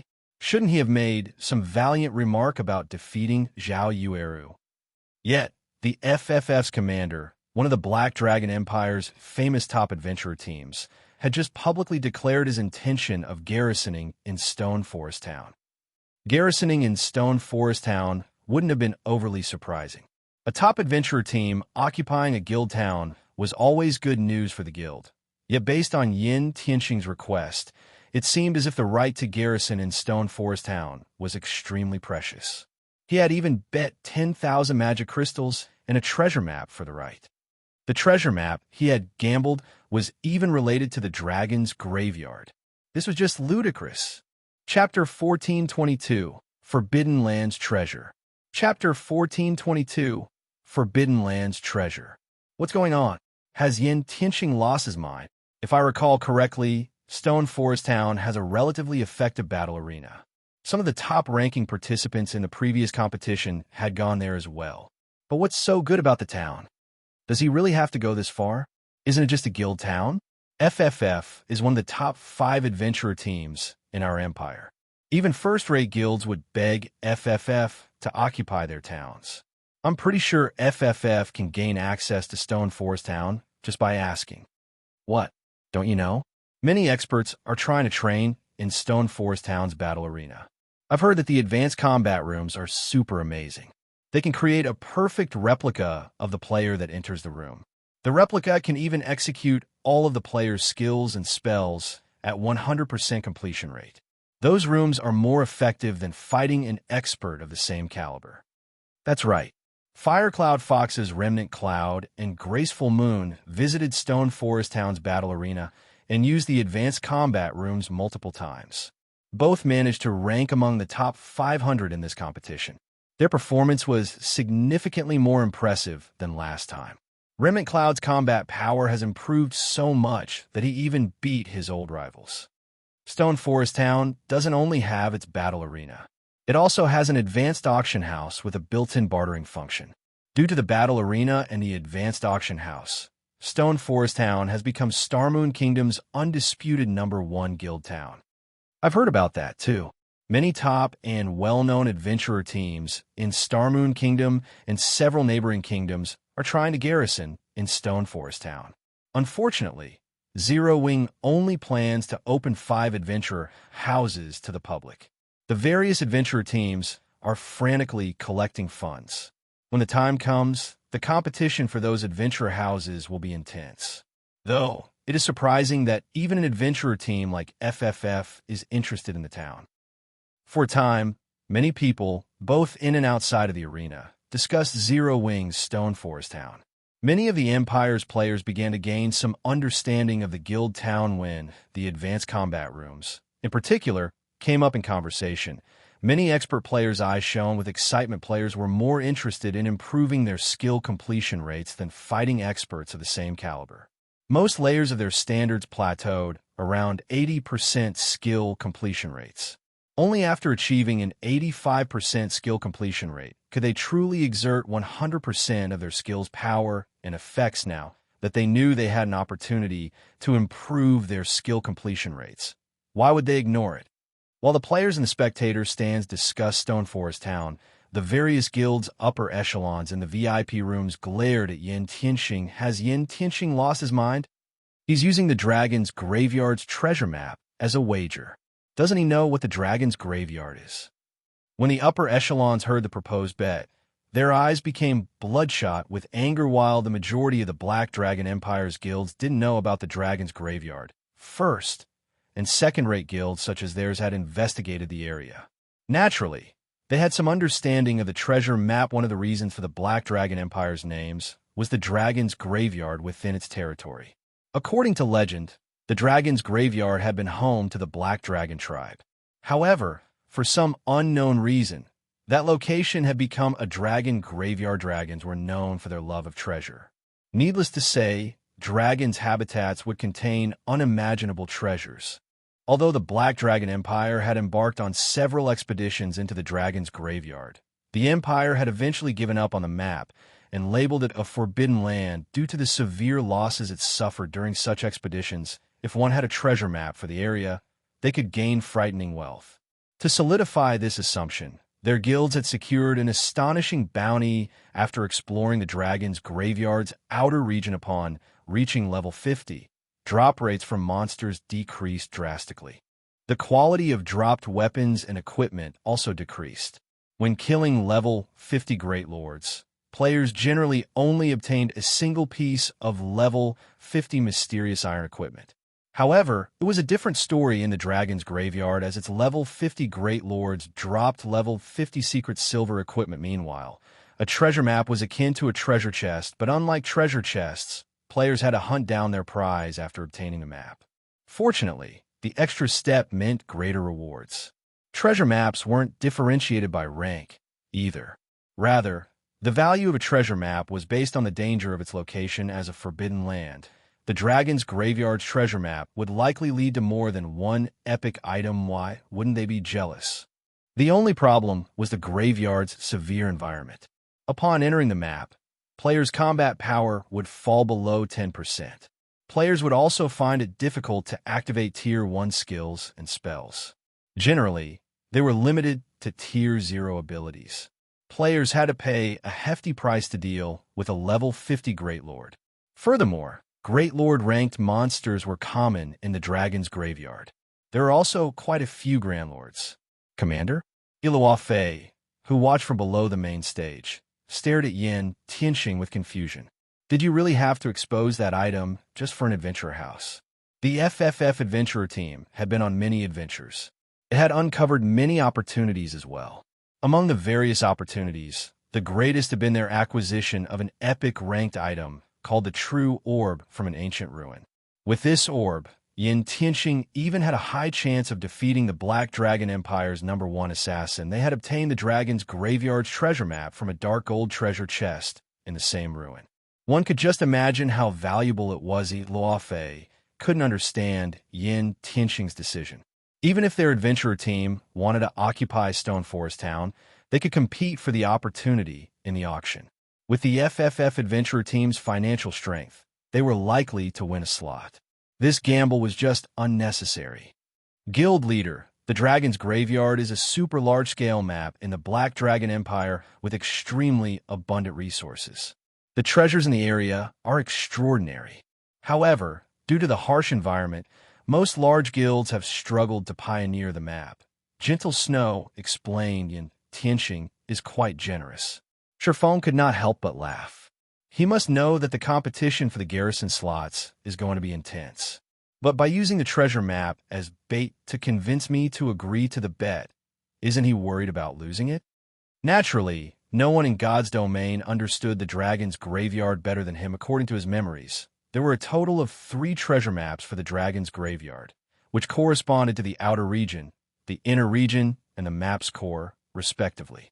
Meanwhile, the treasures in each of these areas were better than the last. The wealth one could gain in the outer region was the equivalent of several dark gold treasure chests. It was rumored that the items one could find in the inner region were the equivalent of 2 or 3 epic treasure chests. As for the core, the treasures there were the equivalent of 1 or 2 inferior legendary treasure chests, although Shifeng had no idea of which treasure map Yin Tianqing possessed. The items in the outer region were already hard to come by, much less those in the inner and core regions. Since he wants to gamble, I have no reason to reject his offer. Shifeng then contacted Zhao Yueru and ordered, "Agree to the bet." Understood. Zhao Yueru nodded. This match is very important. You don't need to hold back. Shifeng added, "Can I really use that move?" Zhao Yueru was confused. However, a hint of anticipation flashed in her eyes. Before the competition had begun, Shifeng had forbidden her from using all of her strength in battle. His reasoning was very simple. Every additional trump card she had was an advantage. Their priorities in this competition were to defeat Crimson Castle and earn enough points to rank among the top 3 guilds in the Black Dragon Empire. Yes, he is very strong. If you hold back, you might lose, Shifeng confirmed. Hearing that she could go all out, Zhao Yueru's eyes sparkled with excitement as she shifted her gaze towards Yin Tianqing. "My guild leader has agreed to your conditions, so long as you don't regret making them later on," Zhao Yueru said. Smiling, "I have never gone back on my word before. Besides, I made the bet in front of so many people," Yin Tianqing responded, smiling. "Since we have an agreement, let us begin." Saying so, Yin Tianqing activated his berserk skill and vanished, as if he had never existed in the first place. Chapter 1423, Flame Witch. Chapter 1423, Flame Witch. The instant Yin Tianqing activated stealth and disappeared, Zhao Yueru summoned the Lord-ranked Frost Flame Cheetah beside her. She then proceeded to double-speed cast Tier 1 spell, Flame Orb. Tier 1 spell, Flame Rain. Both spells were AoE attacks, and among the best. Zhao Yueru had to locate a stealth assassin. As long as a player could reveal an assassin, the stealth player's combat power would decrease by half. An assassin's most powerful advantage was its assassination capabilities. The first strike was particularly powerful. In a confrontation, however, they were even weaker than berserkers and swordsmen in the blink of an eye. A sea of fire swept across Yin Tianqing's previous location, but even after the 2 spells decimated the stage, the assassin was nowhere to be seen. The flame, which reacted so quickly, but she still couldn't expose Yin Tianqing. How fast is he? As expected of the second-ranked assassin in the Empire, his concealment technique is amazing. Despite seeing him the moment he disappeared, I still can't lock onto his aura. I even activated Enhanced 5 Senses, yet I can't detect him either. The participants below the stage were shocked as they watched the sea of fire engulf the stage. By the time the match began, Zhao Yueru had already begun casting her spells. There had only been a 2-second delay before her attack struck Yin Tianqing's starting location, yet neither AoE had revealed the assassin. What shocked these players even more was the man's concealment technique. The magic barrier around the main stage contained attacks within. Meanwhile, observation and perception skills wouldn't be affected despite the waiting participants activating their perception skills. No one could detect Yin Tianqing. This was the first time they had encountered such a situation. These skills' specific purpose was to counter the stealth skill. Zhao Yueru had also activated her own perception skill, which allowed her to detect all stealth players within a 40-yard radius generally. If magical class player allowed a stealth assassin to ambush them, they'd die instantly. Only plate armor classes with high HP and defense could survive an assassin's first barrage. She could not allow her opponent to close in a futile struggle. Ilua Fei, who stood below the stage, smiled as she watched Xiao. The true orb Yin Tianqing had obtained improved assassin's strength tremendously.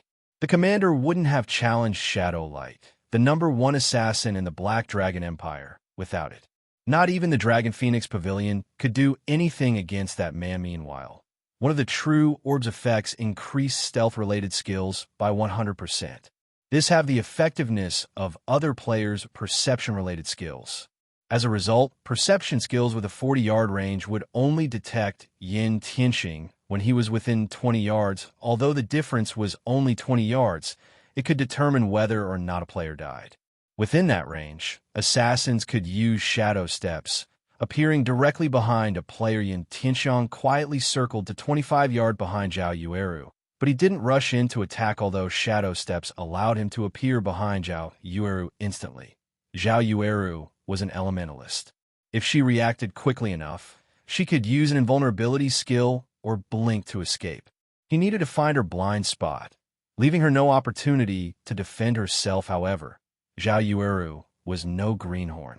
Every player had weak points and blind spots, and it was especially true for their backs. Hence, Zhao Yueru had stationed the Frost Flame Cheetah behind her. Not only would this hinder Yin Tianxing's vision and boost her defense, but she could also launch a powerful counterattack on the off chance Yin Tianxing attacked or stunned her for a time. All anyone could see was Zhao Yueru standing in the center of the stage with a Frost Flame Cheetah watching her back as she launched one Tier 0 spell after another. Meanwhile, Yin Tianxing continued to circle his opponent, searching for an opportunity to strike. After nearly 3 minutes, Yin Tianxing could not help but admire Zhao Yueru's tenacity. The elementalist left him no openings. The Frost Flame Cheetah, in particular, posed a huge problem. It seemed that I'll have to use that move.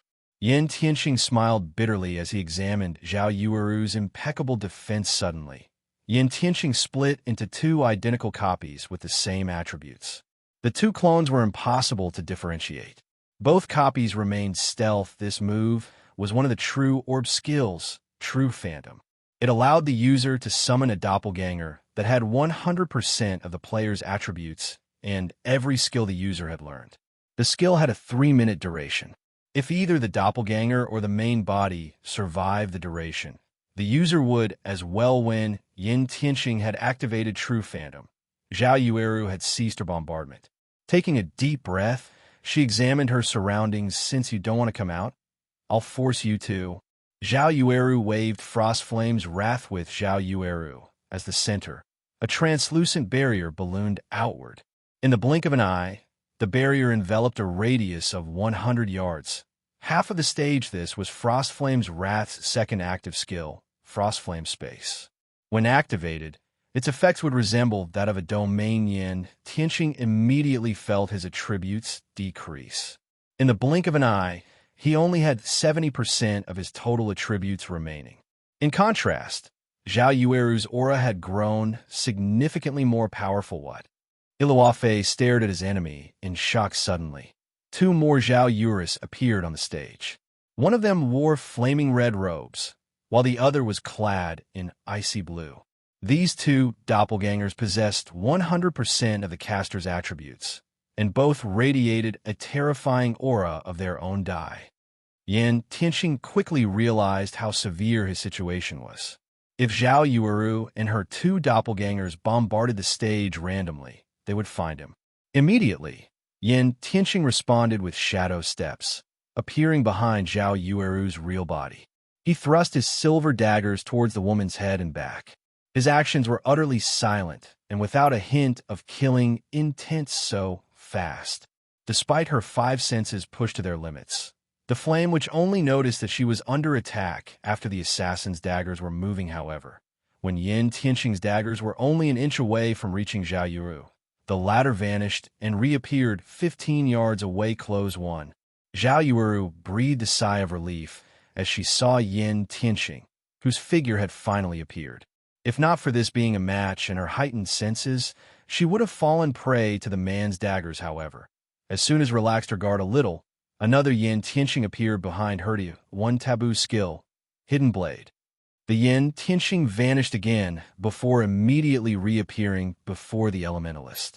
Before Zhao Yueru could react, 6 black shadows flew toward Zhao Yueru's heart, each attack dealing over minus 30,000 damage. The woman's HP instantly plummeted to 0. What? Everyone in the arena was dumbfounded when they saw Zhao Yuru hit the ground. Who could possibly avoid such an attack? Despite everyone's belief that the match was over, the bell never signified its end. Unexpectedly, Zhao Yueru's doppelganger smiled from beside her real body. Both responded by waving their staffs. Chapter 1424, Cataclysmic Spell. Chapter 1424, Cataclysmic Spell. She's not dead. This is a lie, right? Didn't he kill her main body? When the two Zhao Yuerus raised their staffs on the stage, the audience looked as if they had seen a ghost. When they saw the clone smiles, chills crawled down their backs, and they couldn't help the thought that she really was a witch god's domain, had many doppelganger skills to offer, but they had never heard of one that allowed the doppelgangers to continue moving after the main body had died. Impossible. Could she also? Iluafe stared at the elementalist clones in red and blue, in shock. The situation had also caught Yin Tianxing off guard. Two magic arrays appeared behind each of the two Zhao Yuris, and immediately the ice and fire-type mana on the stage went berserk as it formed a tornado of frost and flame. Like a whale inhaling water, the four magic arrays devoured the mana-four walls of ice, trapped the assassin clone that had killed Zhao Yuru's original body. At the same time, flames emerged from the ground and swept down from the sky, completing Yin Tianxing's confinement without warning. The frost-flame cheetah pounced on the other Yin Tianxing. Since the man had already left stealth, his combat power had decreased by half. Although the frost-flame cheetah couldn't kill Yin Tianxing, it was more than enough to distract him for a moment. Realizing the danger he was in, Yin Tianxing hurriedly controlled his copy within the walls of ice and used wind steps, taking advantage of the brief invulnerability effect the skill provided to block Zhao Yuru's fire spell. He then used Shadow Assault on an ice wall in an attempt to break free from the frost barrier. Yet, before his two daggers could reach the frost barrier, an ice wall appeared and blocked his weapon's advance. When his daggers struck on the ice wall, they merely cracked it. They did not shatter the barrier. If he wanted to shatter the ice wall, he would need to attack again. Although Ice Wall was only a Tier 0 spell, it was as strong as a Tier 1 spell due to Frostflame's Wrath's buff. Ordinary players couldn't even shatter a Tier 0 ice wall easily, much less a Tier 1 ice wall. Although Yin Tianxing was a peak expert, at the end of the day, the assassin class didn't specialize in strength. If he were a peak Berserker expert, however, he might have a chance of shattering a Tier 1 ice wall with a single attack. After Wind Step's brief invulnerability ended, Yin Tianxing reluctantly activated Vanish before shattering the ice wall before him. But Zhao Yuru had no intention of letting the man escape. Without chance or runes, she cast another ice wall to block Yin Tianxing's path. Vanish only provided 1 second of invulnerability. When that second ended, the flame-type Zhao Yuru threw 2 Tier 1 fire spells into the frost barrier without any invulnerability skills left, and his shadow steps still on cooldown. Yin Tianxing had nothing left to counter the incoming fire spells. In addition, the Flame Witch's 2 spells were AoEs and impossible to block with his weapons. As a result, the 2 flame spells, enhanced by Frostflame's Wrath to Tier 2 spells, killed the Yin Tianxing in the frost barrier instantly. Now, only the Yin Tianxing the Frostflame cheetah had pinned down remained. What a brutish way to fight. Crap, wouldn't this be considered quadruple casting? The flame, which is invincible. The way Zhao Yueru fought stunned the audience. Her 2 doppelgangers could actually double cast. It wasn't much different than if she had cast 4 spells simultaneously. Moreover, all 4 spells were under her full control. To make matters worse, all 4 spells were overwhelmingly powerful. A doppelganger? Zhao Yuru muttered as she watched the Yin Tianxing in the frost barrier disappear, before turning to the assassin retreating from her. Revealing a smile, she muttered, "Do you think you're safe just because you put some distance between us?" Immediately, Zhao Yueru's ice and fire-type doppelgangers began to double cast again. With Yuan Tianxing's speed, he'd be difficult to trap with frost barrier again. Hence, Zhao Yueru didn't use the same approach. Instead, she switched to Tier 1 spells that focused on crowds. In the next moment, over 70 fire arrows, fireballs, ice spears, and ice arrows formed behind the doppelgangers. These spells then flew towards their target. Everyone fell silent as they watched the ice and fire-type spells fill the sky. Moreover, Zhao Yueru's control over these spells was exceptionally precise, despite Yin Tianqing moving so quickly that he left behind afterimages. Most of the elementalist spells struck the assassin. As a result, Yin Tianqing was forced to block the incoming attacks with his weapons and had no choice but to use wind steps to defend himself. However, while Yin Tianqing's speed was astonishing to ordinary players, to Zhao Yueru, whose physique had improved by 50% thanks to Frostflame space, Yin Tianqing wasn't particularly fast. At best, he was only as fast as an ordinary expert. She had no issues landing her attacks. Meanwhile, the agility-specialized assassins couldn't easily block spells with Tier 2 power. Yin Tianqing's HP fell with each hit he took. It was only a matter of time before his opponent carved it all away. As they watched, the participants below the stage felt goosebumps cover their skin. How was this a one-on-one fight? It wasn't any different than facing a 20-man magical team's bombardment. Who could survive such ruthless attacks? In the past, these players had assumed that the assassin class countered magical classes, but Zhao Yueru had destroyed that idea. She had actually hidden her strength during our fight. Frustration and rage burned in Iluofei's gaze as she glared at Zhao Yueru. She wasn't particularly frustrated about her defeat.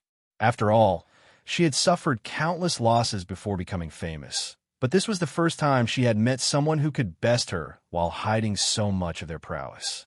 Moreover, she and her opponent were nearly the same age. On the stage, Yin Tianqing struggled to hold on and was forced to use Vanish, disappearing again if Zhao Yueru discovered him before his skill's cooldowns finished. Now that he had used his trump card, he'd be powerless against the woman's attacks. However, if he could stay hidden until his skills were available again, he could turn the battle around. He'd been waiting for you to use this move. Despite her opponent vanishing, Zhao Yueru didn't panic. She licked her lips playfully as she said, "Let's put an end to this match." If the main body died after she used Frostflame space, she wouldn't be able to use any of her weapon or equipment skills. She could only use the skills and spells she had learned.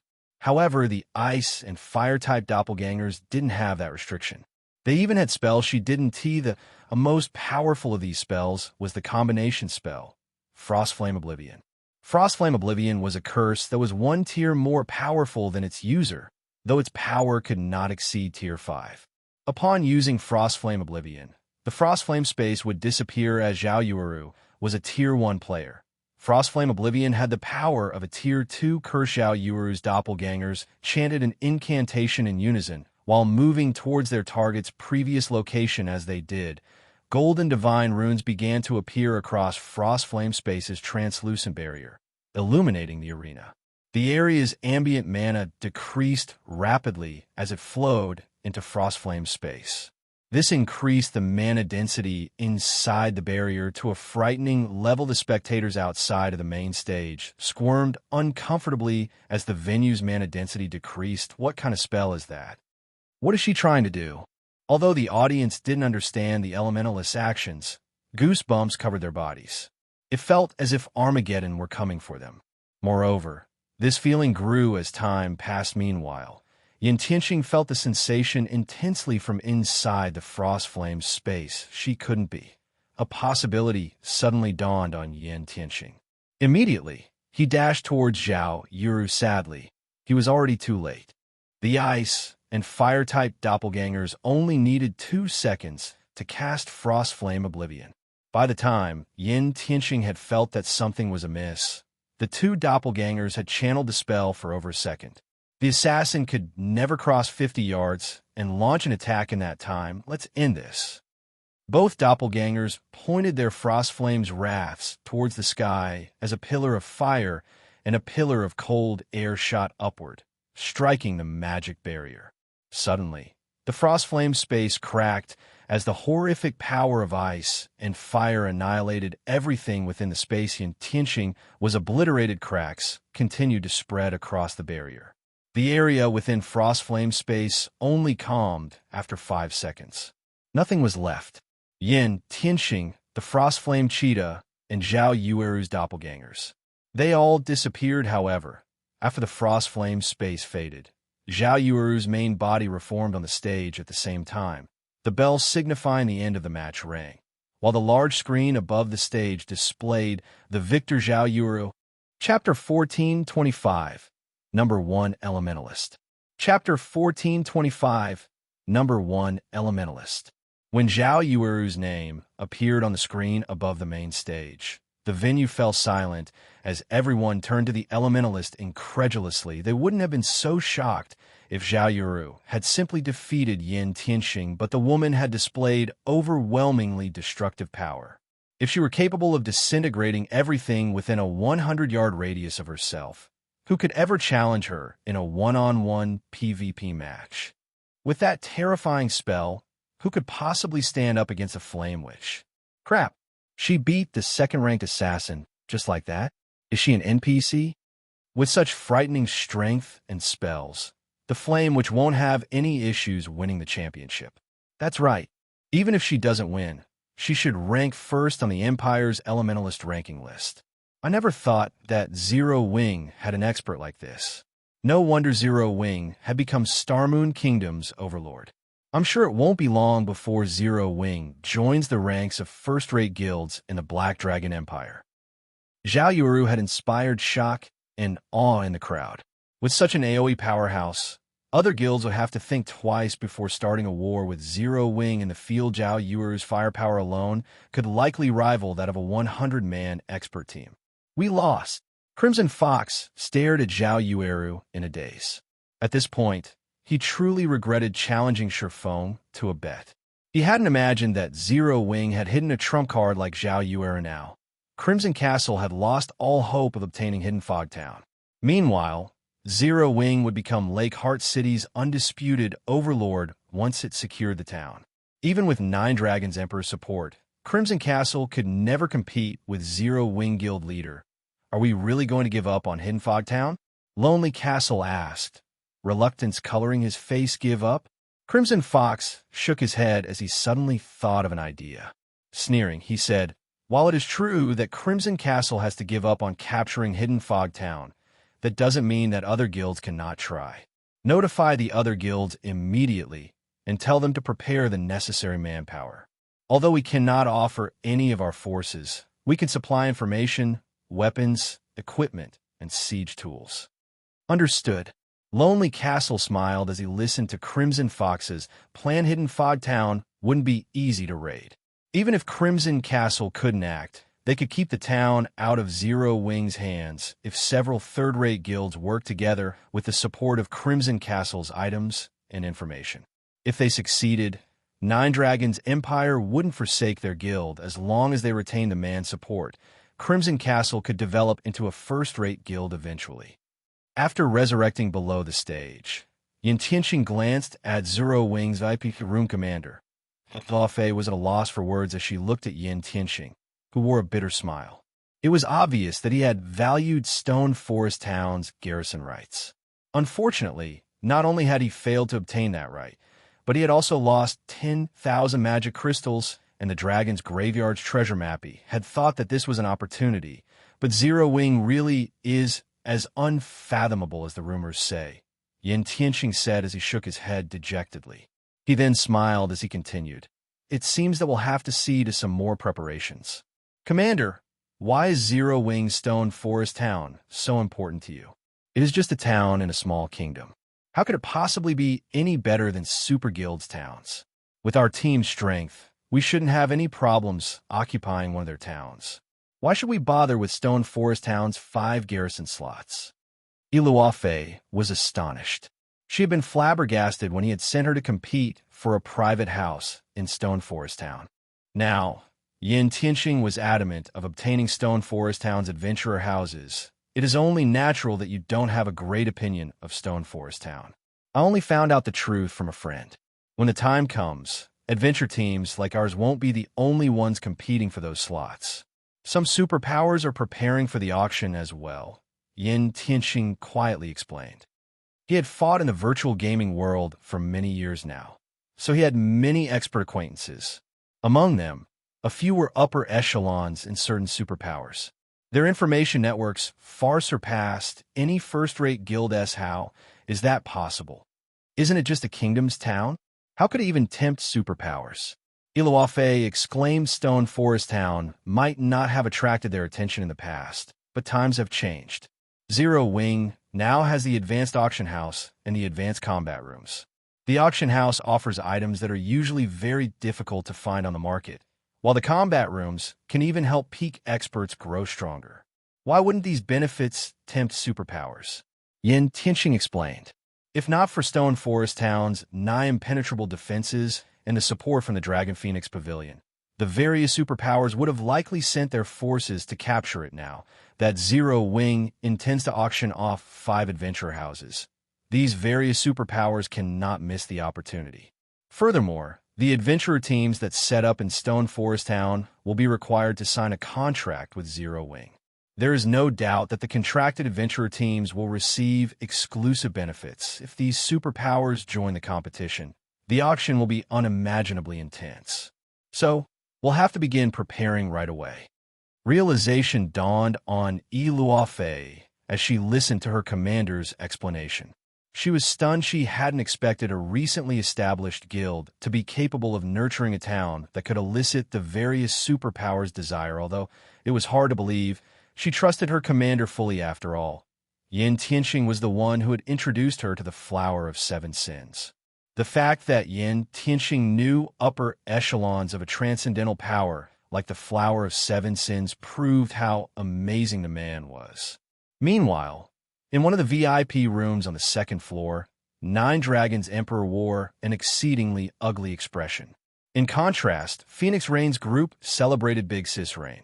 Zero Wing is so full of surprises. With an expert elementalist like Zhao Yueru, will have a much greater advantage in the contest for Thunder Island. Having her defend a tower will be far more effective than sending 3 to 5 peak experts. Blue Phoenix said no wonder Yi Feng was so confident. Zero Wing had this trump card hidden. Zhao Yueru's power surprised Phoenix Rain as well due to the limited number of slots for Thunder Island's contest. It was very important that they brought experts who were strong individually. This was especially true for strategic experts like Zhao Yueru. A powerhouse like her would be much more effective than 10 top-tier experts.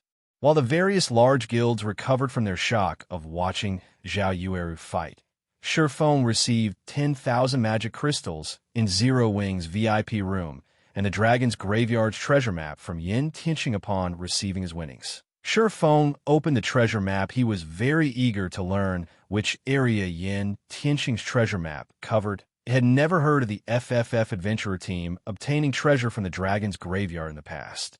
Rather, the first-rate guild, Fantasy Shrine, and the super first-rate Dragon Phoenix Pavilion had secured the map's treasures.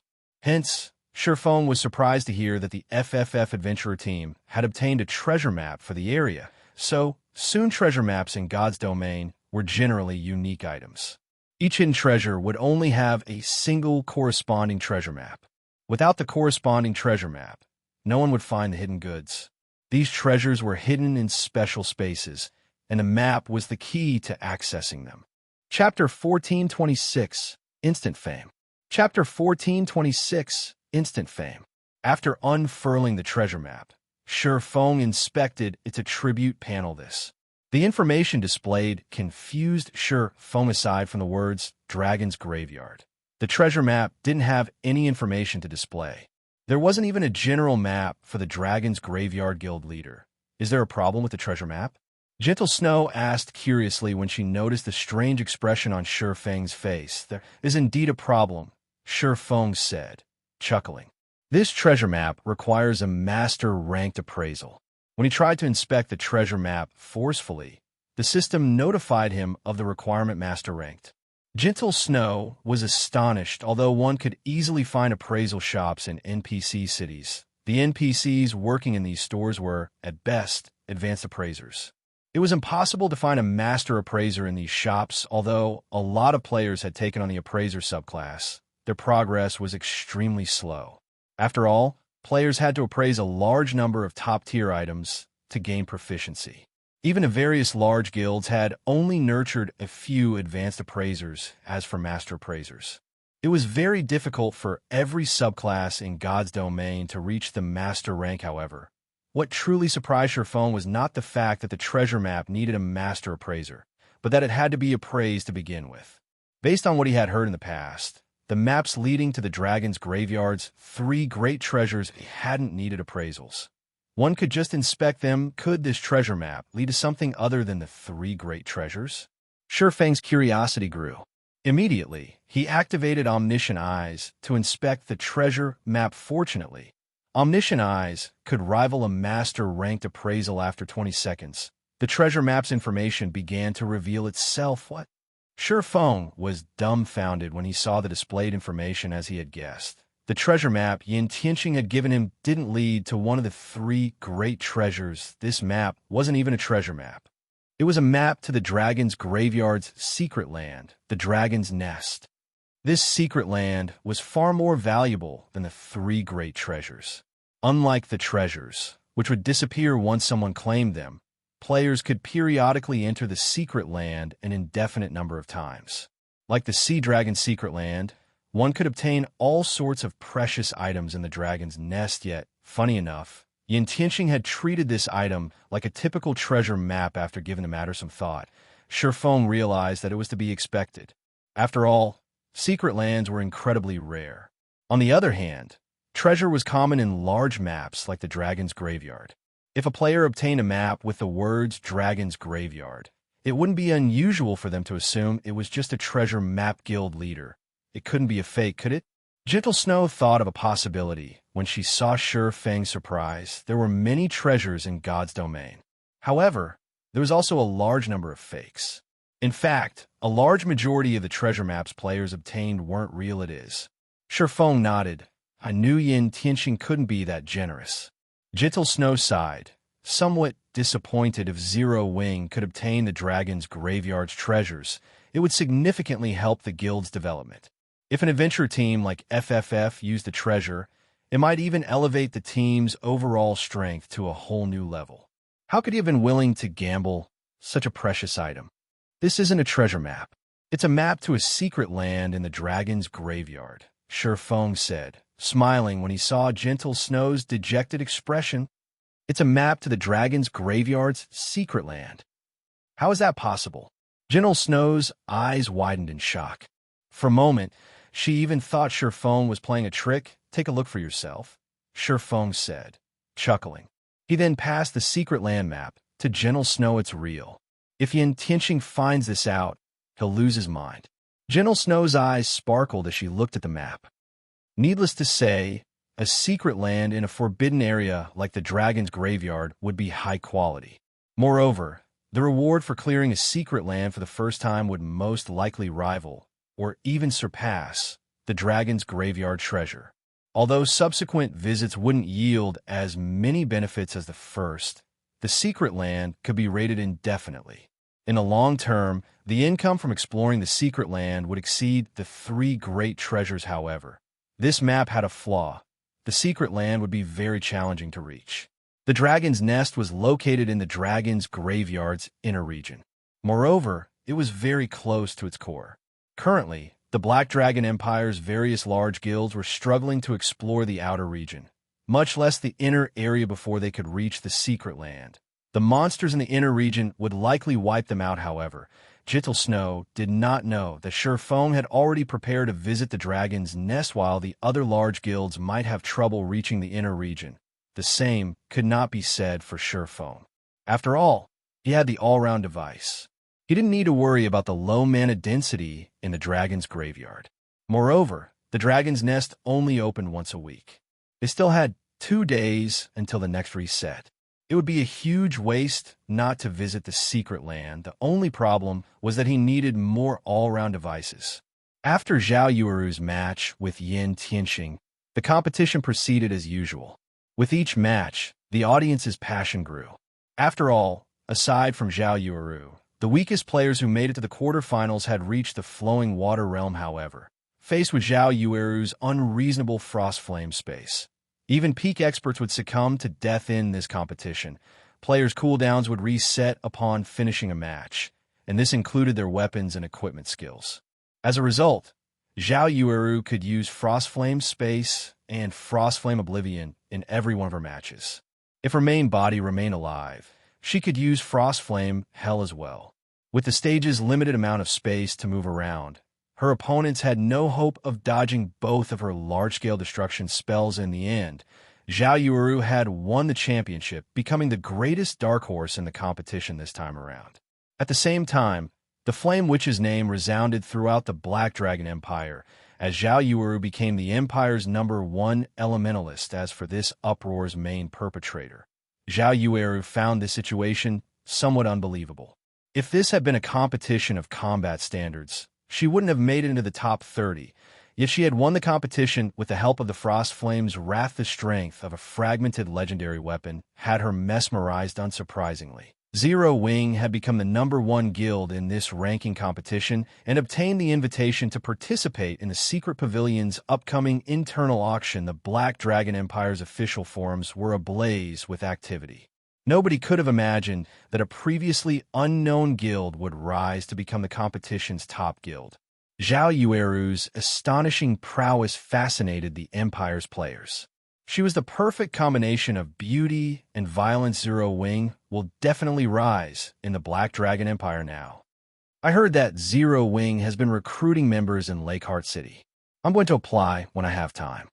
For a time, players swarmed Zero Wing's residence in Lakeheart City. Far more players wanted to join the guild than Gentle Snow had anticipated. To accommodate more members in the branch guild, she began her preparations to capture Hidden Fog Town, using this opportunity to develop her corner of Zero Wing. Big Sis Snow. Over 10,000 third-rate guild members, who are allied with Crimson Castle, have secretly gathered at the guild's residence in Lakeheart City. Moreover, this number is rapidly climbing. By the looks of it, it seems as if they intend to rush towards Hidden Fog Town. Unknown players have also ambushed many of our members grinding near the town. I suspect that this is Crimson Castle's doing. Crimson Fox is quite persistent. Since he can't take action openly, he's moving against us in secret.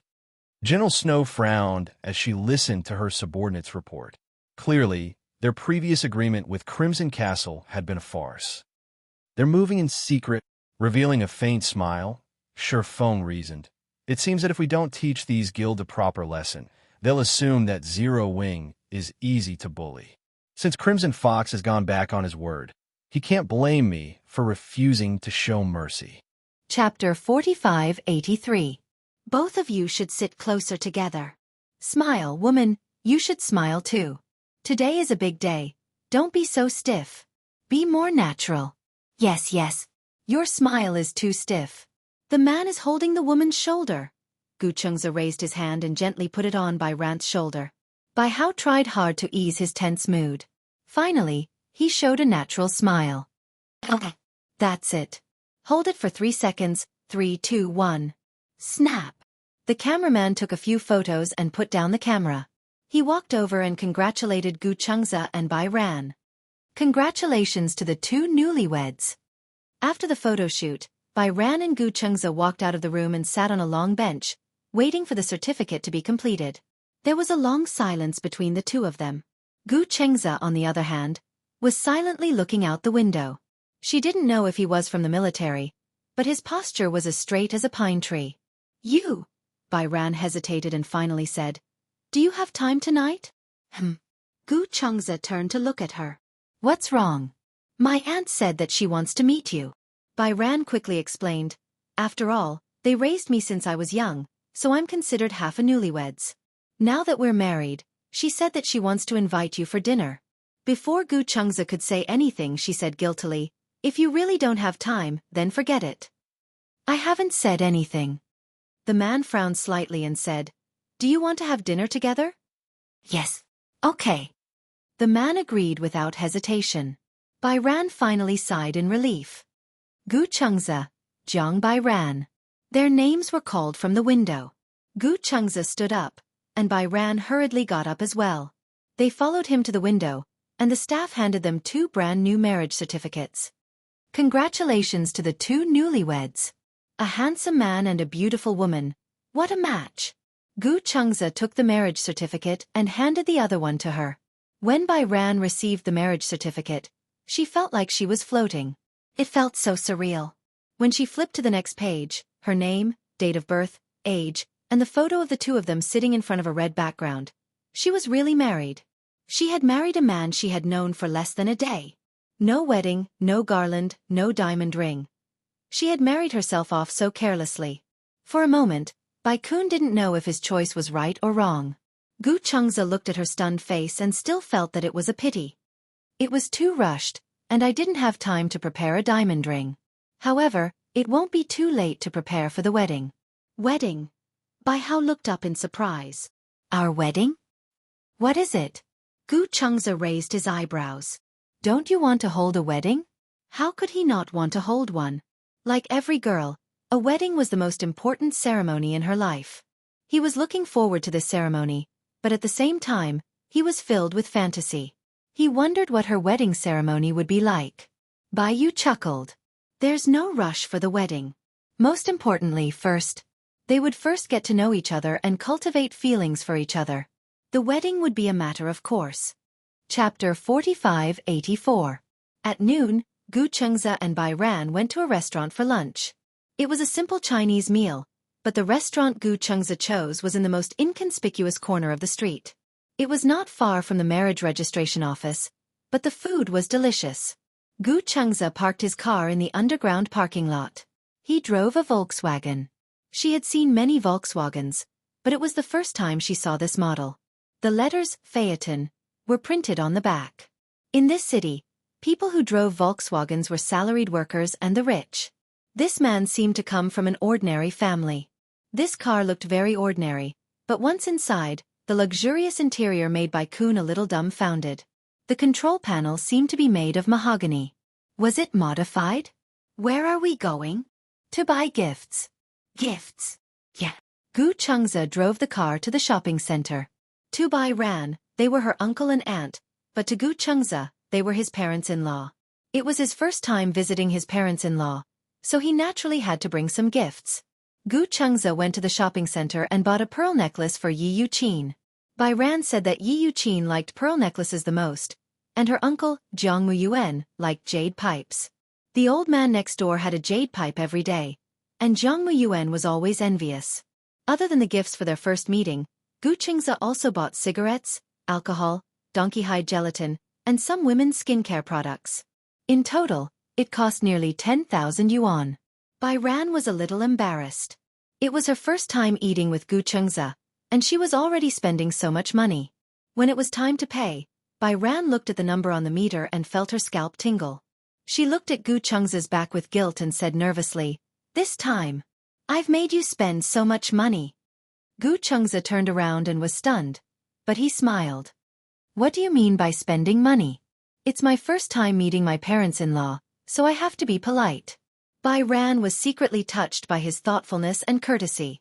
She wondered if her aunt would be satisfied with him when he returned home. Would she let her go? Marrying this man seemed to be the most rebellious thing she had ever done in her life. Due to the fact that her aunt had brought her up, no matter how harsh her aunt was to her, she was used to accepting it. She thought that as long as she married this man, then, in the future, she could finally get away from the endless blind dates. She admitted that when she was with him, he was like a safe haven. When he got home, Gu Chengze parked the car in front of the neighborhood. When he got out of the car, he looked at the shabby neighborhood that was obviously built in the last century and was slightly surprised. Did she live in this place? My house is in this building. Bai Ran pointed at a building in front of him shyly and said, "But there's no elevator. We have to climb the stairs." "I'm fine." Gu Chengze picked up the gift and said to her, "Let's go upstairs." He followed behind her and walked up the stairs. However, in the narrow corridor, other than being crowded, the corners were filled with cobwebs, and the originally white walls were covered in dust. The escalator was covered in dust, and the air seemed to be a little turbid. On the first floor, there were 5 households. The smoke was all directed towards the corridor. When it was mealtime, everyone was cooking, and all kinds of smoke and fumes filled the air. Chapter 45-85. We're here. She walked to the door. Through the door, Bai Ran could hear the sound of cooking in the kitchen. Bai Ran took out her keys to open the door. Hearing the sound of the door opening, Yi Yuqin walked out of the kitchen. When she saw Bai Ran, she quickly asked, "Where is he?" "He?" Bai Ran turned around. At that moment, Xianxia stepped through the door. He was so tall that he had to lower his head slightly to enter the door. It felt like he would hit the door frame. His tall height made the whole house seem even shorter. However, when Yi Yuqin saw his incomparably handsome face, her entire body froze. The man in front of her was a little too young. Also, he seemed different from the person in the photo. The owner of the renovation company in the photo was bald and old. What about the man in front of her? He was even better looking than the male celebrities on TV. More importantly, he had an inexplicable aristocratic aura. However, Yi Yuqin quickly pulled Bai Ran aside and asked suspiciously, "Who is this person?" "His name is Xianxia. We just registered our marriage today." As she spoke, Bai Ran took out the household registration booklet from her bag and returned it to her. Yi Yuqin immediately knocked the booklet in her hand to the ground. "Xianxia. That's not the name of the man I introduced to you on a blind date." Bai Ran explained, "That man didn't like me, so how is that possible?" Yi Yuqin didn't believe it. "He saw your photo and was very satisfied with you. He couldn't stop praising you. How could he not be satisfied with you? I think you're the one who's not satisfied with him." "Auntie, that man is so old." "It's fine if you set me up on a blind date, but why do you always find me this kind of man?" Bai Ran also vented her dissatisfaction. Yi Yuqin was furious when she heard that. Xianxia walked over and handed the gift to Yi Yuqin. "Hello, Auntie. I'm Xianxia. Nice to meet you." Yi Yuqin looked at him, but she was so angry that she couldn't say anything. She ignored Xianxia and pulled Bai Ran into her room. After closing the door, she pushed Bai Ran to the wall and asked fiercely, "So, you said you want to get married with the household registration booklet. You want to marry this man?" "Yeah." "So." Yi Yuqin panicked. "Have you registered your marriage?" "Yes." Bai Yu took a deep breath and puffed out her chest. "He's my husband now." "Pa!" What she received was Yi Yuqin's exasperated slap. "Do you know how much money I've spent on this blind date? I gave them a golden bracelet before they were willing to introduce it to me." Who was Song? He was the big boss of Dingsheng Renovation Company, and his net worth was close to 100 million. So what if he's old? The most important thing for a man was not his good looks. Could good-looking people make a living? Can it feed you? Bai Kun finally couldn't take it anymore. Why should I rely on a man to support me? Can't I feed myself? You even know how to talk back. Yi Yuqin was about to be slapped again. This time, Bai Ran didn't give in. Instead, he forcefully grabbed her wrist. Chapter 4586. Bai Ran's words were like pearls. "So you raised me just to eat my flesh." These words obviously provoked Yi Yuqin. "What do you mean by eating your flesh? Why do you make it sound so bad?" Yi Yuqin said exasperatedly, "You also know that I raised you and this is how you repay me? You also admit that you're forcing me to repay you." Bai Ran was so angry that she was about to cry. "Do you know that when I heard that man say that you sold me for a house, I was really disappointed." "What do you mean I sold you for a house? How did I sell you? I sent you to a rich family to live a good life. Is that my fault? Then why didn't you bless me and him?" The him that Bai Ran was referring to was Xianxia. "I'm also very happy with him." Yi Yuqin's face was ferocious. "What can he give you?" Bai Ran gritted her teeth and said, "What he can give me is not important.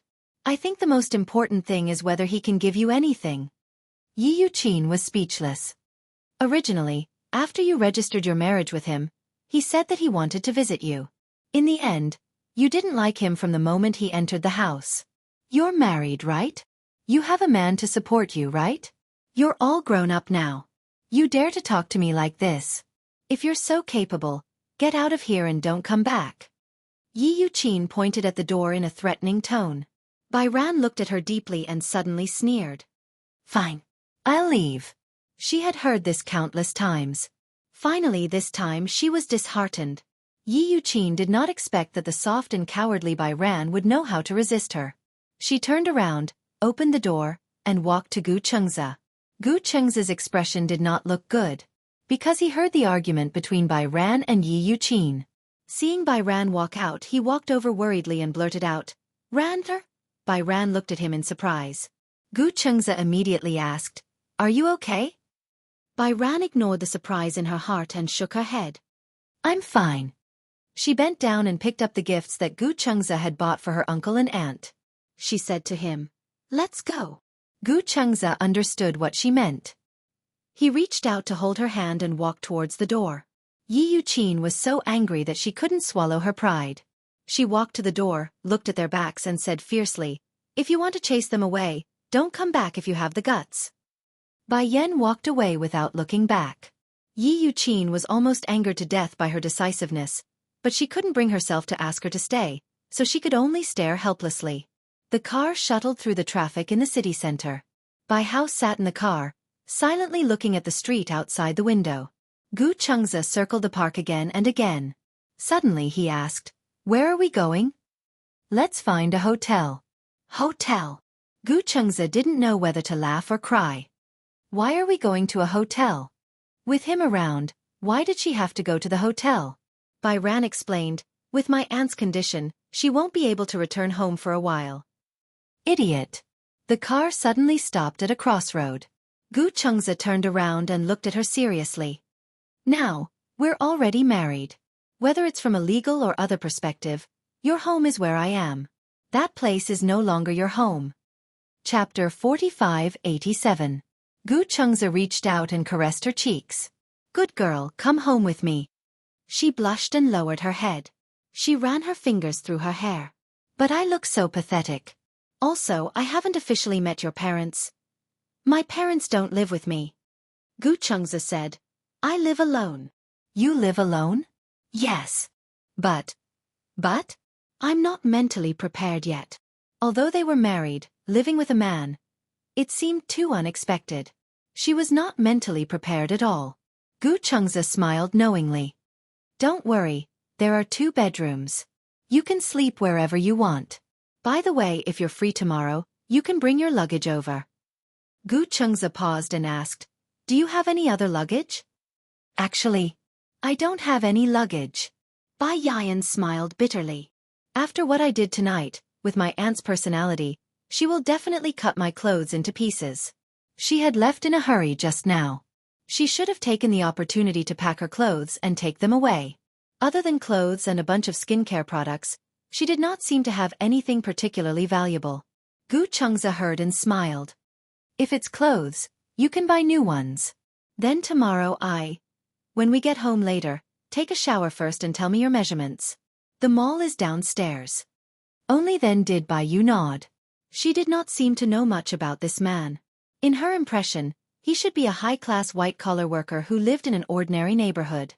However, looking at his temperament, it did not seem so. Bai Yan and Gu Chengza walked to the entrance of an apartment. The apartment was above the shopping mall. It was a commercial and residential apartment. After entering the apartment, Gu Chengza went to the bathroom to prepare hot water. Bai Yan took the opportunity to look around the room. The apartment was not big. It had 2 bedrooms, 2 living rooms, and a small study. Gu Chengza walked out of the bathroom and saw that she was looking at him curiously. He explained, "I lived in this apartment when I was in university." "Did you buy this?" I rented it." "Rented?" "Yes. To be precise, the entire shopping mall and office building belonged to the Gu family. However, ever since he was an adult, Gu Jinglian had asked him for rent every month. Gu Chengza had to pay him the market price." Gu Chengza's lips curled into a smile. "However, I pay the rent every 5 years. The next due date is the year after next." According to his estimation, the size of this apartment should be about 90 square meters, and the rent should be at least 100,000 yuan a year. That would be 500,000 yuan in 5 years. To her, it was already very impressive. The average white-collar worker could not earn so much money. "What do you do for a living?" Bai Chong asked tentatively. "Me." Gu Chengza was the external CEO of the financial management under the Gu Corporation, which meant that he was paid according to an annual salary. Gu Jinglian hired Gu Chengza with an annual salary in order to hone his skills and train him. He also wanted the board of directors to consider whether Gu Chengze was qualified to inherit the Gu Corporation. Under normal circumstances, Gu Jinglian's salary was a combination of annual salary and dividends. The annual salary was about 3 million yuan. If the results were good, then the dividends would be very considerable. Chapter 4588. Tell me your measurements. I'll go buy some clothes. Oh. It's best if you tell me all your measurements in detail. Bai Yu blushed and said, "Shall I write them down?" Okay. There was a pen and paper on the table. Bai Yu blushed and wrote down her measurements on the paper. She folded the paper until it was the size of a tofu block before handing it to him. Gu Chengze smiled when he saw her put the folded tofu block in her hand. Don't worry, I won't peek. Bai Yu blushed even more when he said that. Gu Chengze left the room. Bai Yu entered the bathroom. The water was almost full. She took off her clothes and stepped into the bathtub. The moment the warm water enveloped her, she let out a sigh of contentment. It was as if the exhaustion she had accumulated for so long had finally been released for a short while. What a crazy day. She married a strange man. Then, she actually rebelled against Yi Yuqin and left her home that was like a demon's den. Finally, she came to his house. It was too crazy. Bai Yu shyly buried her face in the water and blew bubbles silently. She didn't know how long he had been gone. As she soaked, the water in the bathtub gradually turned cold. Only then did she start scrubbing. When she was done washing and drying herself, she realized that he wasn't back yet. This meant that she didn't have any clothes to change into. There was a bathrobe hanging on the wall of the bathroom. However, there was only one set. Because she came back too suddenly, he probably didn't prepare an extra bathrobe. He hadn't bought the clothes yet, so it shouldn't be a problem for her to borrow his for a while, right? With that thought, Bai Yu silently reached out and took the bathrobe down. It was so wide and big that it was effortless for her to put it on. After putting on her clothes, she had no choice but to open the door with her dirty clothes. She walked to the balcony but couldn't find the washing machine. The balcony had floor-to-ceiling windows. There was only one chair and a small table that seemed to be used for drinking coffee and admiring the night view. She looked around the house but still couldn't find the washing machine. Just as she was feeling extremely uneasy, the door suddenly opened. She looked in the direction of the sound and saw Gu Chengze coming back with bags of various sizes. She subconsciously pulled her clothes together. The bathrobe had covered her body well enough, but she was still worried about being exposed. It was almost an instinctive action. Gu Chengze was surprised to see her carrying a pile of dirty clothes. Can't you find the washing machine? In the bathroom. I only see a row of cabinets in the bathroom. I don't see a washing machine. Gu Chengze smiled and walked into the bathroom.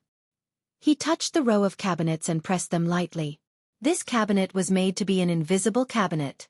With a press of a button, it would open and there was a washing machine embedded inside. Bai Yu saw that he actually hid the washing machine in such a deep place. No wonder she couldn't find it when she searched the entire house. I'm sorry I didn't tell you earlier. I'm fine. Just as she was about to walk over, she suddenly thought of something. There doesn't seem to be a drying rack on your balcony. Why do you need a drying rack? I'm hanging the clothes. Bai Hao didn't know whether to laugh or cry. Otherwise, how do you dry your clothes? The clothes will dry as soon as they are taken out of the washing machine. Ah, is that so?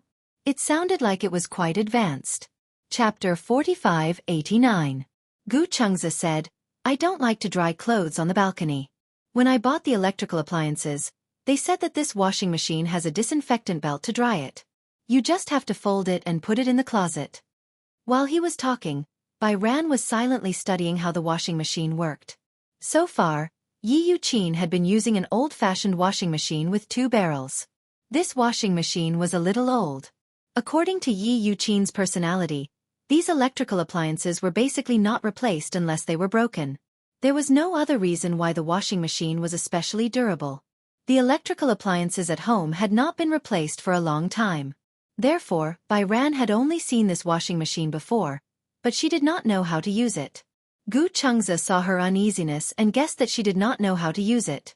So he thoughtfully turned on the washing machine, took the clothes from Bai Ran, and put them in. Thank you. I bought you a lot of clothes, including pajamas. Do you want to try them? Bai Ran nodded. She carried the bags into the room and saw that the tags had been removed. The packaging was also the same as the shopping malls, so she could not tell what brand it was. However, just by touching the texture of the material, she could clearly feel that the material was very good. It was very comfortable and light. This price should not be cheap. She had always been wearing clothes that were very flattering. There were many street shops near the market where she used to live. The clothes sold were at least 10 yuan and at most 100 yuan. It was very affordable. The clothes that Yi Yuqin bought for her were all bought from here. Yi Yuqin was very particular.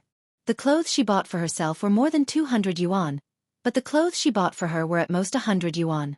Actually, Bai Ran understood. After all, the Jiang family was not rich. It was good enough that she did not wear other people's leftovers. She felt that Yi Yuqin had adopted her out of love and responsibility. However, slowly the responsibility became heavier. After all, it was not as simple as having an extra pair of chopsticks to feed another family. One had to know that besides studying, food and clothing, one more person would also be a big burden for a family.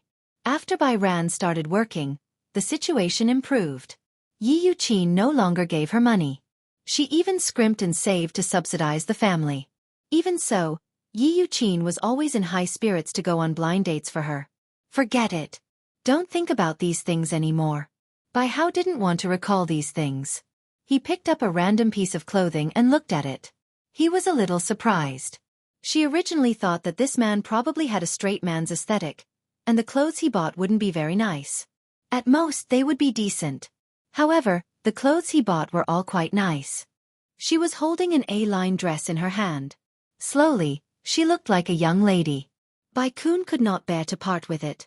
It seemed that this was the most decent dress she had ever worn since she was a child. However, he must have spent a lot of money to buy so many clothes for her. Bai Chong felt guilty when he thought about it. The clothes he bought were enough to last her for a season. Bai Ran changed into the clothes. Outside the door, Gu Chengza asked softly, "Do the clothes fit?" "Yes. Come out and show me." "All right." Chapter 4590. It was a look of amazement and admiration. Gu Chengza looked her up and down and raised his eyebrows. Very beautiful. He had brought her size to buy clothes. Because he had not tried them on, he could not help but worry that the clothes he bought would not fit well, would be uncomfortable, or would not look good. "How's the fit?" "It's very tight and light." "It's quite comfortable." Bai Yan carefully probed. "Is this expensive?" "It's not expensive. It was only a few thousand yuan each." However, Gu Chengza did not say anything. He knew that with Bai Yan's personality, she would probably feel bad about it. Therefore, after buying all the clothes, he specially ordered the manager to remove the tags and change the packaging so that she could not see the brand or the price. This way, she would at least feel at ease wearing it. Moreover, a few thousand yuan each was not expensive at all to Gu Chengza. Bai Yan thought that the not expensive he said was at most a few hundred yuan each. She could not help but exclaim, "A few hundred yuan can buy clothes with such good fabric. It's really affordable." Gu Chengza almost couldn't hold back his laughter. Fortunately, he did not take her to the counter this time. Otherwise, she would definitely not be willing to wear the clothes he bought for her when she saw the price tag. Bai Yan saw that his eyes were full of praise and smiled shyly. "Really?" "Yes, I don't lie. This dress looks really good on you." "This dress is pretty good to begin with." Gu Chengza heard this and smiled. He walked over and helped her straighten her clothes.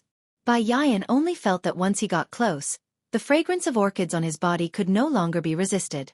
She lowered her head slightly, not daring to let him see the blush on her face. Ever since she was young, she had never stood so intimately with anyone before. Gu Chengza helped her straighten her clothes and said, "Beautiful clothes have to be worn by the right person to show their beauty and value." The praise in his words was self-evident. Bai Yan was really a very good-looking girl. Her facial features were very gentle and delicate. There were many types of beauty. Some of them were sharp, provocative, and aggressive. Some of them were as calm as water, dull and tasteless. At first sight, one would find them breathtaking, but after looking at them for a long time, one would get bored. But Bai Ran's facial features belonged to the category that one could never get tired of looking at 100 times. Perhaps the first time he saw her, she definitely couldn't be considered a heavenly beauty. However, the more he looked at her, especially when he stared at her, the more he found her breathtaking. However, due to the environment in which she grew up, Yi Yuqin had always belittled her more than praised her, which had caused her to develop an inferiority complex. She always felt that she couldn't compare to others in any way. Gu Chengza's words seemed to hold her in his heart. I also bought other designs. Try them on one by one, okay? Bai Hao turned around. He suddenly recalled something and halted. You! Why are you so nice to me? When Gu Chengza heard this, he was stunned for a long while before he broke into laughter. He had only bought her a few pieces of clothing. At most, he spoke a little more gently, but it made her feel flattered. What kind of life had she lived in the past 10 years? She was so scared to accept his kindness to her. Gu Chengza asked disapprovingly, shouldn't I be nice to my wife? Chapter 4591. Bai Ran returned to her room and tried on the clothes that Gu Chengza bought for her one by one. Other than the A-line dress, there were also slim-fit dresses and floral dresses. She seemed to be able to pull them off very well in different styles. Other than the fact that Bai Ran was a clothes hanger, Gu Chengza had good taste too. Her temperament was quiet and gentle, and he would choose clothes for her based on her style. These clothes were not very revealing and were not sexy. Although there were many styles, Bai Ran could always look sweet when she wore them. The more Gu Chengza looked at them, the more satisfied he was. Bai Ran counted carefully. He bought a total of 10 sets of clothes for her, and they were all full sets. Are you going to work tomorrow? I'm off tomorrow. Okay, there's no rush. Dry clean these clothes first. Dry clean? Are you going anywhere tomorrow? No. Then wear your pajamas first. Be particular for the day. The pajamas were placed in the washing machine and could be washed and dried in an hour. She could wear soft pajamas the next morning. Bai Ran was touched by his thoughtfulness and nodded. It's late. Go to sleep. Okay. Bai Ran took her phone charger and phone and returned to her room. Just as she laid down on the bed, Bai Ran opened WeChat and saw her best friend Mila sending her endless messages. You're married? You're married? You're married? Then there was a series of emojis. Bai Ran did not know whether to laugh or cry. She gave her an affirmative reply. Yes, I'm married. In the morning, when they went to register their marriage, Bai Ran's mind was empty while waiting for the certificate. She sent a message to her best friend Mi Lu. I'm married. After that, there was no time to reply to her. Too many things had happened today. Lying in bed, she felt exhausted. She opened WeChat and was amused by the series of funny emojis sent by Mi Lu. Oh my god. I can't believe it. I haven't seen you for a few days. What happened? You don't even have a boyfriend. You abandoned me. Goodbye. Our friendship is over. Mila kept complaining like a machine gun, venting her dissatisfaction. The two of them had a very good relationship. Ever since they were in university, there had been a misunderstanding. No discord, no concord. Since then, their relationship had been very good.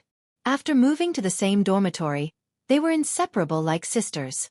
Although in today's society, one had to guard against fire, theft, and girlfriends seem to have gradually become a dangerous person. However, Mi Lu and Bai Kun were 100% trustworthy in each other's eyes. Mil was a solid friend. Ever since she was young, Bai Yan had always been a very insecure person. Mi Lu had always protected her like a boyfriend. She usually had a neat short haircut, giving people a very neutral style.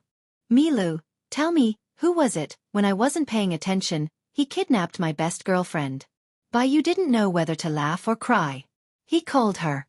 As soon as the call connected, Mi Lu started wailing. Why did you abandon me to marry a man? Didn't you agree to spend the rest of your life alone? But you secretly got married. Mi Lu, you know about my aunt, right? Mi Lu was silent for a while and regained his serious tone. Yes, I know. She forced you to go on a blind date again? Then, her tone immediately became nervous. Could it be that you married an old man who went on blind dates? Chapter 4592. Bai Yan pondered for a while and finally told her the truth. I married this man in a fit of pique. Puffed. There was the sound of someone vomiting blood on the other end, followed by Mi Li's angry roar. Don't tell me you married someone in a fit of pique with your aunt. Do you know how hateful my aunt is? What are the conditions she set for the blind date? No matter who it is, whether bald or old, as long as he can give her a house for my cousin to marry a wife, she will agree to marry me to someone else. Milu was so angry that his lungs were about to explode. Isn't this human trafficking in disguise? Yes. Bai Yan felt wronged. So, I found someone to marry. At least, I won't have to face those weird blind dates anymore. Bai Yan felt like vomiting at the mention of blind dates. Milu was dumbfounded. Is this the main point? The main point is the man you married reliable? Anyway, I think he's quite good. He knows how to respect girls and he's also very gentlemanly. Most importantly, Bai Yan recalled Gu Cheng's handsome side profile when he was sitting in the front passenger seat. Her face was burning. Most importantly, he's also very handsome. Don't be fooled by appearances. Handsome men are generally fickle. Mila paused and launched a series of attacks. What's his personality like? How's his family background? What about your parents? Did they agree to your marriage? Do you have a house? Do you have a car? Are the elders easy to get along with? Bai Hao was dumbfounded by the series of questions that came out like a cannon. She looked at the ceiling blankly and then replied in a daze, I didn't even ask. Pfft. There was the sound of someone vomiting blood again. Mi Li's hoarse voice came through the receiver. Bai Yan, can you not be so decadent? No.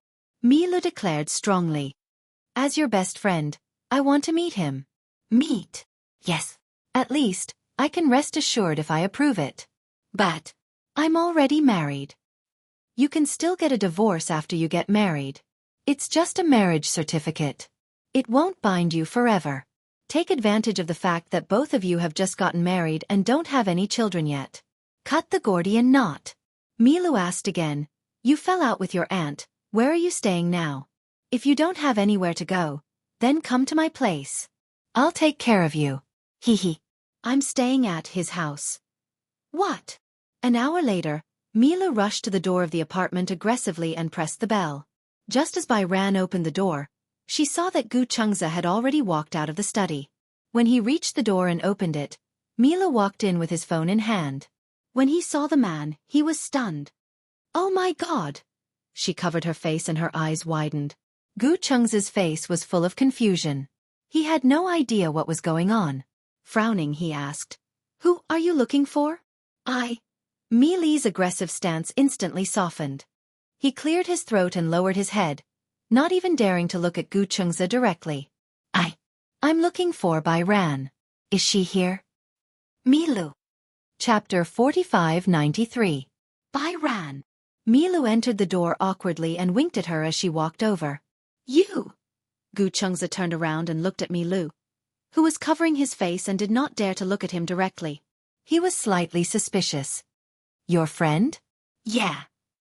Then, have a seat. Although Gu Chengza was a little surprised that she had barged into their house so late at night, he still treated her as a guest. Bai Ran held her hand and smiled guiltily at Gu Chengza. She's looking for me for something urgent. Let's go into the room to talk. With that, the two of them pushed each other into the room. Gu Chengza stood there in a daze until the two of them entered the room. Then, he shook his head helplessly. In the room, Mila shook Bai Ran's shoulder desperately. Your husband is so handsome, How can he be so handsome, Gu Chengza's appearance belonged to the standard idol drama style. He had fair skin, sword-like eyebrows, peach blossom eyes, and a clean temperament. On the other hand, he had the calm temperament of an old cadre. This type of man was simply an existence that killed women instantly. If your husband debuts, I'll definitely be his fan. Just a second ago, Milu was still questioning her on the phone. Now, she seemed to have become Gu Chengza's die-hard fan. Gosh, Bai Ran, how did you find such a perfect husband? Milu was in disbelief. Then, she suddenly calmed down and thought of something. She leaned over and asked, did he say anything tonight? What did he say? It's the problem of sleeping together. You have a room to yourself? Yeah. He said that before getting my permission, he won't force me to do anything. Tisk. So pure and simple? Could it be that he has a hidden illness in that area? Bai Ran raised her eyebrows in confusion. Hidden illness? Aya, it's that kind, Mila whispered in her ear. It's just that he can't do that and can't find a woman willing to marry him. Pfft.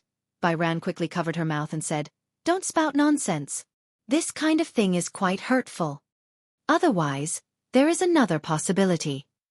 Milu asked suspiciously, Could it be that his marriage to you is a marriage in name? A marriage of formality was a marriage that was only formality and had no substance. On the surface, it was a normal family consisting of a man and a woman, but in reality, the husband and wife were physically and mentally independent. Nowadays, many of the marriages of convenience were formed by people who had sex with each other.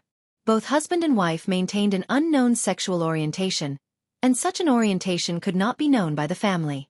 After all, the general public held prejudice and malice against homosexual relationships. Some elders didn't have extreme views on homosexuality, but once it fell on their children, they couldn't accept it. Therefore, in order to appease the elders, the children adopted a formal marriage. A man who liked men and a woman who liked women rarely had the chance to successfully form a family. Therefore, at this time, gay men would casually find a passable woman to marry through blind dates. This kind of woman was also known as a co-wife. Most of the same wives didn't know that their husbands didn't like women, so they ended up as victims of marriage. Mila had to explain everything to her. Chapter 4594. That's impossible, right? Byran could not believe it. Xianxia looked very normal to her. She felt that marrying her did not seem like he was using her. Milu asked carefully, Then why did he marry you? After Mili's question, Byran realized that marrying him was too rushed. She was completely clueless about everything about him. She could not even figure out his motive for marrying her. Love at first sight? Hearing that, Milu could not help but mock her. Byran, wake up. With his good qualities, girls who are prettier than you will definitely throw themselves at him. Byran felt wronged. What does love at first sight have to do with being pretty? The prerequisite for love at first sight is that the first person you look at is definitely someone with good looks. Even if we don't talk about family background, in most cases, looks are also one of the criteria for matching social status. It doesn't have to be too good-looking, but if it's too ugly, how can he fall in love at first sight? She made a lot of sense. Byran could not refute her. She lowered her head in defeat. Seeing that, Mila sighed helplessly. Did you get married on a whim? Did you go and register your marriage with him? Byran nodded silently. You're too muddle-headed. Marriage is a lifelong event. How can you be so casual? Mila sat down beside her and chattered on. This society is actually very unfriendly to women. Moreover, you're a divorced female celebrity. You got married in such a hurry. If you two can't get along, would you divorce so hastily? We can slowly cultivate our feelings. Slowly cultivate? Mila face-bombed. Some feelings can't be cultivated at all. Their personalities are incompatible from the beginning. No matter how you try to break in, it will be torture. She did not mean to pour cold water on Byran. However, under such circumstances, Mila had to consider the development of things from the worst perspective so that he would not be caught off guard. You didn't even discuss this with me. I'm so angry, Byran said angrily. I was wondering why my aunt kept arranging blind dates for me. I didn't think that. She was using me. I can't take it anymore. I want to be free from this sea of bitterness. So, you randomly picked a man to marry. Mila raised his eyebrows. I think he's pretty good. Although he's not rich and can't be compared to those rich merchants, he respects me and treats me like a gentleman. That's enough. Milu was helpless. Bai Yu had always been disliked by her aunt's family, so she had an inferiority complex. However, just based on his looks alone, Xianxia was indeed irresistible to women. Actually, marrying him isn't necessarily a bad thing. I'm just thinking about the worst. Perhaps, you two have also found true love through a freak combination of circumstances. When Bai Yu heard this, his eyes went blank. Is there really true love in this world? Yes. Mila vowed solemnly, true love is like wind and rain. What should come will still come. Ha ha ha ha. Bai Yu was amused by her serious expression. Milu, thank you for rushing over. She must be worried, right? Milu also smiled and hugged her. Humph, who asked my Bai Yu to be so beautiful? I have to be on guard at all times in case she gets kidnapped. The two of them tickled each other and fell on the bed laughing. Chapter 4595. That night, Bai Ran slept soundly. In her sleep, she vaguely heard a little boy calling her name. Ran-a. Ran-a. In the dream, she vaguely saw a car. She was sitting in the back seat. Turning around, a thin figure gradually disappeared into the distance. The shouts of Ran-er were also left behind by the car. Bai Ran opened her eyes abruptly and sat up in bed. She realized that the sky was already bright. She had already forgotten what she had dreamed of, but the sound of Ran-er still lingered in her ears. She really couldn't remember her childhood memories clearly. She even almost forgot what her parents looked like. Time was the most powerful amnesia drug. It seemed to be able to dilute everything. She vaguely remembered that there was a boy who always liked to call her Ran-er. However, she couldn't even remember what his name was or his surname. Perhaps, after her parents passed away in kindergarten, she spent a long time healing herself. In the end, she realized that in order to walk out of that dark memory, she had to forget it completely. As if hypnotizing herself, Bai Ran forced herself to forget all the memories of that period. Later on, she wanted to recall what her parents looked like, but she couldn't remember. She deliberately tried to recall and tried her best to recall, but she didn't feel much. She didn't have the courage to look at the photos again. Although the old friend had passed away, the living were still alive. But the one who lived seemed to be the one in the most pain. Because of the shock of her parents' death, her grandmother was always in a daze. She had some mental problems and was a little irritable. She didn't seem to like her that much. Her grandmother actually had some patriarchal thoughts. Without her father, she had lost her mental support. After that, her grandfather and grandmother both passed away, and Bai Ran had to wander around for a long time. Now that she suddenly had a home, she felt so happy that she didn't know what to do. It wasn't that her expectations were too low, but that she couldn't imagine what her own happiness would be like. Bai Ran wrapped herself in a bathrobe and went out. She found a set of home clothes folded neatly on the sofa. The sound of frying eggs came from the kitchen. Bai Ran changed into home clothes and approached the kitchen. She saw Xianxia holding a frying pan and spreading the eggs evenly. You know how to cook. Hearing this, Xianxia turned around. Seeing that she was already awake, he smiled and said, "Morning." "Morning." Bai Ran walked into the kitchen and looked at the eggs in his pan. They were tender and white and looked very appetizing. Frying eggs was very simple, but to make them taste good was also a test of one's ability. This is the first time I've seen a man in an apron. Xianxia was wearing a white casual t-shirt, slender trousers, and an apron, but he did not look out of place at all. Instead, it gave off a very gentle feeling. Xianxia laughed when he heard this. "Is it that rare for a man to cook? Of course it's very strange. Did your parents teach you how to cook since you were young?" Xianxia frowned slightly. "My dad said that if a man can't cook, he won't be able to get a wife." Bai Kun was dumbfounded. "What happened?" "My aunt said that if a girl can't even cook, she won't be able to get married." "What about you?" Xianxia looked at her. "Do you know how to cook?" Chapter 4596. Xianxia felt sorry for her. "That's a pity." "A pity?" Bai Yu was surprised. "What's a pity?" Xianxia first placed the fried egg on the plate with familiarity, then turned to look into her eyes. They looked deeply into each other's eyes. "Because you won't have the chance to cook in the future." Bai Yu's heart skipped a beat. She couldn't believe it.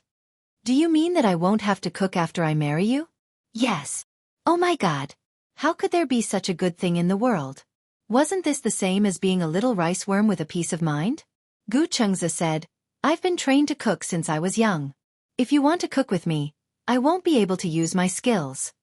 Xianxia recalled those tough times and held his forehead silently. When he was young, Xianxia was the type who developed later. His IQ developed. No matter what Gu Jinglian taught him, he always acted like he didn't know anything. He really didn't know anything. Gu Jinglian and Chu Ho were anxious. They really thought that Xianxia was the type of boy who didn't have the talent, grades, or skills. Therefore, Gu Jinglian was afraid that Xianxia wouldn't be able to find a wife in the future. So he developed him into a homebody. In the end, when the two of them were worried about Xianxia's IQ, Gu Cheng's grades skyrocketed and he got into a key city high school. When he received the report card, Chu Ho was dumbfounded and thought that Gu Chengza had learned to cheat. Aside from his studies, Gu Chengza was a late bloomer. In terms of personality, ever since he entered junior high school, Gu Chengza seemed to have become rebellious overnight. He became rebellious and didn't like to talk to Gu Jinglian. He started to be cold. Just as Gu Jinglian was thinking about how to deal with his son's rebellious behavior, Gu Chengza became mature and steady overnight. In the end, Gu Jinglian came to a conclusion. If the child was stupid, then let him play. If the child was rebellious, then let him be rebellious as long as he didn't violate his bottom line and principles. This set of educational principles was very useful when he educated Gu Xinghan. However, it wasn't that bad. At the very least, under Uncle Fu's strict conditions, Gu Chengza's culinary skills were definitely outstanding. Gu Chengza served breakfast on the table and made a cup of milk coffee. He had a sweet taste since he was young. When he drank coffee in the morning, he would add a lot of cream and sugar. Coffee was used to refresh him, but it was too bitter for him to get used to it. Bai Hao sat in front of the table, looking at the exquisite breakfast in front of him. He didn't want to destroy it with his knife and fork. A sandwich, a simple dish, a glass of milk, some porridge, and some side dishes. This was in line with the nutritional requirements for breakfast. Moreover, it looked appetizing. Gu Chengza asked, "What do you want to eat tonight?" "Oh, what can you do?" "I can do anything." "You're lying." Bai Chong did not believe him. There were so many delicacies in the world. How could he know everything? "Of course I'm lying to you. How can I be omnipotent?" Gu Chengza smiled deeply. "But even if I don't know how, I can learn how to eat it if you want." Bai Ran sucked on the spoon and suddenly thought of something. "I like tomato and egg drop soup." Gu Chengza. So simple? He could make this soup with his eyes closed. Your requirements are so low. Chapter 4597. She was satisfied with tomato and egg drop soup? What a glutton.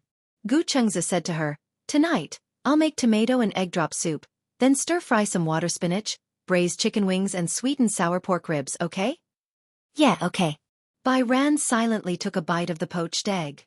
She was so happy that it almost overflowed. Was this the feeling of home? It had been a long time since she felt this warm. She remembered that the happiest period of her life was probably when she was studying. At that time, it was a boarding school system and she was in school every week. She didn't like to go home because her aunt would scold her when she got home. When she was in university, she rarely asked her aunt for money. Other than tuition fees, she did her best to earn money for her living expenses. She even paid for part of her tuition fees. From that moment on, she understood that she was different from others. Other classmates had parents to rely on, but she didn't. She couldn't act spoiled without restraint. From then on, she forced herself to be independent as soon as possible. She was afraid of the day when she would be kicked out of the house. Because when she was young, whenever she made her aunt unhappy, she would always say, "This is my house. If you have any backbone, get out." These words were especially hurtful. The hurt was always imprinted in her heart and could not be erased. Therefore, she did not have a sense of security since she was young. Gu Chengza saw that she had a lot on her mind. Initially, there was a touch of gentleness between his brows, but for some reason, the more he thought about it, the more he seemed to have something on his mind. Bai Ran came back to her senses and smiled. "Nothing. I was distracted just now." She didn't dare to tell him what was on her mind. People always said that girls should be reserved and not show off too much. Gu Chengza said, "I have to go to work later. You rest well at home, okay?" "Okay. I'll leave this address on the cupboard. If you need anything, you can call me." Gu Chengza suddenly thought of something and asked, "What did your aunt say?" "Ha!" Bai Ran was in a daze for a moment. "She already kicked me out." Gu Chengza heard this and nodded. "That place wasn't your home in the first place. Why did she kick you out?" Bai Ran was stunned. "From yesterday onwards, this is your home. Don't make things too awkward with your aunt. Of course, if she knows what's good for her, she won't make things too awkward." Bai Hao suddenly thought of something and asked carefully, "Should I visit your parents?" She finally gathered her courage. She hadn't dared to ask before because she was worried that he might not have parents or come from a divorced family. Or some other unforeseen event. Wouldn't it be too presumptuous? However, he didn't bring it up. After all, Xianxia had already visited her aunt. It was etiquette to visit both parents. Etiquette was important in everything. Hearing this, Xianxia raised his eyebrows slightly. I was worried that you weren't mentally prepared. Mentally prepared? You really won't regret marrying me? Xianxia continued. Once you meet my parents, you may not have the chance to withdraw from this marriage anymore. There was no concept of divorce in the Gu family. They were all very traditional in their bones. Chapter 4598. Xianxia's words were very gentle, but the meaning he wanted to express was very rough. There was no concept of divorce in the Gu family. Especially after meeting the parents, there was no reason for him to withdraw. Was this a family rule? How domineering. Marriage was so open now.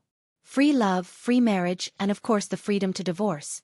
It was not that she thought divorce was normal, but she was not sure how far her marriage with Xianxia would go. Who could guarantee that nothing would go wrong in their lifetime? Xianxia saw that she was silent and smiled. Don't be nervous and don't misunderstand. I didn't bring you to meet my parents because they couldn't accept our divorce if they knew that we were married. I'm afraid that they would be sad if you don't want me anymore. Why was such an outstanding and dazzling man acting so innocent and pitiful in front of her? What do you mean I don't want you anymore? You're so outstanding. She still felt that she was not good enough for him. Xianxia smiled and patted her head gently. I'm joking. He walked to Bai Ran and squatted down beside her. He held her face gently and said gently, Now let's try our marriage first. I'll try my best to be a good husband. If we get along well and are mentally prepared, I'll bring you to meet my parents, okay? Bai Ran smiled and nodded. Xianxia walked to the door. Bai Ran walked to the entrance and quietly passed his suit jacket to him. Just as he picked up the tie, Bai Ran suddenly stared at the tie in his hand and said quietly, Do you want me to help you with your tie? Ha! Xianxia opened his palm. Do you know how to? Yes. In the past, I used to work in a clothing store and learned a little. Bai Yu felt that it was a very interesting thing to fight for her husband's territory. She remembered that in her psychology class, the tutor also said that this kind of behavior could improve chemistry. It was Bai Ran's first time tying a tie for a man. She was so nervous that her hands were trembling. Xianxia looked at her slightly trembling hands and wanted to laugh, but he held it in. He pretended to look at her casually, but he saw that she was nervous and serious about tying his tie for him. However, perhaps because she was too nervous, she made a mistake the first time. Don't be nervous. Xianxia suddenly raised his hand and held her hand to tie his tie properly. Do you know how to tie it like this? Bai Hao chuckled in annoyance. I used to know it. Maybe. It's been too long since I last fought, so I forgot. Don't worry. You'll be good at tying my tie every morning. When he said this, Bai Yu's face turned even redder, as if she had been dyed with high-quality rouge. The more Xianxia looked at her, the more he liked her. He couldn't help but lower his head and peck her cheek lightly. I'm going to work. Bai Hao lowered his head and said timidly, Be careful on the road. Yes. Xianxia smiled at her and left. For some reason, this devilish smile made Bai Kun a little absent-minded. She stood at the door in a daze for a long time. It was only when she saw Xianxia enter the elevator that she came back to her senses and closed the door. With her back against the door, she was still in a daze. This kind of life had only existed in her imagination. She had never imagined that it would become reality. He had a home. Chapter 4599. For the entire day, Bai Ran felt like she was floating in the air. As she walked, she felt like she could fly. She then realized that she was already married and had a husband named Xianxia. She had been promoted to Mrs. Gu, and her mood was even better. Since she had nothing to do at home, Bai Ran familiarized herself with the appliances in the house. Then, she began to clean the house. The house was not big, but she had to clean it every day to keep it clean. Especially when the windows were open, dust would accumulate in the corners if they were not cleaned for a day. She spent the whole morning cleaning the house. In the afternoon, the nanny came with the groceries. When she saw that the house was clean, she was so shocked that she thought she had entered the wrong house. It could not be. She did not enter the wrong house. But why was the house so clean? Although she cleaned it every day, there was a big difference between cleaning and not cleaning. She could tell at a glance that the house had been carefully cleaned. Bai Ran heard the door open and came out of the kitchen. When she saw the nanny, she was shocked. "You are?" When the nanny saw her, her face turned pale. "Oh my God! Since when was there another person in the house?" "You are?" "I." When Bai Ran saw a stranger, she felt uneasy. She smiled and introduced herself. "I'm Bai Ran, Gu Cheng's wife."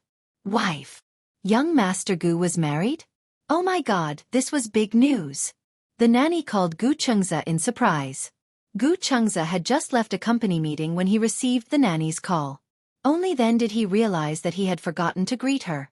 When he answered the call, the nanny's surprised voice came from the other end. "Young Master Gu, you're married?" "Yeah."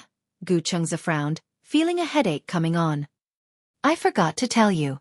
Are you home now?" "Yeah." When I opened the door, I saw that Mrs. Gu had cleaned the house. I thought I entered the wrong house. Does Master know about this?" "Don't tell my father for now." "Why?" "In short, you just have to do as I tell you to. Also, you don't have to cook anymore." When the nanny heard this, she was even more surprised. "Why?" "Because I'll cook from now on." When the nanny heard that, she was dumbfounded. She knew that Gu Chengza could cook. But because of his busy schedule, well, it was mostly because he was too lazy. Usually, other than cleaning, she would prepare 3 dishes and a soup before Gu Chengza returned. If Gu Chengza had social engagements, he would inform her in advance.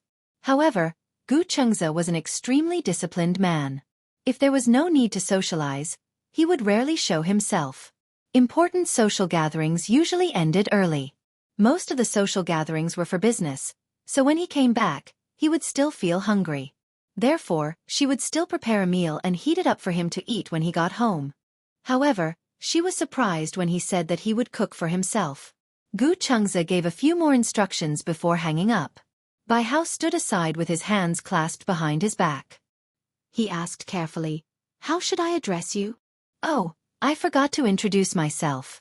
I'm the nanny of this house. My surname is Su. You can call me Auntie Su like Chengza." Chapter 4600. Auntie Su. "Hey, good girl." Auntie Su's face was glowing as she nodded happily.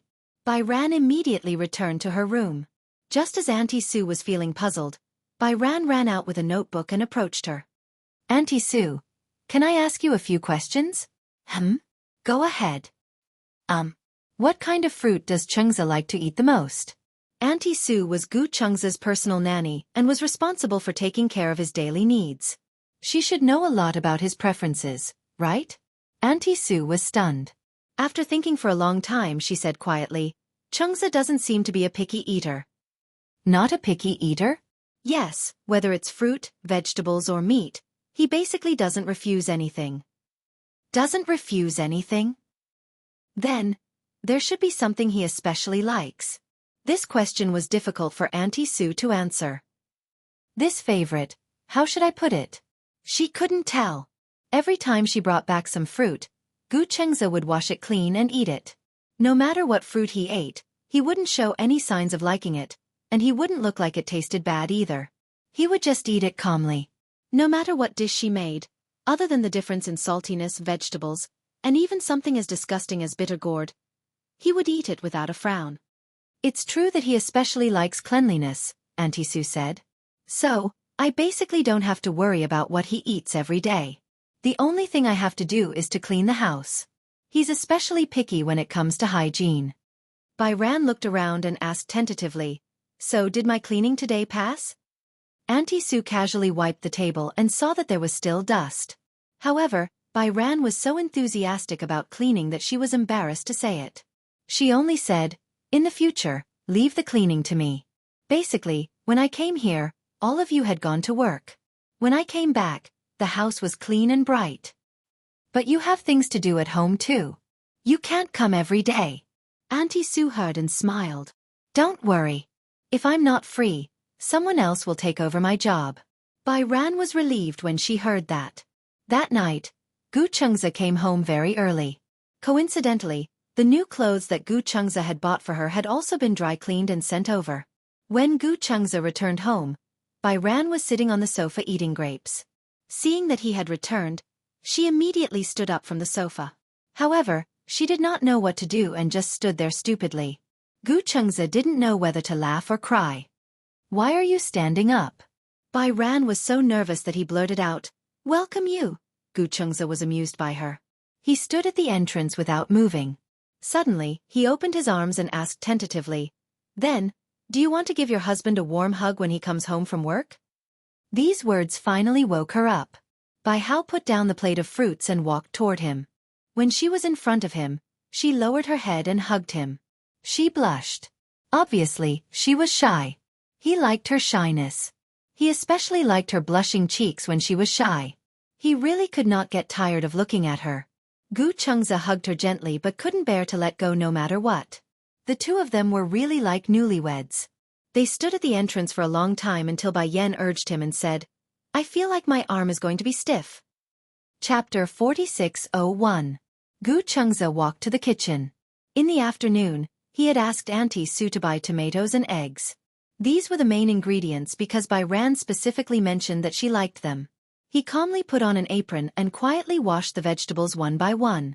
Bai Ran had seen many people cook, and the one who left the deepest impression on her was her aunt, Yi Yuqin. The small kitchen was always filled with oil and smoke. Yi Yuqin was a person with a lot of negative energy. Her uncle was not career-minded, and the family was living a tight life, very cramped. Every time she cooked, she could hear her nagging as she cut the vegetables in the kitchen. She was either complaining that her uncle's salary was not enough to cover the expenses, or complaining about how much money her neighbor had lost playing mahjong. That endless nagging, coupled with the sound of cutting vegetables, always made people feel inexplicably irritated. However, watching Gu Chengze cook was a kind of enjoyment. Every movement of his was so graceful and free, giving off a feeling of carelessness. Although his movements were neither fast nor slow, they were methodical. Even when he was cutting vegetables, his back was still very straight. One could not help but wonder if he was from the military. Otherwise, how could he have such good manners? Gu Chengze could still care about her as he cut the vegetables. "Why are you standing at the door? Not watching TV?" "Watching and learning." Bai Ran smiled and refused to leave. This was because watching him cook seemed to be a kind of visual enjoyment. After the vegetables were cut, they were smoothly placed into the pot. Gu Chengze held the handle of the knife and started to stir-fry. From the angle of the door, looking at him from the side, he was elegant, confident, handsome, and dashing. Bai Ran felt that being able to marry such a man, although a little muddle-headed, was like a pie falling from the sky. All of a sudden, she felt a little dejected. She had a feeling that this man was really outstanding. Compared to herself, he suddenly paled in comparison. Nowadays, relationships were about matching in social status. This was what she concluded from her blind dates. The conditions were like an equivalent exchange. Although Gu Chengze married her and did not care so much, she still felt that there was a big gap between the two of them in terms of ability. This kind of man had an excellent job, an excellent character, and most importantly, housework was a piece of cake. Compared to herself, Bai Ran lowered her head in shame. No, she also had to learn how to cook. Bai Ran walked to his side and said with a smile, "Mr. Gu, can you teach me how to cook?" Gu Chengze suddenly turned his head and looked at her meaningfully. Bai Yan felt guilty under his stare. She pinched the corner of her clothes and said nervously, "Although I'm a little stupid, I'll definitely learn it after a few more times." Gu Chengze suddenly said, "Isn't it time to change the way you address me? Since we're married, why are you still calling me Mr. Gu?" Then, Bai Ran asked tentatively, "Chengze." Gu Chengze closed the lid and looked at the sky helplessly. He turned around and leaned against the table with his arms crossed. "Mrs. Gu, you should call me hubby, not Chengze." This was how the elders of the Gu family addressed him. It sounded very serious. Ugh! Bai Yu blushed. When they were in university, many campus couples would call each other husband and wife when they started dating. She felt that it was ridiculous. She felt that since they were not married yet, they should not address each other so casually. But now that they were married... Chapter 46:02. Old. Gu Chengze looked at her patiently. quietly waiting for her to call him. However, with Bai Ran's shy personality, she could not complete the word old after a long time. Gu Chengze suddenly walked in front of her and forced her into a corner. When Bai Ran realized what was happening, she had nowhere to go. Is this word so difficult to pronounce? Gu Chengze looked at her with a helpless expression. His handsome eyes even had a hint of indulgence. Come, repeat after me, hubby. Old. Bai Hao tried his best to say another word, but he couldn't say another word. When Gu Chengze saw this, his lips curled into a smile. Taking advantage of her annoyance, he suddenly bent down and pecked her on the lips. A brief kiss had almost taken away all of her dead ends. Bai Ran widened her eyes and looked at him in a daze. She did not expect this man to be so evil and take away her first kiss. That was her first kiss. The first kiss she imagined was much more romantic than this. In the end, he snatched away her first kiss in the kitchen? This is punishment, Gu Chengze emphasized. He stretched his arms and controlled her in this small space. He continued to threaten and tempt her. You can't even pronounce such a simple word properly. I'll continue to punish you. He was not afraid that she would be angry. This woman had a soft and cute personality. She was really easy to bully. Men naturally had no resistance against this type of woman. Especially this woman, who was Bai Ran. The more Gu Chengze looked at her pink cheeks, the more he liked them. However, he had to control himself and patiently wait for her to call him hubby. Bai Ran's mind was in a mess. Other than when she was a little smarter when she was studying, she had never even held hands with a boy, let alone kissing or hugging. This man seemed to have taken care of many of her firsts. Why, you still don't know how? Gu Chengze pondered for a moment. Or are you looking forward to my punishment? No. Bai Ran's face turned even redder, as if blood could drip out. I'm not used to it yet. Everything else can be discussed.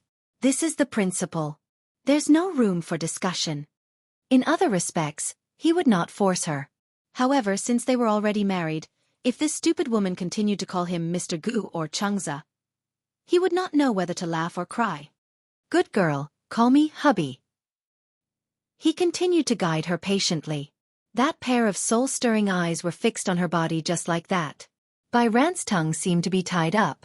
He stuttered, "I" for a long time, but he still couldn't force out the two words that Gu Chengze wanted to hear. Gu Chengze lowered his head again and kissed her unexpectedly. Bai Ran was so angry that she laughed and could not help but punch him. Gu Chengze raised his hand and effortlessly wrapped it around her wrist. Good wife. He hugged her as if he was hugging a large teddy bear. He walked casually to the gas stove and turned off the fire the moment the pot lid jumped. His control of the fire was so precise. It was the same for her. Chapter 4603. Gu Chengze said playfully, Mrs. Gu, why is your face so hot? Hubby. While he was still talking, Bai Ran quickly called out the two words. Then, she broke free from him and ran out of the kitchen. Gu Chengze froze on the spot until he realized that this little girl had called him hubby when he wasn't paying attention. He couldn't help but laugh.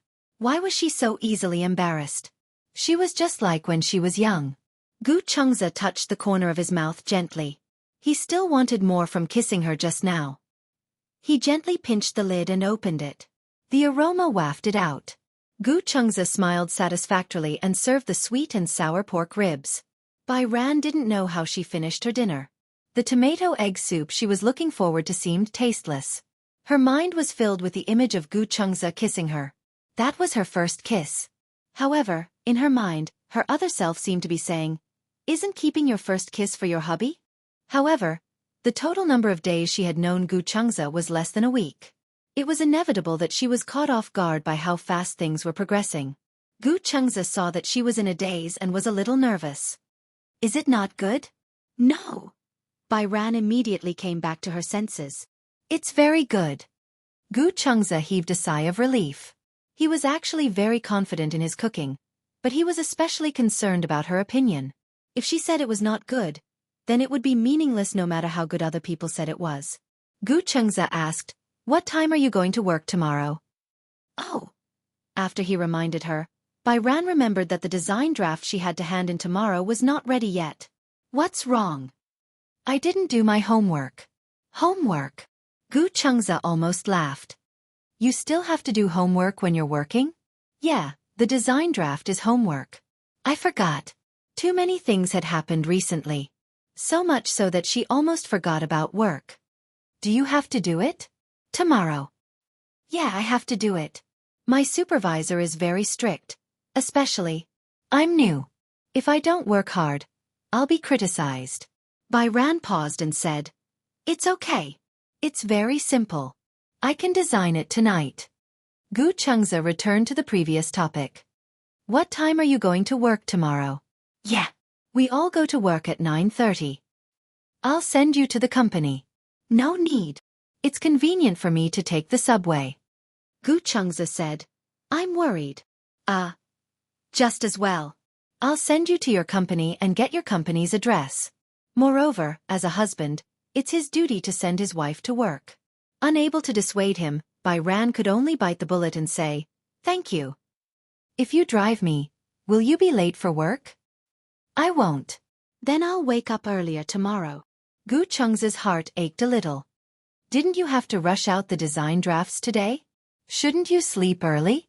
We'll make it in time, don't worry. After dinner, Bai Ran offered to wash the dishes, but Gu Chengze couldn't bear to do that. He chased her back to her room and told her to finish the design draft as soon as possible. Bai Kong returned to the room. The theme this time is The Wedding of Dreams. The company was collaborating with a bridal gown company to design a new bridal gown. Chapter 4604. The Wedding of Her Dreams. For some reason, Bai Yan suddenly imagined the scene of her and Gu Chengze's wedding. She blushed and lowered her head. She suddenly had an inspiration. First, she made a draft on paper, then scanned it into the computer. She used the tablet to add the details. A digital tablet was probably the most valuable possession a person had in their 20 years of life. Back when she was learning to draw and design, a digital tablet was a luxury to her. Yi Yuqin did not have much spare money. She raised a son and would never buy anything for her. She lived frugally and worked part-time. Finally, she became the last student in the design department to own a tablet. Even though the digital tablet she bought at that time was a little outdated now, she still loved it so much that she couldn't put it down and had been carefully protecting it. Her drawing skills were especially solid. Many people needed to make a very detailed draft before they could use the tablet. If she had the leisure to do so, she could have just used a digital tablet to do it. In less than half an hour, the outline of the wedding dress finally took shape. Bai Yan stretched and glanced at the door. Gu Chengze silently leaned against the door. She did not know how long he had been standing there. You! Her lazy waist froze in mid-air. Gu Chengze laughed. Are you done? Yes. Almost done. There's still one more detail. Gu Chengze walked over, but Bai Yan hugged the laptop screen in a panic and did not want to show it to him. No peeking. Gu Chengze raised his eyebrows. What is it? So mysterious? The design draft. Is this a trade secret? So it could not be revealed to outsiders? Gu Chengze understood it this way. Actually, that was not it. It was just that Bai Yan was a little shy to show him the wedding dress of her dreams. She felt inexplicably guilty. It was like a young girl in love being peeked at. Gu Chengze patted her head. Okay. I won't peek. He turned around and walked out of the door. Are you relieved now? Bai Yan let go of the laptop. No peeking. Okay. Gu Chengze turned around and asked, Finish work early, shower and sleep, okay? Then, what about you? Gu Chengze said matter-of-factly, I'll wait for you in the living room. Waiting for me? Bai Ran hurriedly said, Go to bed early. You still have work tomorrow. Since you're not sleeping, I can't sleep either. His warmth warmed Bai Hao's heart. She nodded and promised, Okay. Wait for me for a while. I'll be quick. Gu Chengze closed the door. Bai Zhe hurriedly picked up the tablet and crazily attacked. When she worked, she was a workaholic. It wasn't that she loved her work, but that she loved designing. When she was young, she had suffered a lot, so she didn't like to talk. Her biggest interest was to hold a drawing board and copy the beautiful girls in comic books. At first, there was no condition to buy drawing paper. She drew with a pencil in the unused part of the abandoned exercise book. At that time, she was still in university. However, Her homeroom teacher liked her very much. She accidentally saw her drawing in her spare time. She even drew very well. Even though she didn't have a decent drawing board, she knew about her family's situation. Thus, she bought her drawing paper and a pen as a birthday gift. Chapter 4605. Perhaps because someone was waiting for her, Bai Yayan was even more efficient. She finished all the details in no time. This design draft had been brewing in her mind for a long time. Now, she was just reverting the thoughts in her head to the design draft. It was a piece of cake for her. Therefore, Bai Yayan finished it very quickly. When she closed the notebook, the clock was already past 10 o'clock. It was already so late. Bai Yayan walked out of the room in annoyance. However, she saw Gu Chengzi sitting on the sofa, still waiting for her silently. She felt especially embarrassed. Bai Yayan walked over guiltily. Gu Chengzi heard her footsteps and looked up. When he saw her, he smiled. "Are you done?" "Yeah." "Then do you want to shower first or should I?" "Or," Gu Chengzi said meaningfully, "let's shower together." Shower together. These 3 words made Bai Yayan's face turn red like a crab in a steamer. You shower first." "Yeah." Gu Chengzi was a little disappointed. "There's such a big bathtub at home. Can't we shower together?" "You shower first." Bai Yayan couldn't think of anything else to say. Gu Chengzi stopped teasing her and patted her head. "Then I'll go shower first." Bai Yayan walked stiffly to the sofa and sat down.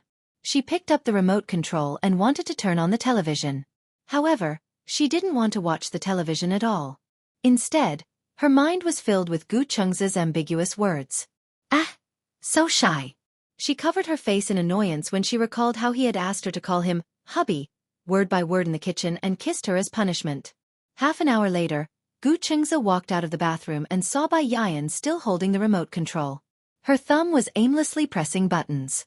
However, the remote control was upside down and the television wasn't turned on. He didn't know whether to laugh or cry. He crossed his arms and said, "Your turn." Bai Yayan lowered her head and stood up.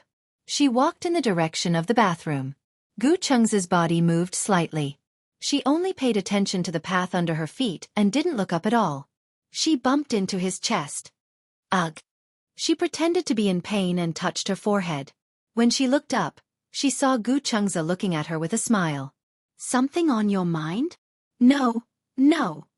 Bai Ran didn't dare to look him in the eye, especially when Gu Chengzi was wearing a bathrobe that revealed half of his well-defined chest. She didn't dare to look at him directly. She covered her eyes and went into the bathroom. Just as she closed the door, Gu Chengzi turned sideways and asked, "Did you bring a towel and a set of clothes?" Patter. The door opened again, and Bai Yun came out with her eyes closed. She took a change of clothes and a towel from the drying rack and went back into the bathroom. "She's so stupid and shy, but she's so cute." Gu Chengzi shook his head.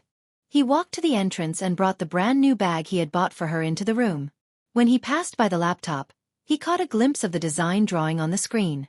Although it was wrong to peek, and she really didn't want him to see, it shouldn't be a problem to just take a look, right? Thinking of this, Gu Chengzi slowly walked in front of the computer. With just one look, he could not help but be amazed. Was this the wedding dress she designed? She saw the theme at the bottom right corner. Dream Wedding. It seemed that her design theme this time was related to the wedding. Chapter 4606. Marriage was a sacred thing to begin with, and the wedding dress symbolized holiness and beauty. Gu Chengzi did not look at it carefully. She seemed to be keeping it a secret, so he only took a cursory glance and did not look at it further. He walked out of the room, and not long after, Bai Ran was done. She did not go out for the whole day, so she did not take long to wash. When Bai Ran finished drying her hair and walked out of the bathroom, Gu Chengzi was standing on the balcony, enjoying the night view and drinking something. Coffee. He was about to fall asleep, but he was still drinking coffee? Bai Ran thought as she walked over and asked, "Are you drinking coffee?" "Milk." Gu Chengzi said, "A cup of coffee in the morning helps with work, and a cup of milk in the evening helps with sleep." His habit was to have a cup of coffee in the morning and a cup of milk in the evening. It was essential. When Bai Ran heard this, she could not help but burst out laughing. "What's wrong? Then do you add wolfberry to your cola?" Gu Chengzi heard this and did not react for a moment. "Why wolfberry?" "To nourish my health." Gu Chengze finally understood what she was trying to say. Bai Ran said quietly, "You're too nourishing. You're so young, but you're living such a nourishing life. The people I know who are as old as you are, this is the beginning of the nightlife. Right now, I'm afraid they're drinking beer on a bar street." Gu Chengze could not help but protest, "I'm the same age as you." "The same age? Ha! Didn't you see the date on the marriage certificate?" Bai Ran looked confused. "I was so focused on the photo that I forgot to look at the date. You don't even care about your husband's birthday." Bai Ran was still in disbelief. "Are you the same age as me?" Gu Chengze could not help but feel sad at her suspicion. "Do I look old?" "Not really." Bai Ran leaned against the window and said quietly, "Don't they say that men mature later than women? You look too mature. I'm not talking about your looks. I'm talking about your temperament and the way you conduct yourself. You always give people the feeling that you're old." "Acting like an old man?" Gu Chengze's gaze could not help but drift away. He was brought up by Gu Jinglian. Gu Jinglian always spoke like an old man, and as he followed him, the way he spoke gradually became more mature. Maybe it's because of Dad's influence. "Is your father very mature?" "No." Gu Chengze replied in all seriousness, "He's already very old." Bai Zhe was speechless. Far away in the Gu family's residence, Gu Jinglian was practicing calligraphy when he suddenly sneezed violently. The last stroke was suddenly crooked, ruining the entire painting. Why did he sneeze for no reason? Was someone talking bad about him behind his back? "You should be the same age as me this year." "How old is your father?" "Around 40. What about 40-something?" "I don't remember the details." Gu Chengze often forgot his own birthday. Bai Ran suddenly became curious. "What kind of person is your father?" At the mention of Gu Jinglian, Gu Chengze suddenly looked disgusted. "He's a very fierce person." "Fierce?" The image of a middle-aged version of Gu Chengze bearing his fangs and brandishing his claws instantly appeared in Bai Ran's mind. Chapter 4607. Then, Bai Ran was even more curious now. "Does your father look like you? Is he as good-looking as you?" Gu Chengze thought for a while and suddenly looked a little uneasy. Bai Ran saw this and was a little surprised. "What's wrong?" "I feel like I'm the least attractive one in my family." Bai Ran almost spat out a mouthful of blood. She was really agitated. Oh my God! In her eyes, Gu Chengze was already one of the most handsome men in the world. At least, she had never seen a man more handsome than Gu Chengze since she was young, including on television. Yet, Gu Chengze said that his looks were the worst in the Gu family. "You mean, you're the ugliest in your family?" "No." Gu Chengze crossed his arms. "My brother is not as handsome as me. He's below me." The brother he was talking about was Gu Linshi. However, this point was debatable. At home, Chu Ho thought that Gu Linshi was more handsome than Gu Chengze, but Gu Chengze thought that he was more handsome than Gu Linshi. Bai Ran was very curious about his family. "It's late. Go to bed early." Gu Chengze finished his milk and urged her to go back to her room to rest. The next day, Bai Ran had the habit of waking up early. After brushing her teeth, she realized that there was an elliptical machine on the balcony. The elliptical machine was used for fitness. It was a type of aerobic exercise.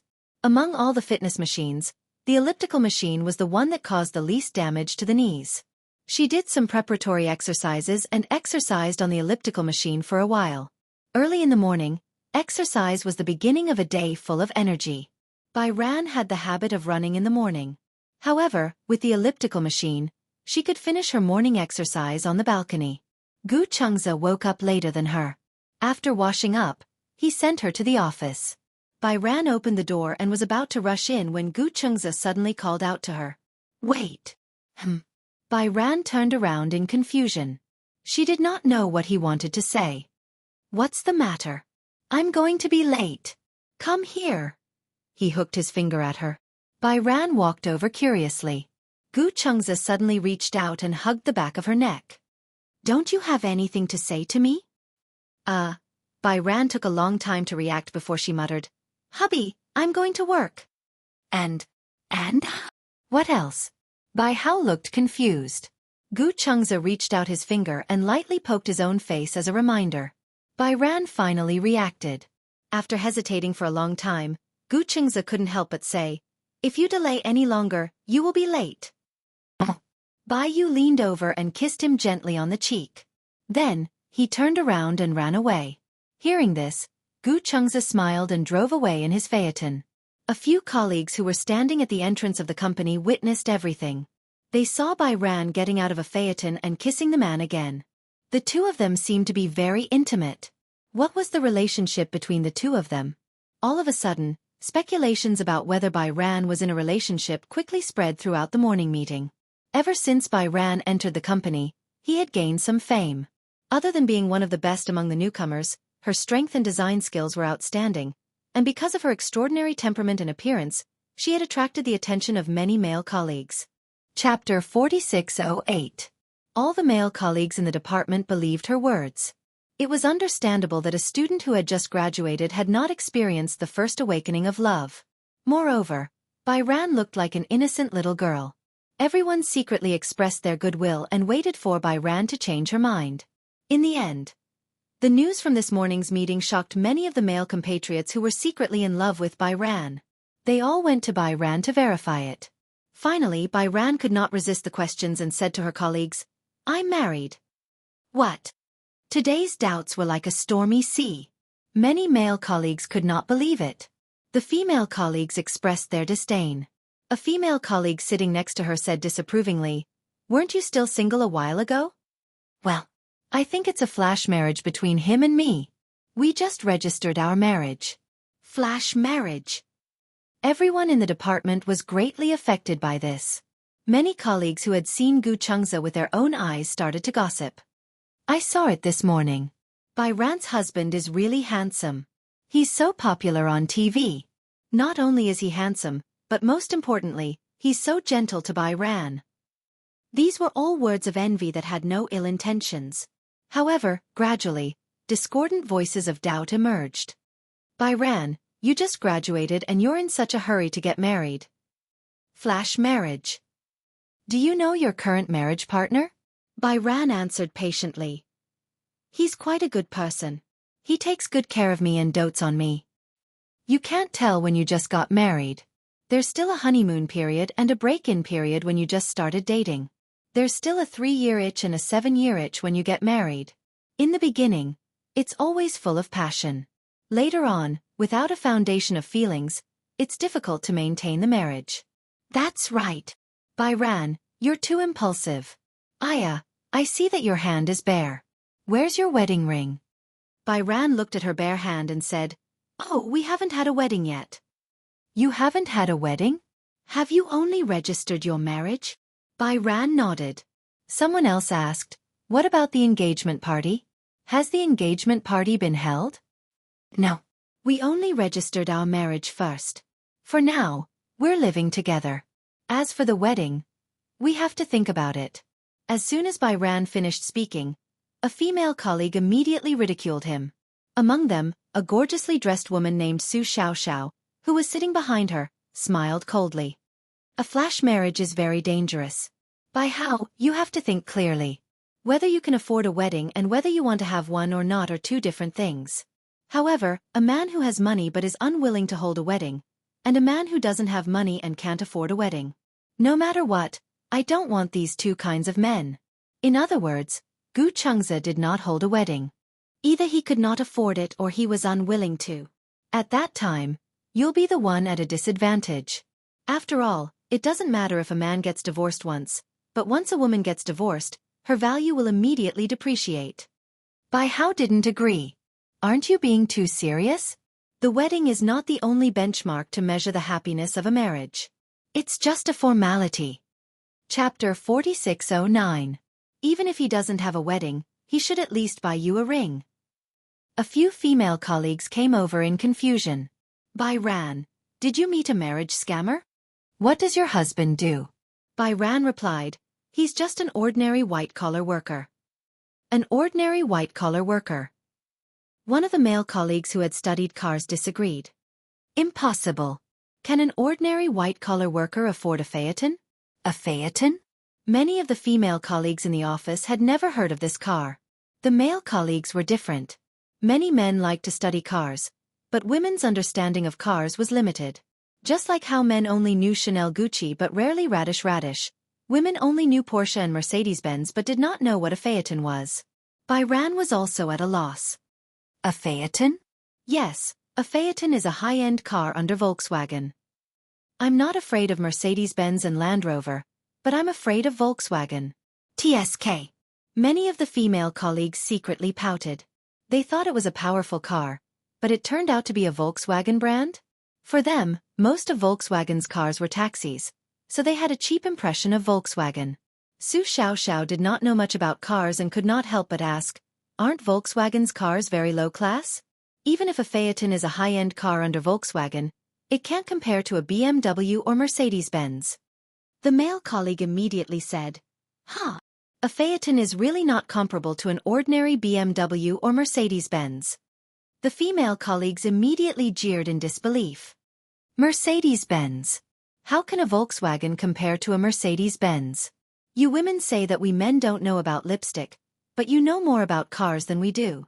A phaeton's top model costs more than 2.5 million, and a phaeton costs 2.7 million. The W12's engine is 6.0T. If I drive this car for a month, my monthly salary won't be enough to pay for the gas. When I went to a class reunion, one of my seniors said that he once drove a phaeton like a Passat, and he lost hundreds of thousands because of a bumper. A Volkswagen of 2.7 million. This was an eye-opener for many people. Many men were very surprised. They only knew that phaeton was a high-end brand under the Volkswagen brand, but they did not know that the top-of-the-line model was so expensive. Byran was also stunned when she heard this. In her impression, Xianxia was just an ordinary office worker. When he drove a Volkswagen, she also thought that it would cost at most a few $100,000. She did not expect his car to be so expensive. Speaking of which, the interior of this car was also very luxurious. Thinking about it this way, it was very reasonable. However, it was true that Xianxia had never mentioned his family background to her, and she didn't pay much attention to it either. Bai Yan, is that true? Is the phaeton that you're selling really popular? I don't know much about cars. I only know that his car is a Volkswagen. I don't know if it's a phaeton or if it costs more than 2 million yuan. I don't know, and I'm not interested in it. Anyway, I'm marrying him, not his car. Please, you should at least check out the background of the man you're marrying. If the man you marry is a pauper, you'll be crying in the future. Chapter 46:10. Bai Sheng did not listen to a single word they said. She was thinking that although she did not know much about Xianxia's family background, it was impossible for her to lie to him. She had nothing at all. Why would such an outstanding man lie to her? Even if he lied to her, she would not lose out. Bai Sheng, you have to be more careful. A female colleague beside her poked her head in disappointment. Bai Sheng finally reacted and let out an ah. Snacks?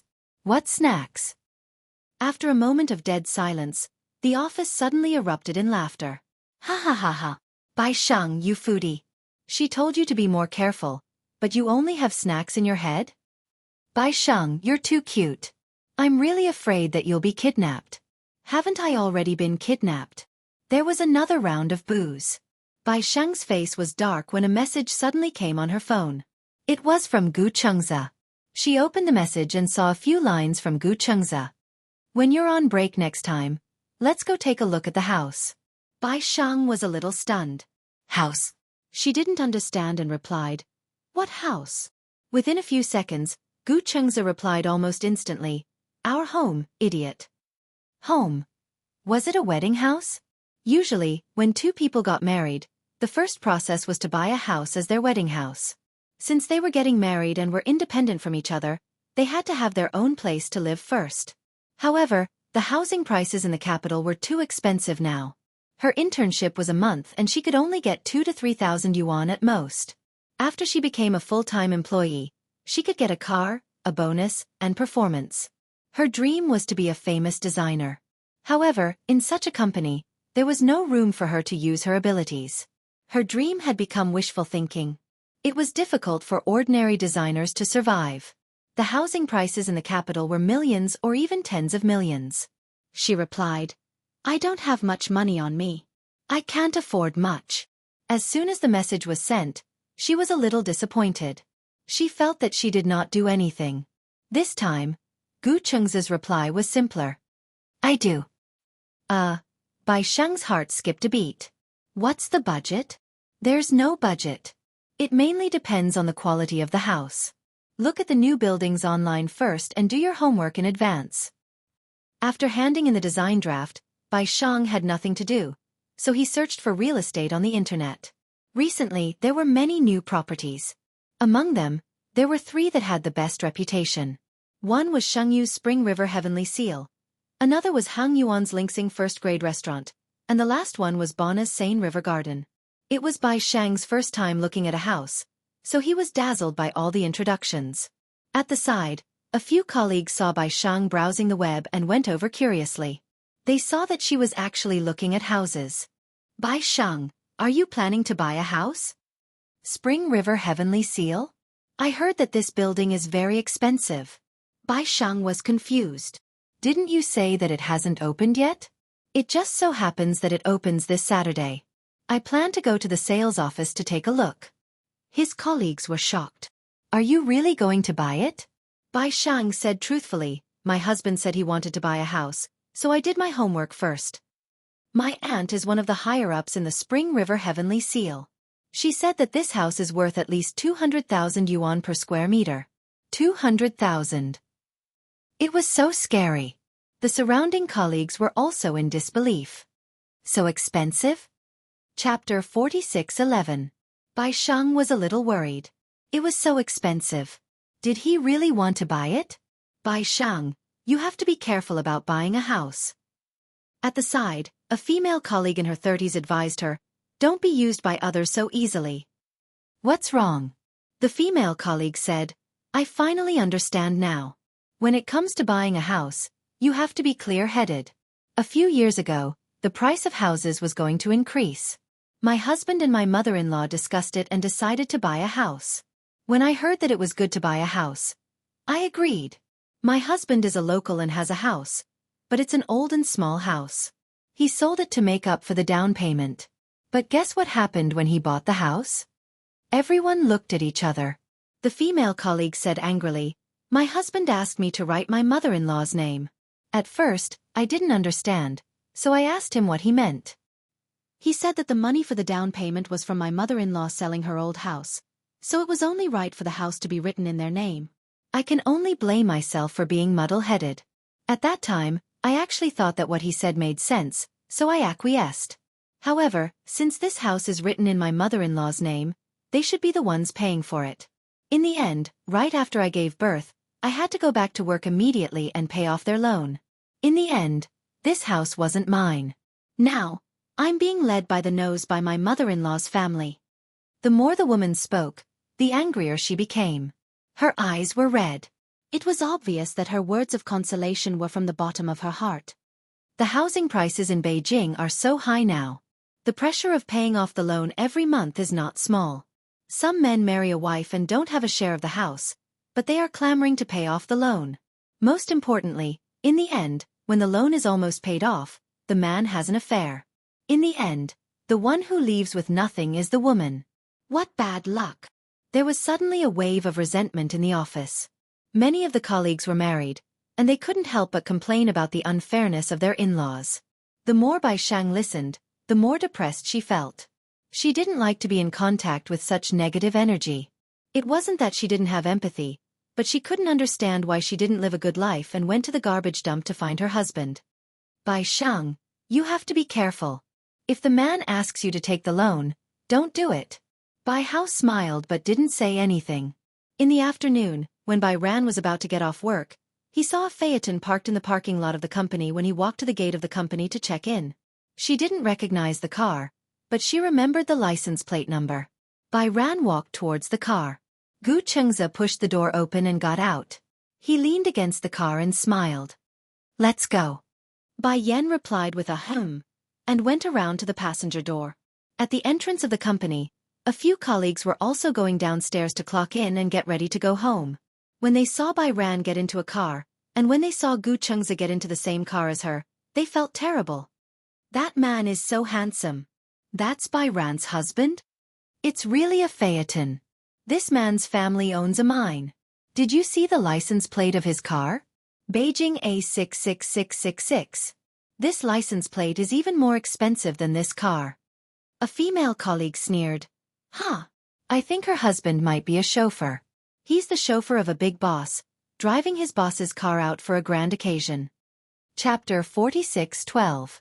That's right. It's very likely that he's from a car rental company. Didn't Bai Shang say that her husband is an ordinary white-collar worker? This car has a company license plate, and it's so good. It's either a fake license plate or a boss car. His colleagues began to discuss among themselves. Bai Shang really knows how to brag. Look at her tone. She said that she wants to buy a house in the Spring River Heavenly Seal. Can she really afford it? Who doesn't know how to brag? It didn't cost anything. Ha ha ha. Suddenly, a male colleague spoke up for Bai Shang. Maybe Bai Shang is innocent too. That's right. Bai Shang is so innocent. She doesn't know anything at all.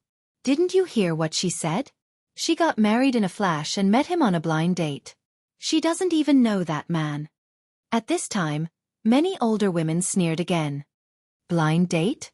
Io, what's so good about a man you met on a blind date? Exactly. That man is so handsome, and he can even afford to buy a house in the Spring River Heavenly Seal. How many women would want such a man? How could he be reduced to a blind date? On the way, Bai Shang found a briefcase in the back seat. There were many floor plans of different developers inside. Can I have a look? Yeah, it's for you to see. She was so curious that she picked it up and read it page by page. Is there anything you like? Bai Shang looked around and still felt that the layout of the Spring River Heavenly Seal was the most satisfactory.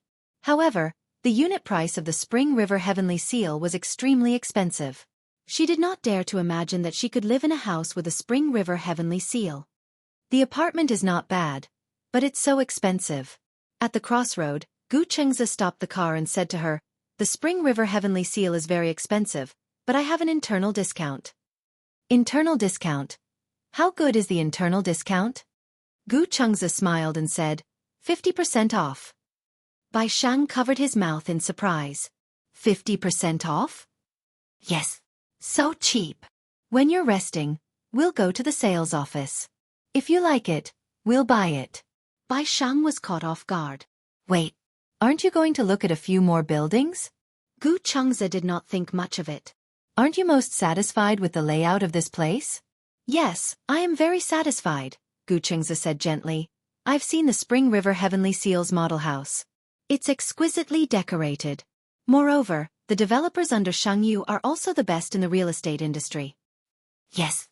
That night, someone tagged Bai Shang in the group chat. Bai Shang, didn't you want to buy a house in the Spring River Heavenly Seal? I've asked my aunt. The flats with sky gardens will be on sale soon. The unit price will be 250,000 renminbi. The price varies from floor to floor. Do you really want to buy it? The smallest unit in this building was 140 square meters. In this way, one unit would cost more than 20 million. You have to pay a few million for a loan. In other words, can you really afford it? Bai Shang did not reply. Because she didn't know if she would buy the Spring River Heavenly Seal, she decided to wait a few days before going to the sales office to look at the model houses before making a decision. However, she didn't expect that these colleagues weren't doing it out of concern, but out of amusement. Some people really couldn't bear to see others living better than them. The jealousy between women was often very scary. They just couldn't bear to see that Bai Shang was prettier than them and luckier than them to marry such a good husband. Therefore, everyone was waiting to see her make a fool of herself. The next day, when Bai Shang arrived at the company, the female colleague came over. Chapter 46:13. I didn't check my phone yesterday. Bai Yu asked blankly. What's the matter? I asked my aunt yesterday. She said that the Spring River Heavenly Seal's property prices are very high. Are you sure you want to buy it? The problem is that the down payment is a few million. Also, it requires a high credit rating. Bai Yu smiled. Thank you. However, it's not up to me to decide whether to buy it or not. It's still up to my husband. After all, she did not have much money to pay. Bai Yu had always felt guilty about this. She was mentally prepared to work hard to repay the loan if Xianxia took a loan to buy the house. Is your aunt one of the higher-ups in the Spring River Heavenly Seal? Yes. The female colleague was obviously a little guilty. What higher-ups? She was just someone from the sales office who brought people to look at houses. Her aunt was older than her, but she was a few years older than her. However, her performance in the sales office was not bad either. The higher-ups she mentioned were just for show. Anyway, Bai would never be able to afford a house in the sales office. Therefore, she said, if you really want to buy it, let me know. I'll contact my aunt and see if she can give you a discount. At the mention of discounts, Bai thought of what Xianxia said. 50% discount. Can your aunt give us a discount of less than 50%? For a moment, the entire office was dead silent. Everyone looked at her in surprise. After a while, the office erupted in laughter. Ha ha ha ha. 50% discount. Where can you buy a house with a 50% discount? And it's a house in the Spring River Heavenly Seal. Unless you're a relative of the royal family, how can you buy a house at such a low price? The cost isn't even enough. The quality of the houses in the Spring River Heavenly Seal is so high. 50% discount. You must be dreaming. Bai, who told you that there's a 50% discount? You're not being cheated, are you? Bai was a little unhappy when she heard the ridicule. She turned around and faced the computer. She did not want to talk anymore. Someone nudged her. Bai, there are so many ways to cheat people nowadays. Don't trust people so easily. Don't be cheated of millions just to take advantage of others. Exactly. A few million can't buy a house. Bai was so angry that she wanted to ignore them. Xianxia would not lie to her, and there was no reason for him to do so. If he said that it was a house with a 50% discount, he must have some connections. Jianghu building. In the president's office. Xianxia walked to the door of the office. His assistant was standing by the door. When he saw him, he immediately nodded respectfully. Hello, Mr. Gu. President has been waiting for you for a long time. As the assistant spoke, he opened the door for him. Xianxia walked in and immediately saw the name tag on the desk. Tianyu. The current Xianghu had already undergone a change of dynasty.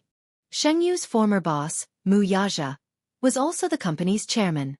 When Tianyu was 20 years old, he passed the position to him and traveled the world with Xianxia. Tianyu was currently in charge of the Royal Academy. Initially, the board of directors was skeptical of Tianyu's ascension to the CEO's position, but little did they know that handling Xianghu Financial Group's matters was child's play to him. To him, Xianghu was just a supervisor. There are two young masters in the Mu family. Even if the throne is passed down, shouldn't it be the eldest son's turn to ascend the throne? Chapter 46:14. The office desk was neat and tidy, but there was no one in sight. Xianxia scanned his surroundings and saw a man in a black shirt mixing coffee in front of the wine cabinet. He walked over and could smell the aroma of the coffee even from afar. His favorite beverage was cola since he was young. Now, as he grew up, his favorite cola had been replaced by coffee. Hearing footsteps behind him, Tianyu slowly turned around. His thin lips curled into a smile as his gaze landed on the man. What brings you here today? Just as he turned around, a handsome face came into view. It was said that sons took after their mother in terms of looks. This was indeed the case when they were young. However, as they grew up, Tianyu and Wuxia's looks gradually changed. When they were young, it was impossible to tell who was who when they stood next to each other. If one did not look at their height and only looked at their appearance, one would not be able to tell the difference. The children's bone structure was extremely similar. However, as they grew up, their appearance changed. Slowly, Wuxia looked more and more like Xianxia. In the June district, he was a lieutenant. Young and promising. He had a face that was prettier than a woman's. Many ladies in the military eagerly chased after him, but none of them caught his eye.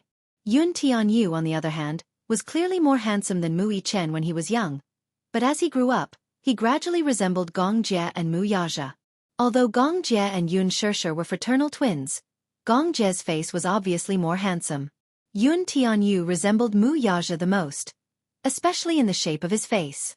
It was as if it had been sculpted by a knife. When he stood next to Mu Chen, he was actually taller than Mu Chen. When they were young, Mu Chen had always bragged about his height in front of Yun Tianyu. However, when they were in high school, Yun Tianyu's height increased by leaps and bounds overnight. He actually shot up to 1.7 meters. From then on, his height grew at an insane rate. In one semester, he had grown 10 centimeters taller. During that time, Xianxia was so excited that she gave Yun Tianyu calcium supplements and urged him to exercise. During puberty, Yun Tianyu's excess energy was all spent on sports. In the end, Yun Tianyu's sports results were even better than Mu Chen's. Mu Yaja was 1.88 meters tall, while Gong Jie was 1.9 meters tall. Yun Tianyu had actually grown to 1.91 meters, which was 2 centimeters taller than Mu Chen. Back then, when Yun Tianyu was still in college at the age of 16, Mu Yaja found it unbelievable when they measured his height to be 1.88 meters. Not long after, he learned that his son had grown to 1.9 meters, so he went around bragging that his son was taller than him. All kinds of boasting. Everyone felt like they had just been F***ed. Damn it, as an old man, his son skipped a grade to go to university at the age of 16. He was bragging about his height. What a boast. What they were envious of was not his height of 1.9 meters but his admission to St. Andrews University at the age of 16. When Mu Chen grew up and started secondary school, his brain finally started to develop for the second time. He finally broke free from the awkward period of his childhood IQ deficiency. Yun Shishir teased that Mu Yaja must have secretly topped up Mu Chen's IQ. After graduating from secondary school, Mu Chen and Yun Tianyu were admitted to the city's key high school together and then directly entered the military. At the age of 20, he was already a senior sergeant. Chapter 46:15. Sometimes there would be family gatherings. More than a decade ago, due to an influenza outbreak, the Gu and Mu families became friends. Since then, they often held family gatherings, and the children of the two families got to know each other very well. At these gatherings, the children and adults formed two different societies. Yun Tianyu and Gu Linqi were together, and both loved to brag about their younger sister. Yun Tianyu loved to boast about how cute Yueyao was and how she would definitely be a beauty when she grew up. Gu Linqi was not to be outdone and boasted about how gentle and sensible Xianxia was. Mu Chen and Gu Chengza, on the other hand, would brag about how good they were at fighting. When the adults sat together, Mu Yaja and Gu Jinglian boasted the most. Sometimes, when Gong Jie and Hua Jin returned from Darkwind Island, they would join them in boasting. Chu Ho and Yun Shishir were helpless. They felt that the friendship between the two families was exaggerated. Yun Tianyu, who was leaning back in his chair, widened his eyes in confusion when he heard that Gu Chengza wanted to buy a house. You want to buy a house? Yes. The Gu family has so many houses, and every inch of land is worth its weight in gold. With so many properties, why are you buying from me? Gu Chengza said disdainfully, It's not like you don't know that my biological father is like a stepfather. Gu Jinglian was especially harsh on Gu Chengza. Even the apartment he was living in now was rented from Gu Jinglian and had to pay rent every year. Yun Tianyu sympathized with him. It was said that boys were the least favored in the Gu family. Gu Xinghan, who was the youngest, was treated well. After all, he was still in school, while Gu Linqi and Gu Chengza had it worse than the other. Xianxia was different. She was still in school, but she bought all kinds of branded bags one after another. She had just entered high school and was preparing to take the driving test, yet she had already bought a Maserati. As the saying went, this bowl of water was uneven. In Gu Jinglian's hands, Gu Chengza seemed to be picked up from the streets. Gu Chengza sighed. Every family has its difficulties. You're not much better off. Yun Tianyu's handsome face fell when he heard that. His biological father was no better than Gu Jinglian. He had just turned 20. But Mu Yaja couldn't wait to hold a board meeting and leave the entire Xianghu to him. Then, he hugged his beloved mommy and traveled around the world. This was what the two of them had agreed on. When he grew up, the company would be handed over to him. Afterwards, Yun Shishir also retired from the entertainment industry, and the two of them traveled around the world together. When Yun Tianyu protested, Mu Yaja said cheekily, If you're not convinced, then hurry up and get married. Give birth to a son as smart as you to take over, and then you'll be free. Even though he appeared to be indignant on the surface, He did not complain at all. He knew that his daddy had doted on his mommy for 20 years. Mommy said that if she wanted a love that would never change, daddy really doted on her for 20 years. What touched him the most was that 2 years ago, when his mother attended a class reunion, a woman in her 40s, who was of the same age as her, looked extremely old. They also used high-end skincare products to maintain their faces, but no matter how one looked at them, they still looked old. Mommy was different. It was as if she had eaten preservatives. Her face was so tender that it did not change at all. It was not entirely true that there were no changes at all. Chapter 46:16. Could it be that this depended on their youthful mentality? Ever since they got married, Wuxia had always doted on her. She had never been bullied before. After being married for so many years, they had never gotten angry even once. Not only did they treat each other with respect, but the longer they were married, the more they behaved like a young couple and slowly developed more interests. Some people said that if they treated each other with respect and did not quarrel after marriage, their love would lose its vitality and passion. Actually, this was not the case. If one could find the person who was perfectly compatible with them in this world, they would tolerate and be loyal to each other. Furthermore, a poor couple had many sorrows. Other than the issues of principle between a couple, most of the disputes between them were trivial. With the Mu family's financial situation, there was no need for them to fuss over daily necessities. Hence, they did not have the chance to quarrel. Most importantly, everyone in the Mu family was dedicated to protecting this family. Be it Mu Yaja, Yun Shishir, Mu Chen, or Yun Tianyu, they all knew how difficult it was for this family to get to where it was now. Hence, every member was protecting each other. During their adolescence, Mu Chen and Yun Tianyu did not even last long in their rebellious phase. Both of them had gone through life and death situations and cherished each other immensely. Your daddy and mommy went on a trip again? They are out all year round. It just so happened that Yueyao's exams ended, so they picked up Yueyao and went on a road trip to Country M. Gu Chengza face-bombed. I'm so envious.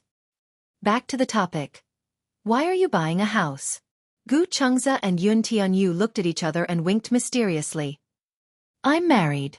Yun Tianyu was so shocked that he almost spat out his coffee. You're married?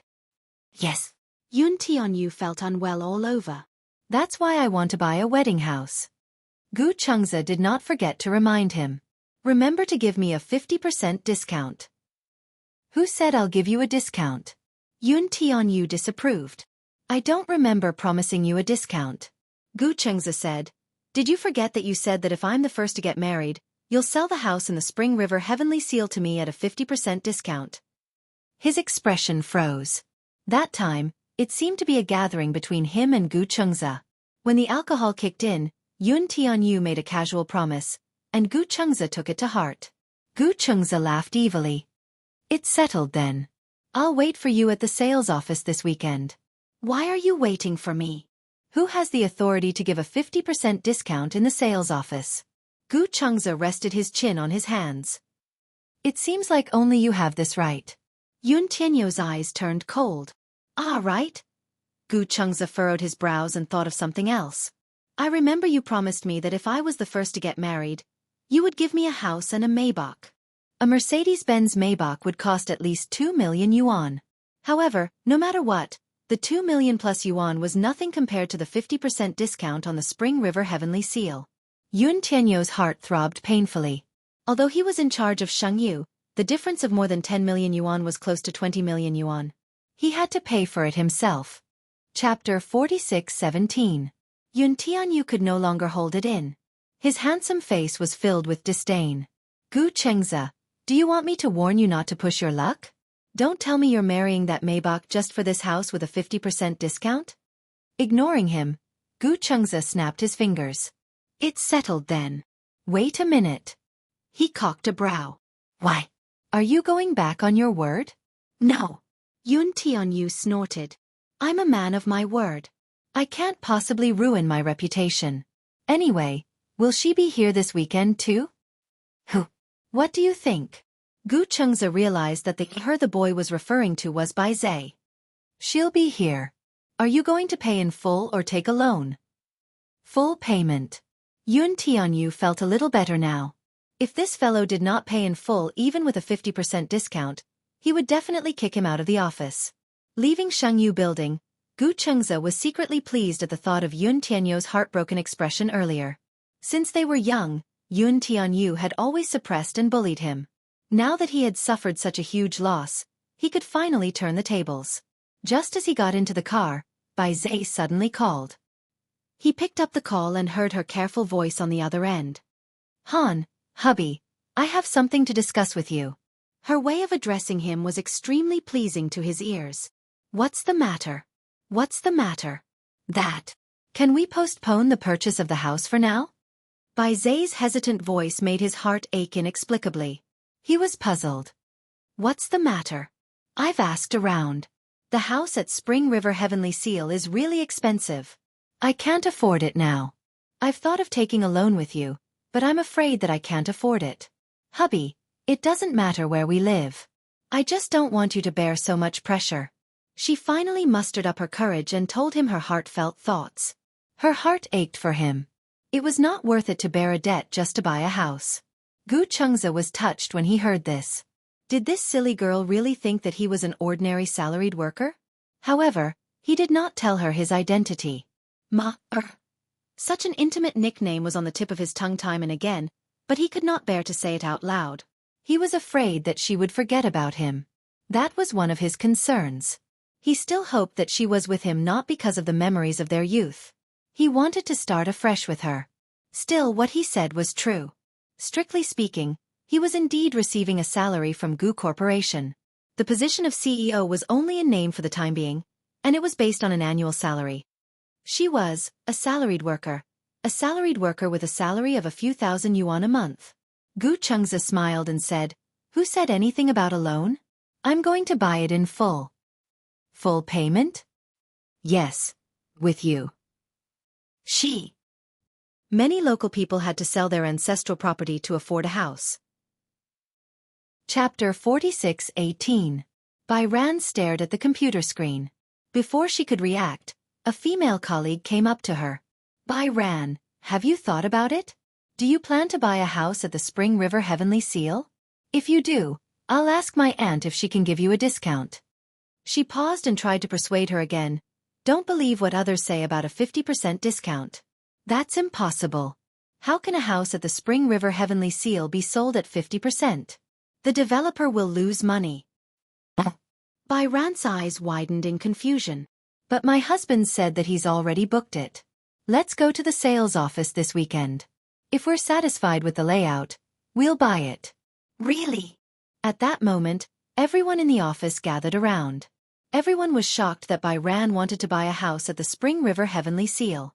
Everyone in the company, including the CEO of the design company, was renting a house. A house in the capital was not something that could be bought easily. Without a net worth of tens of millions, who could afford a house in the capital?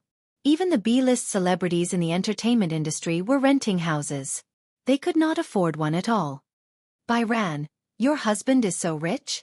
The houses at the Spring River Heavenly Seal are all garden-style houses with sky gardens. They're easily hundreds and dozens of flats.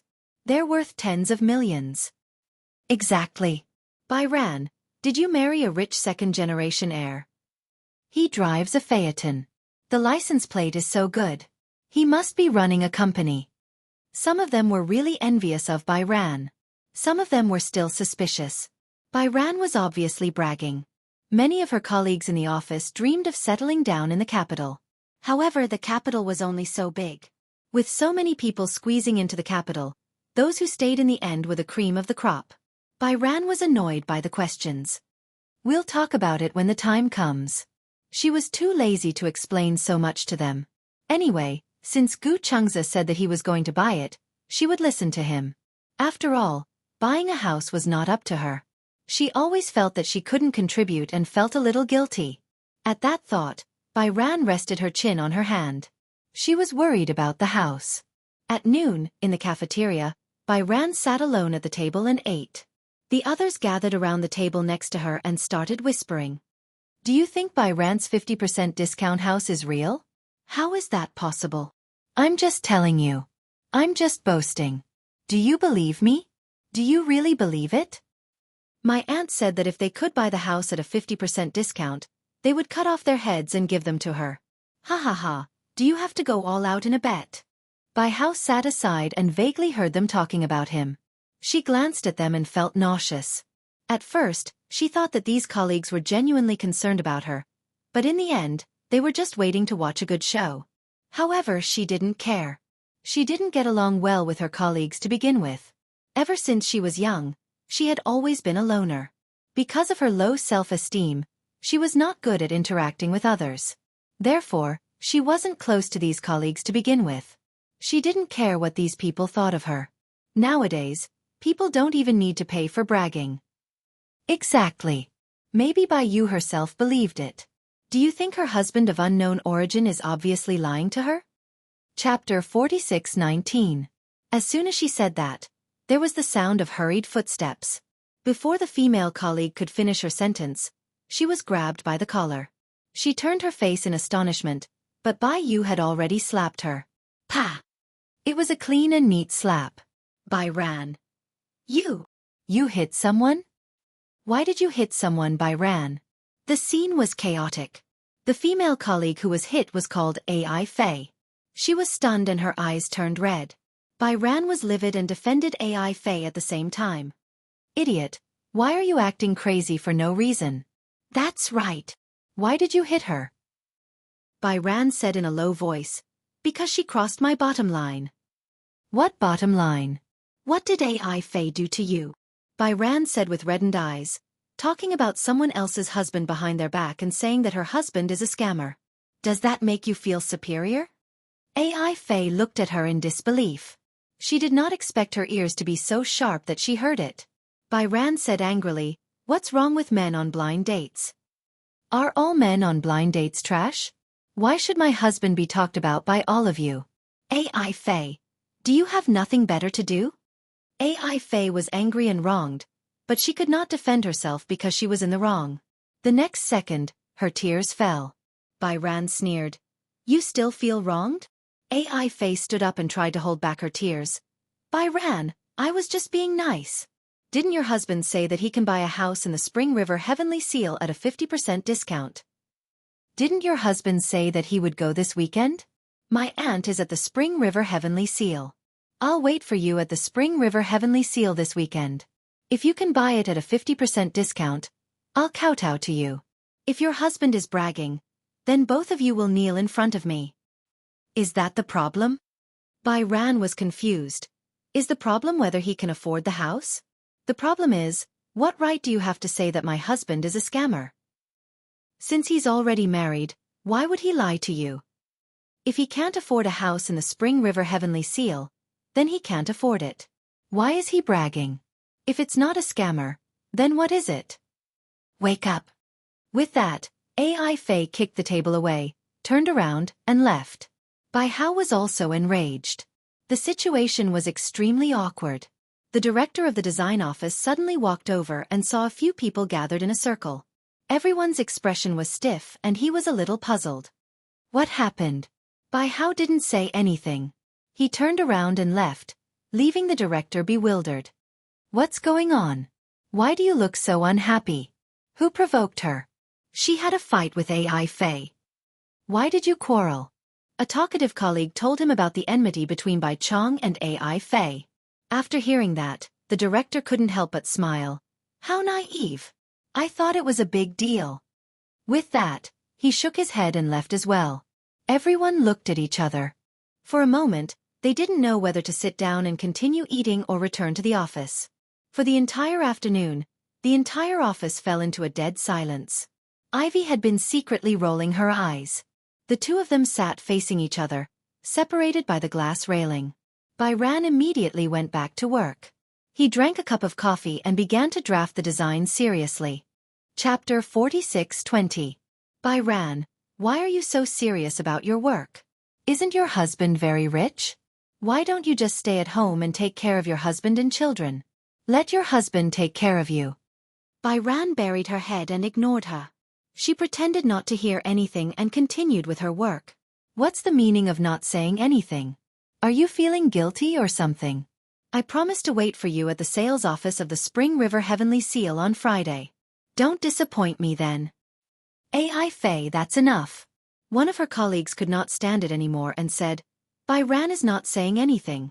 Why are you still talking about this? We're all colleagues and see each other all the time.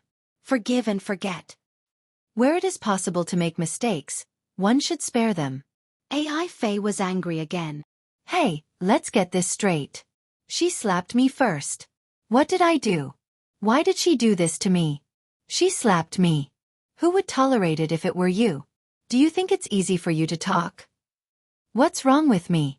My good intentions were rewarded with a slap. Why should I take this lying down? Bai Ran still did not hear anything. In fact, she would not be angry normally. No matter how others humiliated her, she was used to it. Ever since she was young, she was famous for having a good temper under Yi Yuqin's influence. However, AI Fei had crossed her bottom line. It did not matter how she humiliated her. However, she could not point her sword at Gu Chengzi.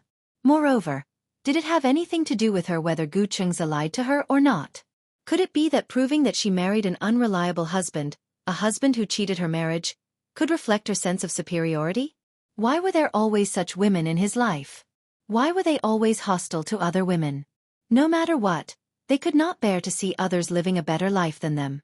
In fact, the grudge between her and AI Fei had been formed long after she had joined the company. Before Bai Ran joined the company, AI Fei was a flower in the design office.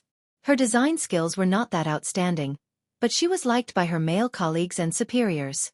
She was especially good at talking and sweet-talking. Her male colleagues and superiors all liked her. As for her female colleagues, she was not so polite. However, because she had a good relationship with her boss, none of the female colleagues in the office dared to offend her. Instead, they would deliberately curry favor with her. However, after Bai Ran entered this company, this twisted relationship between colleagues was broken. Many male colleagues fell in love with this innocent and beautiful girl. Everyone knew that AI Fei was actually very scheming. Her words to please them were all against her heart. But that was how society was. Everyone would rather listen to false flattery. Bai Ran, on the other hand, did not know how to deal with her colleagues. However, her natural and straightforward personality made her quite popular among her colleagues. However, many female colleagues did not like her. Jealousy between women was always unreasonable. Although looks were innate and there was no way to compare, Bai Ran had become the public enemy of his female colleagues because of his appearance. However, Bai Yu was already used to it. AI Fei suddenly kicked her chair. I'm talking to you. Do you hear me?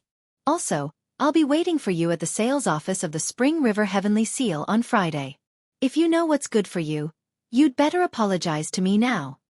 She was trying to establish her dominance. Chapter 46:21. AI Fei raised her eyebrows disapprovingly. Why? Why are you staring at me like that? She smiled and said casually, You've really put in a lot of effort to prove to me that you're not doing well. AI Fei's face almost fell. She snorted coldly and did not say anything else. She lowered her head and continued to play with her phone. After work, Bai Yan punched her card in loneliness. As usual, Gu Chengzi was waiting for her at the entrance of the company. Bai Yan walked to the car. Gu Chengzi smiled at her but saw that she did not look well. His expression froze. What's wrong? The disappointment on Bai Yan's face made his heart ache. Nothing. Bai Yan hugged him. She did not know if she was feeling sorry for him or for herself. She felt sorry for him. He had been working hard to be a good husband and took good care of her. However, for some reason, he was being slandered behind her back by her outrageous colleagues. She felt sorry for herself. She had worked so hard, but in the end, she could not get anything good from others. She was like a star in the design office. Her design drafts were always the most important for every order. However, it seemed that many people could not tolerate her. It was really unfair. Gu Chengzi noticed something on her face, but he was not in a hurry to ask. Instead, he said, Let's talk in the car, okay? Okay. Bai Yan obediently got into the car. She did not speak along the way, and Gu Chengzi was not in a hurry to speak either. When they reached home, he held her hand and went into the room. He carried her to sit on his lap. What's wrong? Is there something on your mind? Bai Yan smiled bitterly. No. Clearly there is. Gu Chengzi's heart ached for her. What's on your mind? Why don't you tell me? Maybe I can help you solve it? It's nothing serious. Did you have a conflict with your colleagues? Gu Chengze guessed it immediately. Especially when he saw her flickering eyes, he was sure of it. Other than that, he could not think of any other possibility. She went to the company happily, but when she came back, she had such an expression. She must have suffered some grievances at the company. His tone was so gentle that Bai Yan could feel his affection. She felt wronged and her eyes reddened. She felt wronged for him. He was so good. Why should he be criticized because of her? I'm sorry. Her inexplicable apology made him a little flustered. What's going on? I had a conflict with a female colleague today. She didn't want to hide it from him, so she confessed. She said that you were lying to me when you said that you wanted to buy a house in the Spring River Heavenly Seal. It's impossible to buy a house there at a 50% discount. She said that you were lying to me, and I slapped her in anger. I can't stand her talking about you like that. Bai Hao lifted his head. I don't care if you're lying to me or not. She doesn't have the right to criticize. So she argued with me. Hearing this, Gu Chengze heaved a sigh of relief. So it was because of this. He thought it was a big deal. However, this silly girl had actually fought with others in order to protect her. He really didn't know whether to laugh or cry. Amazing. I'm Xianxia. You look like a little white rabbit. I didn't expect you to be able to scratch people when you're angry. Bai Hao frowned. You're still laughing? She said that she'll be waiting for us at the Spring River Heavenly Seal sales office on Friday. Chapter 46:22. Why is she waiting for us? Bai Ran explained. She doesn't believe that you can buy a house at a 50% discount. Let her be. Gu Chengze did not take her seriously. It's not worth getting angry over this kind of person. Bai Ran was surprised. You're not angry? Was he so good-tempered? Gu Chengze smiled and rubbed her head. I'm angry. Why was he smiling when he was obviously angry? Why are you smiling when you're angry? I'm angry at her, but I don't like to bring my anger home because of someone else. Especially in front of Madam. If he was angry because of this, Bai Ran would feel even more guilty. Since he was young, Chu Ho had taught him one thing. No matter what kind of anger he suffered outside, don't bring it home. You can talk, but you can't complain. Home is a harbor, but it's not a trash can. The harmony of a family needs to be maintained together. He had remembered this since he was young. Then, Bai Ran asked tentatively, are we still going this weekend? Yes, of course. Why wouldn't we go? Gu Chengze did not think much of it. I've already made an appointment to buy it. Bai Ran was worried that if she bumped into Ai Fei and her aunt on the weekend, it would be another war. I know what you're worried about. Don't be afraid, I have a way to solve it. Gu Chengze rubbed her head lovingly. You just have to wait for the signature obediently. Signature? Bai Hao was bewildered. Sign what? The property contract. Gu Chengze did not know whether to laugh or cry. You need to sign a contract to buy a house. Don't you want to sign it? No, no, no. Bai Ran quickly waved her hand. I'd better not sign it. This time, Gu Chengze was really dumbfounded. What? He suddenly held her face in his hands and knocked on her head seriously. Bai Ran slapped his hand away. What are you doing? Gu Chengze said seriously, I'm trying to see if there's a brain in your head. Bai Ran was speechless. Was he mocking her for being stupid? I just feel that I didn't do anything. It's a little embarrassing to sign my name. It doesn't matter if you write it or not. You have a share in the house. We are married, so this is considered a joint property. You can't escape. Bai Hao was even more confused. Then why do I have to sign it? Ritual. Gu Chengze didn't think much of it. I think that the real estate certificate needs to have 2 names on it. Only then will it feel like a family ceremony. Ugh, Bai Ran nodded. Then I will work hard to earn money to support my family. Idiot. He should be the one raising her. With such a small body, he still wanted to compete with him to be the head of the family. Dream on. Bai Hao suddenly hugged him. Did I cause trouble for you?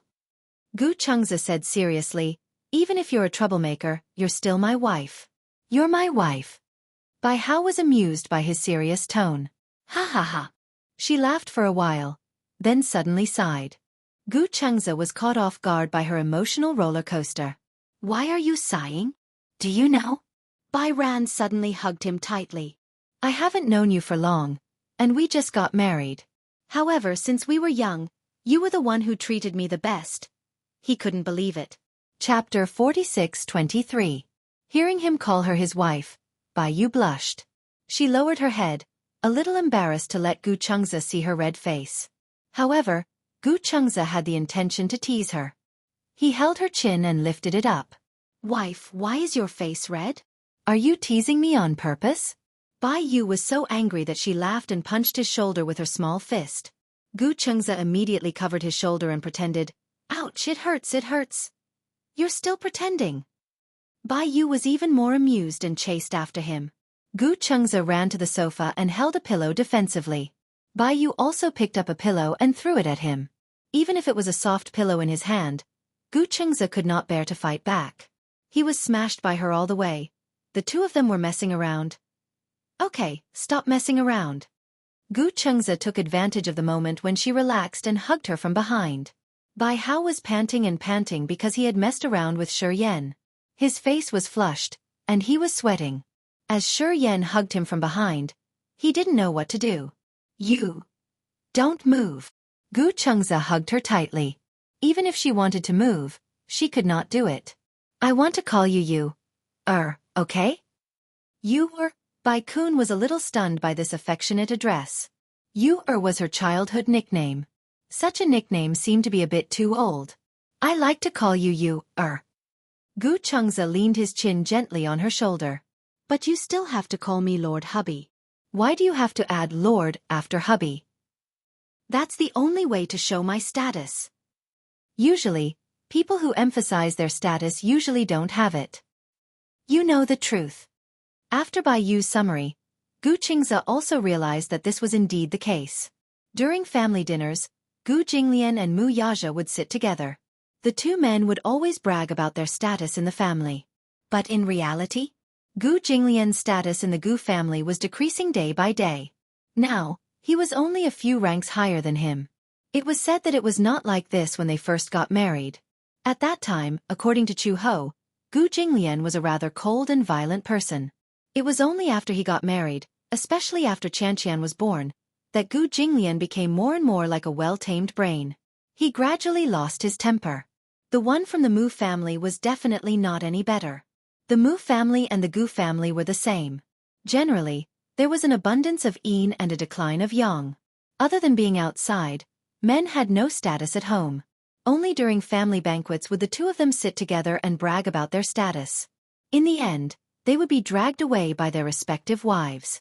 For some reason, Gu Xianxia had a strong premonition. He felt that he would end up like Gu Jinglian in the future. However, as long as this person was an idiot, he could do anything. Gu Xianxia was already mentally prepared. The day after tomorrow is the weekend. Are you still going to work tomorrow? Bai Hao shook his head. Rest. Our company is closed on the weekend, and the draft is just due. I have already submitted the design drawings, so I don't have to go to work tomorrow. Didn't I hear that design companies are very busy? I'm a very efficient designer. Chapter 46:24. Then prepare the documents tomorrow. On the weekend, we'll go to the sales office. If we like it, we'll book it immediately. Okay. Bai Ran was very touched and suddenly said, Thank you. What are you thanking me for? Bai Ran turned around and looked at him with red eyes. Thank you for letting the lights in this city belong to me. Thank you for giving me a home. When Gu Xianxia heard this, he suddenly laughed. Isn't this what I should do? No one's sacrifice is deserved. Bai Ran said seriously, I will cherish you even more. Silly. Gu Xianxia rubbed her head. All girls in the world should be pampered. Isn't that right? Bai Ran hugged his waist and closed her eyes, listening to his powerful heartbeat. Perhaps it was at this moment that her heart was truly moved by love. All right, go to the sales office this weekend. I want to introduce you to a friend of mine. Friend. On the weekend, Gu Xianxia had already prepared breakfast and was waiting for her to wake up early in the morning. Bai Ran got up and ate breakfast, then dressed up and prepared to go out. She completely forgot about AI Fei's words until she entered the sales office and saw AI Fei sitting on the sofa. Only then did she suddenly remember that there was such a matter. AI Fei originally thought that Bai Ran would definitely not come. She would just treat it as a visit and play and prepare to leave in the afternoon. However, when Bai Ran appeared at the sales office, AI Fei stared at her for a while, but Bai Ran did not even notice her. Until AI Fei walked over and called out to her, "Hey!" Bai Ran turned her head and saw AI Fei. Only then did she remember the bet between AI Fei and her. Although it was a one-sided bet. "You really came?" AI Fei looked at her with disdain and glanced behind her. However, when her gaze landed on Gu Cheng's body, her expression froze because of his unparalleled good looks. It was not that she had never seen Gu Chengza before, but she had only seen him from afar. The man quickly got into the car.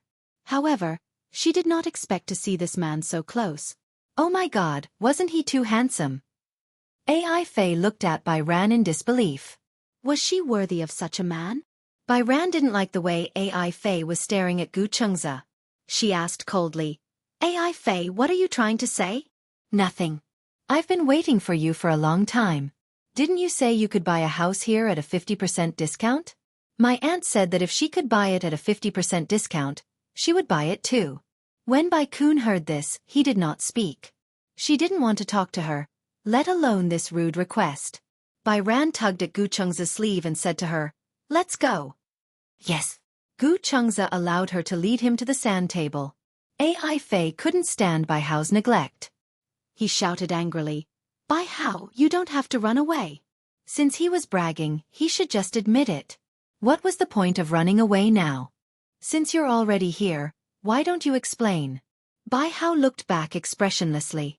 AI Fei, do you really want to prove that I'm not as good as you? Among women, there was a kind of jealousy.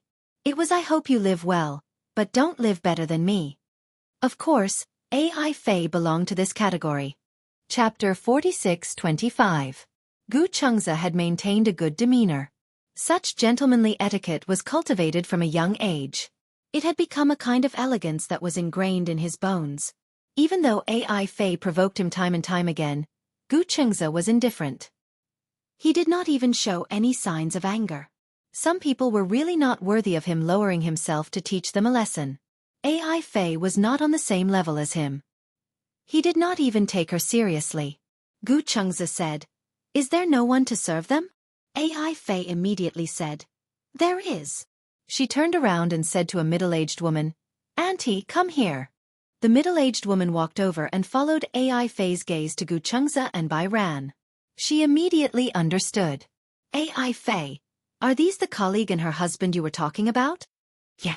AI Fei nodded and said, "Auntie, they said they want to buy a house in the Spring River Heavenly Seal, but you have to give them a 50% discount."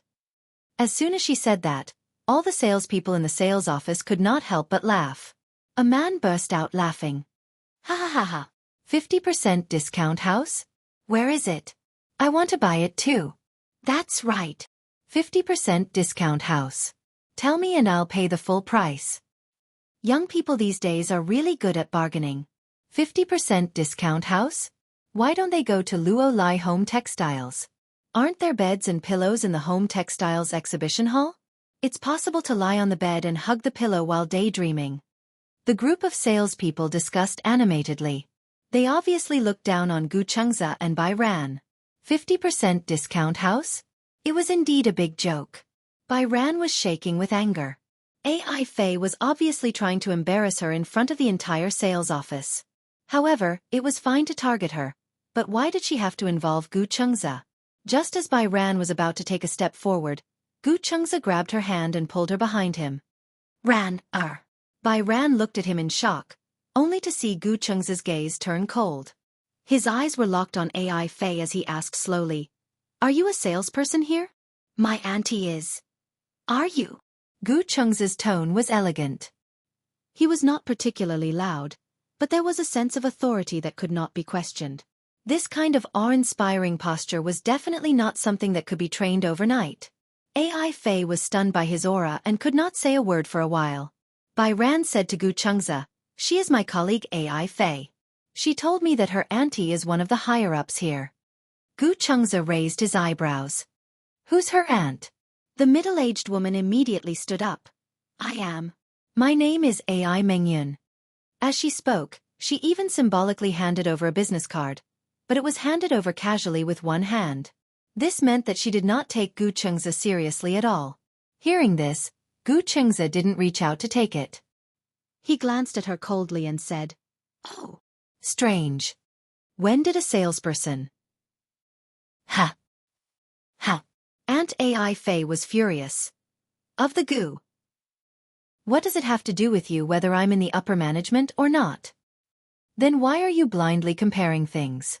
Gu Chengze said, Is this quality worthy of serving customers? I think the sales office should lay off a lot of people. Chapter 46-26. Gu Chengze did not even look at him. I'm a client. I'm here to buy a house, not to listen to your nonsense. Now, please give me the floor plan. You want the floor plan, right? Ai Mengyun turned around, took the floor plan, and threw it at him. Here. Take a look. The floor plan was thrown at Gu Chengze's face. Bai Hao took in a cold breath. When he turned around to look at Ai Fei, his eyes were bloodshot. What are you doing? Didn't he want to see the floor plan? Ai Mengyun was furious. Why are you acting all high and mighty at such a young age? A house with a 50% discount? I'll teach you a lesson today. There's no free lunch in this world. A house with a 50% discount? Dream on. Ai Mengyun heard from her niece that someone wanted to buy a house in the Spring River Heavenly Seal but wanted a 50% discount. She found it unbelievable. A house with a 50% discount? How could the Spring River Heavenly Seal be sold at a 50% discount? Gu Chengze closed his eyes and looked at the floor plan on the floor. He said coldly, Pick it up. The group of people looked at each other in dismay. They were actually stunned by his majestic aura. This man was so imposing. However, they had also heard about Bai Ran from Ai Fei, and they were also dismissive of the 50% discount. Therefore, they did not take Gu Chengze seriously at all. However, Gu Chengze's aura made them a little flustered. They felt that this man did not seem like someone who would lie. What's going on? The sales director's angry voice came from the side. What are you doing? All of you are crowding around here. Good morning, Director. Good morning, Director. Ai Mengyun immediately went up and bowed respectfully. She smiled flatteringly. Director, I'm sorry. Someone is here to cause trouble. It's a pity that I don't have the authority to chase him out. Cause trouble?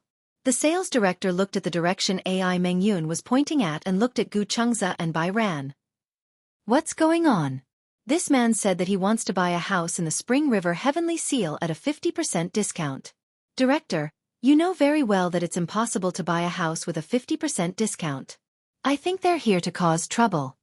However, to everyone's surprise, the sales director looked at Gu Chengze when he heard about this and walked over to him cautiously. Excuse me, are you Mr. Gu Chengze? Yes. Yes. Ah. The sales director's face instantly turned pale. He was so scared that he quivered. It's over. Just now, he had received a call from the higher-ups, saying that the CEO would be making a special trip today. It was said that the CEO's friend wanted to buy a house and wanted to give the company the best price. The CEO would personally cover the difference.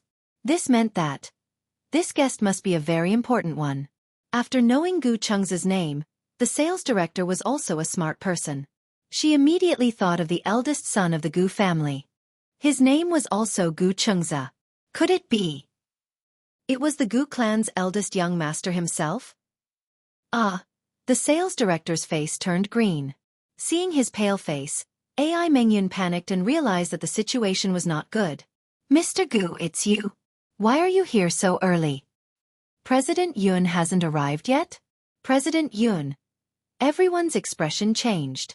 Everyone knew that the person in charge of Xianghu Financial Group was Yun Tianyu. Chapter 46-27. Ai Fei and Ai Mengyun's expressions changed even more. Originally, she was waiting to see Bai Ran and Gu Chengze make a fool of themselves. In the end, it seemed like that was not the case at all. They looked on helplessly as the director respectfully invited Gu Chengze and Bai Ran into the VIP room. They were in a bad mood. Oh my god. AI Mengyun was a little flustered. She did not know if she had offended any big shots. Perhaps her husband was really capable? Otherwise, why would the director treat them so well? At the side, a few sales representatives surrounded her. Mengyun, what's going on? Didn't you tell us that someone was going to come to the sales office to put on airs today? That's why we were so cooperative. What's going on now? They seem to be really rich. That's not necessarily true, but it's true that they have connections. Otherwise, how would they know the big boss of Xianghu? Director Yun, that's the future heir of Xianghu. Now, almost all of Xianghu's real power has been transferred to him. They actually know Director Yun? This time, everyone began to panic. This was too unbelievable. Mengyun, explain. What's wrong with your niece? She came to harm us and even caused us to offend such a big shot. If it's true, then we won't be able to keep our jobs.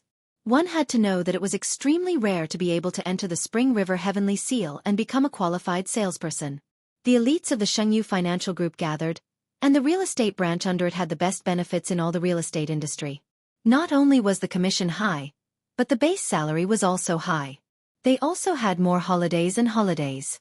This was simply a golden rice bowl. If the sales were done well, there would be a lot of room for appreciation in the future. There were more internal transfers within the corporation, and there were also more job choices. To be able to enter the Spring River Heavenly Seal sales office, they wished they could sharpen their brains and fight their way out. In the end, after encountering such a thing, they would probably lose their jobs. Everyone began to tremble with fear. Mengyun, what do you say? Say something. AI Mengyun was being criticized by everyone. She turned around and looked at her niece with a panicked expression. AI Fei, what's going on? I don't understand. Didn't you say that they were bragging? Auntie, I also asked you. I asked you if I could buy a house with a 50% discount. Didn't you say it was impossible? I was sure that they were talking nonsense. AI Fei was also very innocent. Besides, if she really had some background, why would she come to work? If it were her, she would be able to enjoy the fruits of her labor at home, and not have to go to work if she had a husband who was a senior executive of the Xianghu Corporation. Wouldn't it be great to eat, drink, and play every day? Why would he still need to work? AI Fei, don't you want to find out who he is? Exactly. What are you going to say if we lose our jobs because of this? A group of people surrounded AI Fei. Panic was written all over their faces. AI Fei was even more at a loss. She looked at AI Mengyun and wanted to cry but had no tears. What are you all doing here? The general manager of sales scolded him from behind. Everyone turned around and saw the sales manager and a group of bodyguards escorting a handsome man over.